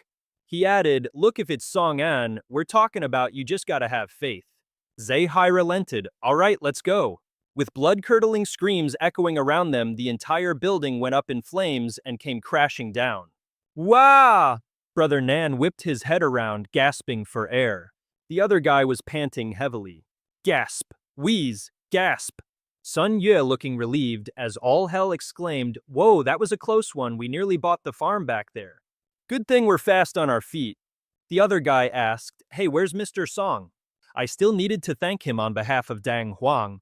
Wang Di said grimly, no, he didn't make it down with us. Hearing that, the guy completely lost it. Huh. You don't mean he's still trapped in there, is he? With the building like that, how in the world could he get out? Zai Hui's heart sank, thinking, no way. He couldn't have really. Just then a familiar voice cut through the chaos. Looks like everyone made it out okay. Wang Di looked up towards a massive boulder. Someone's up there. Zai Hui's face lit up with pure joy. There was Song An looking like the main character of a manhwa and holding some kind of object. Guess I'm not too late to the party, am I? Acquired instant transmission. The system chimed in, double experience elixir. Player can obtain double the experience points by slaying monsters. Each use of the elixir is limited to a maximum gain of 9 levels per player. Once the limit is reached, no further experience will be awarded. Notice the double experience elixir can grant skills. However, no item drops will occur. The system immediately updated his information. Name Song An. Level 36. Class Golden Spear Warrior. HP 1420 out of 1530. MP 444 out of 444. Class Skill Spear Creation. Passive. Passive instant transmission consumes 20 MP. Passive Robustness, Acquired Skills. Black Smoke Level 3, Fleeting Poison Level 3. Devour Level 1 Strength 107 plus 164. Perception 45 plus 73. Stamina 46 plus 107. Willpower 45 plus 66. Agility 49 plus 71. Remaining stat points 27. Special effect physical damage resistance plus 8%. Magic damage resistance plus 6%. Critical hit rate plus 20%. Player hazardous. Blessing of the ancient forest. Tamed beast nightmare rat. Song An cheerfully told them, looks like everyone made it out in one piece. Guess I wasn't too late, was I? Wang Di replied, that's great news. He then said to Dai Hui and Sun Yue, hey, there's something I need to talk to you two about in private. This totally blindsided both of them. Sun Yue yelled in a panic. Huh, he blurted out, completely caught off guard. But, who the heck are you? Hearing that, Song An froze on the spot, equally stunned. Huh. Off to the side, Feng was looking after Lin Nan's group. Here, have some water. The girl in the group accepted it and replied, thank you. Wang Ti gave everyone a rundown, we're running low on supplies. We have to be careful with what we use. A few thoughts raced through Song An's mind. Oh right, I forgot Dai Hui and the others have no idea I changed my appearance. It's just like one of those cliché tropes you see in a manhwa. The main character changes his signature hairstyle and suddenly he's a complete nobody. Nobody recognizes him at all. Meanwhile, he was awkwardly trying to explain out loud. So the long and short of it is, a moment after he finished telling them the story, Sun Yue was just staring completely flabbergasted. A ghost girl NPC, a special dungeon. Why do you get all the good luck? Dai Hui, however, said, so that's how you got so much experience. Sun Yue and I leveled up a whopping 8 times. Suddenly, he got a sly grin on his face and asked, but you didn't need to pull us aside just to secretly tell us this, right? Don't tell me. You wanted to secretly slip us some of the gear. Now, that's an interesting proposition. Song An replied, the loot from inside the dungeon. Wait a minute, are you trying to secretly pass us some gear? That sounds pretty tempting, you know. Song An clarified, the stuff from inside the special dungeon. That can't be equipped. This is just a little souvenir I kept for myself. I called you two over for a completely different reason. Sun Yue looked crushed. Welp, so much for being safe. That was a short-lived celebration. He turned and asked the other two, hey, do you guys remember the alien invasion? The alien invasion? That one question was enough to make both of them yelp in shock. The alien invasion. Sun Yue immediately started freaking out. You mean that demon invasion of the Hadaman Kingdom mission? The one with a bonkers SSS rank difficulty straight out of a hardcore manhwa, where the absolute weakest monsters were level 60-70 or even 80, and there were even level 90 monsters, right? Song An simply replied, that's the one. And I'm afraid it's about to become our reality. The guy started tearing at his hair, screaming in a full-blown panic. You've got to be kidding me. If that happens, we are absolutely certifiably screwed. Song An, why would you even tell me that? I hate you. A level 60 monster. We can't even beat one of those, let alone thousands upon thousands of them. Shi Hai, ever the calmer one, turned to Song An and asked, Song An, you pulled just the two of us aside because you were worried the others couldn't handle this bombshell, didn't you? He replied, yeah. They just barely managed to claw back some of their confidence. If they heard this news, they'd probably lose all hope completely. The main reason is that we all understand this new world better than anyone.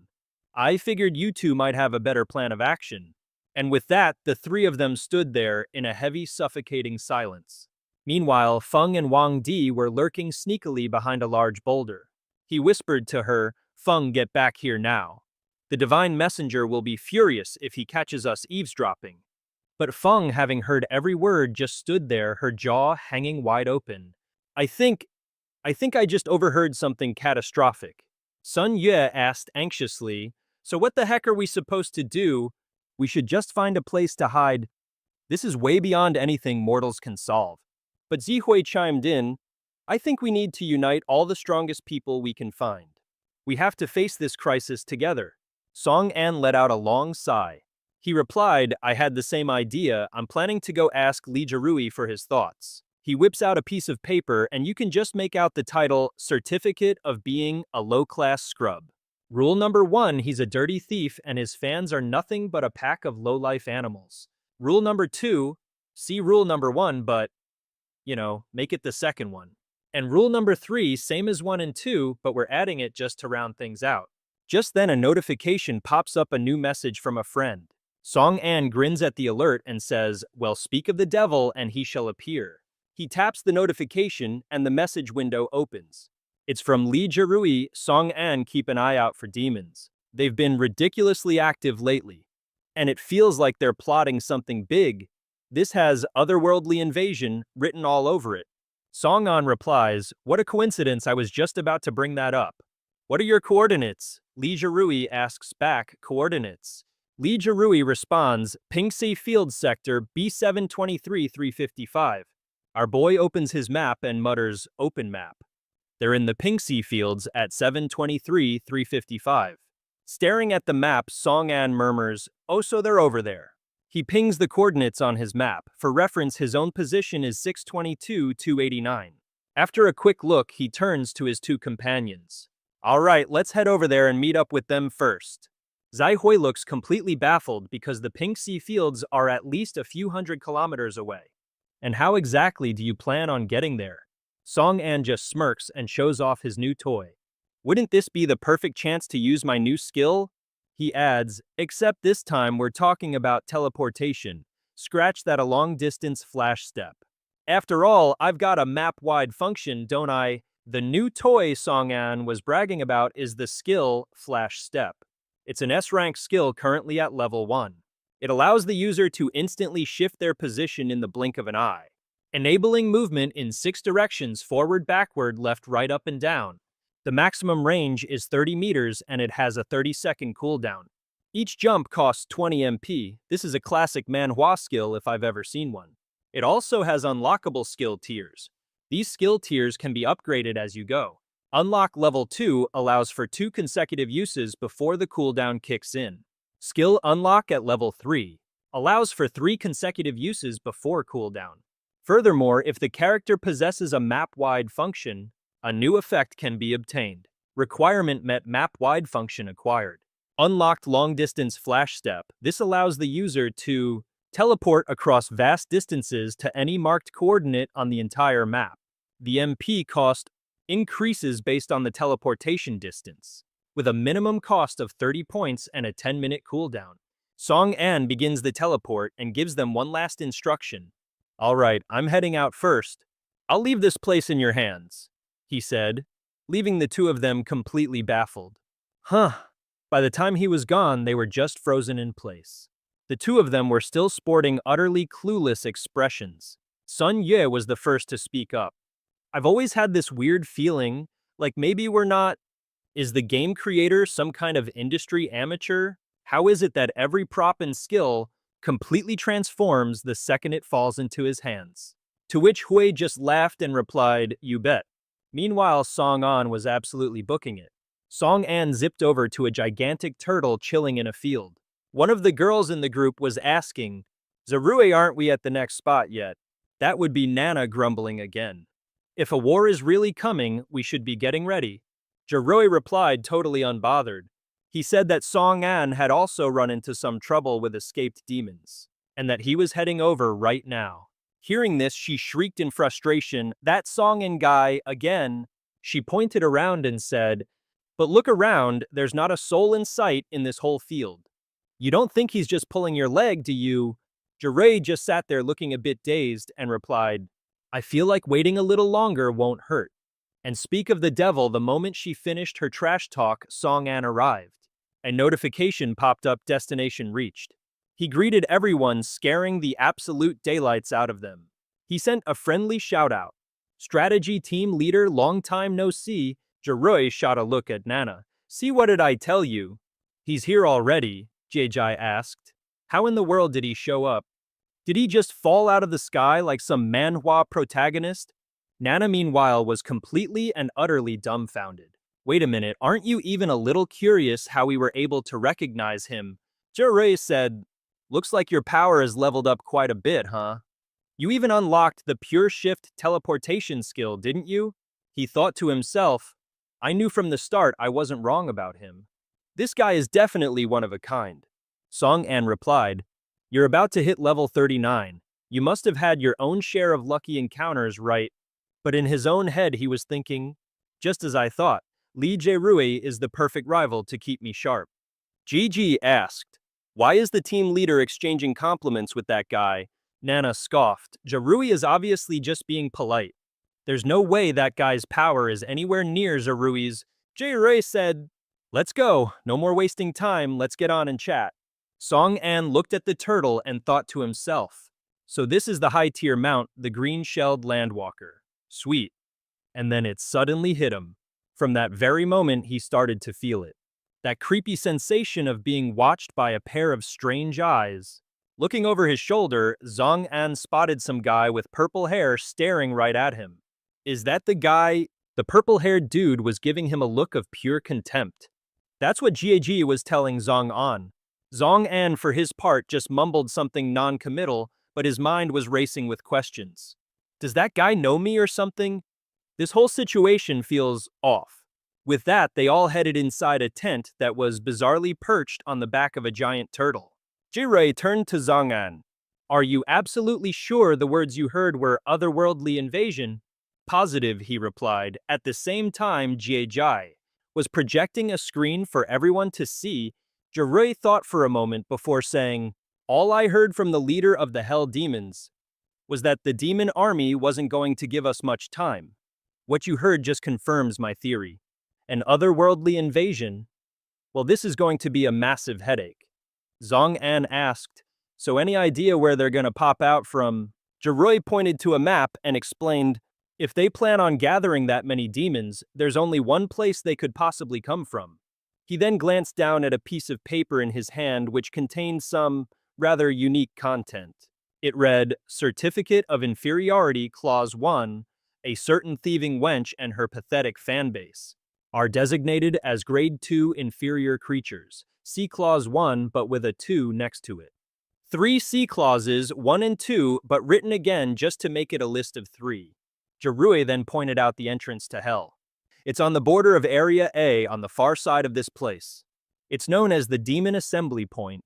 According to the lore of this world, the truly powerful demons can only enter this dimension through that specific gate. This isn't some generic isekai manhwa. He also added, but the terrain there is absolutely treacherous. Launching a preemptive strike would be next to impossible. Okay, Zong An asked, so where's the spot that's farthest from the Hell Gate? Zherui called out, Jie Bai Mu. He tapped away at a console and replied, got it. An image materialized right in front of Zong An and Zherui. The two of them stared completely dumbfounded as they both realized what they were looking at. It's Himong City in Area A, Zong An said with a smirk, laying out his idea. Taking a step back to leap forward might actually be a pretty solid plan. Hearing this, Jirui prompted, go on, lay it out for us. He began, what if we ditch the whole proactive attack thing? We could focus all our forces on defending Himong City. Alright, so the terrain around Ximeng Citadel is high up and ridiculously complicated. It's easy to defend, but a nightmare to attack, which is going to create a ton of opportunities for us. And if we use Ximeng as our base, we can get resupplied in a flash. Zong An also added that for the demon army to even march over there, it would take them at least 3 to 5 days. He summed it up by saying, this basically buys us a whole lot more time. Time for some serious leveling up and upgrading our gear. Hearing this, Zherui replied, that actually makes a lot of sense. He mulled it over and added, summoning the entire demon army has got to take 30 days easy, plus another 5 days just for travel. Zong An also pointed out that, on top of everything, for the massive demon army to get there, it would take them at least 3 to 5 days. Then he laid out his final conclusion. This meant they'd have way more time to level up and get better equipment. Hearing this, Zherui chimed in. Sounds pretty logical to me. He thought for a second, then added, mustering a demon army of that size has to take 30 days. Plus 5 days of travel time. He smugly started plotting his next moves in his head. He figured if they were fully prepared, they could totally take on level 60 demons. But Zong An was thinking to himself, 35 days really? Even though Li Zherui is the one in charge of this whole operation, and normally that wouldn't be a problem. For some reason, I just have this nagging feeling that we definitely don't have that much time to spare. Suddenly, a man named Shin bursts in yelling, I do not agree with this plan. Gigi, seeing this, just calls out, Deputy Leader. The guy snaps, First off, I don't trust this person. Second, the battlefield is unpredictable. We should be seizing the crucial defensive moment, not just handing it over. You're just giving the enemy an opening and putting all of us in more danger. Turns out this dramatic newcomer is the deputy leader of the Chi-Che strategy team. His name is Sha-Chi, and he's the younger brother of Chi-Hu Li, the guy you killed. It's a displeasure to meet you. He sneers, leaving Zhang An completely stunned. Sha-Chi shot an annoyed glare straight at our boy. He spoke up, "What's the matter? Don't have the guts to admit it, do you?" Hearing him say that, both Nana and Bai Mu looked seriously unimpressed. At this point, even Li Rue glanced over, though he kept his cool and didn't say a word. Instantly, the tension in the room skyrocketed.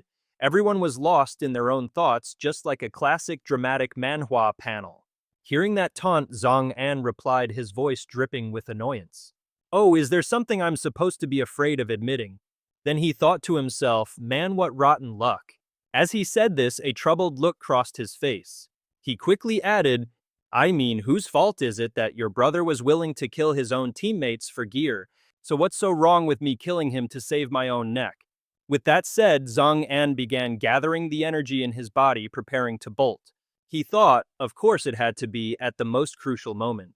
Right here in the strategy team's main headquarters.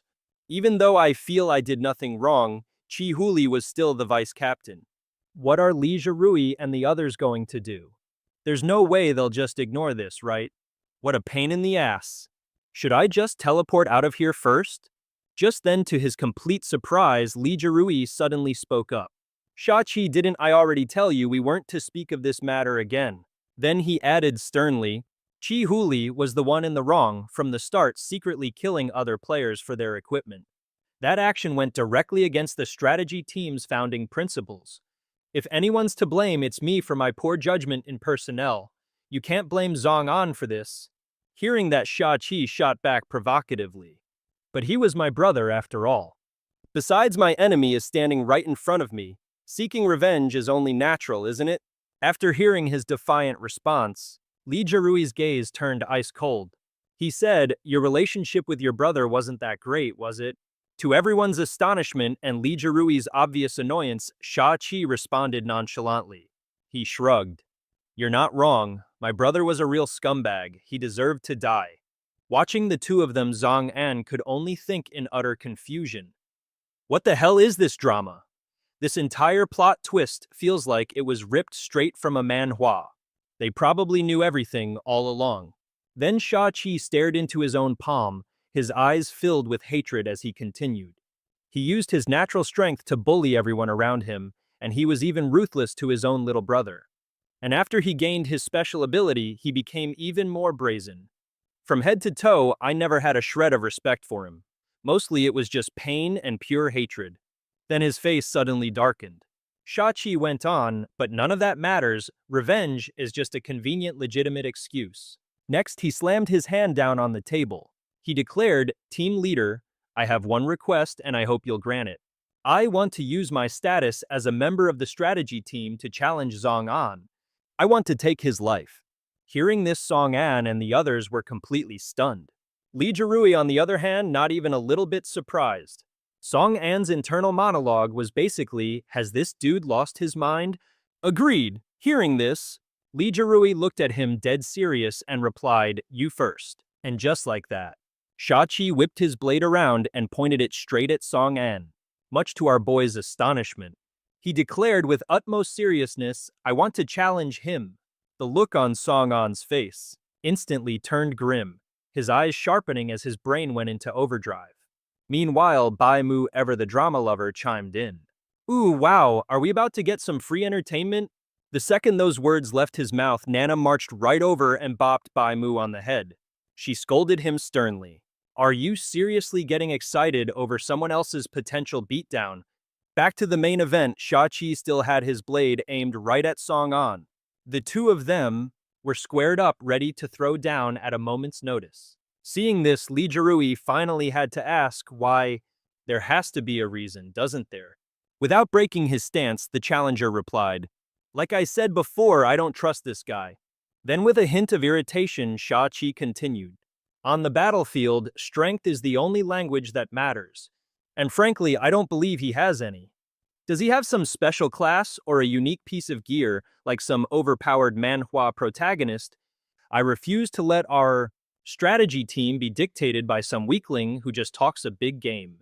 Since you made me the vice captain, I consider it my duty to give him a harsh reality check. At this, Lee, Jirui tried to step in and explain, but before he could even get a word out, Song-an held up a hand, cutting him off. He announced, "It's fine, I accept his challenge." Suddenly his gaze turned deadly serious. He said, "You know he's right, it is important for a person to face reality. And since you're so stubborn about this whole attack first thing, I take it you're pretty confident in your own combat skills, aren't you?" As he spoke, Song-an's expression remained serious, but now it was laced with a hint of a taunt. He proposed, "How about we make this an offense versus defense showdown?" At Song-an's words, both Na Bai-mu and Sha-chi were completely stunned. But for Sha-chi, that shock quickly hardened into a deadly serious gaze. In all, their minds one thought echoed offense versus defense. The scene suddenly felt like a strategy board with Song-an and Sha-chi as the main pieces. On his side, a flurry of crimson swords pointed directly at Song-an. And on our boy's side, just a single solitary blue shield standing guard in front of his game piece. Song-an's voice cut through the tension, laying out the rules. "You can attack me from any direction you want. My only job is to defend. If you can so much as land a scratch on me, you win." Then with a smirk that screamed overconfidence, Song-an added, "Just to keep things civil, and to, avoid the inconvenience of the strategy team suddenly losing a vice captain. I won't even use a weapon. How about it?" Hearing these absolutely insane rules, Sha-chi finally exploded, roaring, "You arrogant punk! I'm going to make you pay a humiliating price for this." And with that, he stormed off in a rage, leaving Song-an to calmly watch his retreating back. As he stomped away, Sha-chi yelled over his shoulder, "We'll meet down below. Don't you dare chicken out." Our protagonist just kept his eyes on the furious vice captain, a serious yet confident smile playing on his lips. Behind Song-an, Lee Jirui was also sporting an amused grin. He thought to himself, "Well now, this just got a whole lot more interesting." On a vast green field, blades of grass danced in the wind. A huge crowd from the strategy team had already gathered, buzzing with anticipation. The gossip mill was already churning.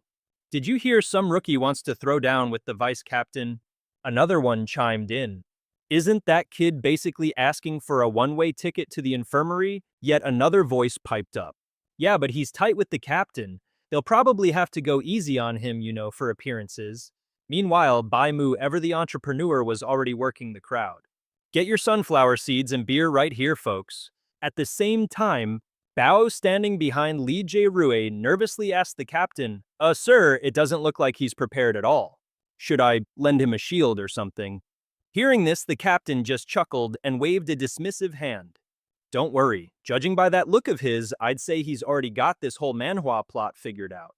And so Song-an finds himself facing off against Sha-chi. Sha-chi's got two swords in hand, his expression completely unreadable.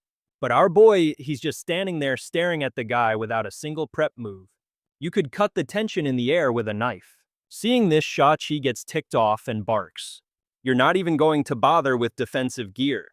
Looking down on me, are we?" Song-an just smirked back, full of confidence. "You don't need to worry about that. All you have to do is bring the pain." Hearing that, two panthers with blazing golden eyes materialized behind Chi.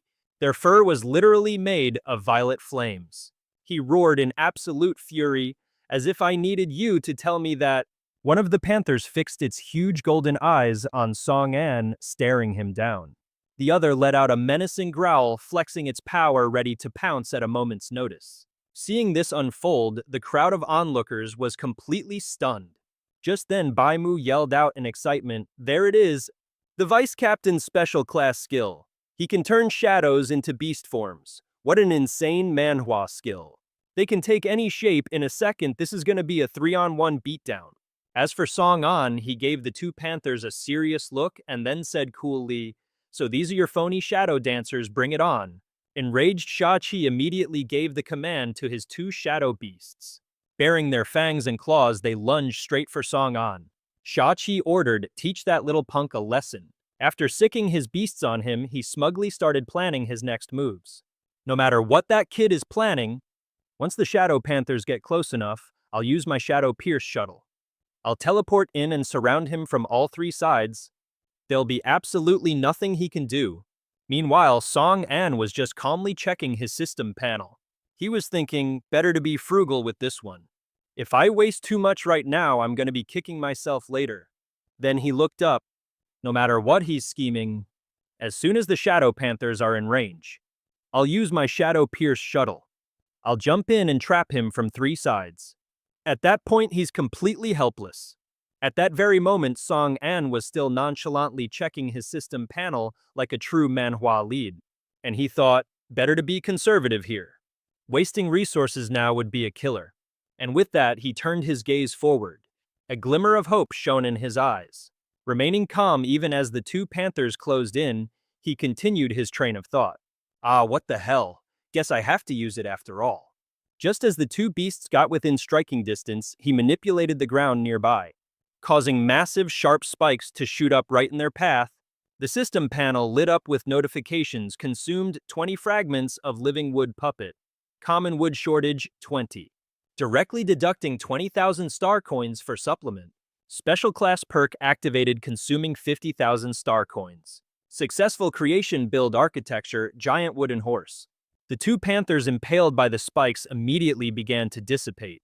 With his skill shattered, the backlash slammed into Shao-Chi, causing him to spit out a mouthful of blood. Ugh, he can't believe his eyes. The system window pops up. The Shadow Beast is a part of the player's own shadow. After taking damage, it reflects 30% of that damage right back to the player's body. After a bit of time, the shadow automatically recovers. Everyone in the audience is just staring, completely stunned. Nana, not trusting her own eyes, spins around to ask Lee Jarui, "Creation, isn't that a merchant skill? Isn't he supposed to be a warrior class?" "Brother Jarui, what is going on here?" Lee Jarui, having witnessed the whole display, has a look of pure fascination on his face as he thinks to himself, "It seems Class K isn't your run-of-the-mill merchant class. Song An, you've really been hiding your true power." The two panthers, not quite gone yet, are now cowering and backing away in fear. Seeing this, Song An taunts them, "What's wrong, not gonna pounce." Then, as he raises the very ground beneath his feet, he continues his goading, "If you don't charge now, you'll never reach me." At the same time, his system window starts blowing up with notifications. Consumed 5 adhesive glue, lacking 40 common soil. Consumed 40,000 star coins to supplement. Special class privilege activated. Consumed 50,000 star coins, construction successful. Creation architecture high tower. At this point, Shao-Chi is completely and utterly floored. He simply cannot believe what he's seeing. "Song, and what in the world are you? A moment ago it was a giant snake and now it's a massive tower. Is it possible he can just create whatever he wants?" This is some next level manhwa logic. The guy's an absolute monster, and starts condensing bolts of lightning at his fingertips. He struggles to shout, "Don't think I'm out of tricks." His system window pops up again, transform Shadow Beast. The caster can alter the form of the Shadow Beast by sacrificing a small amount of blood. At the same time, the two panthers begin to morph into winged creatures, shadow birds. The newly transformed birds immediately dive towards Song An.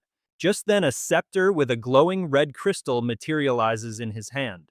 He glances at it and says, "Well, it's your turn to get in the game." The system immediately flashes a notification: "Cannot be used." And yet he still slams the scepter down onto the ground. A brilliant halo of light erupts from the point of contact. Song An declares, "Even if you can't be used, but hey, the crystal embedded in you is a fire attribute anyway. So just using it to reinforce a building shouldn't be an issue." Creative reinforcement. But the system just keeps flashing, "Error, error, cannot be used." Seeing that the fire crystal reinforcement was a success, the earthen tower begins spewing jets of fire right at the birds. The tower unleashes a wall of fire, completely blocking their path and stopping the birds from flying any higher. Meanwhile, back on the ground, Shao-Chi is getting hammered by the backlash, coughing up mouthfuls of blood with every hit.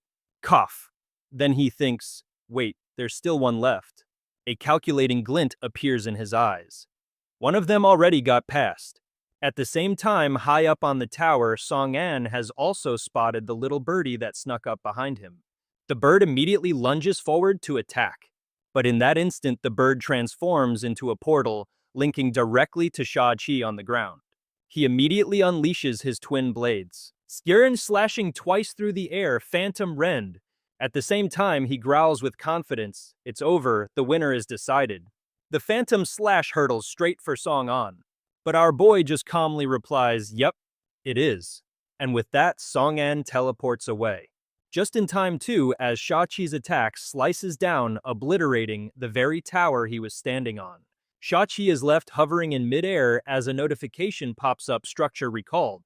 The look on his face is one of pure unadulterated confusion. He panics internally. You've got to be kidding me, that's a valid move. Another system panel flashes, Shadow Shuttle is on cooldown. Seeing this, the members of the strategy team watching from the sidelines cry out in alarm. Huge chunks of rock from the once mighty tower begin to rain down. The tower collapses. The winner has been decided. All that's left is a massive pile of rubble. The crowd is dead silent. Everyone is completely stunned by the outcome. It's Li Jie-Rui who finally breaks the silence. Nana, go heal Shao-Chi, the fight's over. But from within the silent wreckage, a figure suddenly emerges. It's Shao-Chi struggling to get back on his feet. His entire body is covered in scrapes and cuts from the sharp debris. He glares ahead, his eyes burning with resentment. He thinks to himself, I can't believe I lost so completely. I couldn't predict a single one of his moves. While he saw right through everything I was planning. Is this guy the protagonist of a manhwa or something? Suddenly a hand is offered in front of his face, along with a question, hey, you all right? It's none other than Song An. He says, you know that last attack of yours was pretty unique. Way stronger than your brother, that's for sure. Shao-Chi forces himself to sit up. He snaps, I don't need your pity, a loss is a loss, so go on, humiliate me all you want. Okay. Song An pulls his hand back, looking at the fuming Shao-Chi and thinking, but I genuinely thought he fought well. Was my delivery not sincere enough or something? Just then Nana summons her healing butterflies. They flutter around Shao-Chi, mending his wounds. Li Jie-Rui steps closer and comments, he genuinely thinks you fought well. I guess his way of expressing it just wasn't sincere enough, huh? Nana immediately summons her healing butterflies, which flutter around Shao-Chi to patch up his wounds. Li Jie-Rui steps forward to intervene. All right, Shao-Chi, stop giving him the death glare. This whole thing is over. A good offense is the best defense. You wanted to demonstrate the viability of your strategy for clearing this battle, didn't you? Song An immediately latches onto that lifeline. Exactly, an invasion war is a completely different beast.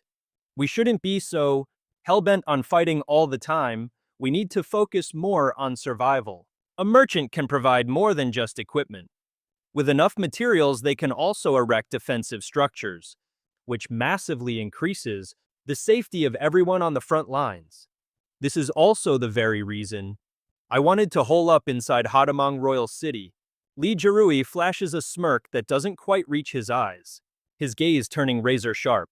You're right, we can't afford any pointless sacrifices, but a normal merchant couldn't pull off what you just did. Song An practically jumps out of his skin. Huh, he thinks panicking. When did he figure me out? Li Jie-Rui's intense gaze softens just a fraction. He continues his breakdown, instantly completing construction and deploying it directly in battle. That's way beyond the scope of any normal class's abilities. A special merchant, I'm guessing you'd have to be a golden merchant to manage something like that, am I right?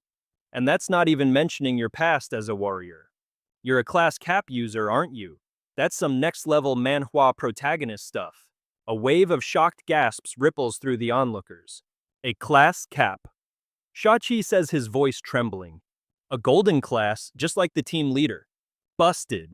Song An just scratches his head awkwardly, flashing a helpless smile. Well, I guess you could say that.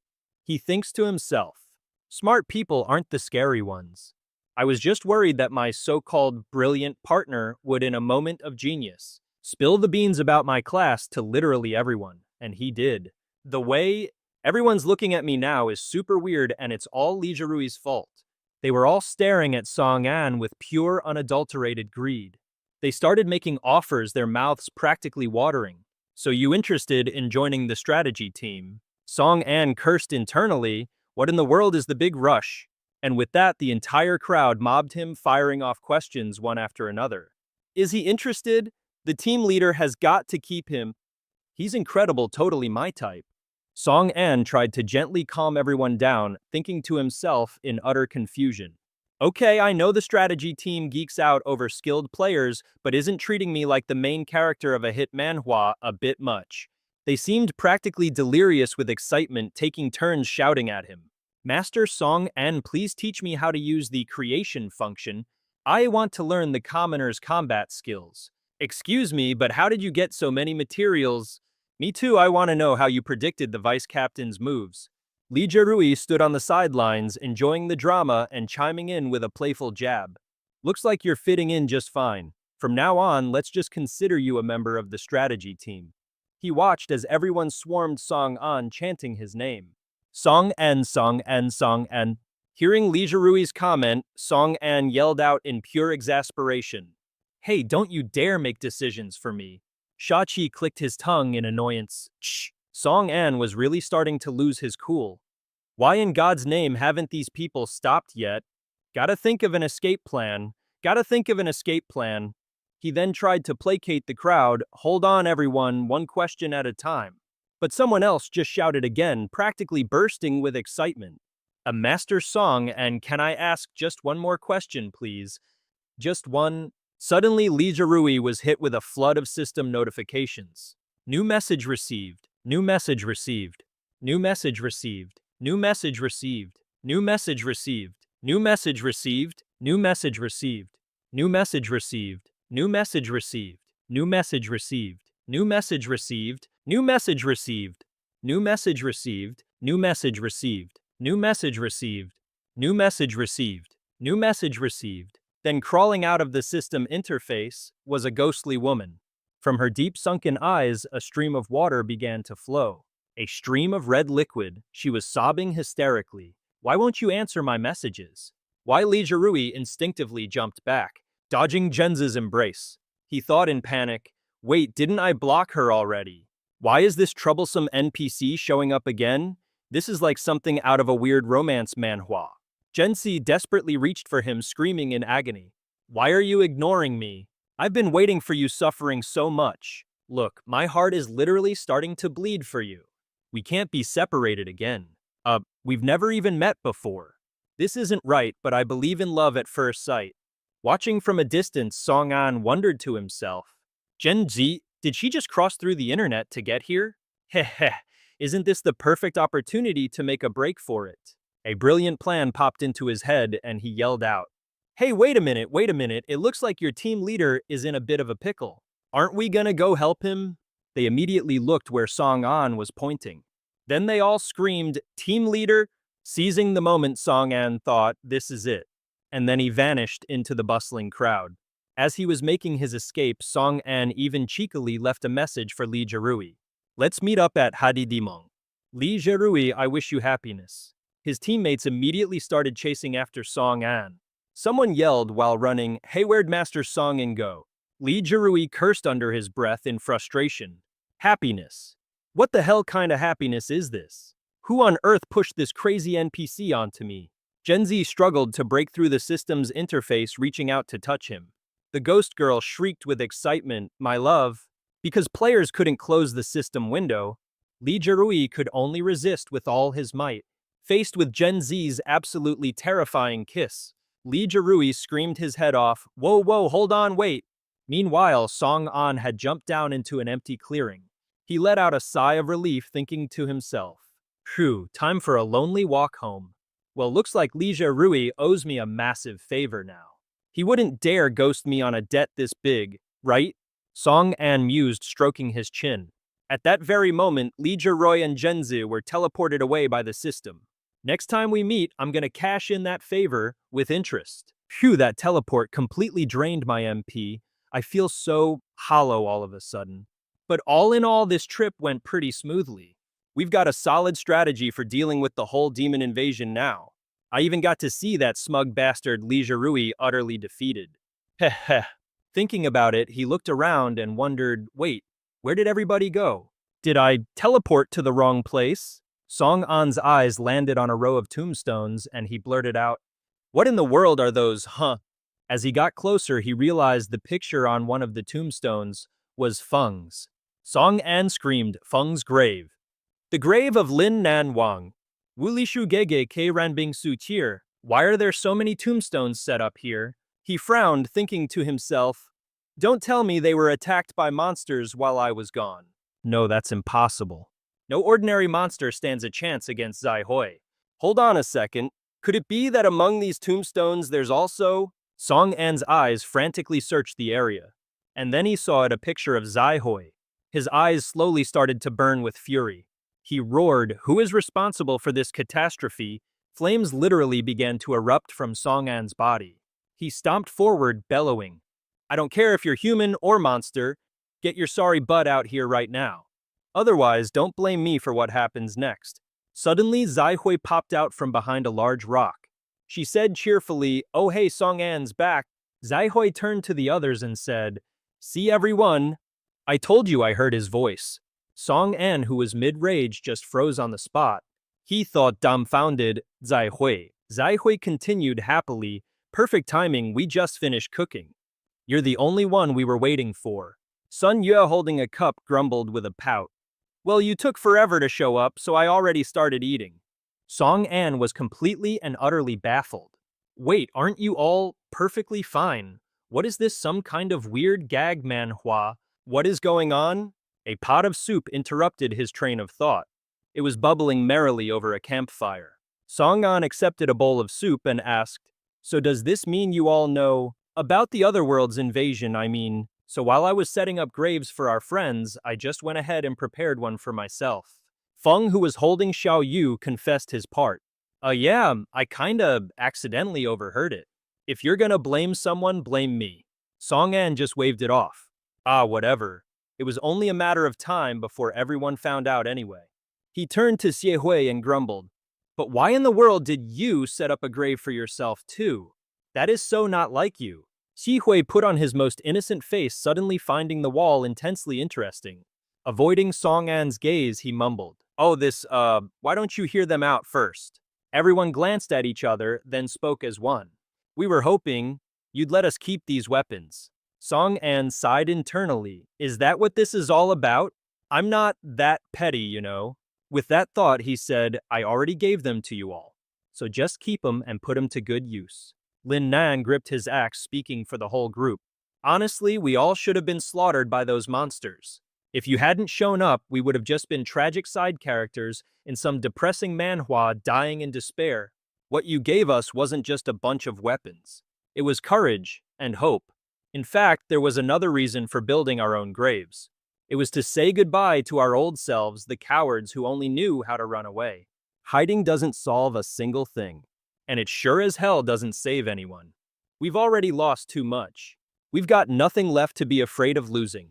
So if this catastrophe is truly destined to come for us, then I swear I will fight until my very last breath. A fire of determination lit up in everyone's eyes. Feng was the first to declare, me too. Kiar, right beside him, chimed in, count me in. Xiaosu and Wang Di spoke up in unison. Us too. A wide grin finally spread across Ye Hui's face. So, doesn't that mean we're in need of a leader right about now? For some reason, Song An's mind drifted back to that old story. It was at a press conference for some huge pharmaceutical corporation. The spokesperson was on stage giving some heartfelt speech. Suddenly, the guy just lost control, his body seizing violently. The next thing anyone knew, he was launching himself into the crowd below. Yu, maintaining his signature, I'm so over this expression, said, fine, I'll reluctantly agree this time too. And so the crowd went wild, chanting in unison. Song An, lead us into battle. Cut to a man absolutely losing his mind at some poor soul. Glued to a computer. He punctuates his rant by slamming a fat stack of files right onto the guy's head, getting all up in his personal space. Still not done, he barks. What am I paying you for, to be a professional paperweight? The fossil then grabs our boy by the collar, really getting into it. No wonder you don't have any friends, he sneers. Who'd want to hang out with a total incompetent? You can't even fix a few dinky little bugs. What grand purpose could you possibly serve? Getting chewed out by the boss is one thing. But his coworkers are a whole other level of awful, dumping their work on him and looking down their noses. Song An, you can handle the overtime, right? He's like a pathetic little cockroach. I'd hate to be him. And our guy, he just has to take it. Yes, sir. They stroll off already making plans. So where are we going after this? Drinks sound good, totally, and just like that song, An is left to slave away at his computer until the wee hours, muttering to himself. It's fine, I can get all this done. I don't need anyone's help, I can handle it. I I don't need help, and I sure as hell don't need fake friends. I don't need their approval. But do I really not need anything at all? Suddenly a voice calls his name, Song An, and just like that, he's yanked into some kind of dimensional void, the voice echoing his name. The call of Song An grows louder and clearer. He snaps back to reality, or well, this reality, where everyone is cheering for him. Our guy Song An. We hope we can pull our weight too. Zaikai chimes in, Song and everyone's waiting for your answer. You zoning out on us, seeing all their hopeful, expectant faces, Song An can't help but let out a cynical little smirk. Because he knows, deep down, he's just a hypocrite who says one thing and means another. The second he finishes talking, the crowd erupts, demanding he prove it. He calmly lays out his terms like some kind of manhwa protagonist. All right, I can guide you, he says. But first, you all need to prove you're capable of taking down a demonic beast. What I mean is, you need to be strong. The ability to actually defeat a star-level monster, whether you go in solo or with a small squad. Song An also chimed in, look, I'm not about to let a whole team get wiped out just to save one person. And nobody here wants to be the one dragging everyone else down, right? Wang Di had to agree, he's got a point. But Song An was thinking to himself, it's true that with this otherworldly invasion, we need more fighters, a whole army like in a military manhwa. But courage without any real skill or combat experience is just a fancy way to get yourself killed. Shihui asked him, Song An, considering our current state, isn't that asking for a bit too much? Hearing that, Song An shot back. You think it was a walk in the park for us to get here? Then he started goading them. If you can't even handle something like this, you'd be better off quitting right now. It's for your own good, really. Annoyed, the others retorted, hey kiddo, we're not giving up. That's right, where are the demonic beasts? We'll prove to you what we're made of. Hearing their response, Song An said, good, that's what I wanted to hear. He then summoned his item interface. Song An pulled out some items and told the group, all right, everyone tie these ropes to your wrists. He then added, after that, pair up and tie yourselves to each other. Before long, the entire group was linked together in a tight chain. Everyone looked around, utterly baffled. Wait, like this? What kind of crazy scheme is this now? Don't bother asking. You wouldn't get a straight answer anyway. Suddenly, Sun Ye rushed over to them and yelled, are you actually trying to use the human chain formation on them? Didn't the boss already shoot that idea down a long time ago? Kiehui asked Song An. Wait, Song An, did you finish the new plan while also keeping the original one? Huh, he grunted, taking a swig from a potion he'd just pulled from his inventory. Yeah, I did, he said, then casually tossed the empty vial to the ground. He added, it wasn't approved. Hey, it's not like using it is forbidden or anything. Besides, what's programming without a little romantic creativity, huh? After he chugs it, a notification pops up, MP is now recovering. A blue aura starts radiating from Song An's body, and he announces to the group, all right, looks like everyone's all set. Song An immediately casts a spell complete with a skill description. Binding into pairs can form a set.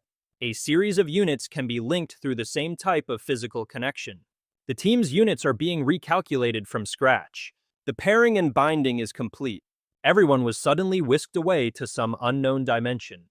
And boy, were they completely floored. Song An held out his hand and ordered, you lead the way and give me your hand? I'm about to give you the ride of your life today. Then he asked, Dai Hui, can you grab my other hand?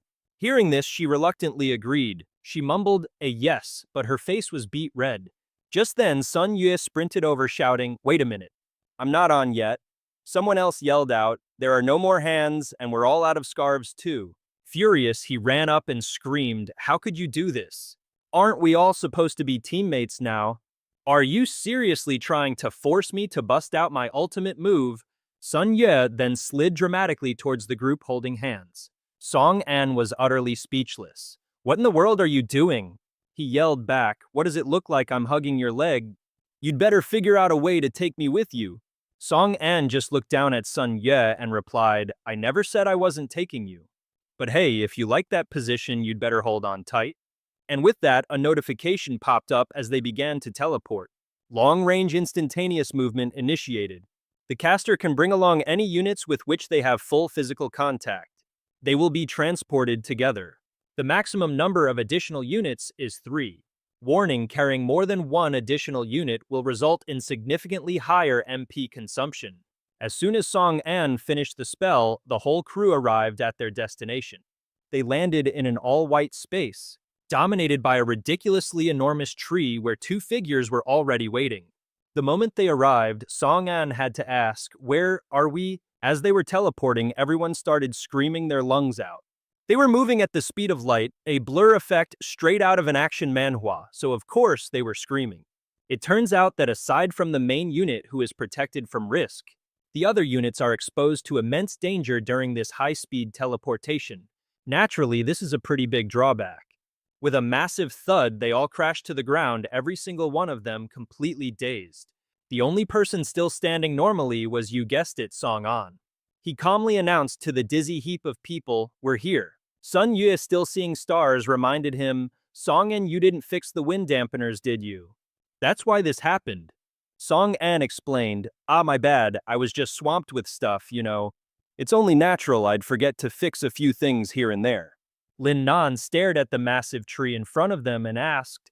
They find themselves near a giant tree stump, and the entire area is covered in some kind of sticky, gross goo. "Where in the world are we?" Feng totally agrees, "Man, this is disgusting." A dazed Wang Di calls out to them, "Hey guys, over here, look." They all whip their heads around and yell, "Huh!" He's just completely shell-shocked by the sheer magnificence of it all. Because right in front of them is a massive fortress, the centerpiece of a sprawling city, all protected by towering walls. Wang Di can't help but comment, "Isn't this the kind of thing you only see in the movies?" A wide-eyed Sun Ye breathes out, "This is Jimeng City." "That's right," Song An confirms. What they're looking at is none other than the biggest city in the entire game, Jimeng City. He adds that if a war ever breaks out, they're gonna need a solid base of operations. And Jimeng City, with all the rich resources nearby, is their best bet. Song An points out that not too far from here there are also 2 colossal statues. The place is known as the War Gate. He explains that anyone trying to get into Jimeng City from the outside has to pass through that War Gate. That, combined with the fact that the city has a mountain range at its back, makes it a defender's dream and an attacker's nightmare. If the Great Demon Army comes, he says, we have to hold this place. Heck, if they can secure this location, they'll barely have to worry about defense at all. The group listens to Song An's grand introduction and lets out a collective sigh of awe. Jimeng City really is the perfect spot. Just then Lin Nan spots something and yells, "Hey, look over there, people are fighting." Everyone turns to where he's pointing. And sure enough, 2 groups are locked in a brutal battle like a scene straight out of an action manhwa. Looks like they weren't the only ones who made it here. It seems the other players also had plenty of time to get set up. Our crew moves from their previous spot to the location Song An was talking about. He also points out that there's no shortage of elixirs growing along the cliffside here. You could say, he concludes, this is the most suitable place for our base camp. Then out of nowhere he says, "But there is one tiny little problem that might pique your curiosity." "A problem? What is it?" Song An just grins. "You'll see in a second." Suddenly there's a massive rumbling sound and everyone starts screaming in terror. "That noise, don't tell me it's a monster." Feng screams a warning, "Elite monster on the right." It's a level 36 elite bog. Everyone started freaking out. "Bro, Song An, hold up, is that an elite monster? You're telling me that's the monster we're supposed to take down? You've got to be kidding me." He whipped up a high tower with his creation skill in a flash. Song An casually sat on top with Xie Hui and announced, "Don't worry, I won't be lifting a finger. You guys just go ahead and give it your all, K. Wang Di shot back, that's not it. That's not what I meant. You said this is the Boget's territory. And if we can't even beat them, then setting up a base is just a pipe dream. She asked nervously, are we really not going to help them? Song An's reply was a cool, nope. This was always meant to be a test. Down below, everyone drew their weapons and immediately started bickering. What's the plan? We're on our own now. Then let's just charge in. Okay, but who's giving the orders? Just then the monster let out a massive sneeze, blasting a tidal wave of snot and drool all over them. Lin Nan, drowning in a mountain of monster mucus, gasped, I can't breathe. Song An just looked down from his perch and muttered, please don't disappoint me. In no time he and another guy were completely frozen, encased in a glob of green goo. And Song En, he just stood on the sidelines, silently watching the whole mess unfold. Classic manhwa protagonist move. Sun Yue, peeking out from behind a massive tree, couldn't help but comment, whoa, I never expected a monster's boogers to be this OP. Meanwhile, Geji plopped onto the ground, totally panicked and screaming for help. Wang Di's sister Feng, I don't know what to do. The Boget lumbered closer, letting out heavy breaths. Huff, huff, huff. Which was more than enough to scare the living daylights out of him. Stay away from me. Feeling he'd seen enough, our boy on the tower finally made a decision. Is this really all they've got? They can't even handle a low-offense monster. Like a Boget, how are they supposed to fight actual demons? Guess it's time to go save the day. But just then another voice cut through the chaos with a brilliant idea. Gegi, hurry, use your skill to dissolve that sticky gunk. He looked up completely bewildered. Huh? It was Yi Hui leaning over the edge and shouting down at them. The Boget hates anything clean. Its sticky slime is super weak against any kind of water control ability. You can save them. He snapped his head around, staring up at her in utter astonishment. Meanwhile, perched on top of the cliff, Zai Hui was screaming her lungs out at the crew below. Kaikeyo gotta move now, or everyone's gonna be in serious trouble. But the poor kid was totally frozen in panic. Even so, Zai Hui kept cheering him on, absolutely convinced he had it in him. Watching the Boget lumber closer and closer, his mind went into full-on panic mode. Finally squeezing his eyes shut, he decided to just go for it and follow her advice. A massive sphere of water shot out and slammed right into the monster's pile of snot. A water ball. The second the monster saw it, it started flailing around in a total panic. Boom! The bubble burst, sending Lin Nan and the others into a wild coughing fit. Cough, cough, hack, wheeze. He quickly yelled out, checking on the others. I did it, is everyone okay? He glanced at the panting boy. Man, that was way too close for comfort. Wang Di quickly piped up, Jai Jai, you really saved our skins?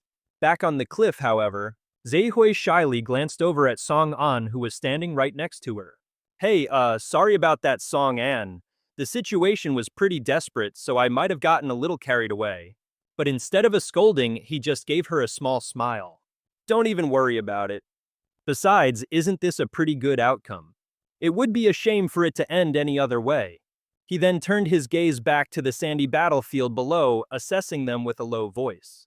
This little brush with death will definitely leave a lasting impression on them.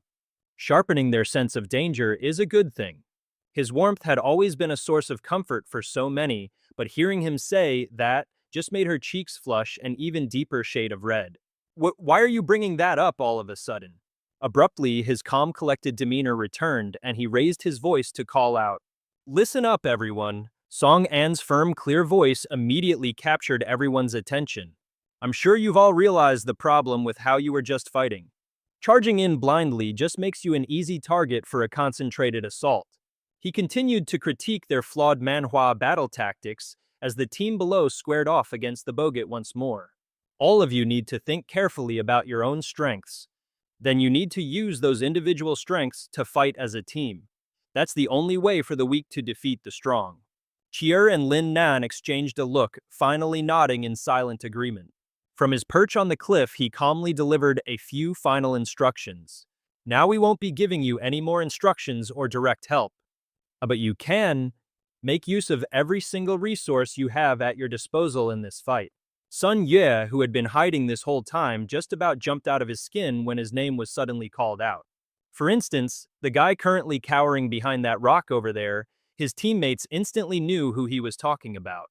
Ugh, he clutched the two tree branches in his hands, screaming his lungs out in pure frustration. Sung, and what in the world is wrong with you? It's one thing to not pull me up with you, but did you really have to expose my hiding spot too? Who was I even bothering by hiding over here? He just kept on whining, completely oblivious to the fact that the Boget's aggro was now fully triggered. So yeah, he was bothering someone all right. It furiously ripped a whole tree trunk from the ground and gave chase, swish swoosh. His teammates scrambled to the side, watching cautiously and panting for breath. Look what you did. You made the monster mad and now it's after you. Sun Yue shrieked as he ran for his life. Wah, I knew this was going to happen. Song and I hate you. Just then Lin Nan's voice cut through the chaos, low and steady. This is our chance.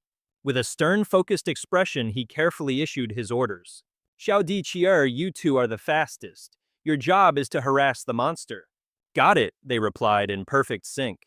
He shouted one last command as the two charged forward. Everyone else back him up. The duo Wang Di and his partner unleashed their attacks in unison. One went for a clean slash across its waist while the other executed a piercing thrust. Boget roared in agony as the attacks connected. Gra! It whipped its head around its eyes, instantly glowing a furious blood red. Just like that, the aggro had shifted. The two attackers had the exact same thought. This is bad. The monster bellowed, raising its tree trunk club for a devastating overhead smash. Her! Lin Nan charged in from behind, yelling at the top of his lungs. Xiao Di Qier, get clear, we'll take it from here. A flurry of attacks rained down, aimed directly at the massive tree trunk in its grasp. Heavy strikes and basic attacks ripped right through it. Boget could only stare blankly as its makeshift weapon was utterly obliterated. Standing a short distance away, Feng pulled up his item menu, ready to jump in. This is such a classic manhwa scene. Watch your feet, you ugly beast. A cluster of shiny black marbles scattered across the ground, rolling straight for the monster. The trip marble item. Boget lost its footing, and in that split second, Wang Di landed another vicious strike on its bicep, making it howl in pain. Whoa! Sun Yue peeked at the ridiculously high-octane battle unfolding before him, completely and utterly stunned. No way, they're actually keeping that monster under control. Zai Hui's eyes widened, her excitement impossible to contain. Song An, look, they're doing it. Beside her, Song An couldn't help but break into a small smile. Yeah. A glimmer of hope sparked in his eyes. We don't have to just run and hide anymore. The hope in his expression was undeniable. It looked like with just a bit more polishing, this team would have some serious future potential. He mentally reviewed their combat strategy one more time. Okay, so it looks like the general situation is this. Analyzing their battle style, Lin Nan, the round-headed dude, and the guy in the iron helmet are all straightforward brawlers, making them perfect for the front line. Wang Di and that other girl are pretty nimble, which makes them a great mobile unit. And even though the merchant class has basically zero fighting power, Feng is surprisingly useful harassing the enemy with all sorts of items. Plus he's got that nifty stealing skill. Down the line they could form a pretty slick special ops team. But the really interesting thing here is that Lin Nan has some seriously good leadership skills. That's the kind of main character talent you only see in a great manhwa. It's something you stumble upon, not something you can just go looking for. As for Gigi, Iron Helmet guy sees the bogus spitting some gunk and yells out a warning, it's spitting that goo again. Lin Nan whips his head around and bellows, GG. The kid reacts in a flash, improvising on the spot and using water to block the attack. Nice, Song and Thought getting more and more impressed. An innate affinity for water. Magic is the absolute best case scenario for a mage. But then he quickly spotted a gaping hole in their formation. Wait a second, do they not have a healer? Oh wait, it's that girl again. Xiao Su, full of gusto, charges forward with her sword, yelling, I'm here to help. She winds up her whole body, unleashing a high-speed spinning, triple strike attack, but just as her sword tip manages to leave a tiny little scratch, she gets super dizzy and is sent flying.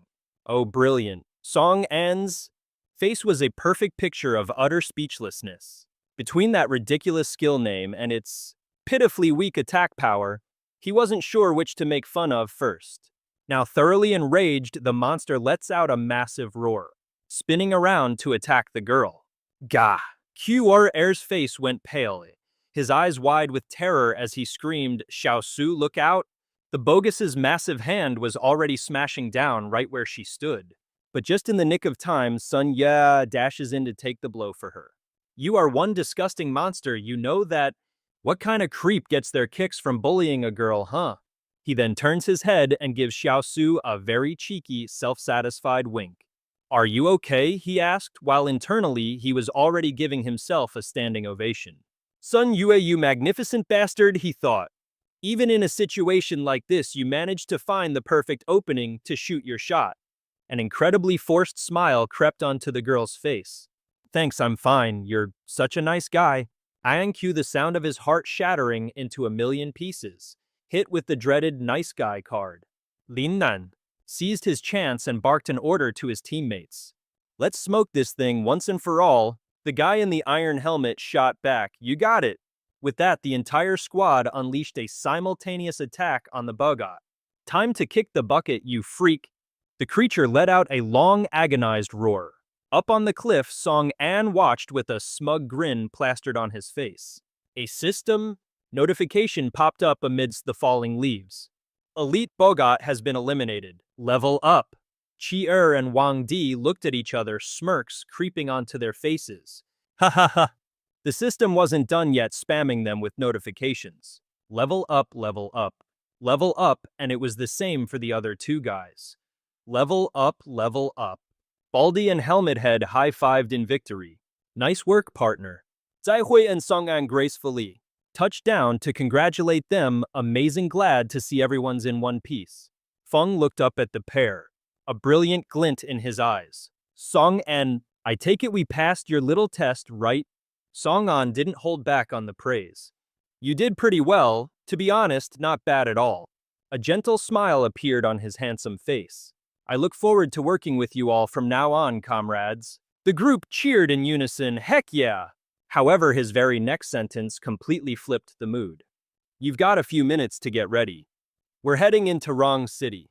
The rest of them immediately felt their souls leave their bodies. "Oh, here we go again." Sun Yue clearly wasn't expecting this. "That's so soon. We just finished a huge battle." But all he got in return was an ice-cold response from Song An. "Time waits for no one. I'm the leader, so you do as I say." Sun Yue whined indignantly. "Are you some kind of demon?" He whipped his head around to Lin Nan, hoping for an objection. "Boss Lin, say something. We just finished fighting. Shouldn't we at least get a half-hour break, maybe even a full hour?" But Lin Nan's entire body was trembling and glowing, which piqued Sun Yue's curiosity. "Boss Lin."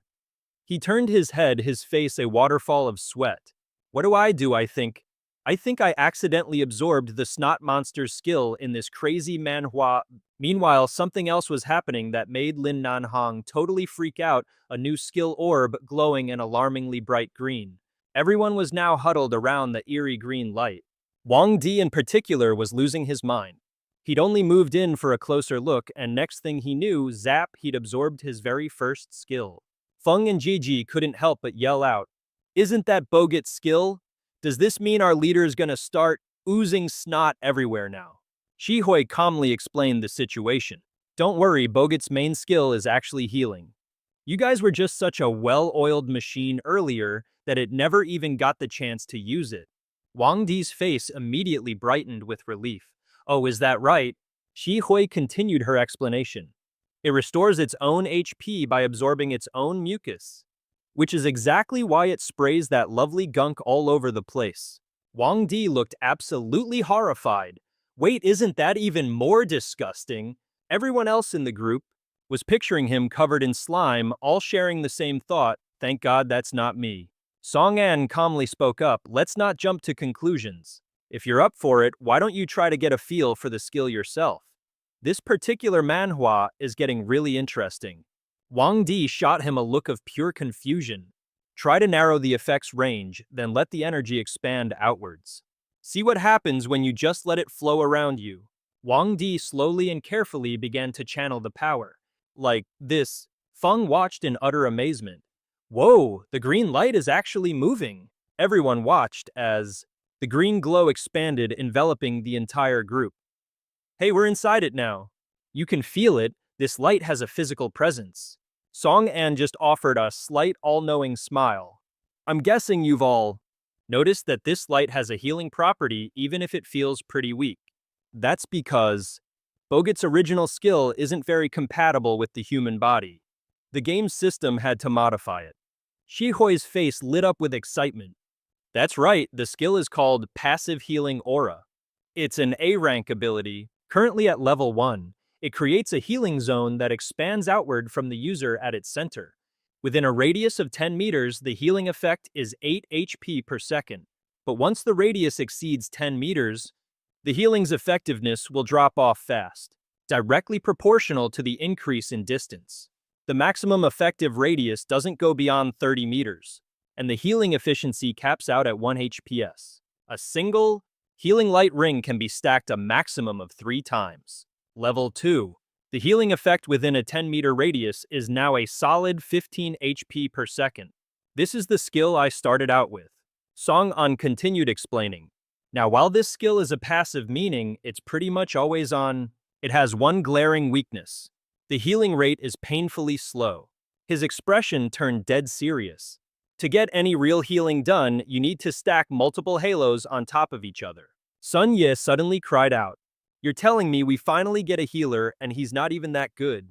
Does this just mean I'm still the designated punching bag? Just then Xiaosu spoke up. Everyone, my innate talent actually has a healing ability too. Maybe I can pitch in sometimes.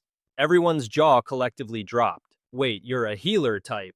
Then what was up with that other freaky skill? Is that just some kind of weird hobby? Song An's eyes narrowed, a smirk playing on his lips. Well, this outcome isn't bad at all. From now on, we won't be short on healers. Sun Yue latched onto Song An's words. What do you mean by that? Is there another healer here?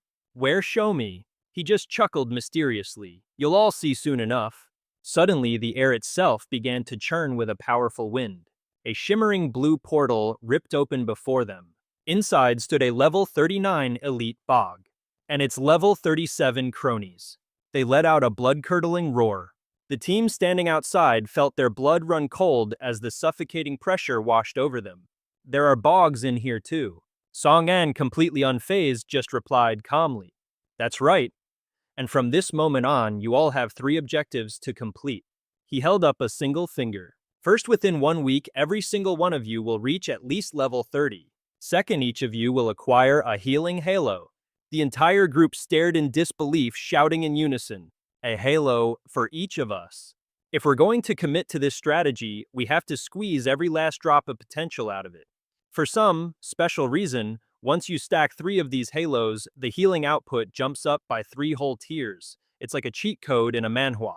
With our survival guaranteed, we can fight for much, much longer. Feng shouted, completely stunned, Don't tell me this is another system bug. Song An's face was stern as he put a finger to his lips, hushing them. You know it, I know it. We don't need to say another word. Zhe Hui was using his staff to beat the ever-loving daylights out of the bog. The bog's massive foot stomped down right where Sun Yue was standing, but thankfully missed. Sun Yue screamed his lungs out for backup. I can't hold it anymore. Song An, you gotta help me out here. This big bro is tapped out. Song An just kept on smiling. Easy does it, he said. Hasn't help already arrived? Sure enough, 3 more people had appeared behind Sun Yue. All right, buddy, from now on, you 3 are in charge of the front line. Just follow Sun Yue's lead and learn how to dodge. As for Zai Hui's side, we've got Yi Wang Di and Xiao Su. From now on, you guys are on support duty. The monsters roared ferociously, making everyone on the sidelines tremble in their boots. First priority is to flank, and Zai Hui, your job is to figure out how to find this monster's weak spots. Shang Rin and Jieji's jaws dropped. Wait, the 3 of us are supposed to learn special tactics from you? Sun Yue was having none of it and immediately protested. Hang on, this is totally unfair. Why does my team look like it's full of useless scrubs? Song and I swear you're doing this just to mess with me. If you don't swap out my team, then forget it. But before he could even finish his sentence, Song An cut in. One set of top-tier defensive gear, you in or not, and with just that one sentence, Sun Yue's entire attitude did a 180. Well, since Song An is our glorious leader, who am I to object? All right, my brothers, from now on, you stick with me. Let's teach these ugly freaks a lesson they won't forget. Just then, a monster turned its gaze directly towards Sun Yue. It was the Chilla boss, a level 40 overlord. It stood there staring down every single one of them. Zaikai gasped in shock when he saw the boss. Everyone be careful. That's a skill where it sacrifices HP to supercharge its attacks, a classic Manhwa boss move. Everybody fall back, get out of its attack range now. Song An just gave Zaihui a calm, reassuring look. It's all right, Zaihui, leave this one to me. He then stepped forward right in front of the boss and yelled out, everyone listen up. What comes next is my third request. The boss swung its flaming fist right at Song An. Maybe you've all felt lost with nowhere to turn. Maybe you thought the future held nothing but even more danger. The boss monster winds up a massive punch aiming right for Song An. But from this moment forward, I'm asking all of you. Song An teleports, countering the boss's attack, and roars, put your lives on the line and survive for me. The boss couldn't dodge in time and stumbles to the ground. Song An stood triumphantly, planting his foot on his spoils of war like a true conqueror. I will not allow a single person on my team to die, do you understand me? His crew roared back, still high on the thrill of the fight. You bet we're not going down that easy. Don't you dare underestimate us. Write us off at your own peril. Meanwhile, in Area B of the Magic Crystal Mine, it was just another day of backbreaking labor. You'll get your cut. Thanks, Vice Leader. The bearded foreman greeted the Vice Leader with a grin. Chi, my man, you made it? So I hear you found a special kind of magic crystal ore. Lead the way. My time is money, you know. The moment the workers laid eyes on the man, a wave of fear washed over them. Oh no, why is that guy here? He's the most notorious bloodsucker in the entire Wisdom Star Alliance. Don't tell me he has control over this mine now, does he? We're screwed. Get ready for a life of eating dirt. Wisdom Star Alliance. Vice Guild Master Chi Fei level 35, his class investor and special merchant. A magic crystal mine that's basically an infinite money glitch. And I do love exploiting a good thing. You better not be pulling my leg, or else. The bearded foreman immediately started groveling. Oh, I wouldn't dare, sir. I'm well aware of the difference between a handsome reward and a painful punishment. Rest assured, he said, your reward is... The vice leader's jaw practically hit the floor at the sight before him. System error, resources commencing regeneration cycle. It seems to be a bug or some other exploit that's causing the ore in this mine to respawn infinitely. I've never seen anything like this in a manhwa before, so I came to find you right away, sir. Old man, does anyone else know about this? Nope, just the people standing right here, sir. A disgustingly greedy smile spread across his face, revealing a row of gaudy gold teeth. Well, then we're about to be filthy rich. Just then, a massive rock monster burst from the ground. It's the Dai Long boss, a level 43 overlord class monster. Seeing it, Sun Yue's face went pale. We're totally screwed. The two teams split up, executing a perfect pincer maneuver. Gukir's squad took the left flank, while Wang Di's team moved to the right. A terrifying sea blue energy started, crackling inside the monster's maw. But Sun Ye just stood before it, a cocky smirk plastered on his face. Looks like you haven't had enough of a beating yet, huh? Well then, bring it on. In response, the monster unleashed its attack, blasting the beam of blue energy straight at Sun Ye, who just grinned. Which was a piece of cake since he's decked out in the Burning Fire Skink armor set. After taking a hit, this armor applies a burn debuff stack to the attacker, draining their HP over time. On top of that, it increases the damage the target takes by a whopping 30%, and it lasts for a full 8 seconds. The thick plating boosts the wearer's defense while slightly lowering their attack. Not only can you not even scratch me, but you're also getting slapped with a nasty debuff for trying. The monster roars in fury, completely engulfed in flickering flames. Ki'er and Chen Dong team up, hammering the monster's left flank. Over on the right, Wang Dilu's squad has it covered. You're all out of steam, Song An declares, suddenly appearing right above the monster's head. He'd used his C-rank invisibility cloak, which has now been upgraded to B rank. channeling all his power into his sword's song, and brings it down with a devastating strike. The new guy, Justin, over in the logistics team, can only stare with his jaw on the floor. Whoa, he's so strong, that's our guildmaster, Song-an for you. Song-an stands tall amidst the raging fire, having defeated the Earth Dragon and leveled up to 44. What a classic manhwa protagonist moment. Great work, everyone. Green patterned armor, gold patterned armor. Equipment upgraded to B rank with an enhancement that boosts attack power by 20%.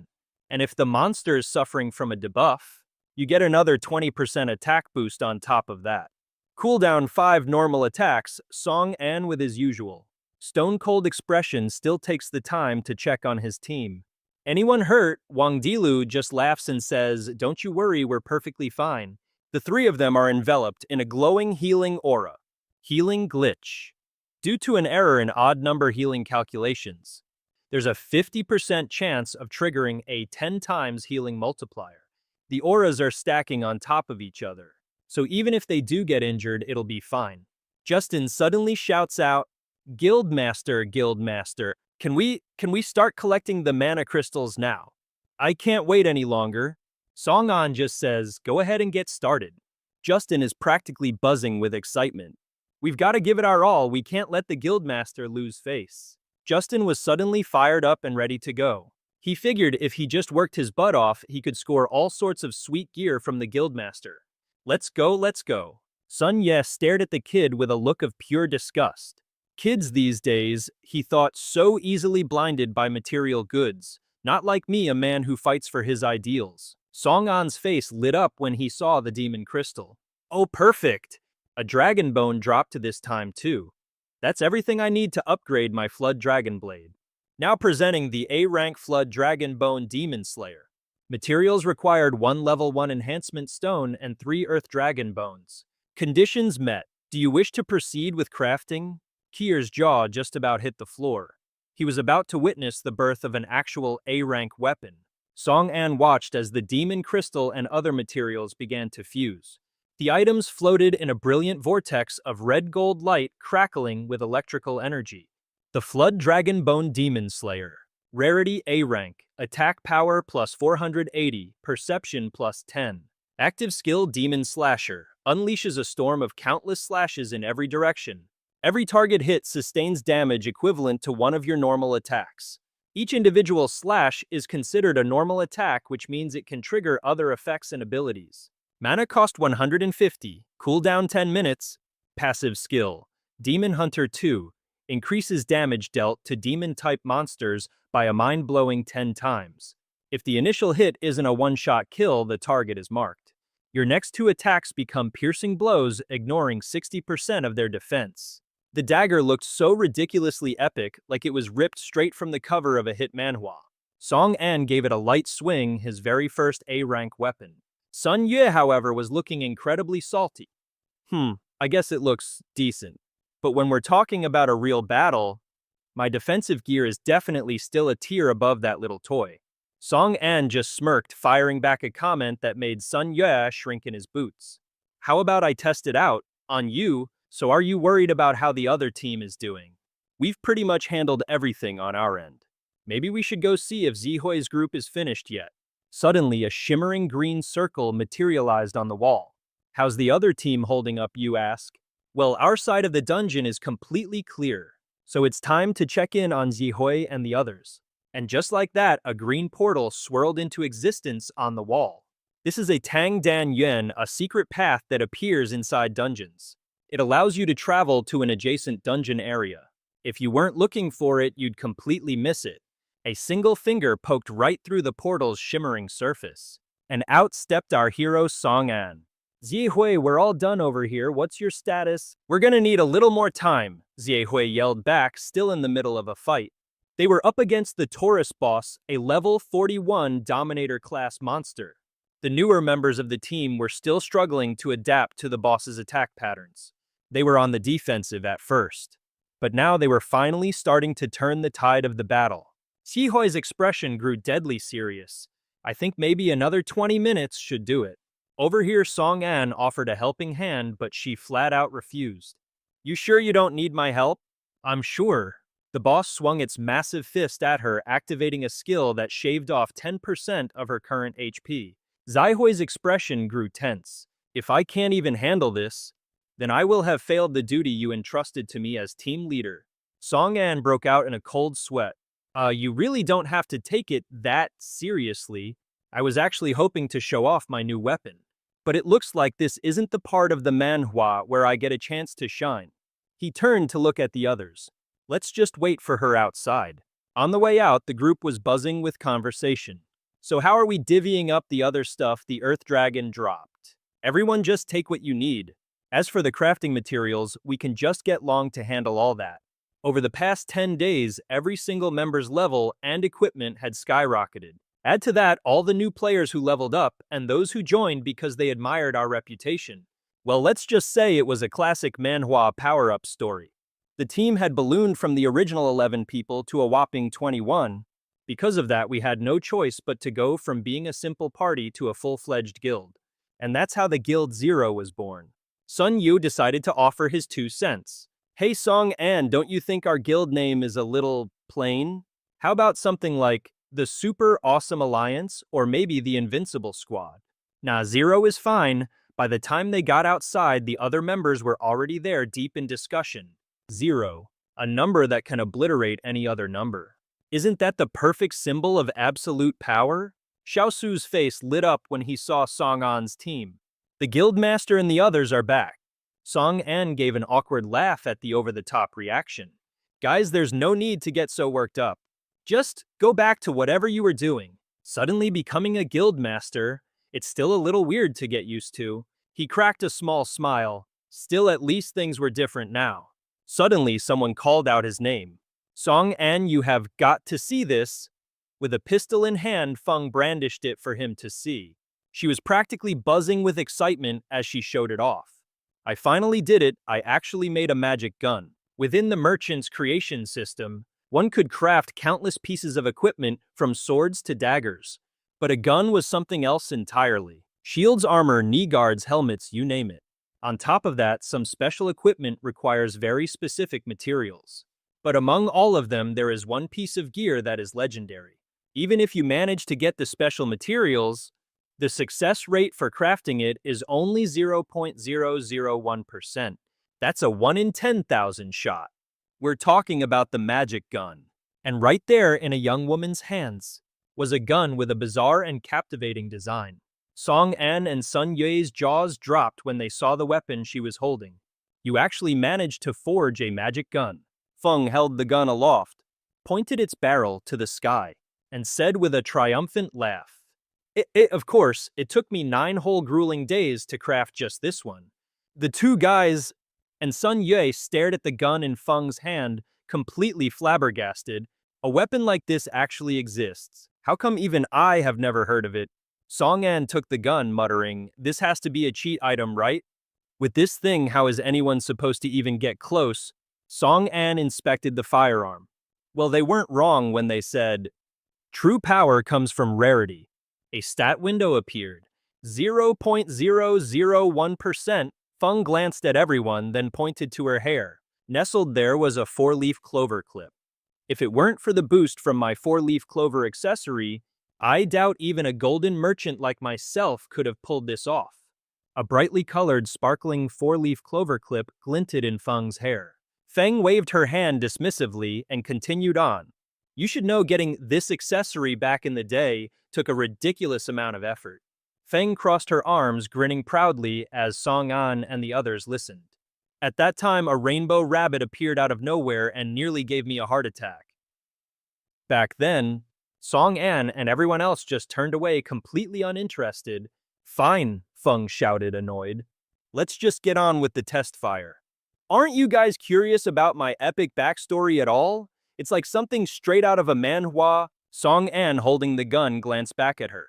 I think right now we're all a bit more curious about the magic part of this magic gun. Feng pouted, looking utterly defeated at being so thoroughly ignored. A target dummy was planted right on the cliff face. Song An raised the gun, taking aim at the target. He pulled the trigger. A blue light pulsed from the end of the barrel. It's called a magic gun for a reason, you know? It needs magic to work. It converts the magic points channeled into it directly into raw physical damage. But, she added, I have no idea what its actual firepower is like. Let's test it out with 10 MP. A bright blue energy began to gather at the tip of the barrel. Everyone who saw it gasped in absolute shock. It's changing color. Song An took the magic gun in his hands. The light at the end of its barrel was glowing an intense shade of blue. He soared high into the air. An incredibly powerful beam of light erupted from the muzzle, speeding towards his target. The blast tore straight through the cliffside, leaving a perfectly round hole in its wake. Everyone stared dumbfounded at the newly carved tunnel. They were all completely and utterly speechless. All eyes were fixed on the aftermath of that single shot. Holy smokes, a single shot with that much power, that's some serious Manhwa-level firepower right there, tse. Song An walked over to the hole in the cliff, looking down at the gun in his hand with a grin. If just 10 magic points can pack a punch like that, then what would happen if I poured my entire mana pool into it? Wouldn't the power be absolutely off the charts? High-level demons often have silencing skills, and unless you've got a cleanse ability, getting hit with silence pretty much turns you into a helpless punching bag. His eyes glinted with a mysterious resolve. But now, things were different. Song An turned to Feng so suddenly it made her jump. Feng, can you make more of these? Feng held up a single tentative finger. I'd love to, but even with my 4-leaf clover hairpin boosting my luck, the success rate is still ridiculously low. Plus, we don't have enough materials. Hearing this, Sun Yue walked over and chimed in. Not enough materials, you say? You've got me and the rest of the guys right here. We've rested long enough anyway. It's about time we got our hands dirty and stretched our legs. Feng asked, what other materials do we need? Song An simply smiled at Feng. Under a clear sky, a new plan was forming. It was a cool green day with birds flitting back and forth, their chirps filling the air. High above, on a makeshift wooden tower, stood a single figure. He glanced down and spotted several shadowy figures making their way up the path below. A lookout, of course. Lin Nan was tagging along behind with a few other people. From up ahead, one of them cupped his hands to his mouth and hollered, Guild leader Lin Nan's back. Song An glanced over his shoulder with a smile. Perfect timing. The large crowd gathered in the forest was buzzing with conversation. Lin Nan strode forward. Hey buddy, I'm back. Song An suddenly noticed an old man and woman trailing behind him. And I brought you that spy you were asking for. Sun Yao gave the old man a skeptical thumbs up. The old man simply stared back at him, clearly not buying whatever Lin Nan was selling. You gotta be kidding me. The super spy we've all been waiting for is this old geezer. Can you even hear properly anymore, Gramps? What kind of intel could you possibly dig up? Not a chance. The old man shot Sun Yue a glare as sharp as a blade, followed by a lightning-fast whack. Ow! Sun Yue clutched his head, howling, ow, ow, ow, ow, ow, ow. Sun Yue was absolutely fuming, a massive lump already swelling on his head where the old man had just clocked him. Lin Nan threw his hands up, laughing nervously. Whoops, my bad. He's not the spy Xiao Bao. Where'd you run off to? So the old fella's got some moves. Song An eyed him with a newfound suspicion.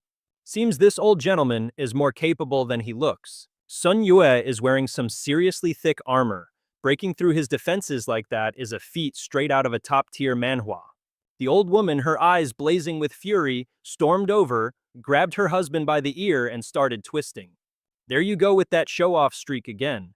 Can't you stay put for 5 minutes? The old man yelped in pain. Ayyahahaha! Song An watched them with an awkward grin. Meanwhile, Lin Nan's eyes darted to a bush where a head was slowly peeking out. I am guessing our guy is the one hiding in the shrubbery over there, right? The figure in the bush flinched. Lin Nan marched right over and unceremoniously yanked him out by the collar. Xiao Bao, what on earth are you doing in there? Xiao Bao casually dusted the leaves off his sleeves. Well, I suppose there's no need to hide anymore. He then proceeded to brush down his entire body, sending a small shower of foliage to the forest floor. My apologies, it's an occupational hazard. I just don't feel entirely safe unless I'm hiding somewhere. This was Xiao Bao, also known as the Know-It-All. An old friend of Lin Nan's, he had a knack for knowing everything that was going on. Song An walked over. I take it Lin Nan already told you why we summoned you here. Xiao Bao held two fingers up to his left eye, swirling them in a hypnotic circle. But of course, you're after information. And as it happens, I have two juicy tidbits that I think you'll find very interesting. Song An eyed him suspiciously as Xiao Bao asked, "So which one do you want to hear first?" A thought suddenly struck Song An. Is it related to the demons? Or is it about back? The guy was still meticulously brushing the last of the leaves from his clothes.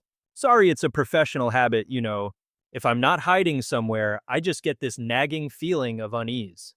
This is Xiao Bao, commonly known as the know-it-all. He's an old friend of Lin Nan. This guy catches every single movement. Song An walked up to meet them. I'm guessing Brother Nan already filled you in on why I summoned you, didn't he? Xiao Bao held out his hands. I'm guessing Brother Nan already filled you in on why I summoned you, didn't he? Xiao Bao held out his hands. Then he brought a finger up to his left eye, twirling it in a circle as if trying to hypnotize him. I know, Song An replied, it's obviously about getting some intel. I happen to have two pieces of news that I know you'll be interested in. Song An eyed him suspiciously as Xiao Bao asked, which one do you want to hear first? A thought flashed through Song An's mind. Is it related to the demons? Or is it about the bug? The moment they heard demons, Sun Yue and Feng both blurted out demons. Song An turned to Xiao Bao. Tell us about the demons first. And so the informant began to spill all the details. Some of these demons have the most bizarre, grotesque forms imaginable. Their eyes are blood red, and their skin a sickly green. And some of them even have a full head of medium-length hair. Their teeth razor sharp and they jut right out of their mouths. He paused, adjusting his glasses before continuing his tale. Word is a very strange phenomenon has cropped up in that sector. For some unknown reason, a ton of monsters are suddenly becoming way more powerful. It's caused a lot of players to, well, bite the dust. In the middle of that zone, there's a massive chasm that has split the road in two and a monster that's just a floating red head with two horns. And deep down in that very chasm, a single giant red eye casts an eerie crimson glow from the abyss. According to my investigation, he said smugly, that place contains a gateway to the demon realm. That whole crazy scene is like something ripped right from a horror manhwa, and it's the most likely source of all this chaos. Song An's face grew grim as he processed this. Don't tell me, are things really heading for the worst-case scenario? Is the demon army mobilizing ahead of schedule? Sun Yue jumped in. So what about the second piece of information? What's this bug you mentioned? Xiao Bao just smirked and held out his hand. My information services have always been a buy one get one deal. I've generously gifted you the first piece of intel, so now isn't it about time you paid up? He was nervously fiddling with a bright orange pouch in his hands. Song An shot back, enough with the theatrics, just spit it out. So the dude continued. The Starcoin Alliance found an infinite ore mine, and word on the street is it was caused by a game bug. Song An glanced over at Xiao Bao, while Sun Ye kept his eyes locked on the guy. They're trying to keep the news under wraps. You have no idea how many days I spent scoping out this information. How long? 10 days, Xiao Bao replies. Song An sinks into thought about a certain red gemstone. Aside from a portal that can supposedly generate an endless supply of magic crystals, any other alterations to the crystals would directly impact the monster's abilities. So what exactly are we dealing with this time? Song An continued to ponder. If it can really produce magic crystals indefinitely, then that's fantastic news for all the players. But with the Starcoin Guild there to hog all the profits, things get a little tricky. He then turns around and starts to walk away. Besides, I've got a really bad feeling about this. Song An speaks up, giving a little okay sign with his hand. Xiao Bao, I need you to keep investigating the situation in Area C. Let me know the second you find anything new. Song An glances back over his shoulder. Sun Yue, when Da Hui gets out, let him know that I'm leaving this place in his hands. Sun Yue asks, so where are you off to? Song An replies with a grimly serious expression. I'm heading to the Starcoin Guild, alone. Meanwhile, in a nearby mine, the area is rich with purple gemstones. Overlooking the mining site, three figures stand on a ridge peering down below. They see a freshly pitched tent and a large machine busy digging. Down in the mine, a couple of guys are having a little chat.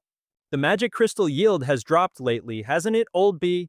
You haven't been slacking on your supervision duties, have you? Never, I wouldn't dare. It's because the magic crystals themselves are getting murkier. The men on the ridge continue to watch the scene below. See that? That guy is the vice guild master of the Star Coin Guild. They're the ones who've been manipulating the magic crystal market. It's their fault none of us can even afford new gear anymore. The whole group starts seething with rage, cursing under their breath. That son of a bitch, those useless scumbags. How dare they scam us out of so much money? With that, one of the men gives a signal to his crew and they start heading down. All right, boys, let's go show 'em who's boss. The men in the mine look up, completely caught off guard. A whole squad of angry dudes is leaping down at them in a scene straight out of an action manhwa. Every single one of them is armed and ready for a fight. You bastards, cough up the money now. The Vice Guild Master coolly adjusts his glasses. They clearly don't know their place. So it's time for you guys to go and show them who's boss. And just like that, our heroes are at the bottom of the mine, looking up in complete shock. Why? Because a whole army of goons is literally jumping down on top of them, and every single one of them is armed to the teeth. All right, you scumbags, fork over the goods. Their leader, a four-eyed punk, coolly adjusts his glasses. Talk about overestimating yourself. And then all at once, the goons behind Mr. Spectacles charged forward. Seeing this, one of our heroes immediately whipped out his longsword. He unleashed a wide slash that sent one of the attackers sprawling. Finally, some real action. The guy with the bandages on his head immediately recognized the swordsman. A mercenary. Across the field, the rest of the mob brandished their own weapons. They all swarmed towards the lone mercenary. You picked the wrong neighborhood to mess with, you little brats. The mercenary was built like a brick freaking wall. He swung his massive sword with enough force to cleave a man in two, but the attacker just barely dodged it. The kid dropped low, skidding expertly across the grass. He steadied himself with one hand on the ground. His feet dug into the earth, carving a long trench. The slide left a deep scar in the ground. The mercenary leader growled, "Damn it, so they actually came prepared." Furious, he suddenly unleashed a massive smoke screen. "We're out of here." A thick wall of smoke billowed towards our hero. It forced him to shield his face from the blast. But the guy immediately sensed something was off. This is bad, they're making a run for it. Someone yelled out in the chaos. The entire area was completely swallowed by the smoke. But then, menacing green vines started snaking through the mist. Slowly, the smoke began to part, gradually revealing the gang of would-be escapees. Except, they were all tied up and flat on their faces, much to the utter astonishment of their glasses-wearing leader. Standing calmly over them was a young man with striking blue hair. In his hands, he held a unique and stunningly beautiful purple bow, looking like a top-tier character from a fantasy manhwa. Capture successful. Zhun Tianxing, a level 39 freedom archer. And get this, rumor has it he can manifest all sorts of crazy abilities. Everyone whips their heads around to get a look at this guy. Great, they're all thinking another busybody. Zhun Tiansheng, perched dramatically on a cliff's edge, looks down and starts talking. Don't worry about it, no thanks needed. I appreciate the kind thought, though. The folks down here are getting angry. Who else? I said you people down here are getting angry. Anyone else? You guys down here are furious, so who else wants a piece? What's there to praise? One of the guys scowled, visibly ticked off. If he wasn't sure he'd lose the fight, he would have thrown down with our boy a long time ago. This guy makes us look like a bunch of chumps every single time. Just then a man walked up, clapping his hands as a younger guy patted him on the shoulder. Bravo, just bravo, as expected of the mercenary corps I paid a fortune for. You really handled that situation quickly. One of the tied-up goons, still writhing on the ground, screamed in absolute fury. Hey, old man, you think you're so tough just because you've got money. Just you wait till we get out of here. I'm gonna tell everyone what you did. You try to screw us over, and I'll make sure you can never do business in this city again. The old man simply walked closer, holding a small orange pouch. Peace brings prosperity, my friends. Peace brings prosperity. And what was in that little orange pouch? A whole lot of shiny gold coins. It seems my previous arrangements were lacking and caused you all a bit of a setback. He said this with a devious glint in his eyes. So if you're feeling a bit shortchanged, allow me, Zhu Mo, to compensate you all properly. He then asked our hero to release his celestial bind skill. Our guy simply snapped his fingers and said, "Done." In an instant, the ropes binding the mercenaries' hands vanished into thin air. The second they were free, every last one of them fixated their gaze on what was in front of them. It was a very, very shiny bag of gold coins. This is the kind of greed you only see in a manhwa. And they all lunged for it. An all-out brawl immediately broke out as they scrambled and fought each other over the glittering loot. Mine, it's all mine. One guy managed to scoop up a handful of the sparkling coins. Now this is more like it. This is exactly how you should treat a bunch of scoundrels. The old man smirked, flashing a set of golden teeth. Now that you've all taken my money, I believe we can finally discuss that little investment opportunity, can't we? One of the mercs grunted, "Investment?" The old man then held out his hand, and all around them shimmering gold coins began to float in midair. Special merchant skill activated. Then all the coins rained down onto the ground. More and more of them appeared, and more, and still more. The mercenaries just stared in disbelief, while they were just drooling over the gold coins. They're now discovering that they're completely paralyzed. What the why can't I move my body? The old man simply raises a hand and commands them, "You will dig through this entire mine for me." And just like that, they're all zapped into motion, surrounded by a fiery golden aura. Against their will, their hands start grabbing mining tools. They're being controlled by some mysterious force like puppets on a string, and they all shuffle off to different corners to start digging just as the old man ordered. The guy who was leading the charge earlier is absolutely losing his mind. "Why are we mining? You old bastard, I swear you're not getting a peaceful death for this." Everyone else just stands there watching them dig. And the young fighters who were just brawling with them are now standing behind the old man, shaking in their boots. Mental note, never ever get on this old geezer's bad side. The old man turns to his new associates. "Don't you worry, boys, I'll settle your payment in a bit." They are understandably terrified. The second he finishes his sentence, they all snap to attention and shout in unison, "Yes, sir." A system window pops up displaying all sorts of precious minerals. Jun Tianshang stares at the screen, muttering to himself, "Damn, I've only got enough magic crystals for a few more uses. Gotta be stingy with them. Man, I wonder how much this gig is even gonna pay. Really hope things stay quiet from now on." And right on cue, a massive pillar of blue light slams down from the sky. It's a classic dramatic entrance straight out of a manhwa, stunning everyone present. The old man and his new crew watch as a figure materializes out of thin air. Song An appears, landing perfectly on one knee. "Are you folks from the Star Kui Alliance?" Meanwhile, somewhere else, a guy is meticulously inspecting a gemstone he's holding. He pushes his glasses up his nose, peering at it intently as he thinks to himself, "Is this because of overmining? Why is the color getting so dull and cloudy?" Musing on this problem, he pinches the bridge of his nose, sighing in frustration. What a complete headache. If this keeps up, our production is going to tank hard.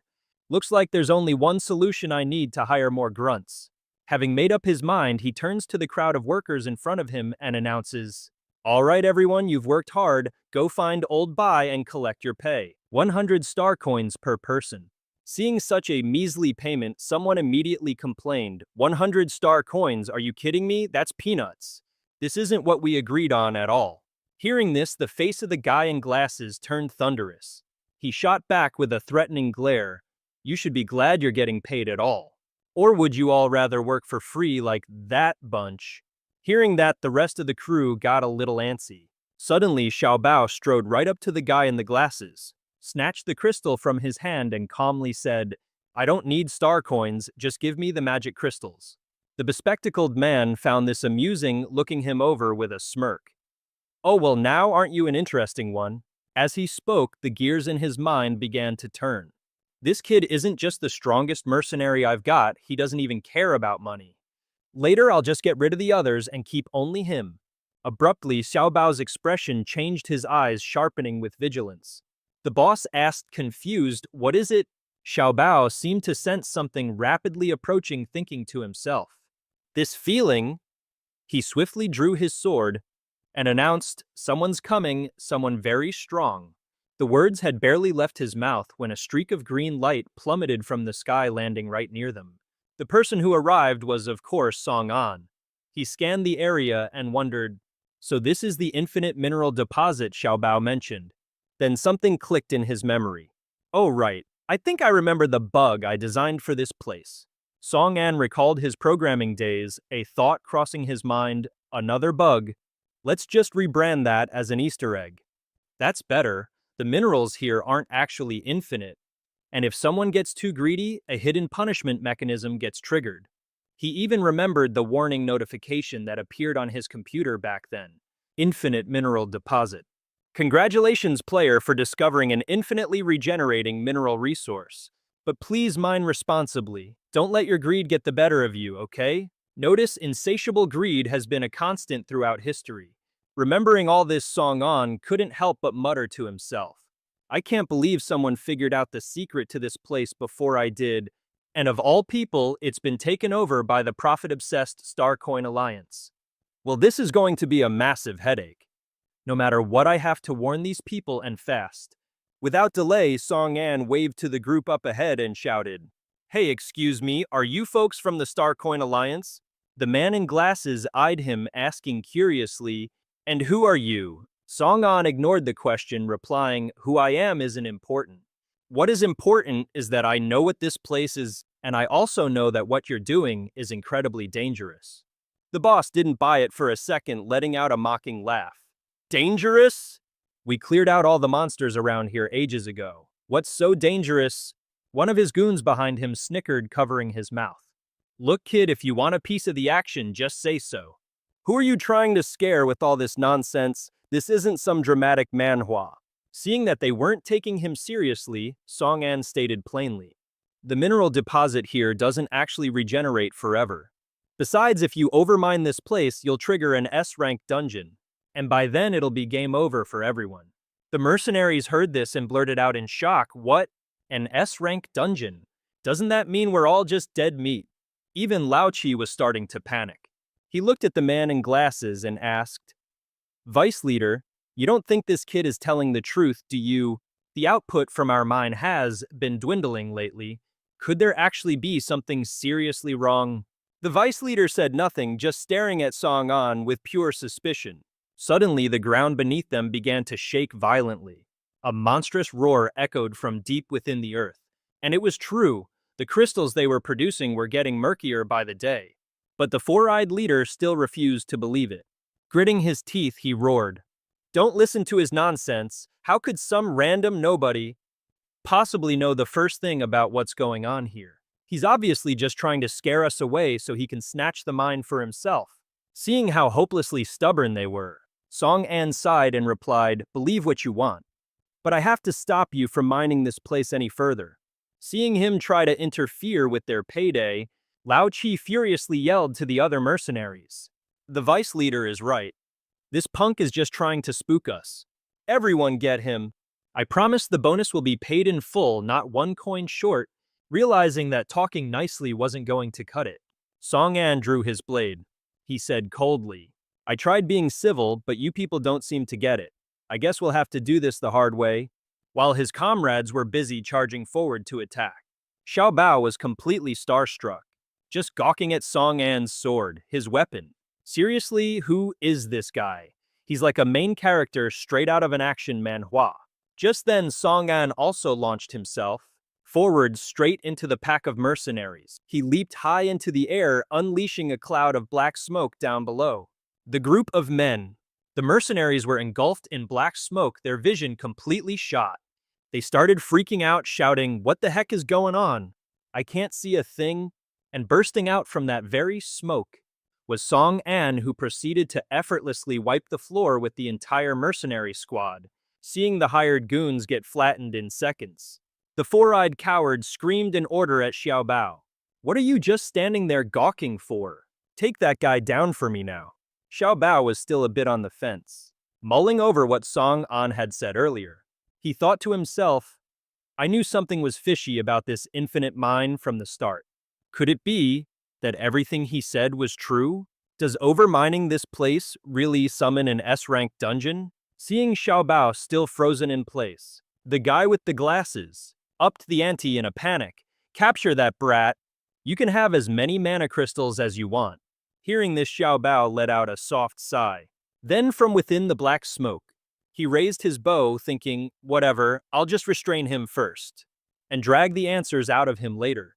The arrow of freedom was loosed, and his projectile sliced through the smoke, flying straight for Song An.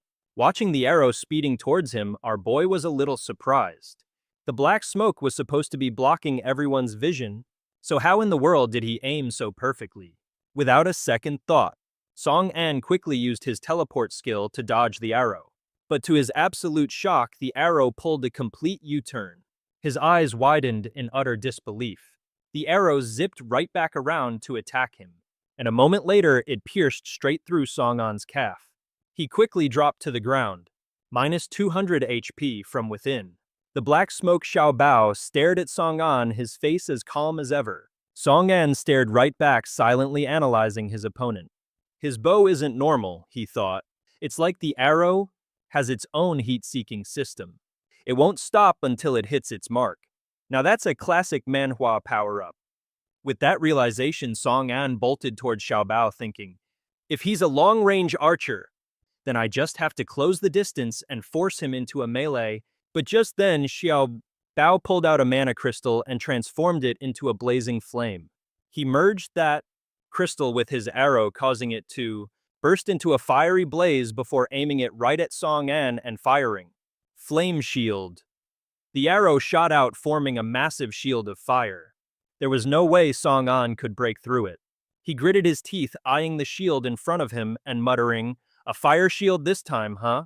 Meanwhile, Xiao Bao was down to his last magic crystal.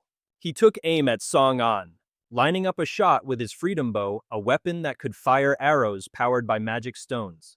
Depending on the crystal's properties, the arrows could take on all sorts of different forms and effects, which is some top-tier Manhwa logic. Xiao Bao let the arrow fly, declaring, you lose. Instantly, massive vines erupted from the point of impact. They wrapped around Song An, binding him completely. Just then, the black smoke began to clear. The mercenaries, now able to see, cheered, hey, I can see again. The four-eyed coward, suddenly brave again, barked, what are you waiting for? Go finish that guy off for me. 3 of the goons swaggered over to the captured Song An with their swords drawn. Nowhere left to run, pal. But just then, Xiao Bao stepped in to stop them. Hold on, I have a few questions for him. A white-haired dude in the crew shot back, clearly annoyed. Jun Xiao Bao, what's your deal now? Song An looked at him, too genuinely curious. A player as skilled as you, why are you mixed up with a greedy, profit-obsessed guild like the Star Coin Alliance? Xiao Bao shook his head. I'm not actually a member of the Star Coin Alliance. They just hired me as muscle for this job.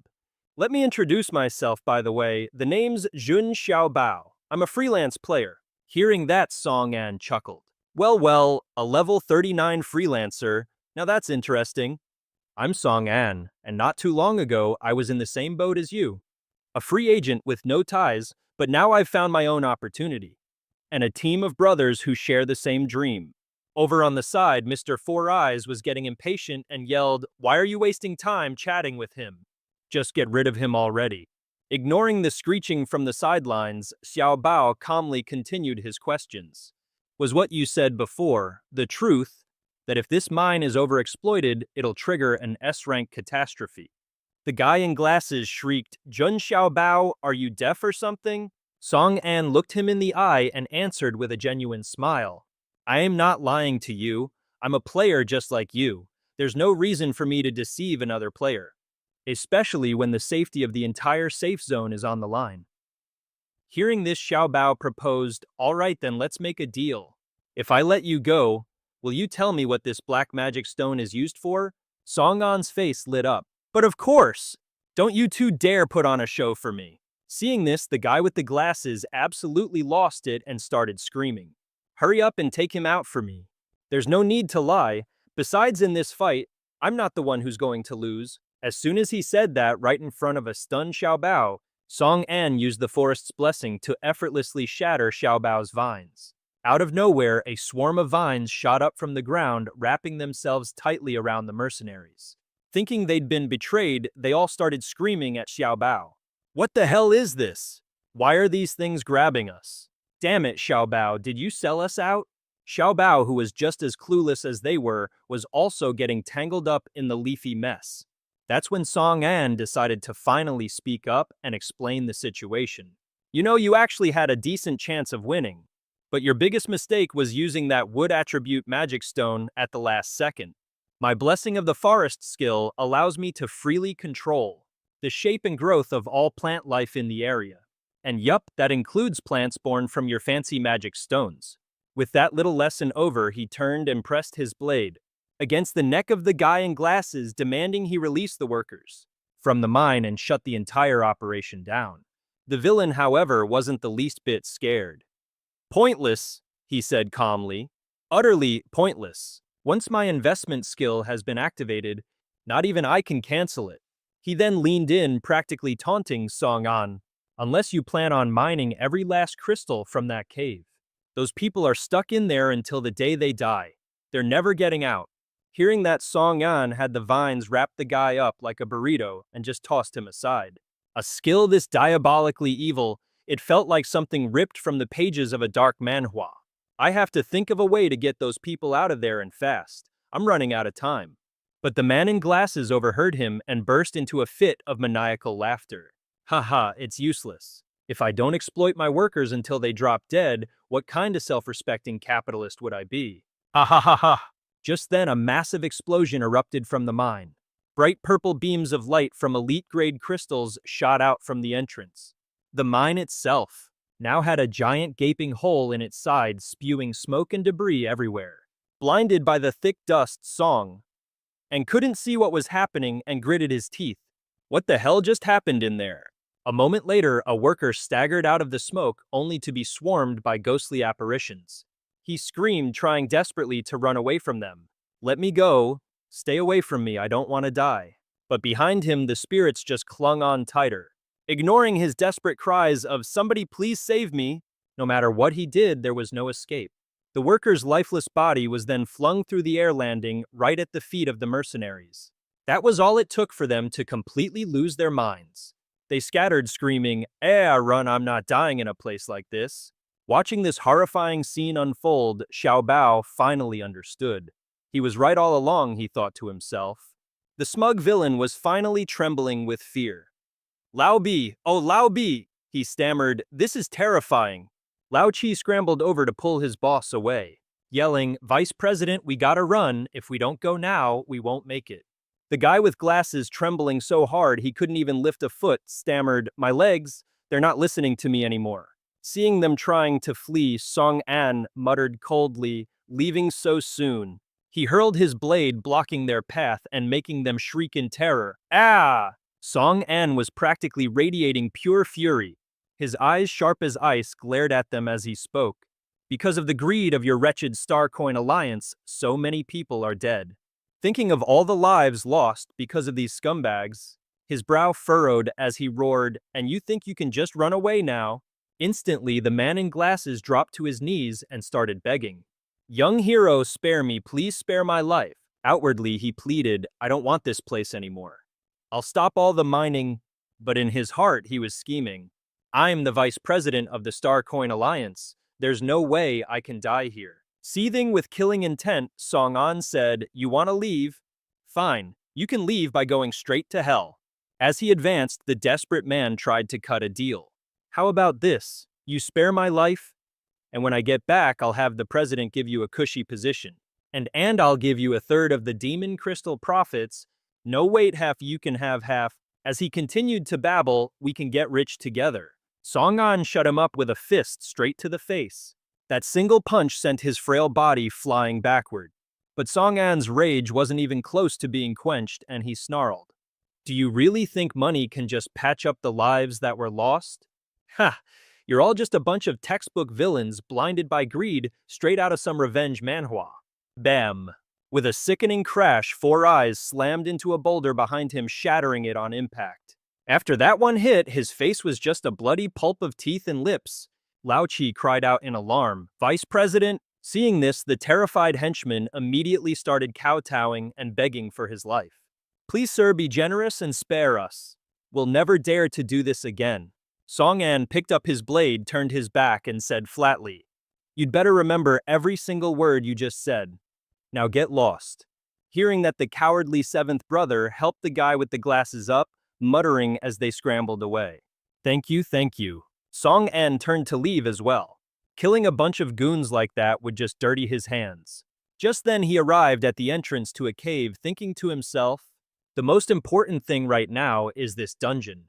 If you don't head in now, the entrance is going to seal itself up again. Just as he was about to leave, Xiao Bao called out to him. "Hold on a minute." It was only then that Song An remembered the guy was even there. He said, "Whoops, I almost forgot about you. The others are long gone, so you should make a run for it and save yourself." With that, he snapped his fingers. The binding blessing was dispelled. Xiao Bao rolled his wrists, looking at Song An as he asked, "Don't tell me you're still planning to go in there to save people." For a fleeting moment, Song An's eyes filled with a touch of sadness. "It's a real shame. Those people, they're beyond saving now." Xiao Bao rolled his wrists, looking at Song An as he asked, "Don't tell me you're still planning to go in there to save people." For a fleeting moment, Song An's eyes filled with a touch of sadness. "It's a real shame. Those people, they're beyond saving now."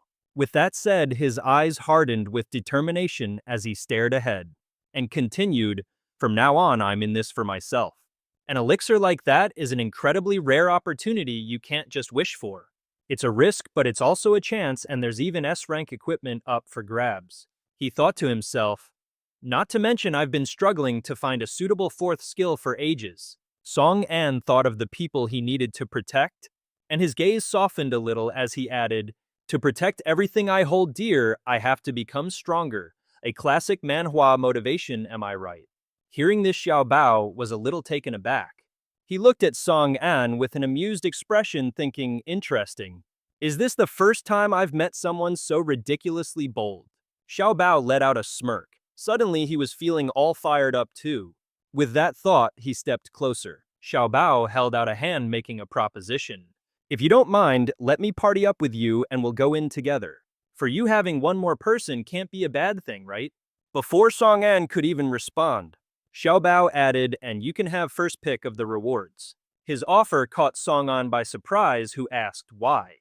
He calmly opened his system menu and replied, "I've always been a solo player, a free agent. I believe in the principle of individual strength, and I'm used to doing things on my own." Information popped up over Xiao Bao's head, king of the grind. He said proudly, leaning into his reputation, "That's exactly why the system granted me the title King of the Grind." Xiao Bao then began to recount his past legendary achievements. "I once fought monsters in the vast Luanfeng forest for 9 days and 9 nights straight. You get this title after killing the 9,999th monster." The system notification popped up. "Congratulations, player, you have earned the title the Grinder King. Effect: physical resistance plus 3%, magic resistance plus 3%, and a boost to the luck stat. Plus your attacks have a chance to deal 500% critical damage to monsters. The probability increases based on the player's level. The higher your level, the higher the chance." "A scaling crit rate," Song An said in astonishment. 9,999 of them, Xiao Bao replied. "I was shooting birds until I was practically traumatized." The more he talked, the prouder Xiao Bao became, puffing out his chest. "But hey, all that hard work paid off. This title has been a massive help to me." Song An could only shake his head. "My dude, you are a certified madman." But even as he said it, Song An was genuinely impressed with his new potential teammate. He thought to himself, he's actually a lot like I used to be. Once again, Xiao Bao held out his hand to Song An, asking, "So am I qualified to be your teammate now?" Without a moment's hesitation, he grasped Xiao Bao's hand and replied, "All right then, let's give it a shot." But Song An didn't forget to give him one last warning. "You better think this through," he said. "This is a level 60 dungeon. Even I can't guarantee we'll make it back in one piece." Xiao Bao just let out a soft chuckle. "If I wasn't prepared for that much, I never would have even asked you in the first place." He looked at Song An with firm resolve and said, "Life is just one high-stakes game after another." Song An looked back at him, completely satisfied with that answer. Xiao Bao's words continued to echo. "If you want to be the player who wins this epic manhwa, in the end you have to seize every single opportunity." Gripping his blade, Song An strode into the cave. Talk is cheap, prove yourself with your skills. Xiao Bao followed right behind him and replied, my thoughts exactly. In a flash, a scythe-wielding skeleton came charging forward like a bullet. It was a level 58 undead warrior, and a single slash sent its head flying clean off. Song An dispatched it with ridiculous ease. His eyes narrowed, scanning the area cautiously. Warning, warning, monster count exceeds 30. Song An dives headfirst into their den, activating the dangerous player effect. Attack power up, damage taken down. Song An says with a smirk. Your little Zerg rush strategy? Yeah, that's not gonna work on me. One of them takes a sword directly to the eye. The undead warrior has been blinded. A surge of energy erupts from Song An's sword shooting skyward. He glares them down and unleashes Demon Slash. A second later, a whole horde of other spirits is wiped out in one go. Cool as a cucumber, Song, and just turns and walks away. Undead Warrior defeated, acquired 566 experience points. Just then, something appears on their corpses. A blue magic crystal drops. Song An wonders to himself, I wonder how that other guy's holding up over there. After all, a level 60 monster is no walk in the park, right? Over on the other side, some undead are taking arrows straight to the neck. They start coughing, going gack gack cough cough. A massive flame erupts. The Freedom Bow deals 999 magic damage, landing a critical hit for 5,000. Meanwhile, Xiao Bao is busy finishing off his 36th Vengeful Spirit. They're screaming their spectral heads off. Xiao Bao dodges their sword strikes, then quickly takes them down. He holds a spirit stone in his hand. They got it. Xiao Bao draws his bow, the Freedom Bow. The undead horde explodes, taking 650 magic damage and a critical hit of 3,000. Watching him, Song An can't help but be impressed. Damn, this kid's good! He's using the different elemental spirit stones dropped by the undead warriors to activate various forms of the Freedom Bow. You gotta admit, when it comes to archery in this manhwa, this guy is an absolute pro. Song An observes Xiao Bao thinking, if Mai and Li Jirui's predictions are correct, then the demon invasion is only 14 days away. The most important thing right now is to gather all the strong players so we can face the coming threat together. Xiao Bao is busy picking up the spirit stones. Ooh, a double drop this time. Song An looks at him wondering, you think there's any chance I could recruit this guy? Would he even be interested in becoming a professional player? But when he thinks about the requirements for joining his team, Song An hesitates. Ugh, Li Jirui would probably never agree to it. Ah, screw it. If it's meant to be, our paths will cross again. And with that, he leaves. As Xiao Bao is counting his spirit stones, he senses something and whips his head around. But the place is completely empty. He's totally baffled. Was I just seeing things? I could have sworn someone else was here. Should he try to recruit this guy into his Zero Guild? Lost in thought, he almost didn't notice a massive boulder plummeting right towards him. Song An leaped out of the way just in the nick of time. The two of them then froze their jaws, dropping at what they saw. What is that? This terrifying apparition was the level 65 ruler of this realm, the indomitable Spectre Vice Lord. Xiao Bao stared up in disbelief and asked, "You're kidding. Is that the dungeon boss?" Its chilling gaze was enough to freeze the blood in their veins. The Spectre Lord then summoned a horde of other undead spirits and hundreds of Spectre Guardians. Level 61 Undying Spectre Guardians, to be exact. Looks like even Song An was going to have his work cut out for him. This whole setup feels straight out of a high-tier manhwa. Undying. Oh, this is going to be a real pain. A Spectre Guardian knocked an arrow aiming squarely for Xiao Bao's back. An explosion of black flames erupted, but thankfully Xiao Bao managed to dodge it. Whoa, that was too close. The sheer power behind that attack is terrifying. Seeing this, Song An immediately called out, "You all right?" Xiao Bao replied, "I'm fine, thanks for the save." Song An's voice grew grim. It's the Indomitable Spectre's special skill. She has summoned her Invincible Legion. Xiao Bao's eyes widened. Invincible? Song An quickly explained, the Spectre Guardians are completely immune to all negative status effects. My black mist, even my ephemeral poison, none of it will have any effect on them. Granted, they only exist for 30 seconds at a time, but 30 seconds after they vanish, the Indomitable Spectre can summon anywhere from 4 to 10 new Guardians at any moment. Fighting them head-on is basically a suicide mission. Xiao Bao asked, completely frustrated, so you got a plan to deal with them or what? Song An raised his sword. I do. I'll lure the guardians away, and you find an opening to land a one-hit kill on the Spectre Lord's main body. Xiao Bao looked at him worried. A one-hit kill? That's not going to be easy. Song An hesitated, but there's still one tricky part. Song An raised his sword and declared, yes, I'll draw the guardians aggro. You find the perfect moment to strike the indomitable specter itself with a fatal blow. Xiao Bao looked at him anxiously. A fatal blow? That's easier said than done, you know. Song An paused, but there is one more complication. Xiao Bao demanded to know what that was, but Song An didn't bother to answer already, uncorking the vial in his hand. Hey, don't worry about it, you'll see in a second. Without another word, Song An lobbed the bottle right into the mob of spectral nurses. Monster lure powder, and now they were completely doused in it. The ghostly guardians were successfully aggroed. All right, he yelled, I'm leaving the rear guard to you. As Song An charged in to fight the spectral nurses all by himself, Xiao Bao was left dumbfounded. What an impulsive maniac straight out of an action manhwa. He watched Song An fight, wondering to himself, is he going for one-hit kills or something? And man, there's just no reasoning with you. But if you're really going to put that much faith in me, Xiao Bao thrust his hand through thin air right into his item inventory. He pulled out a spirit stone. Then I guess I can't afford to be stingy either. No point in hoarding this powerful talisman all to myself.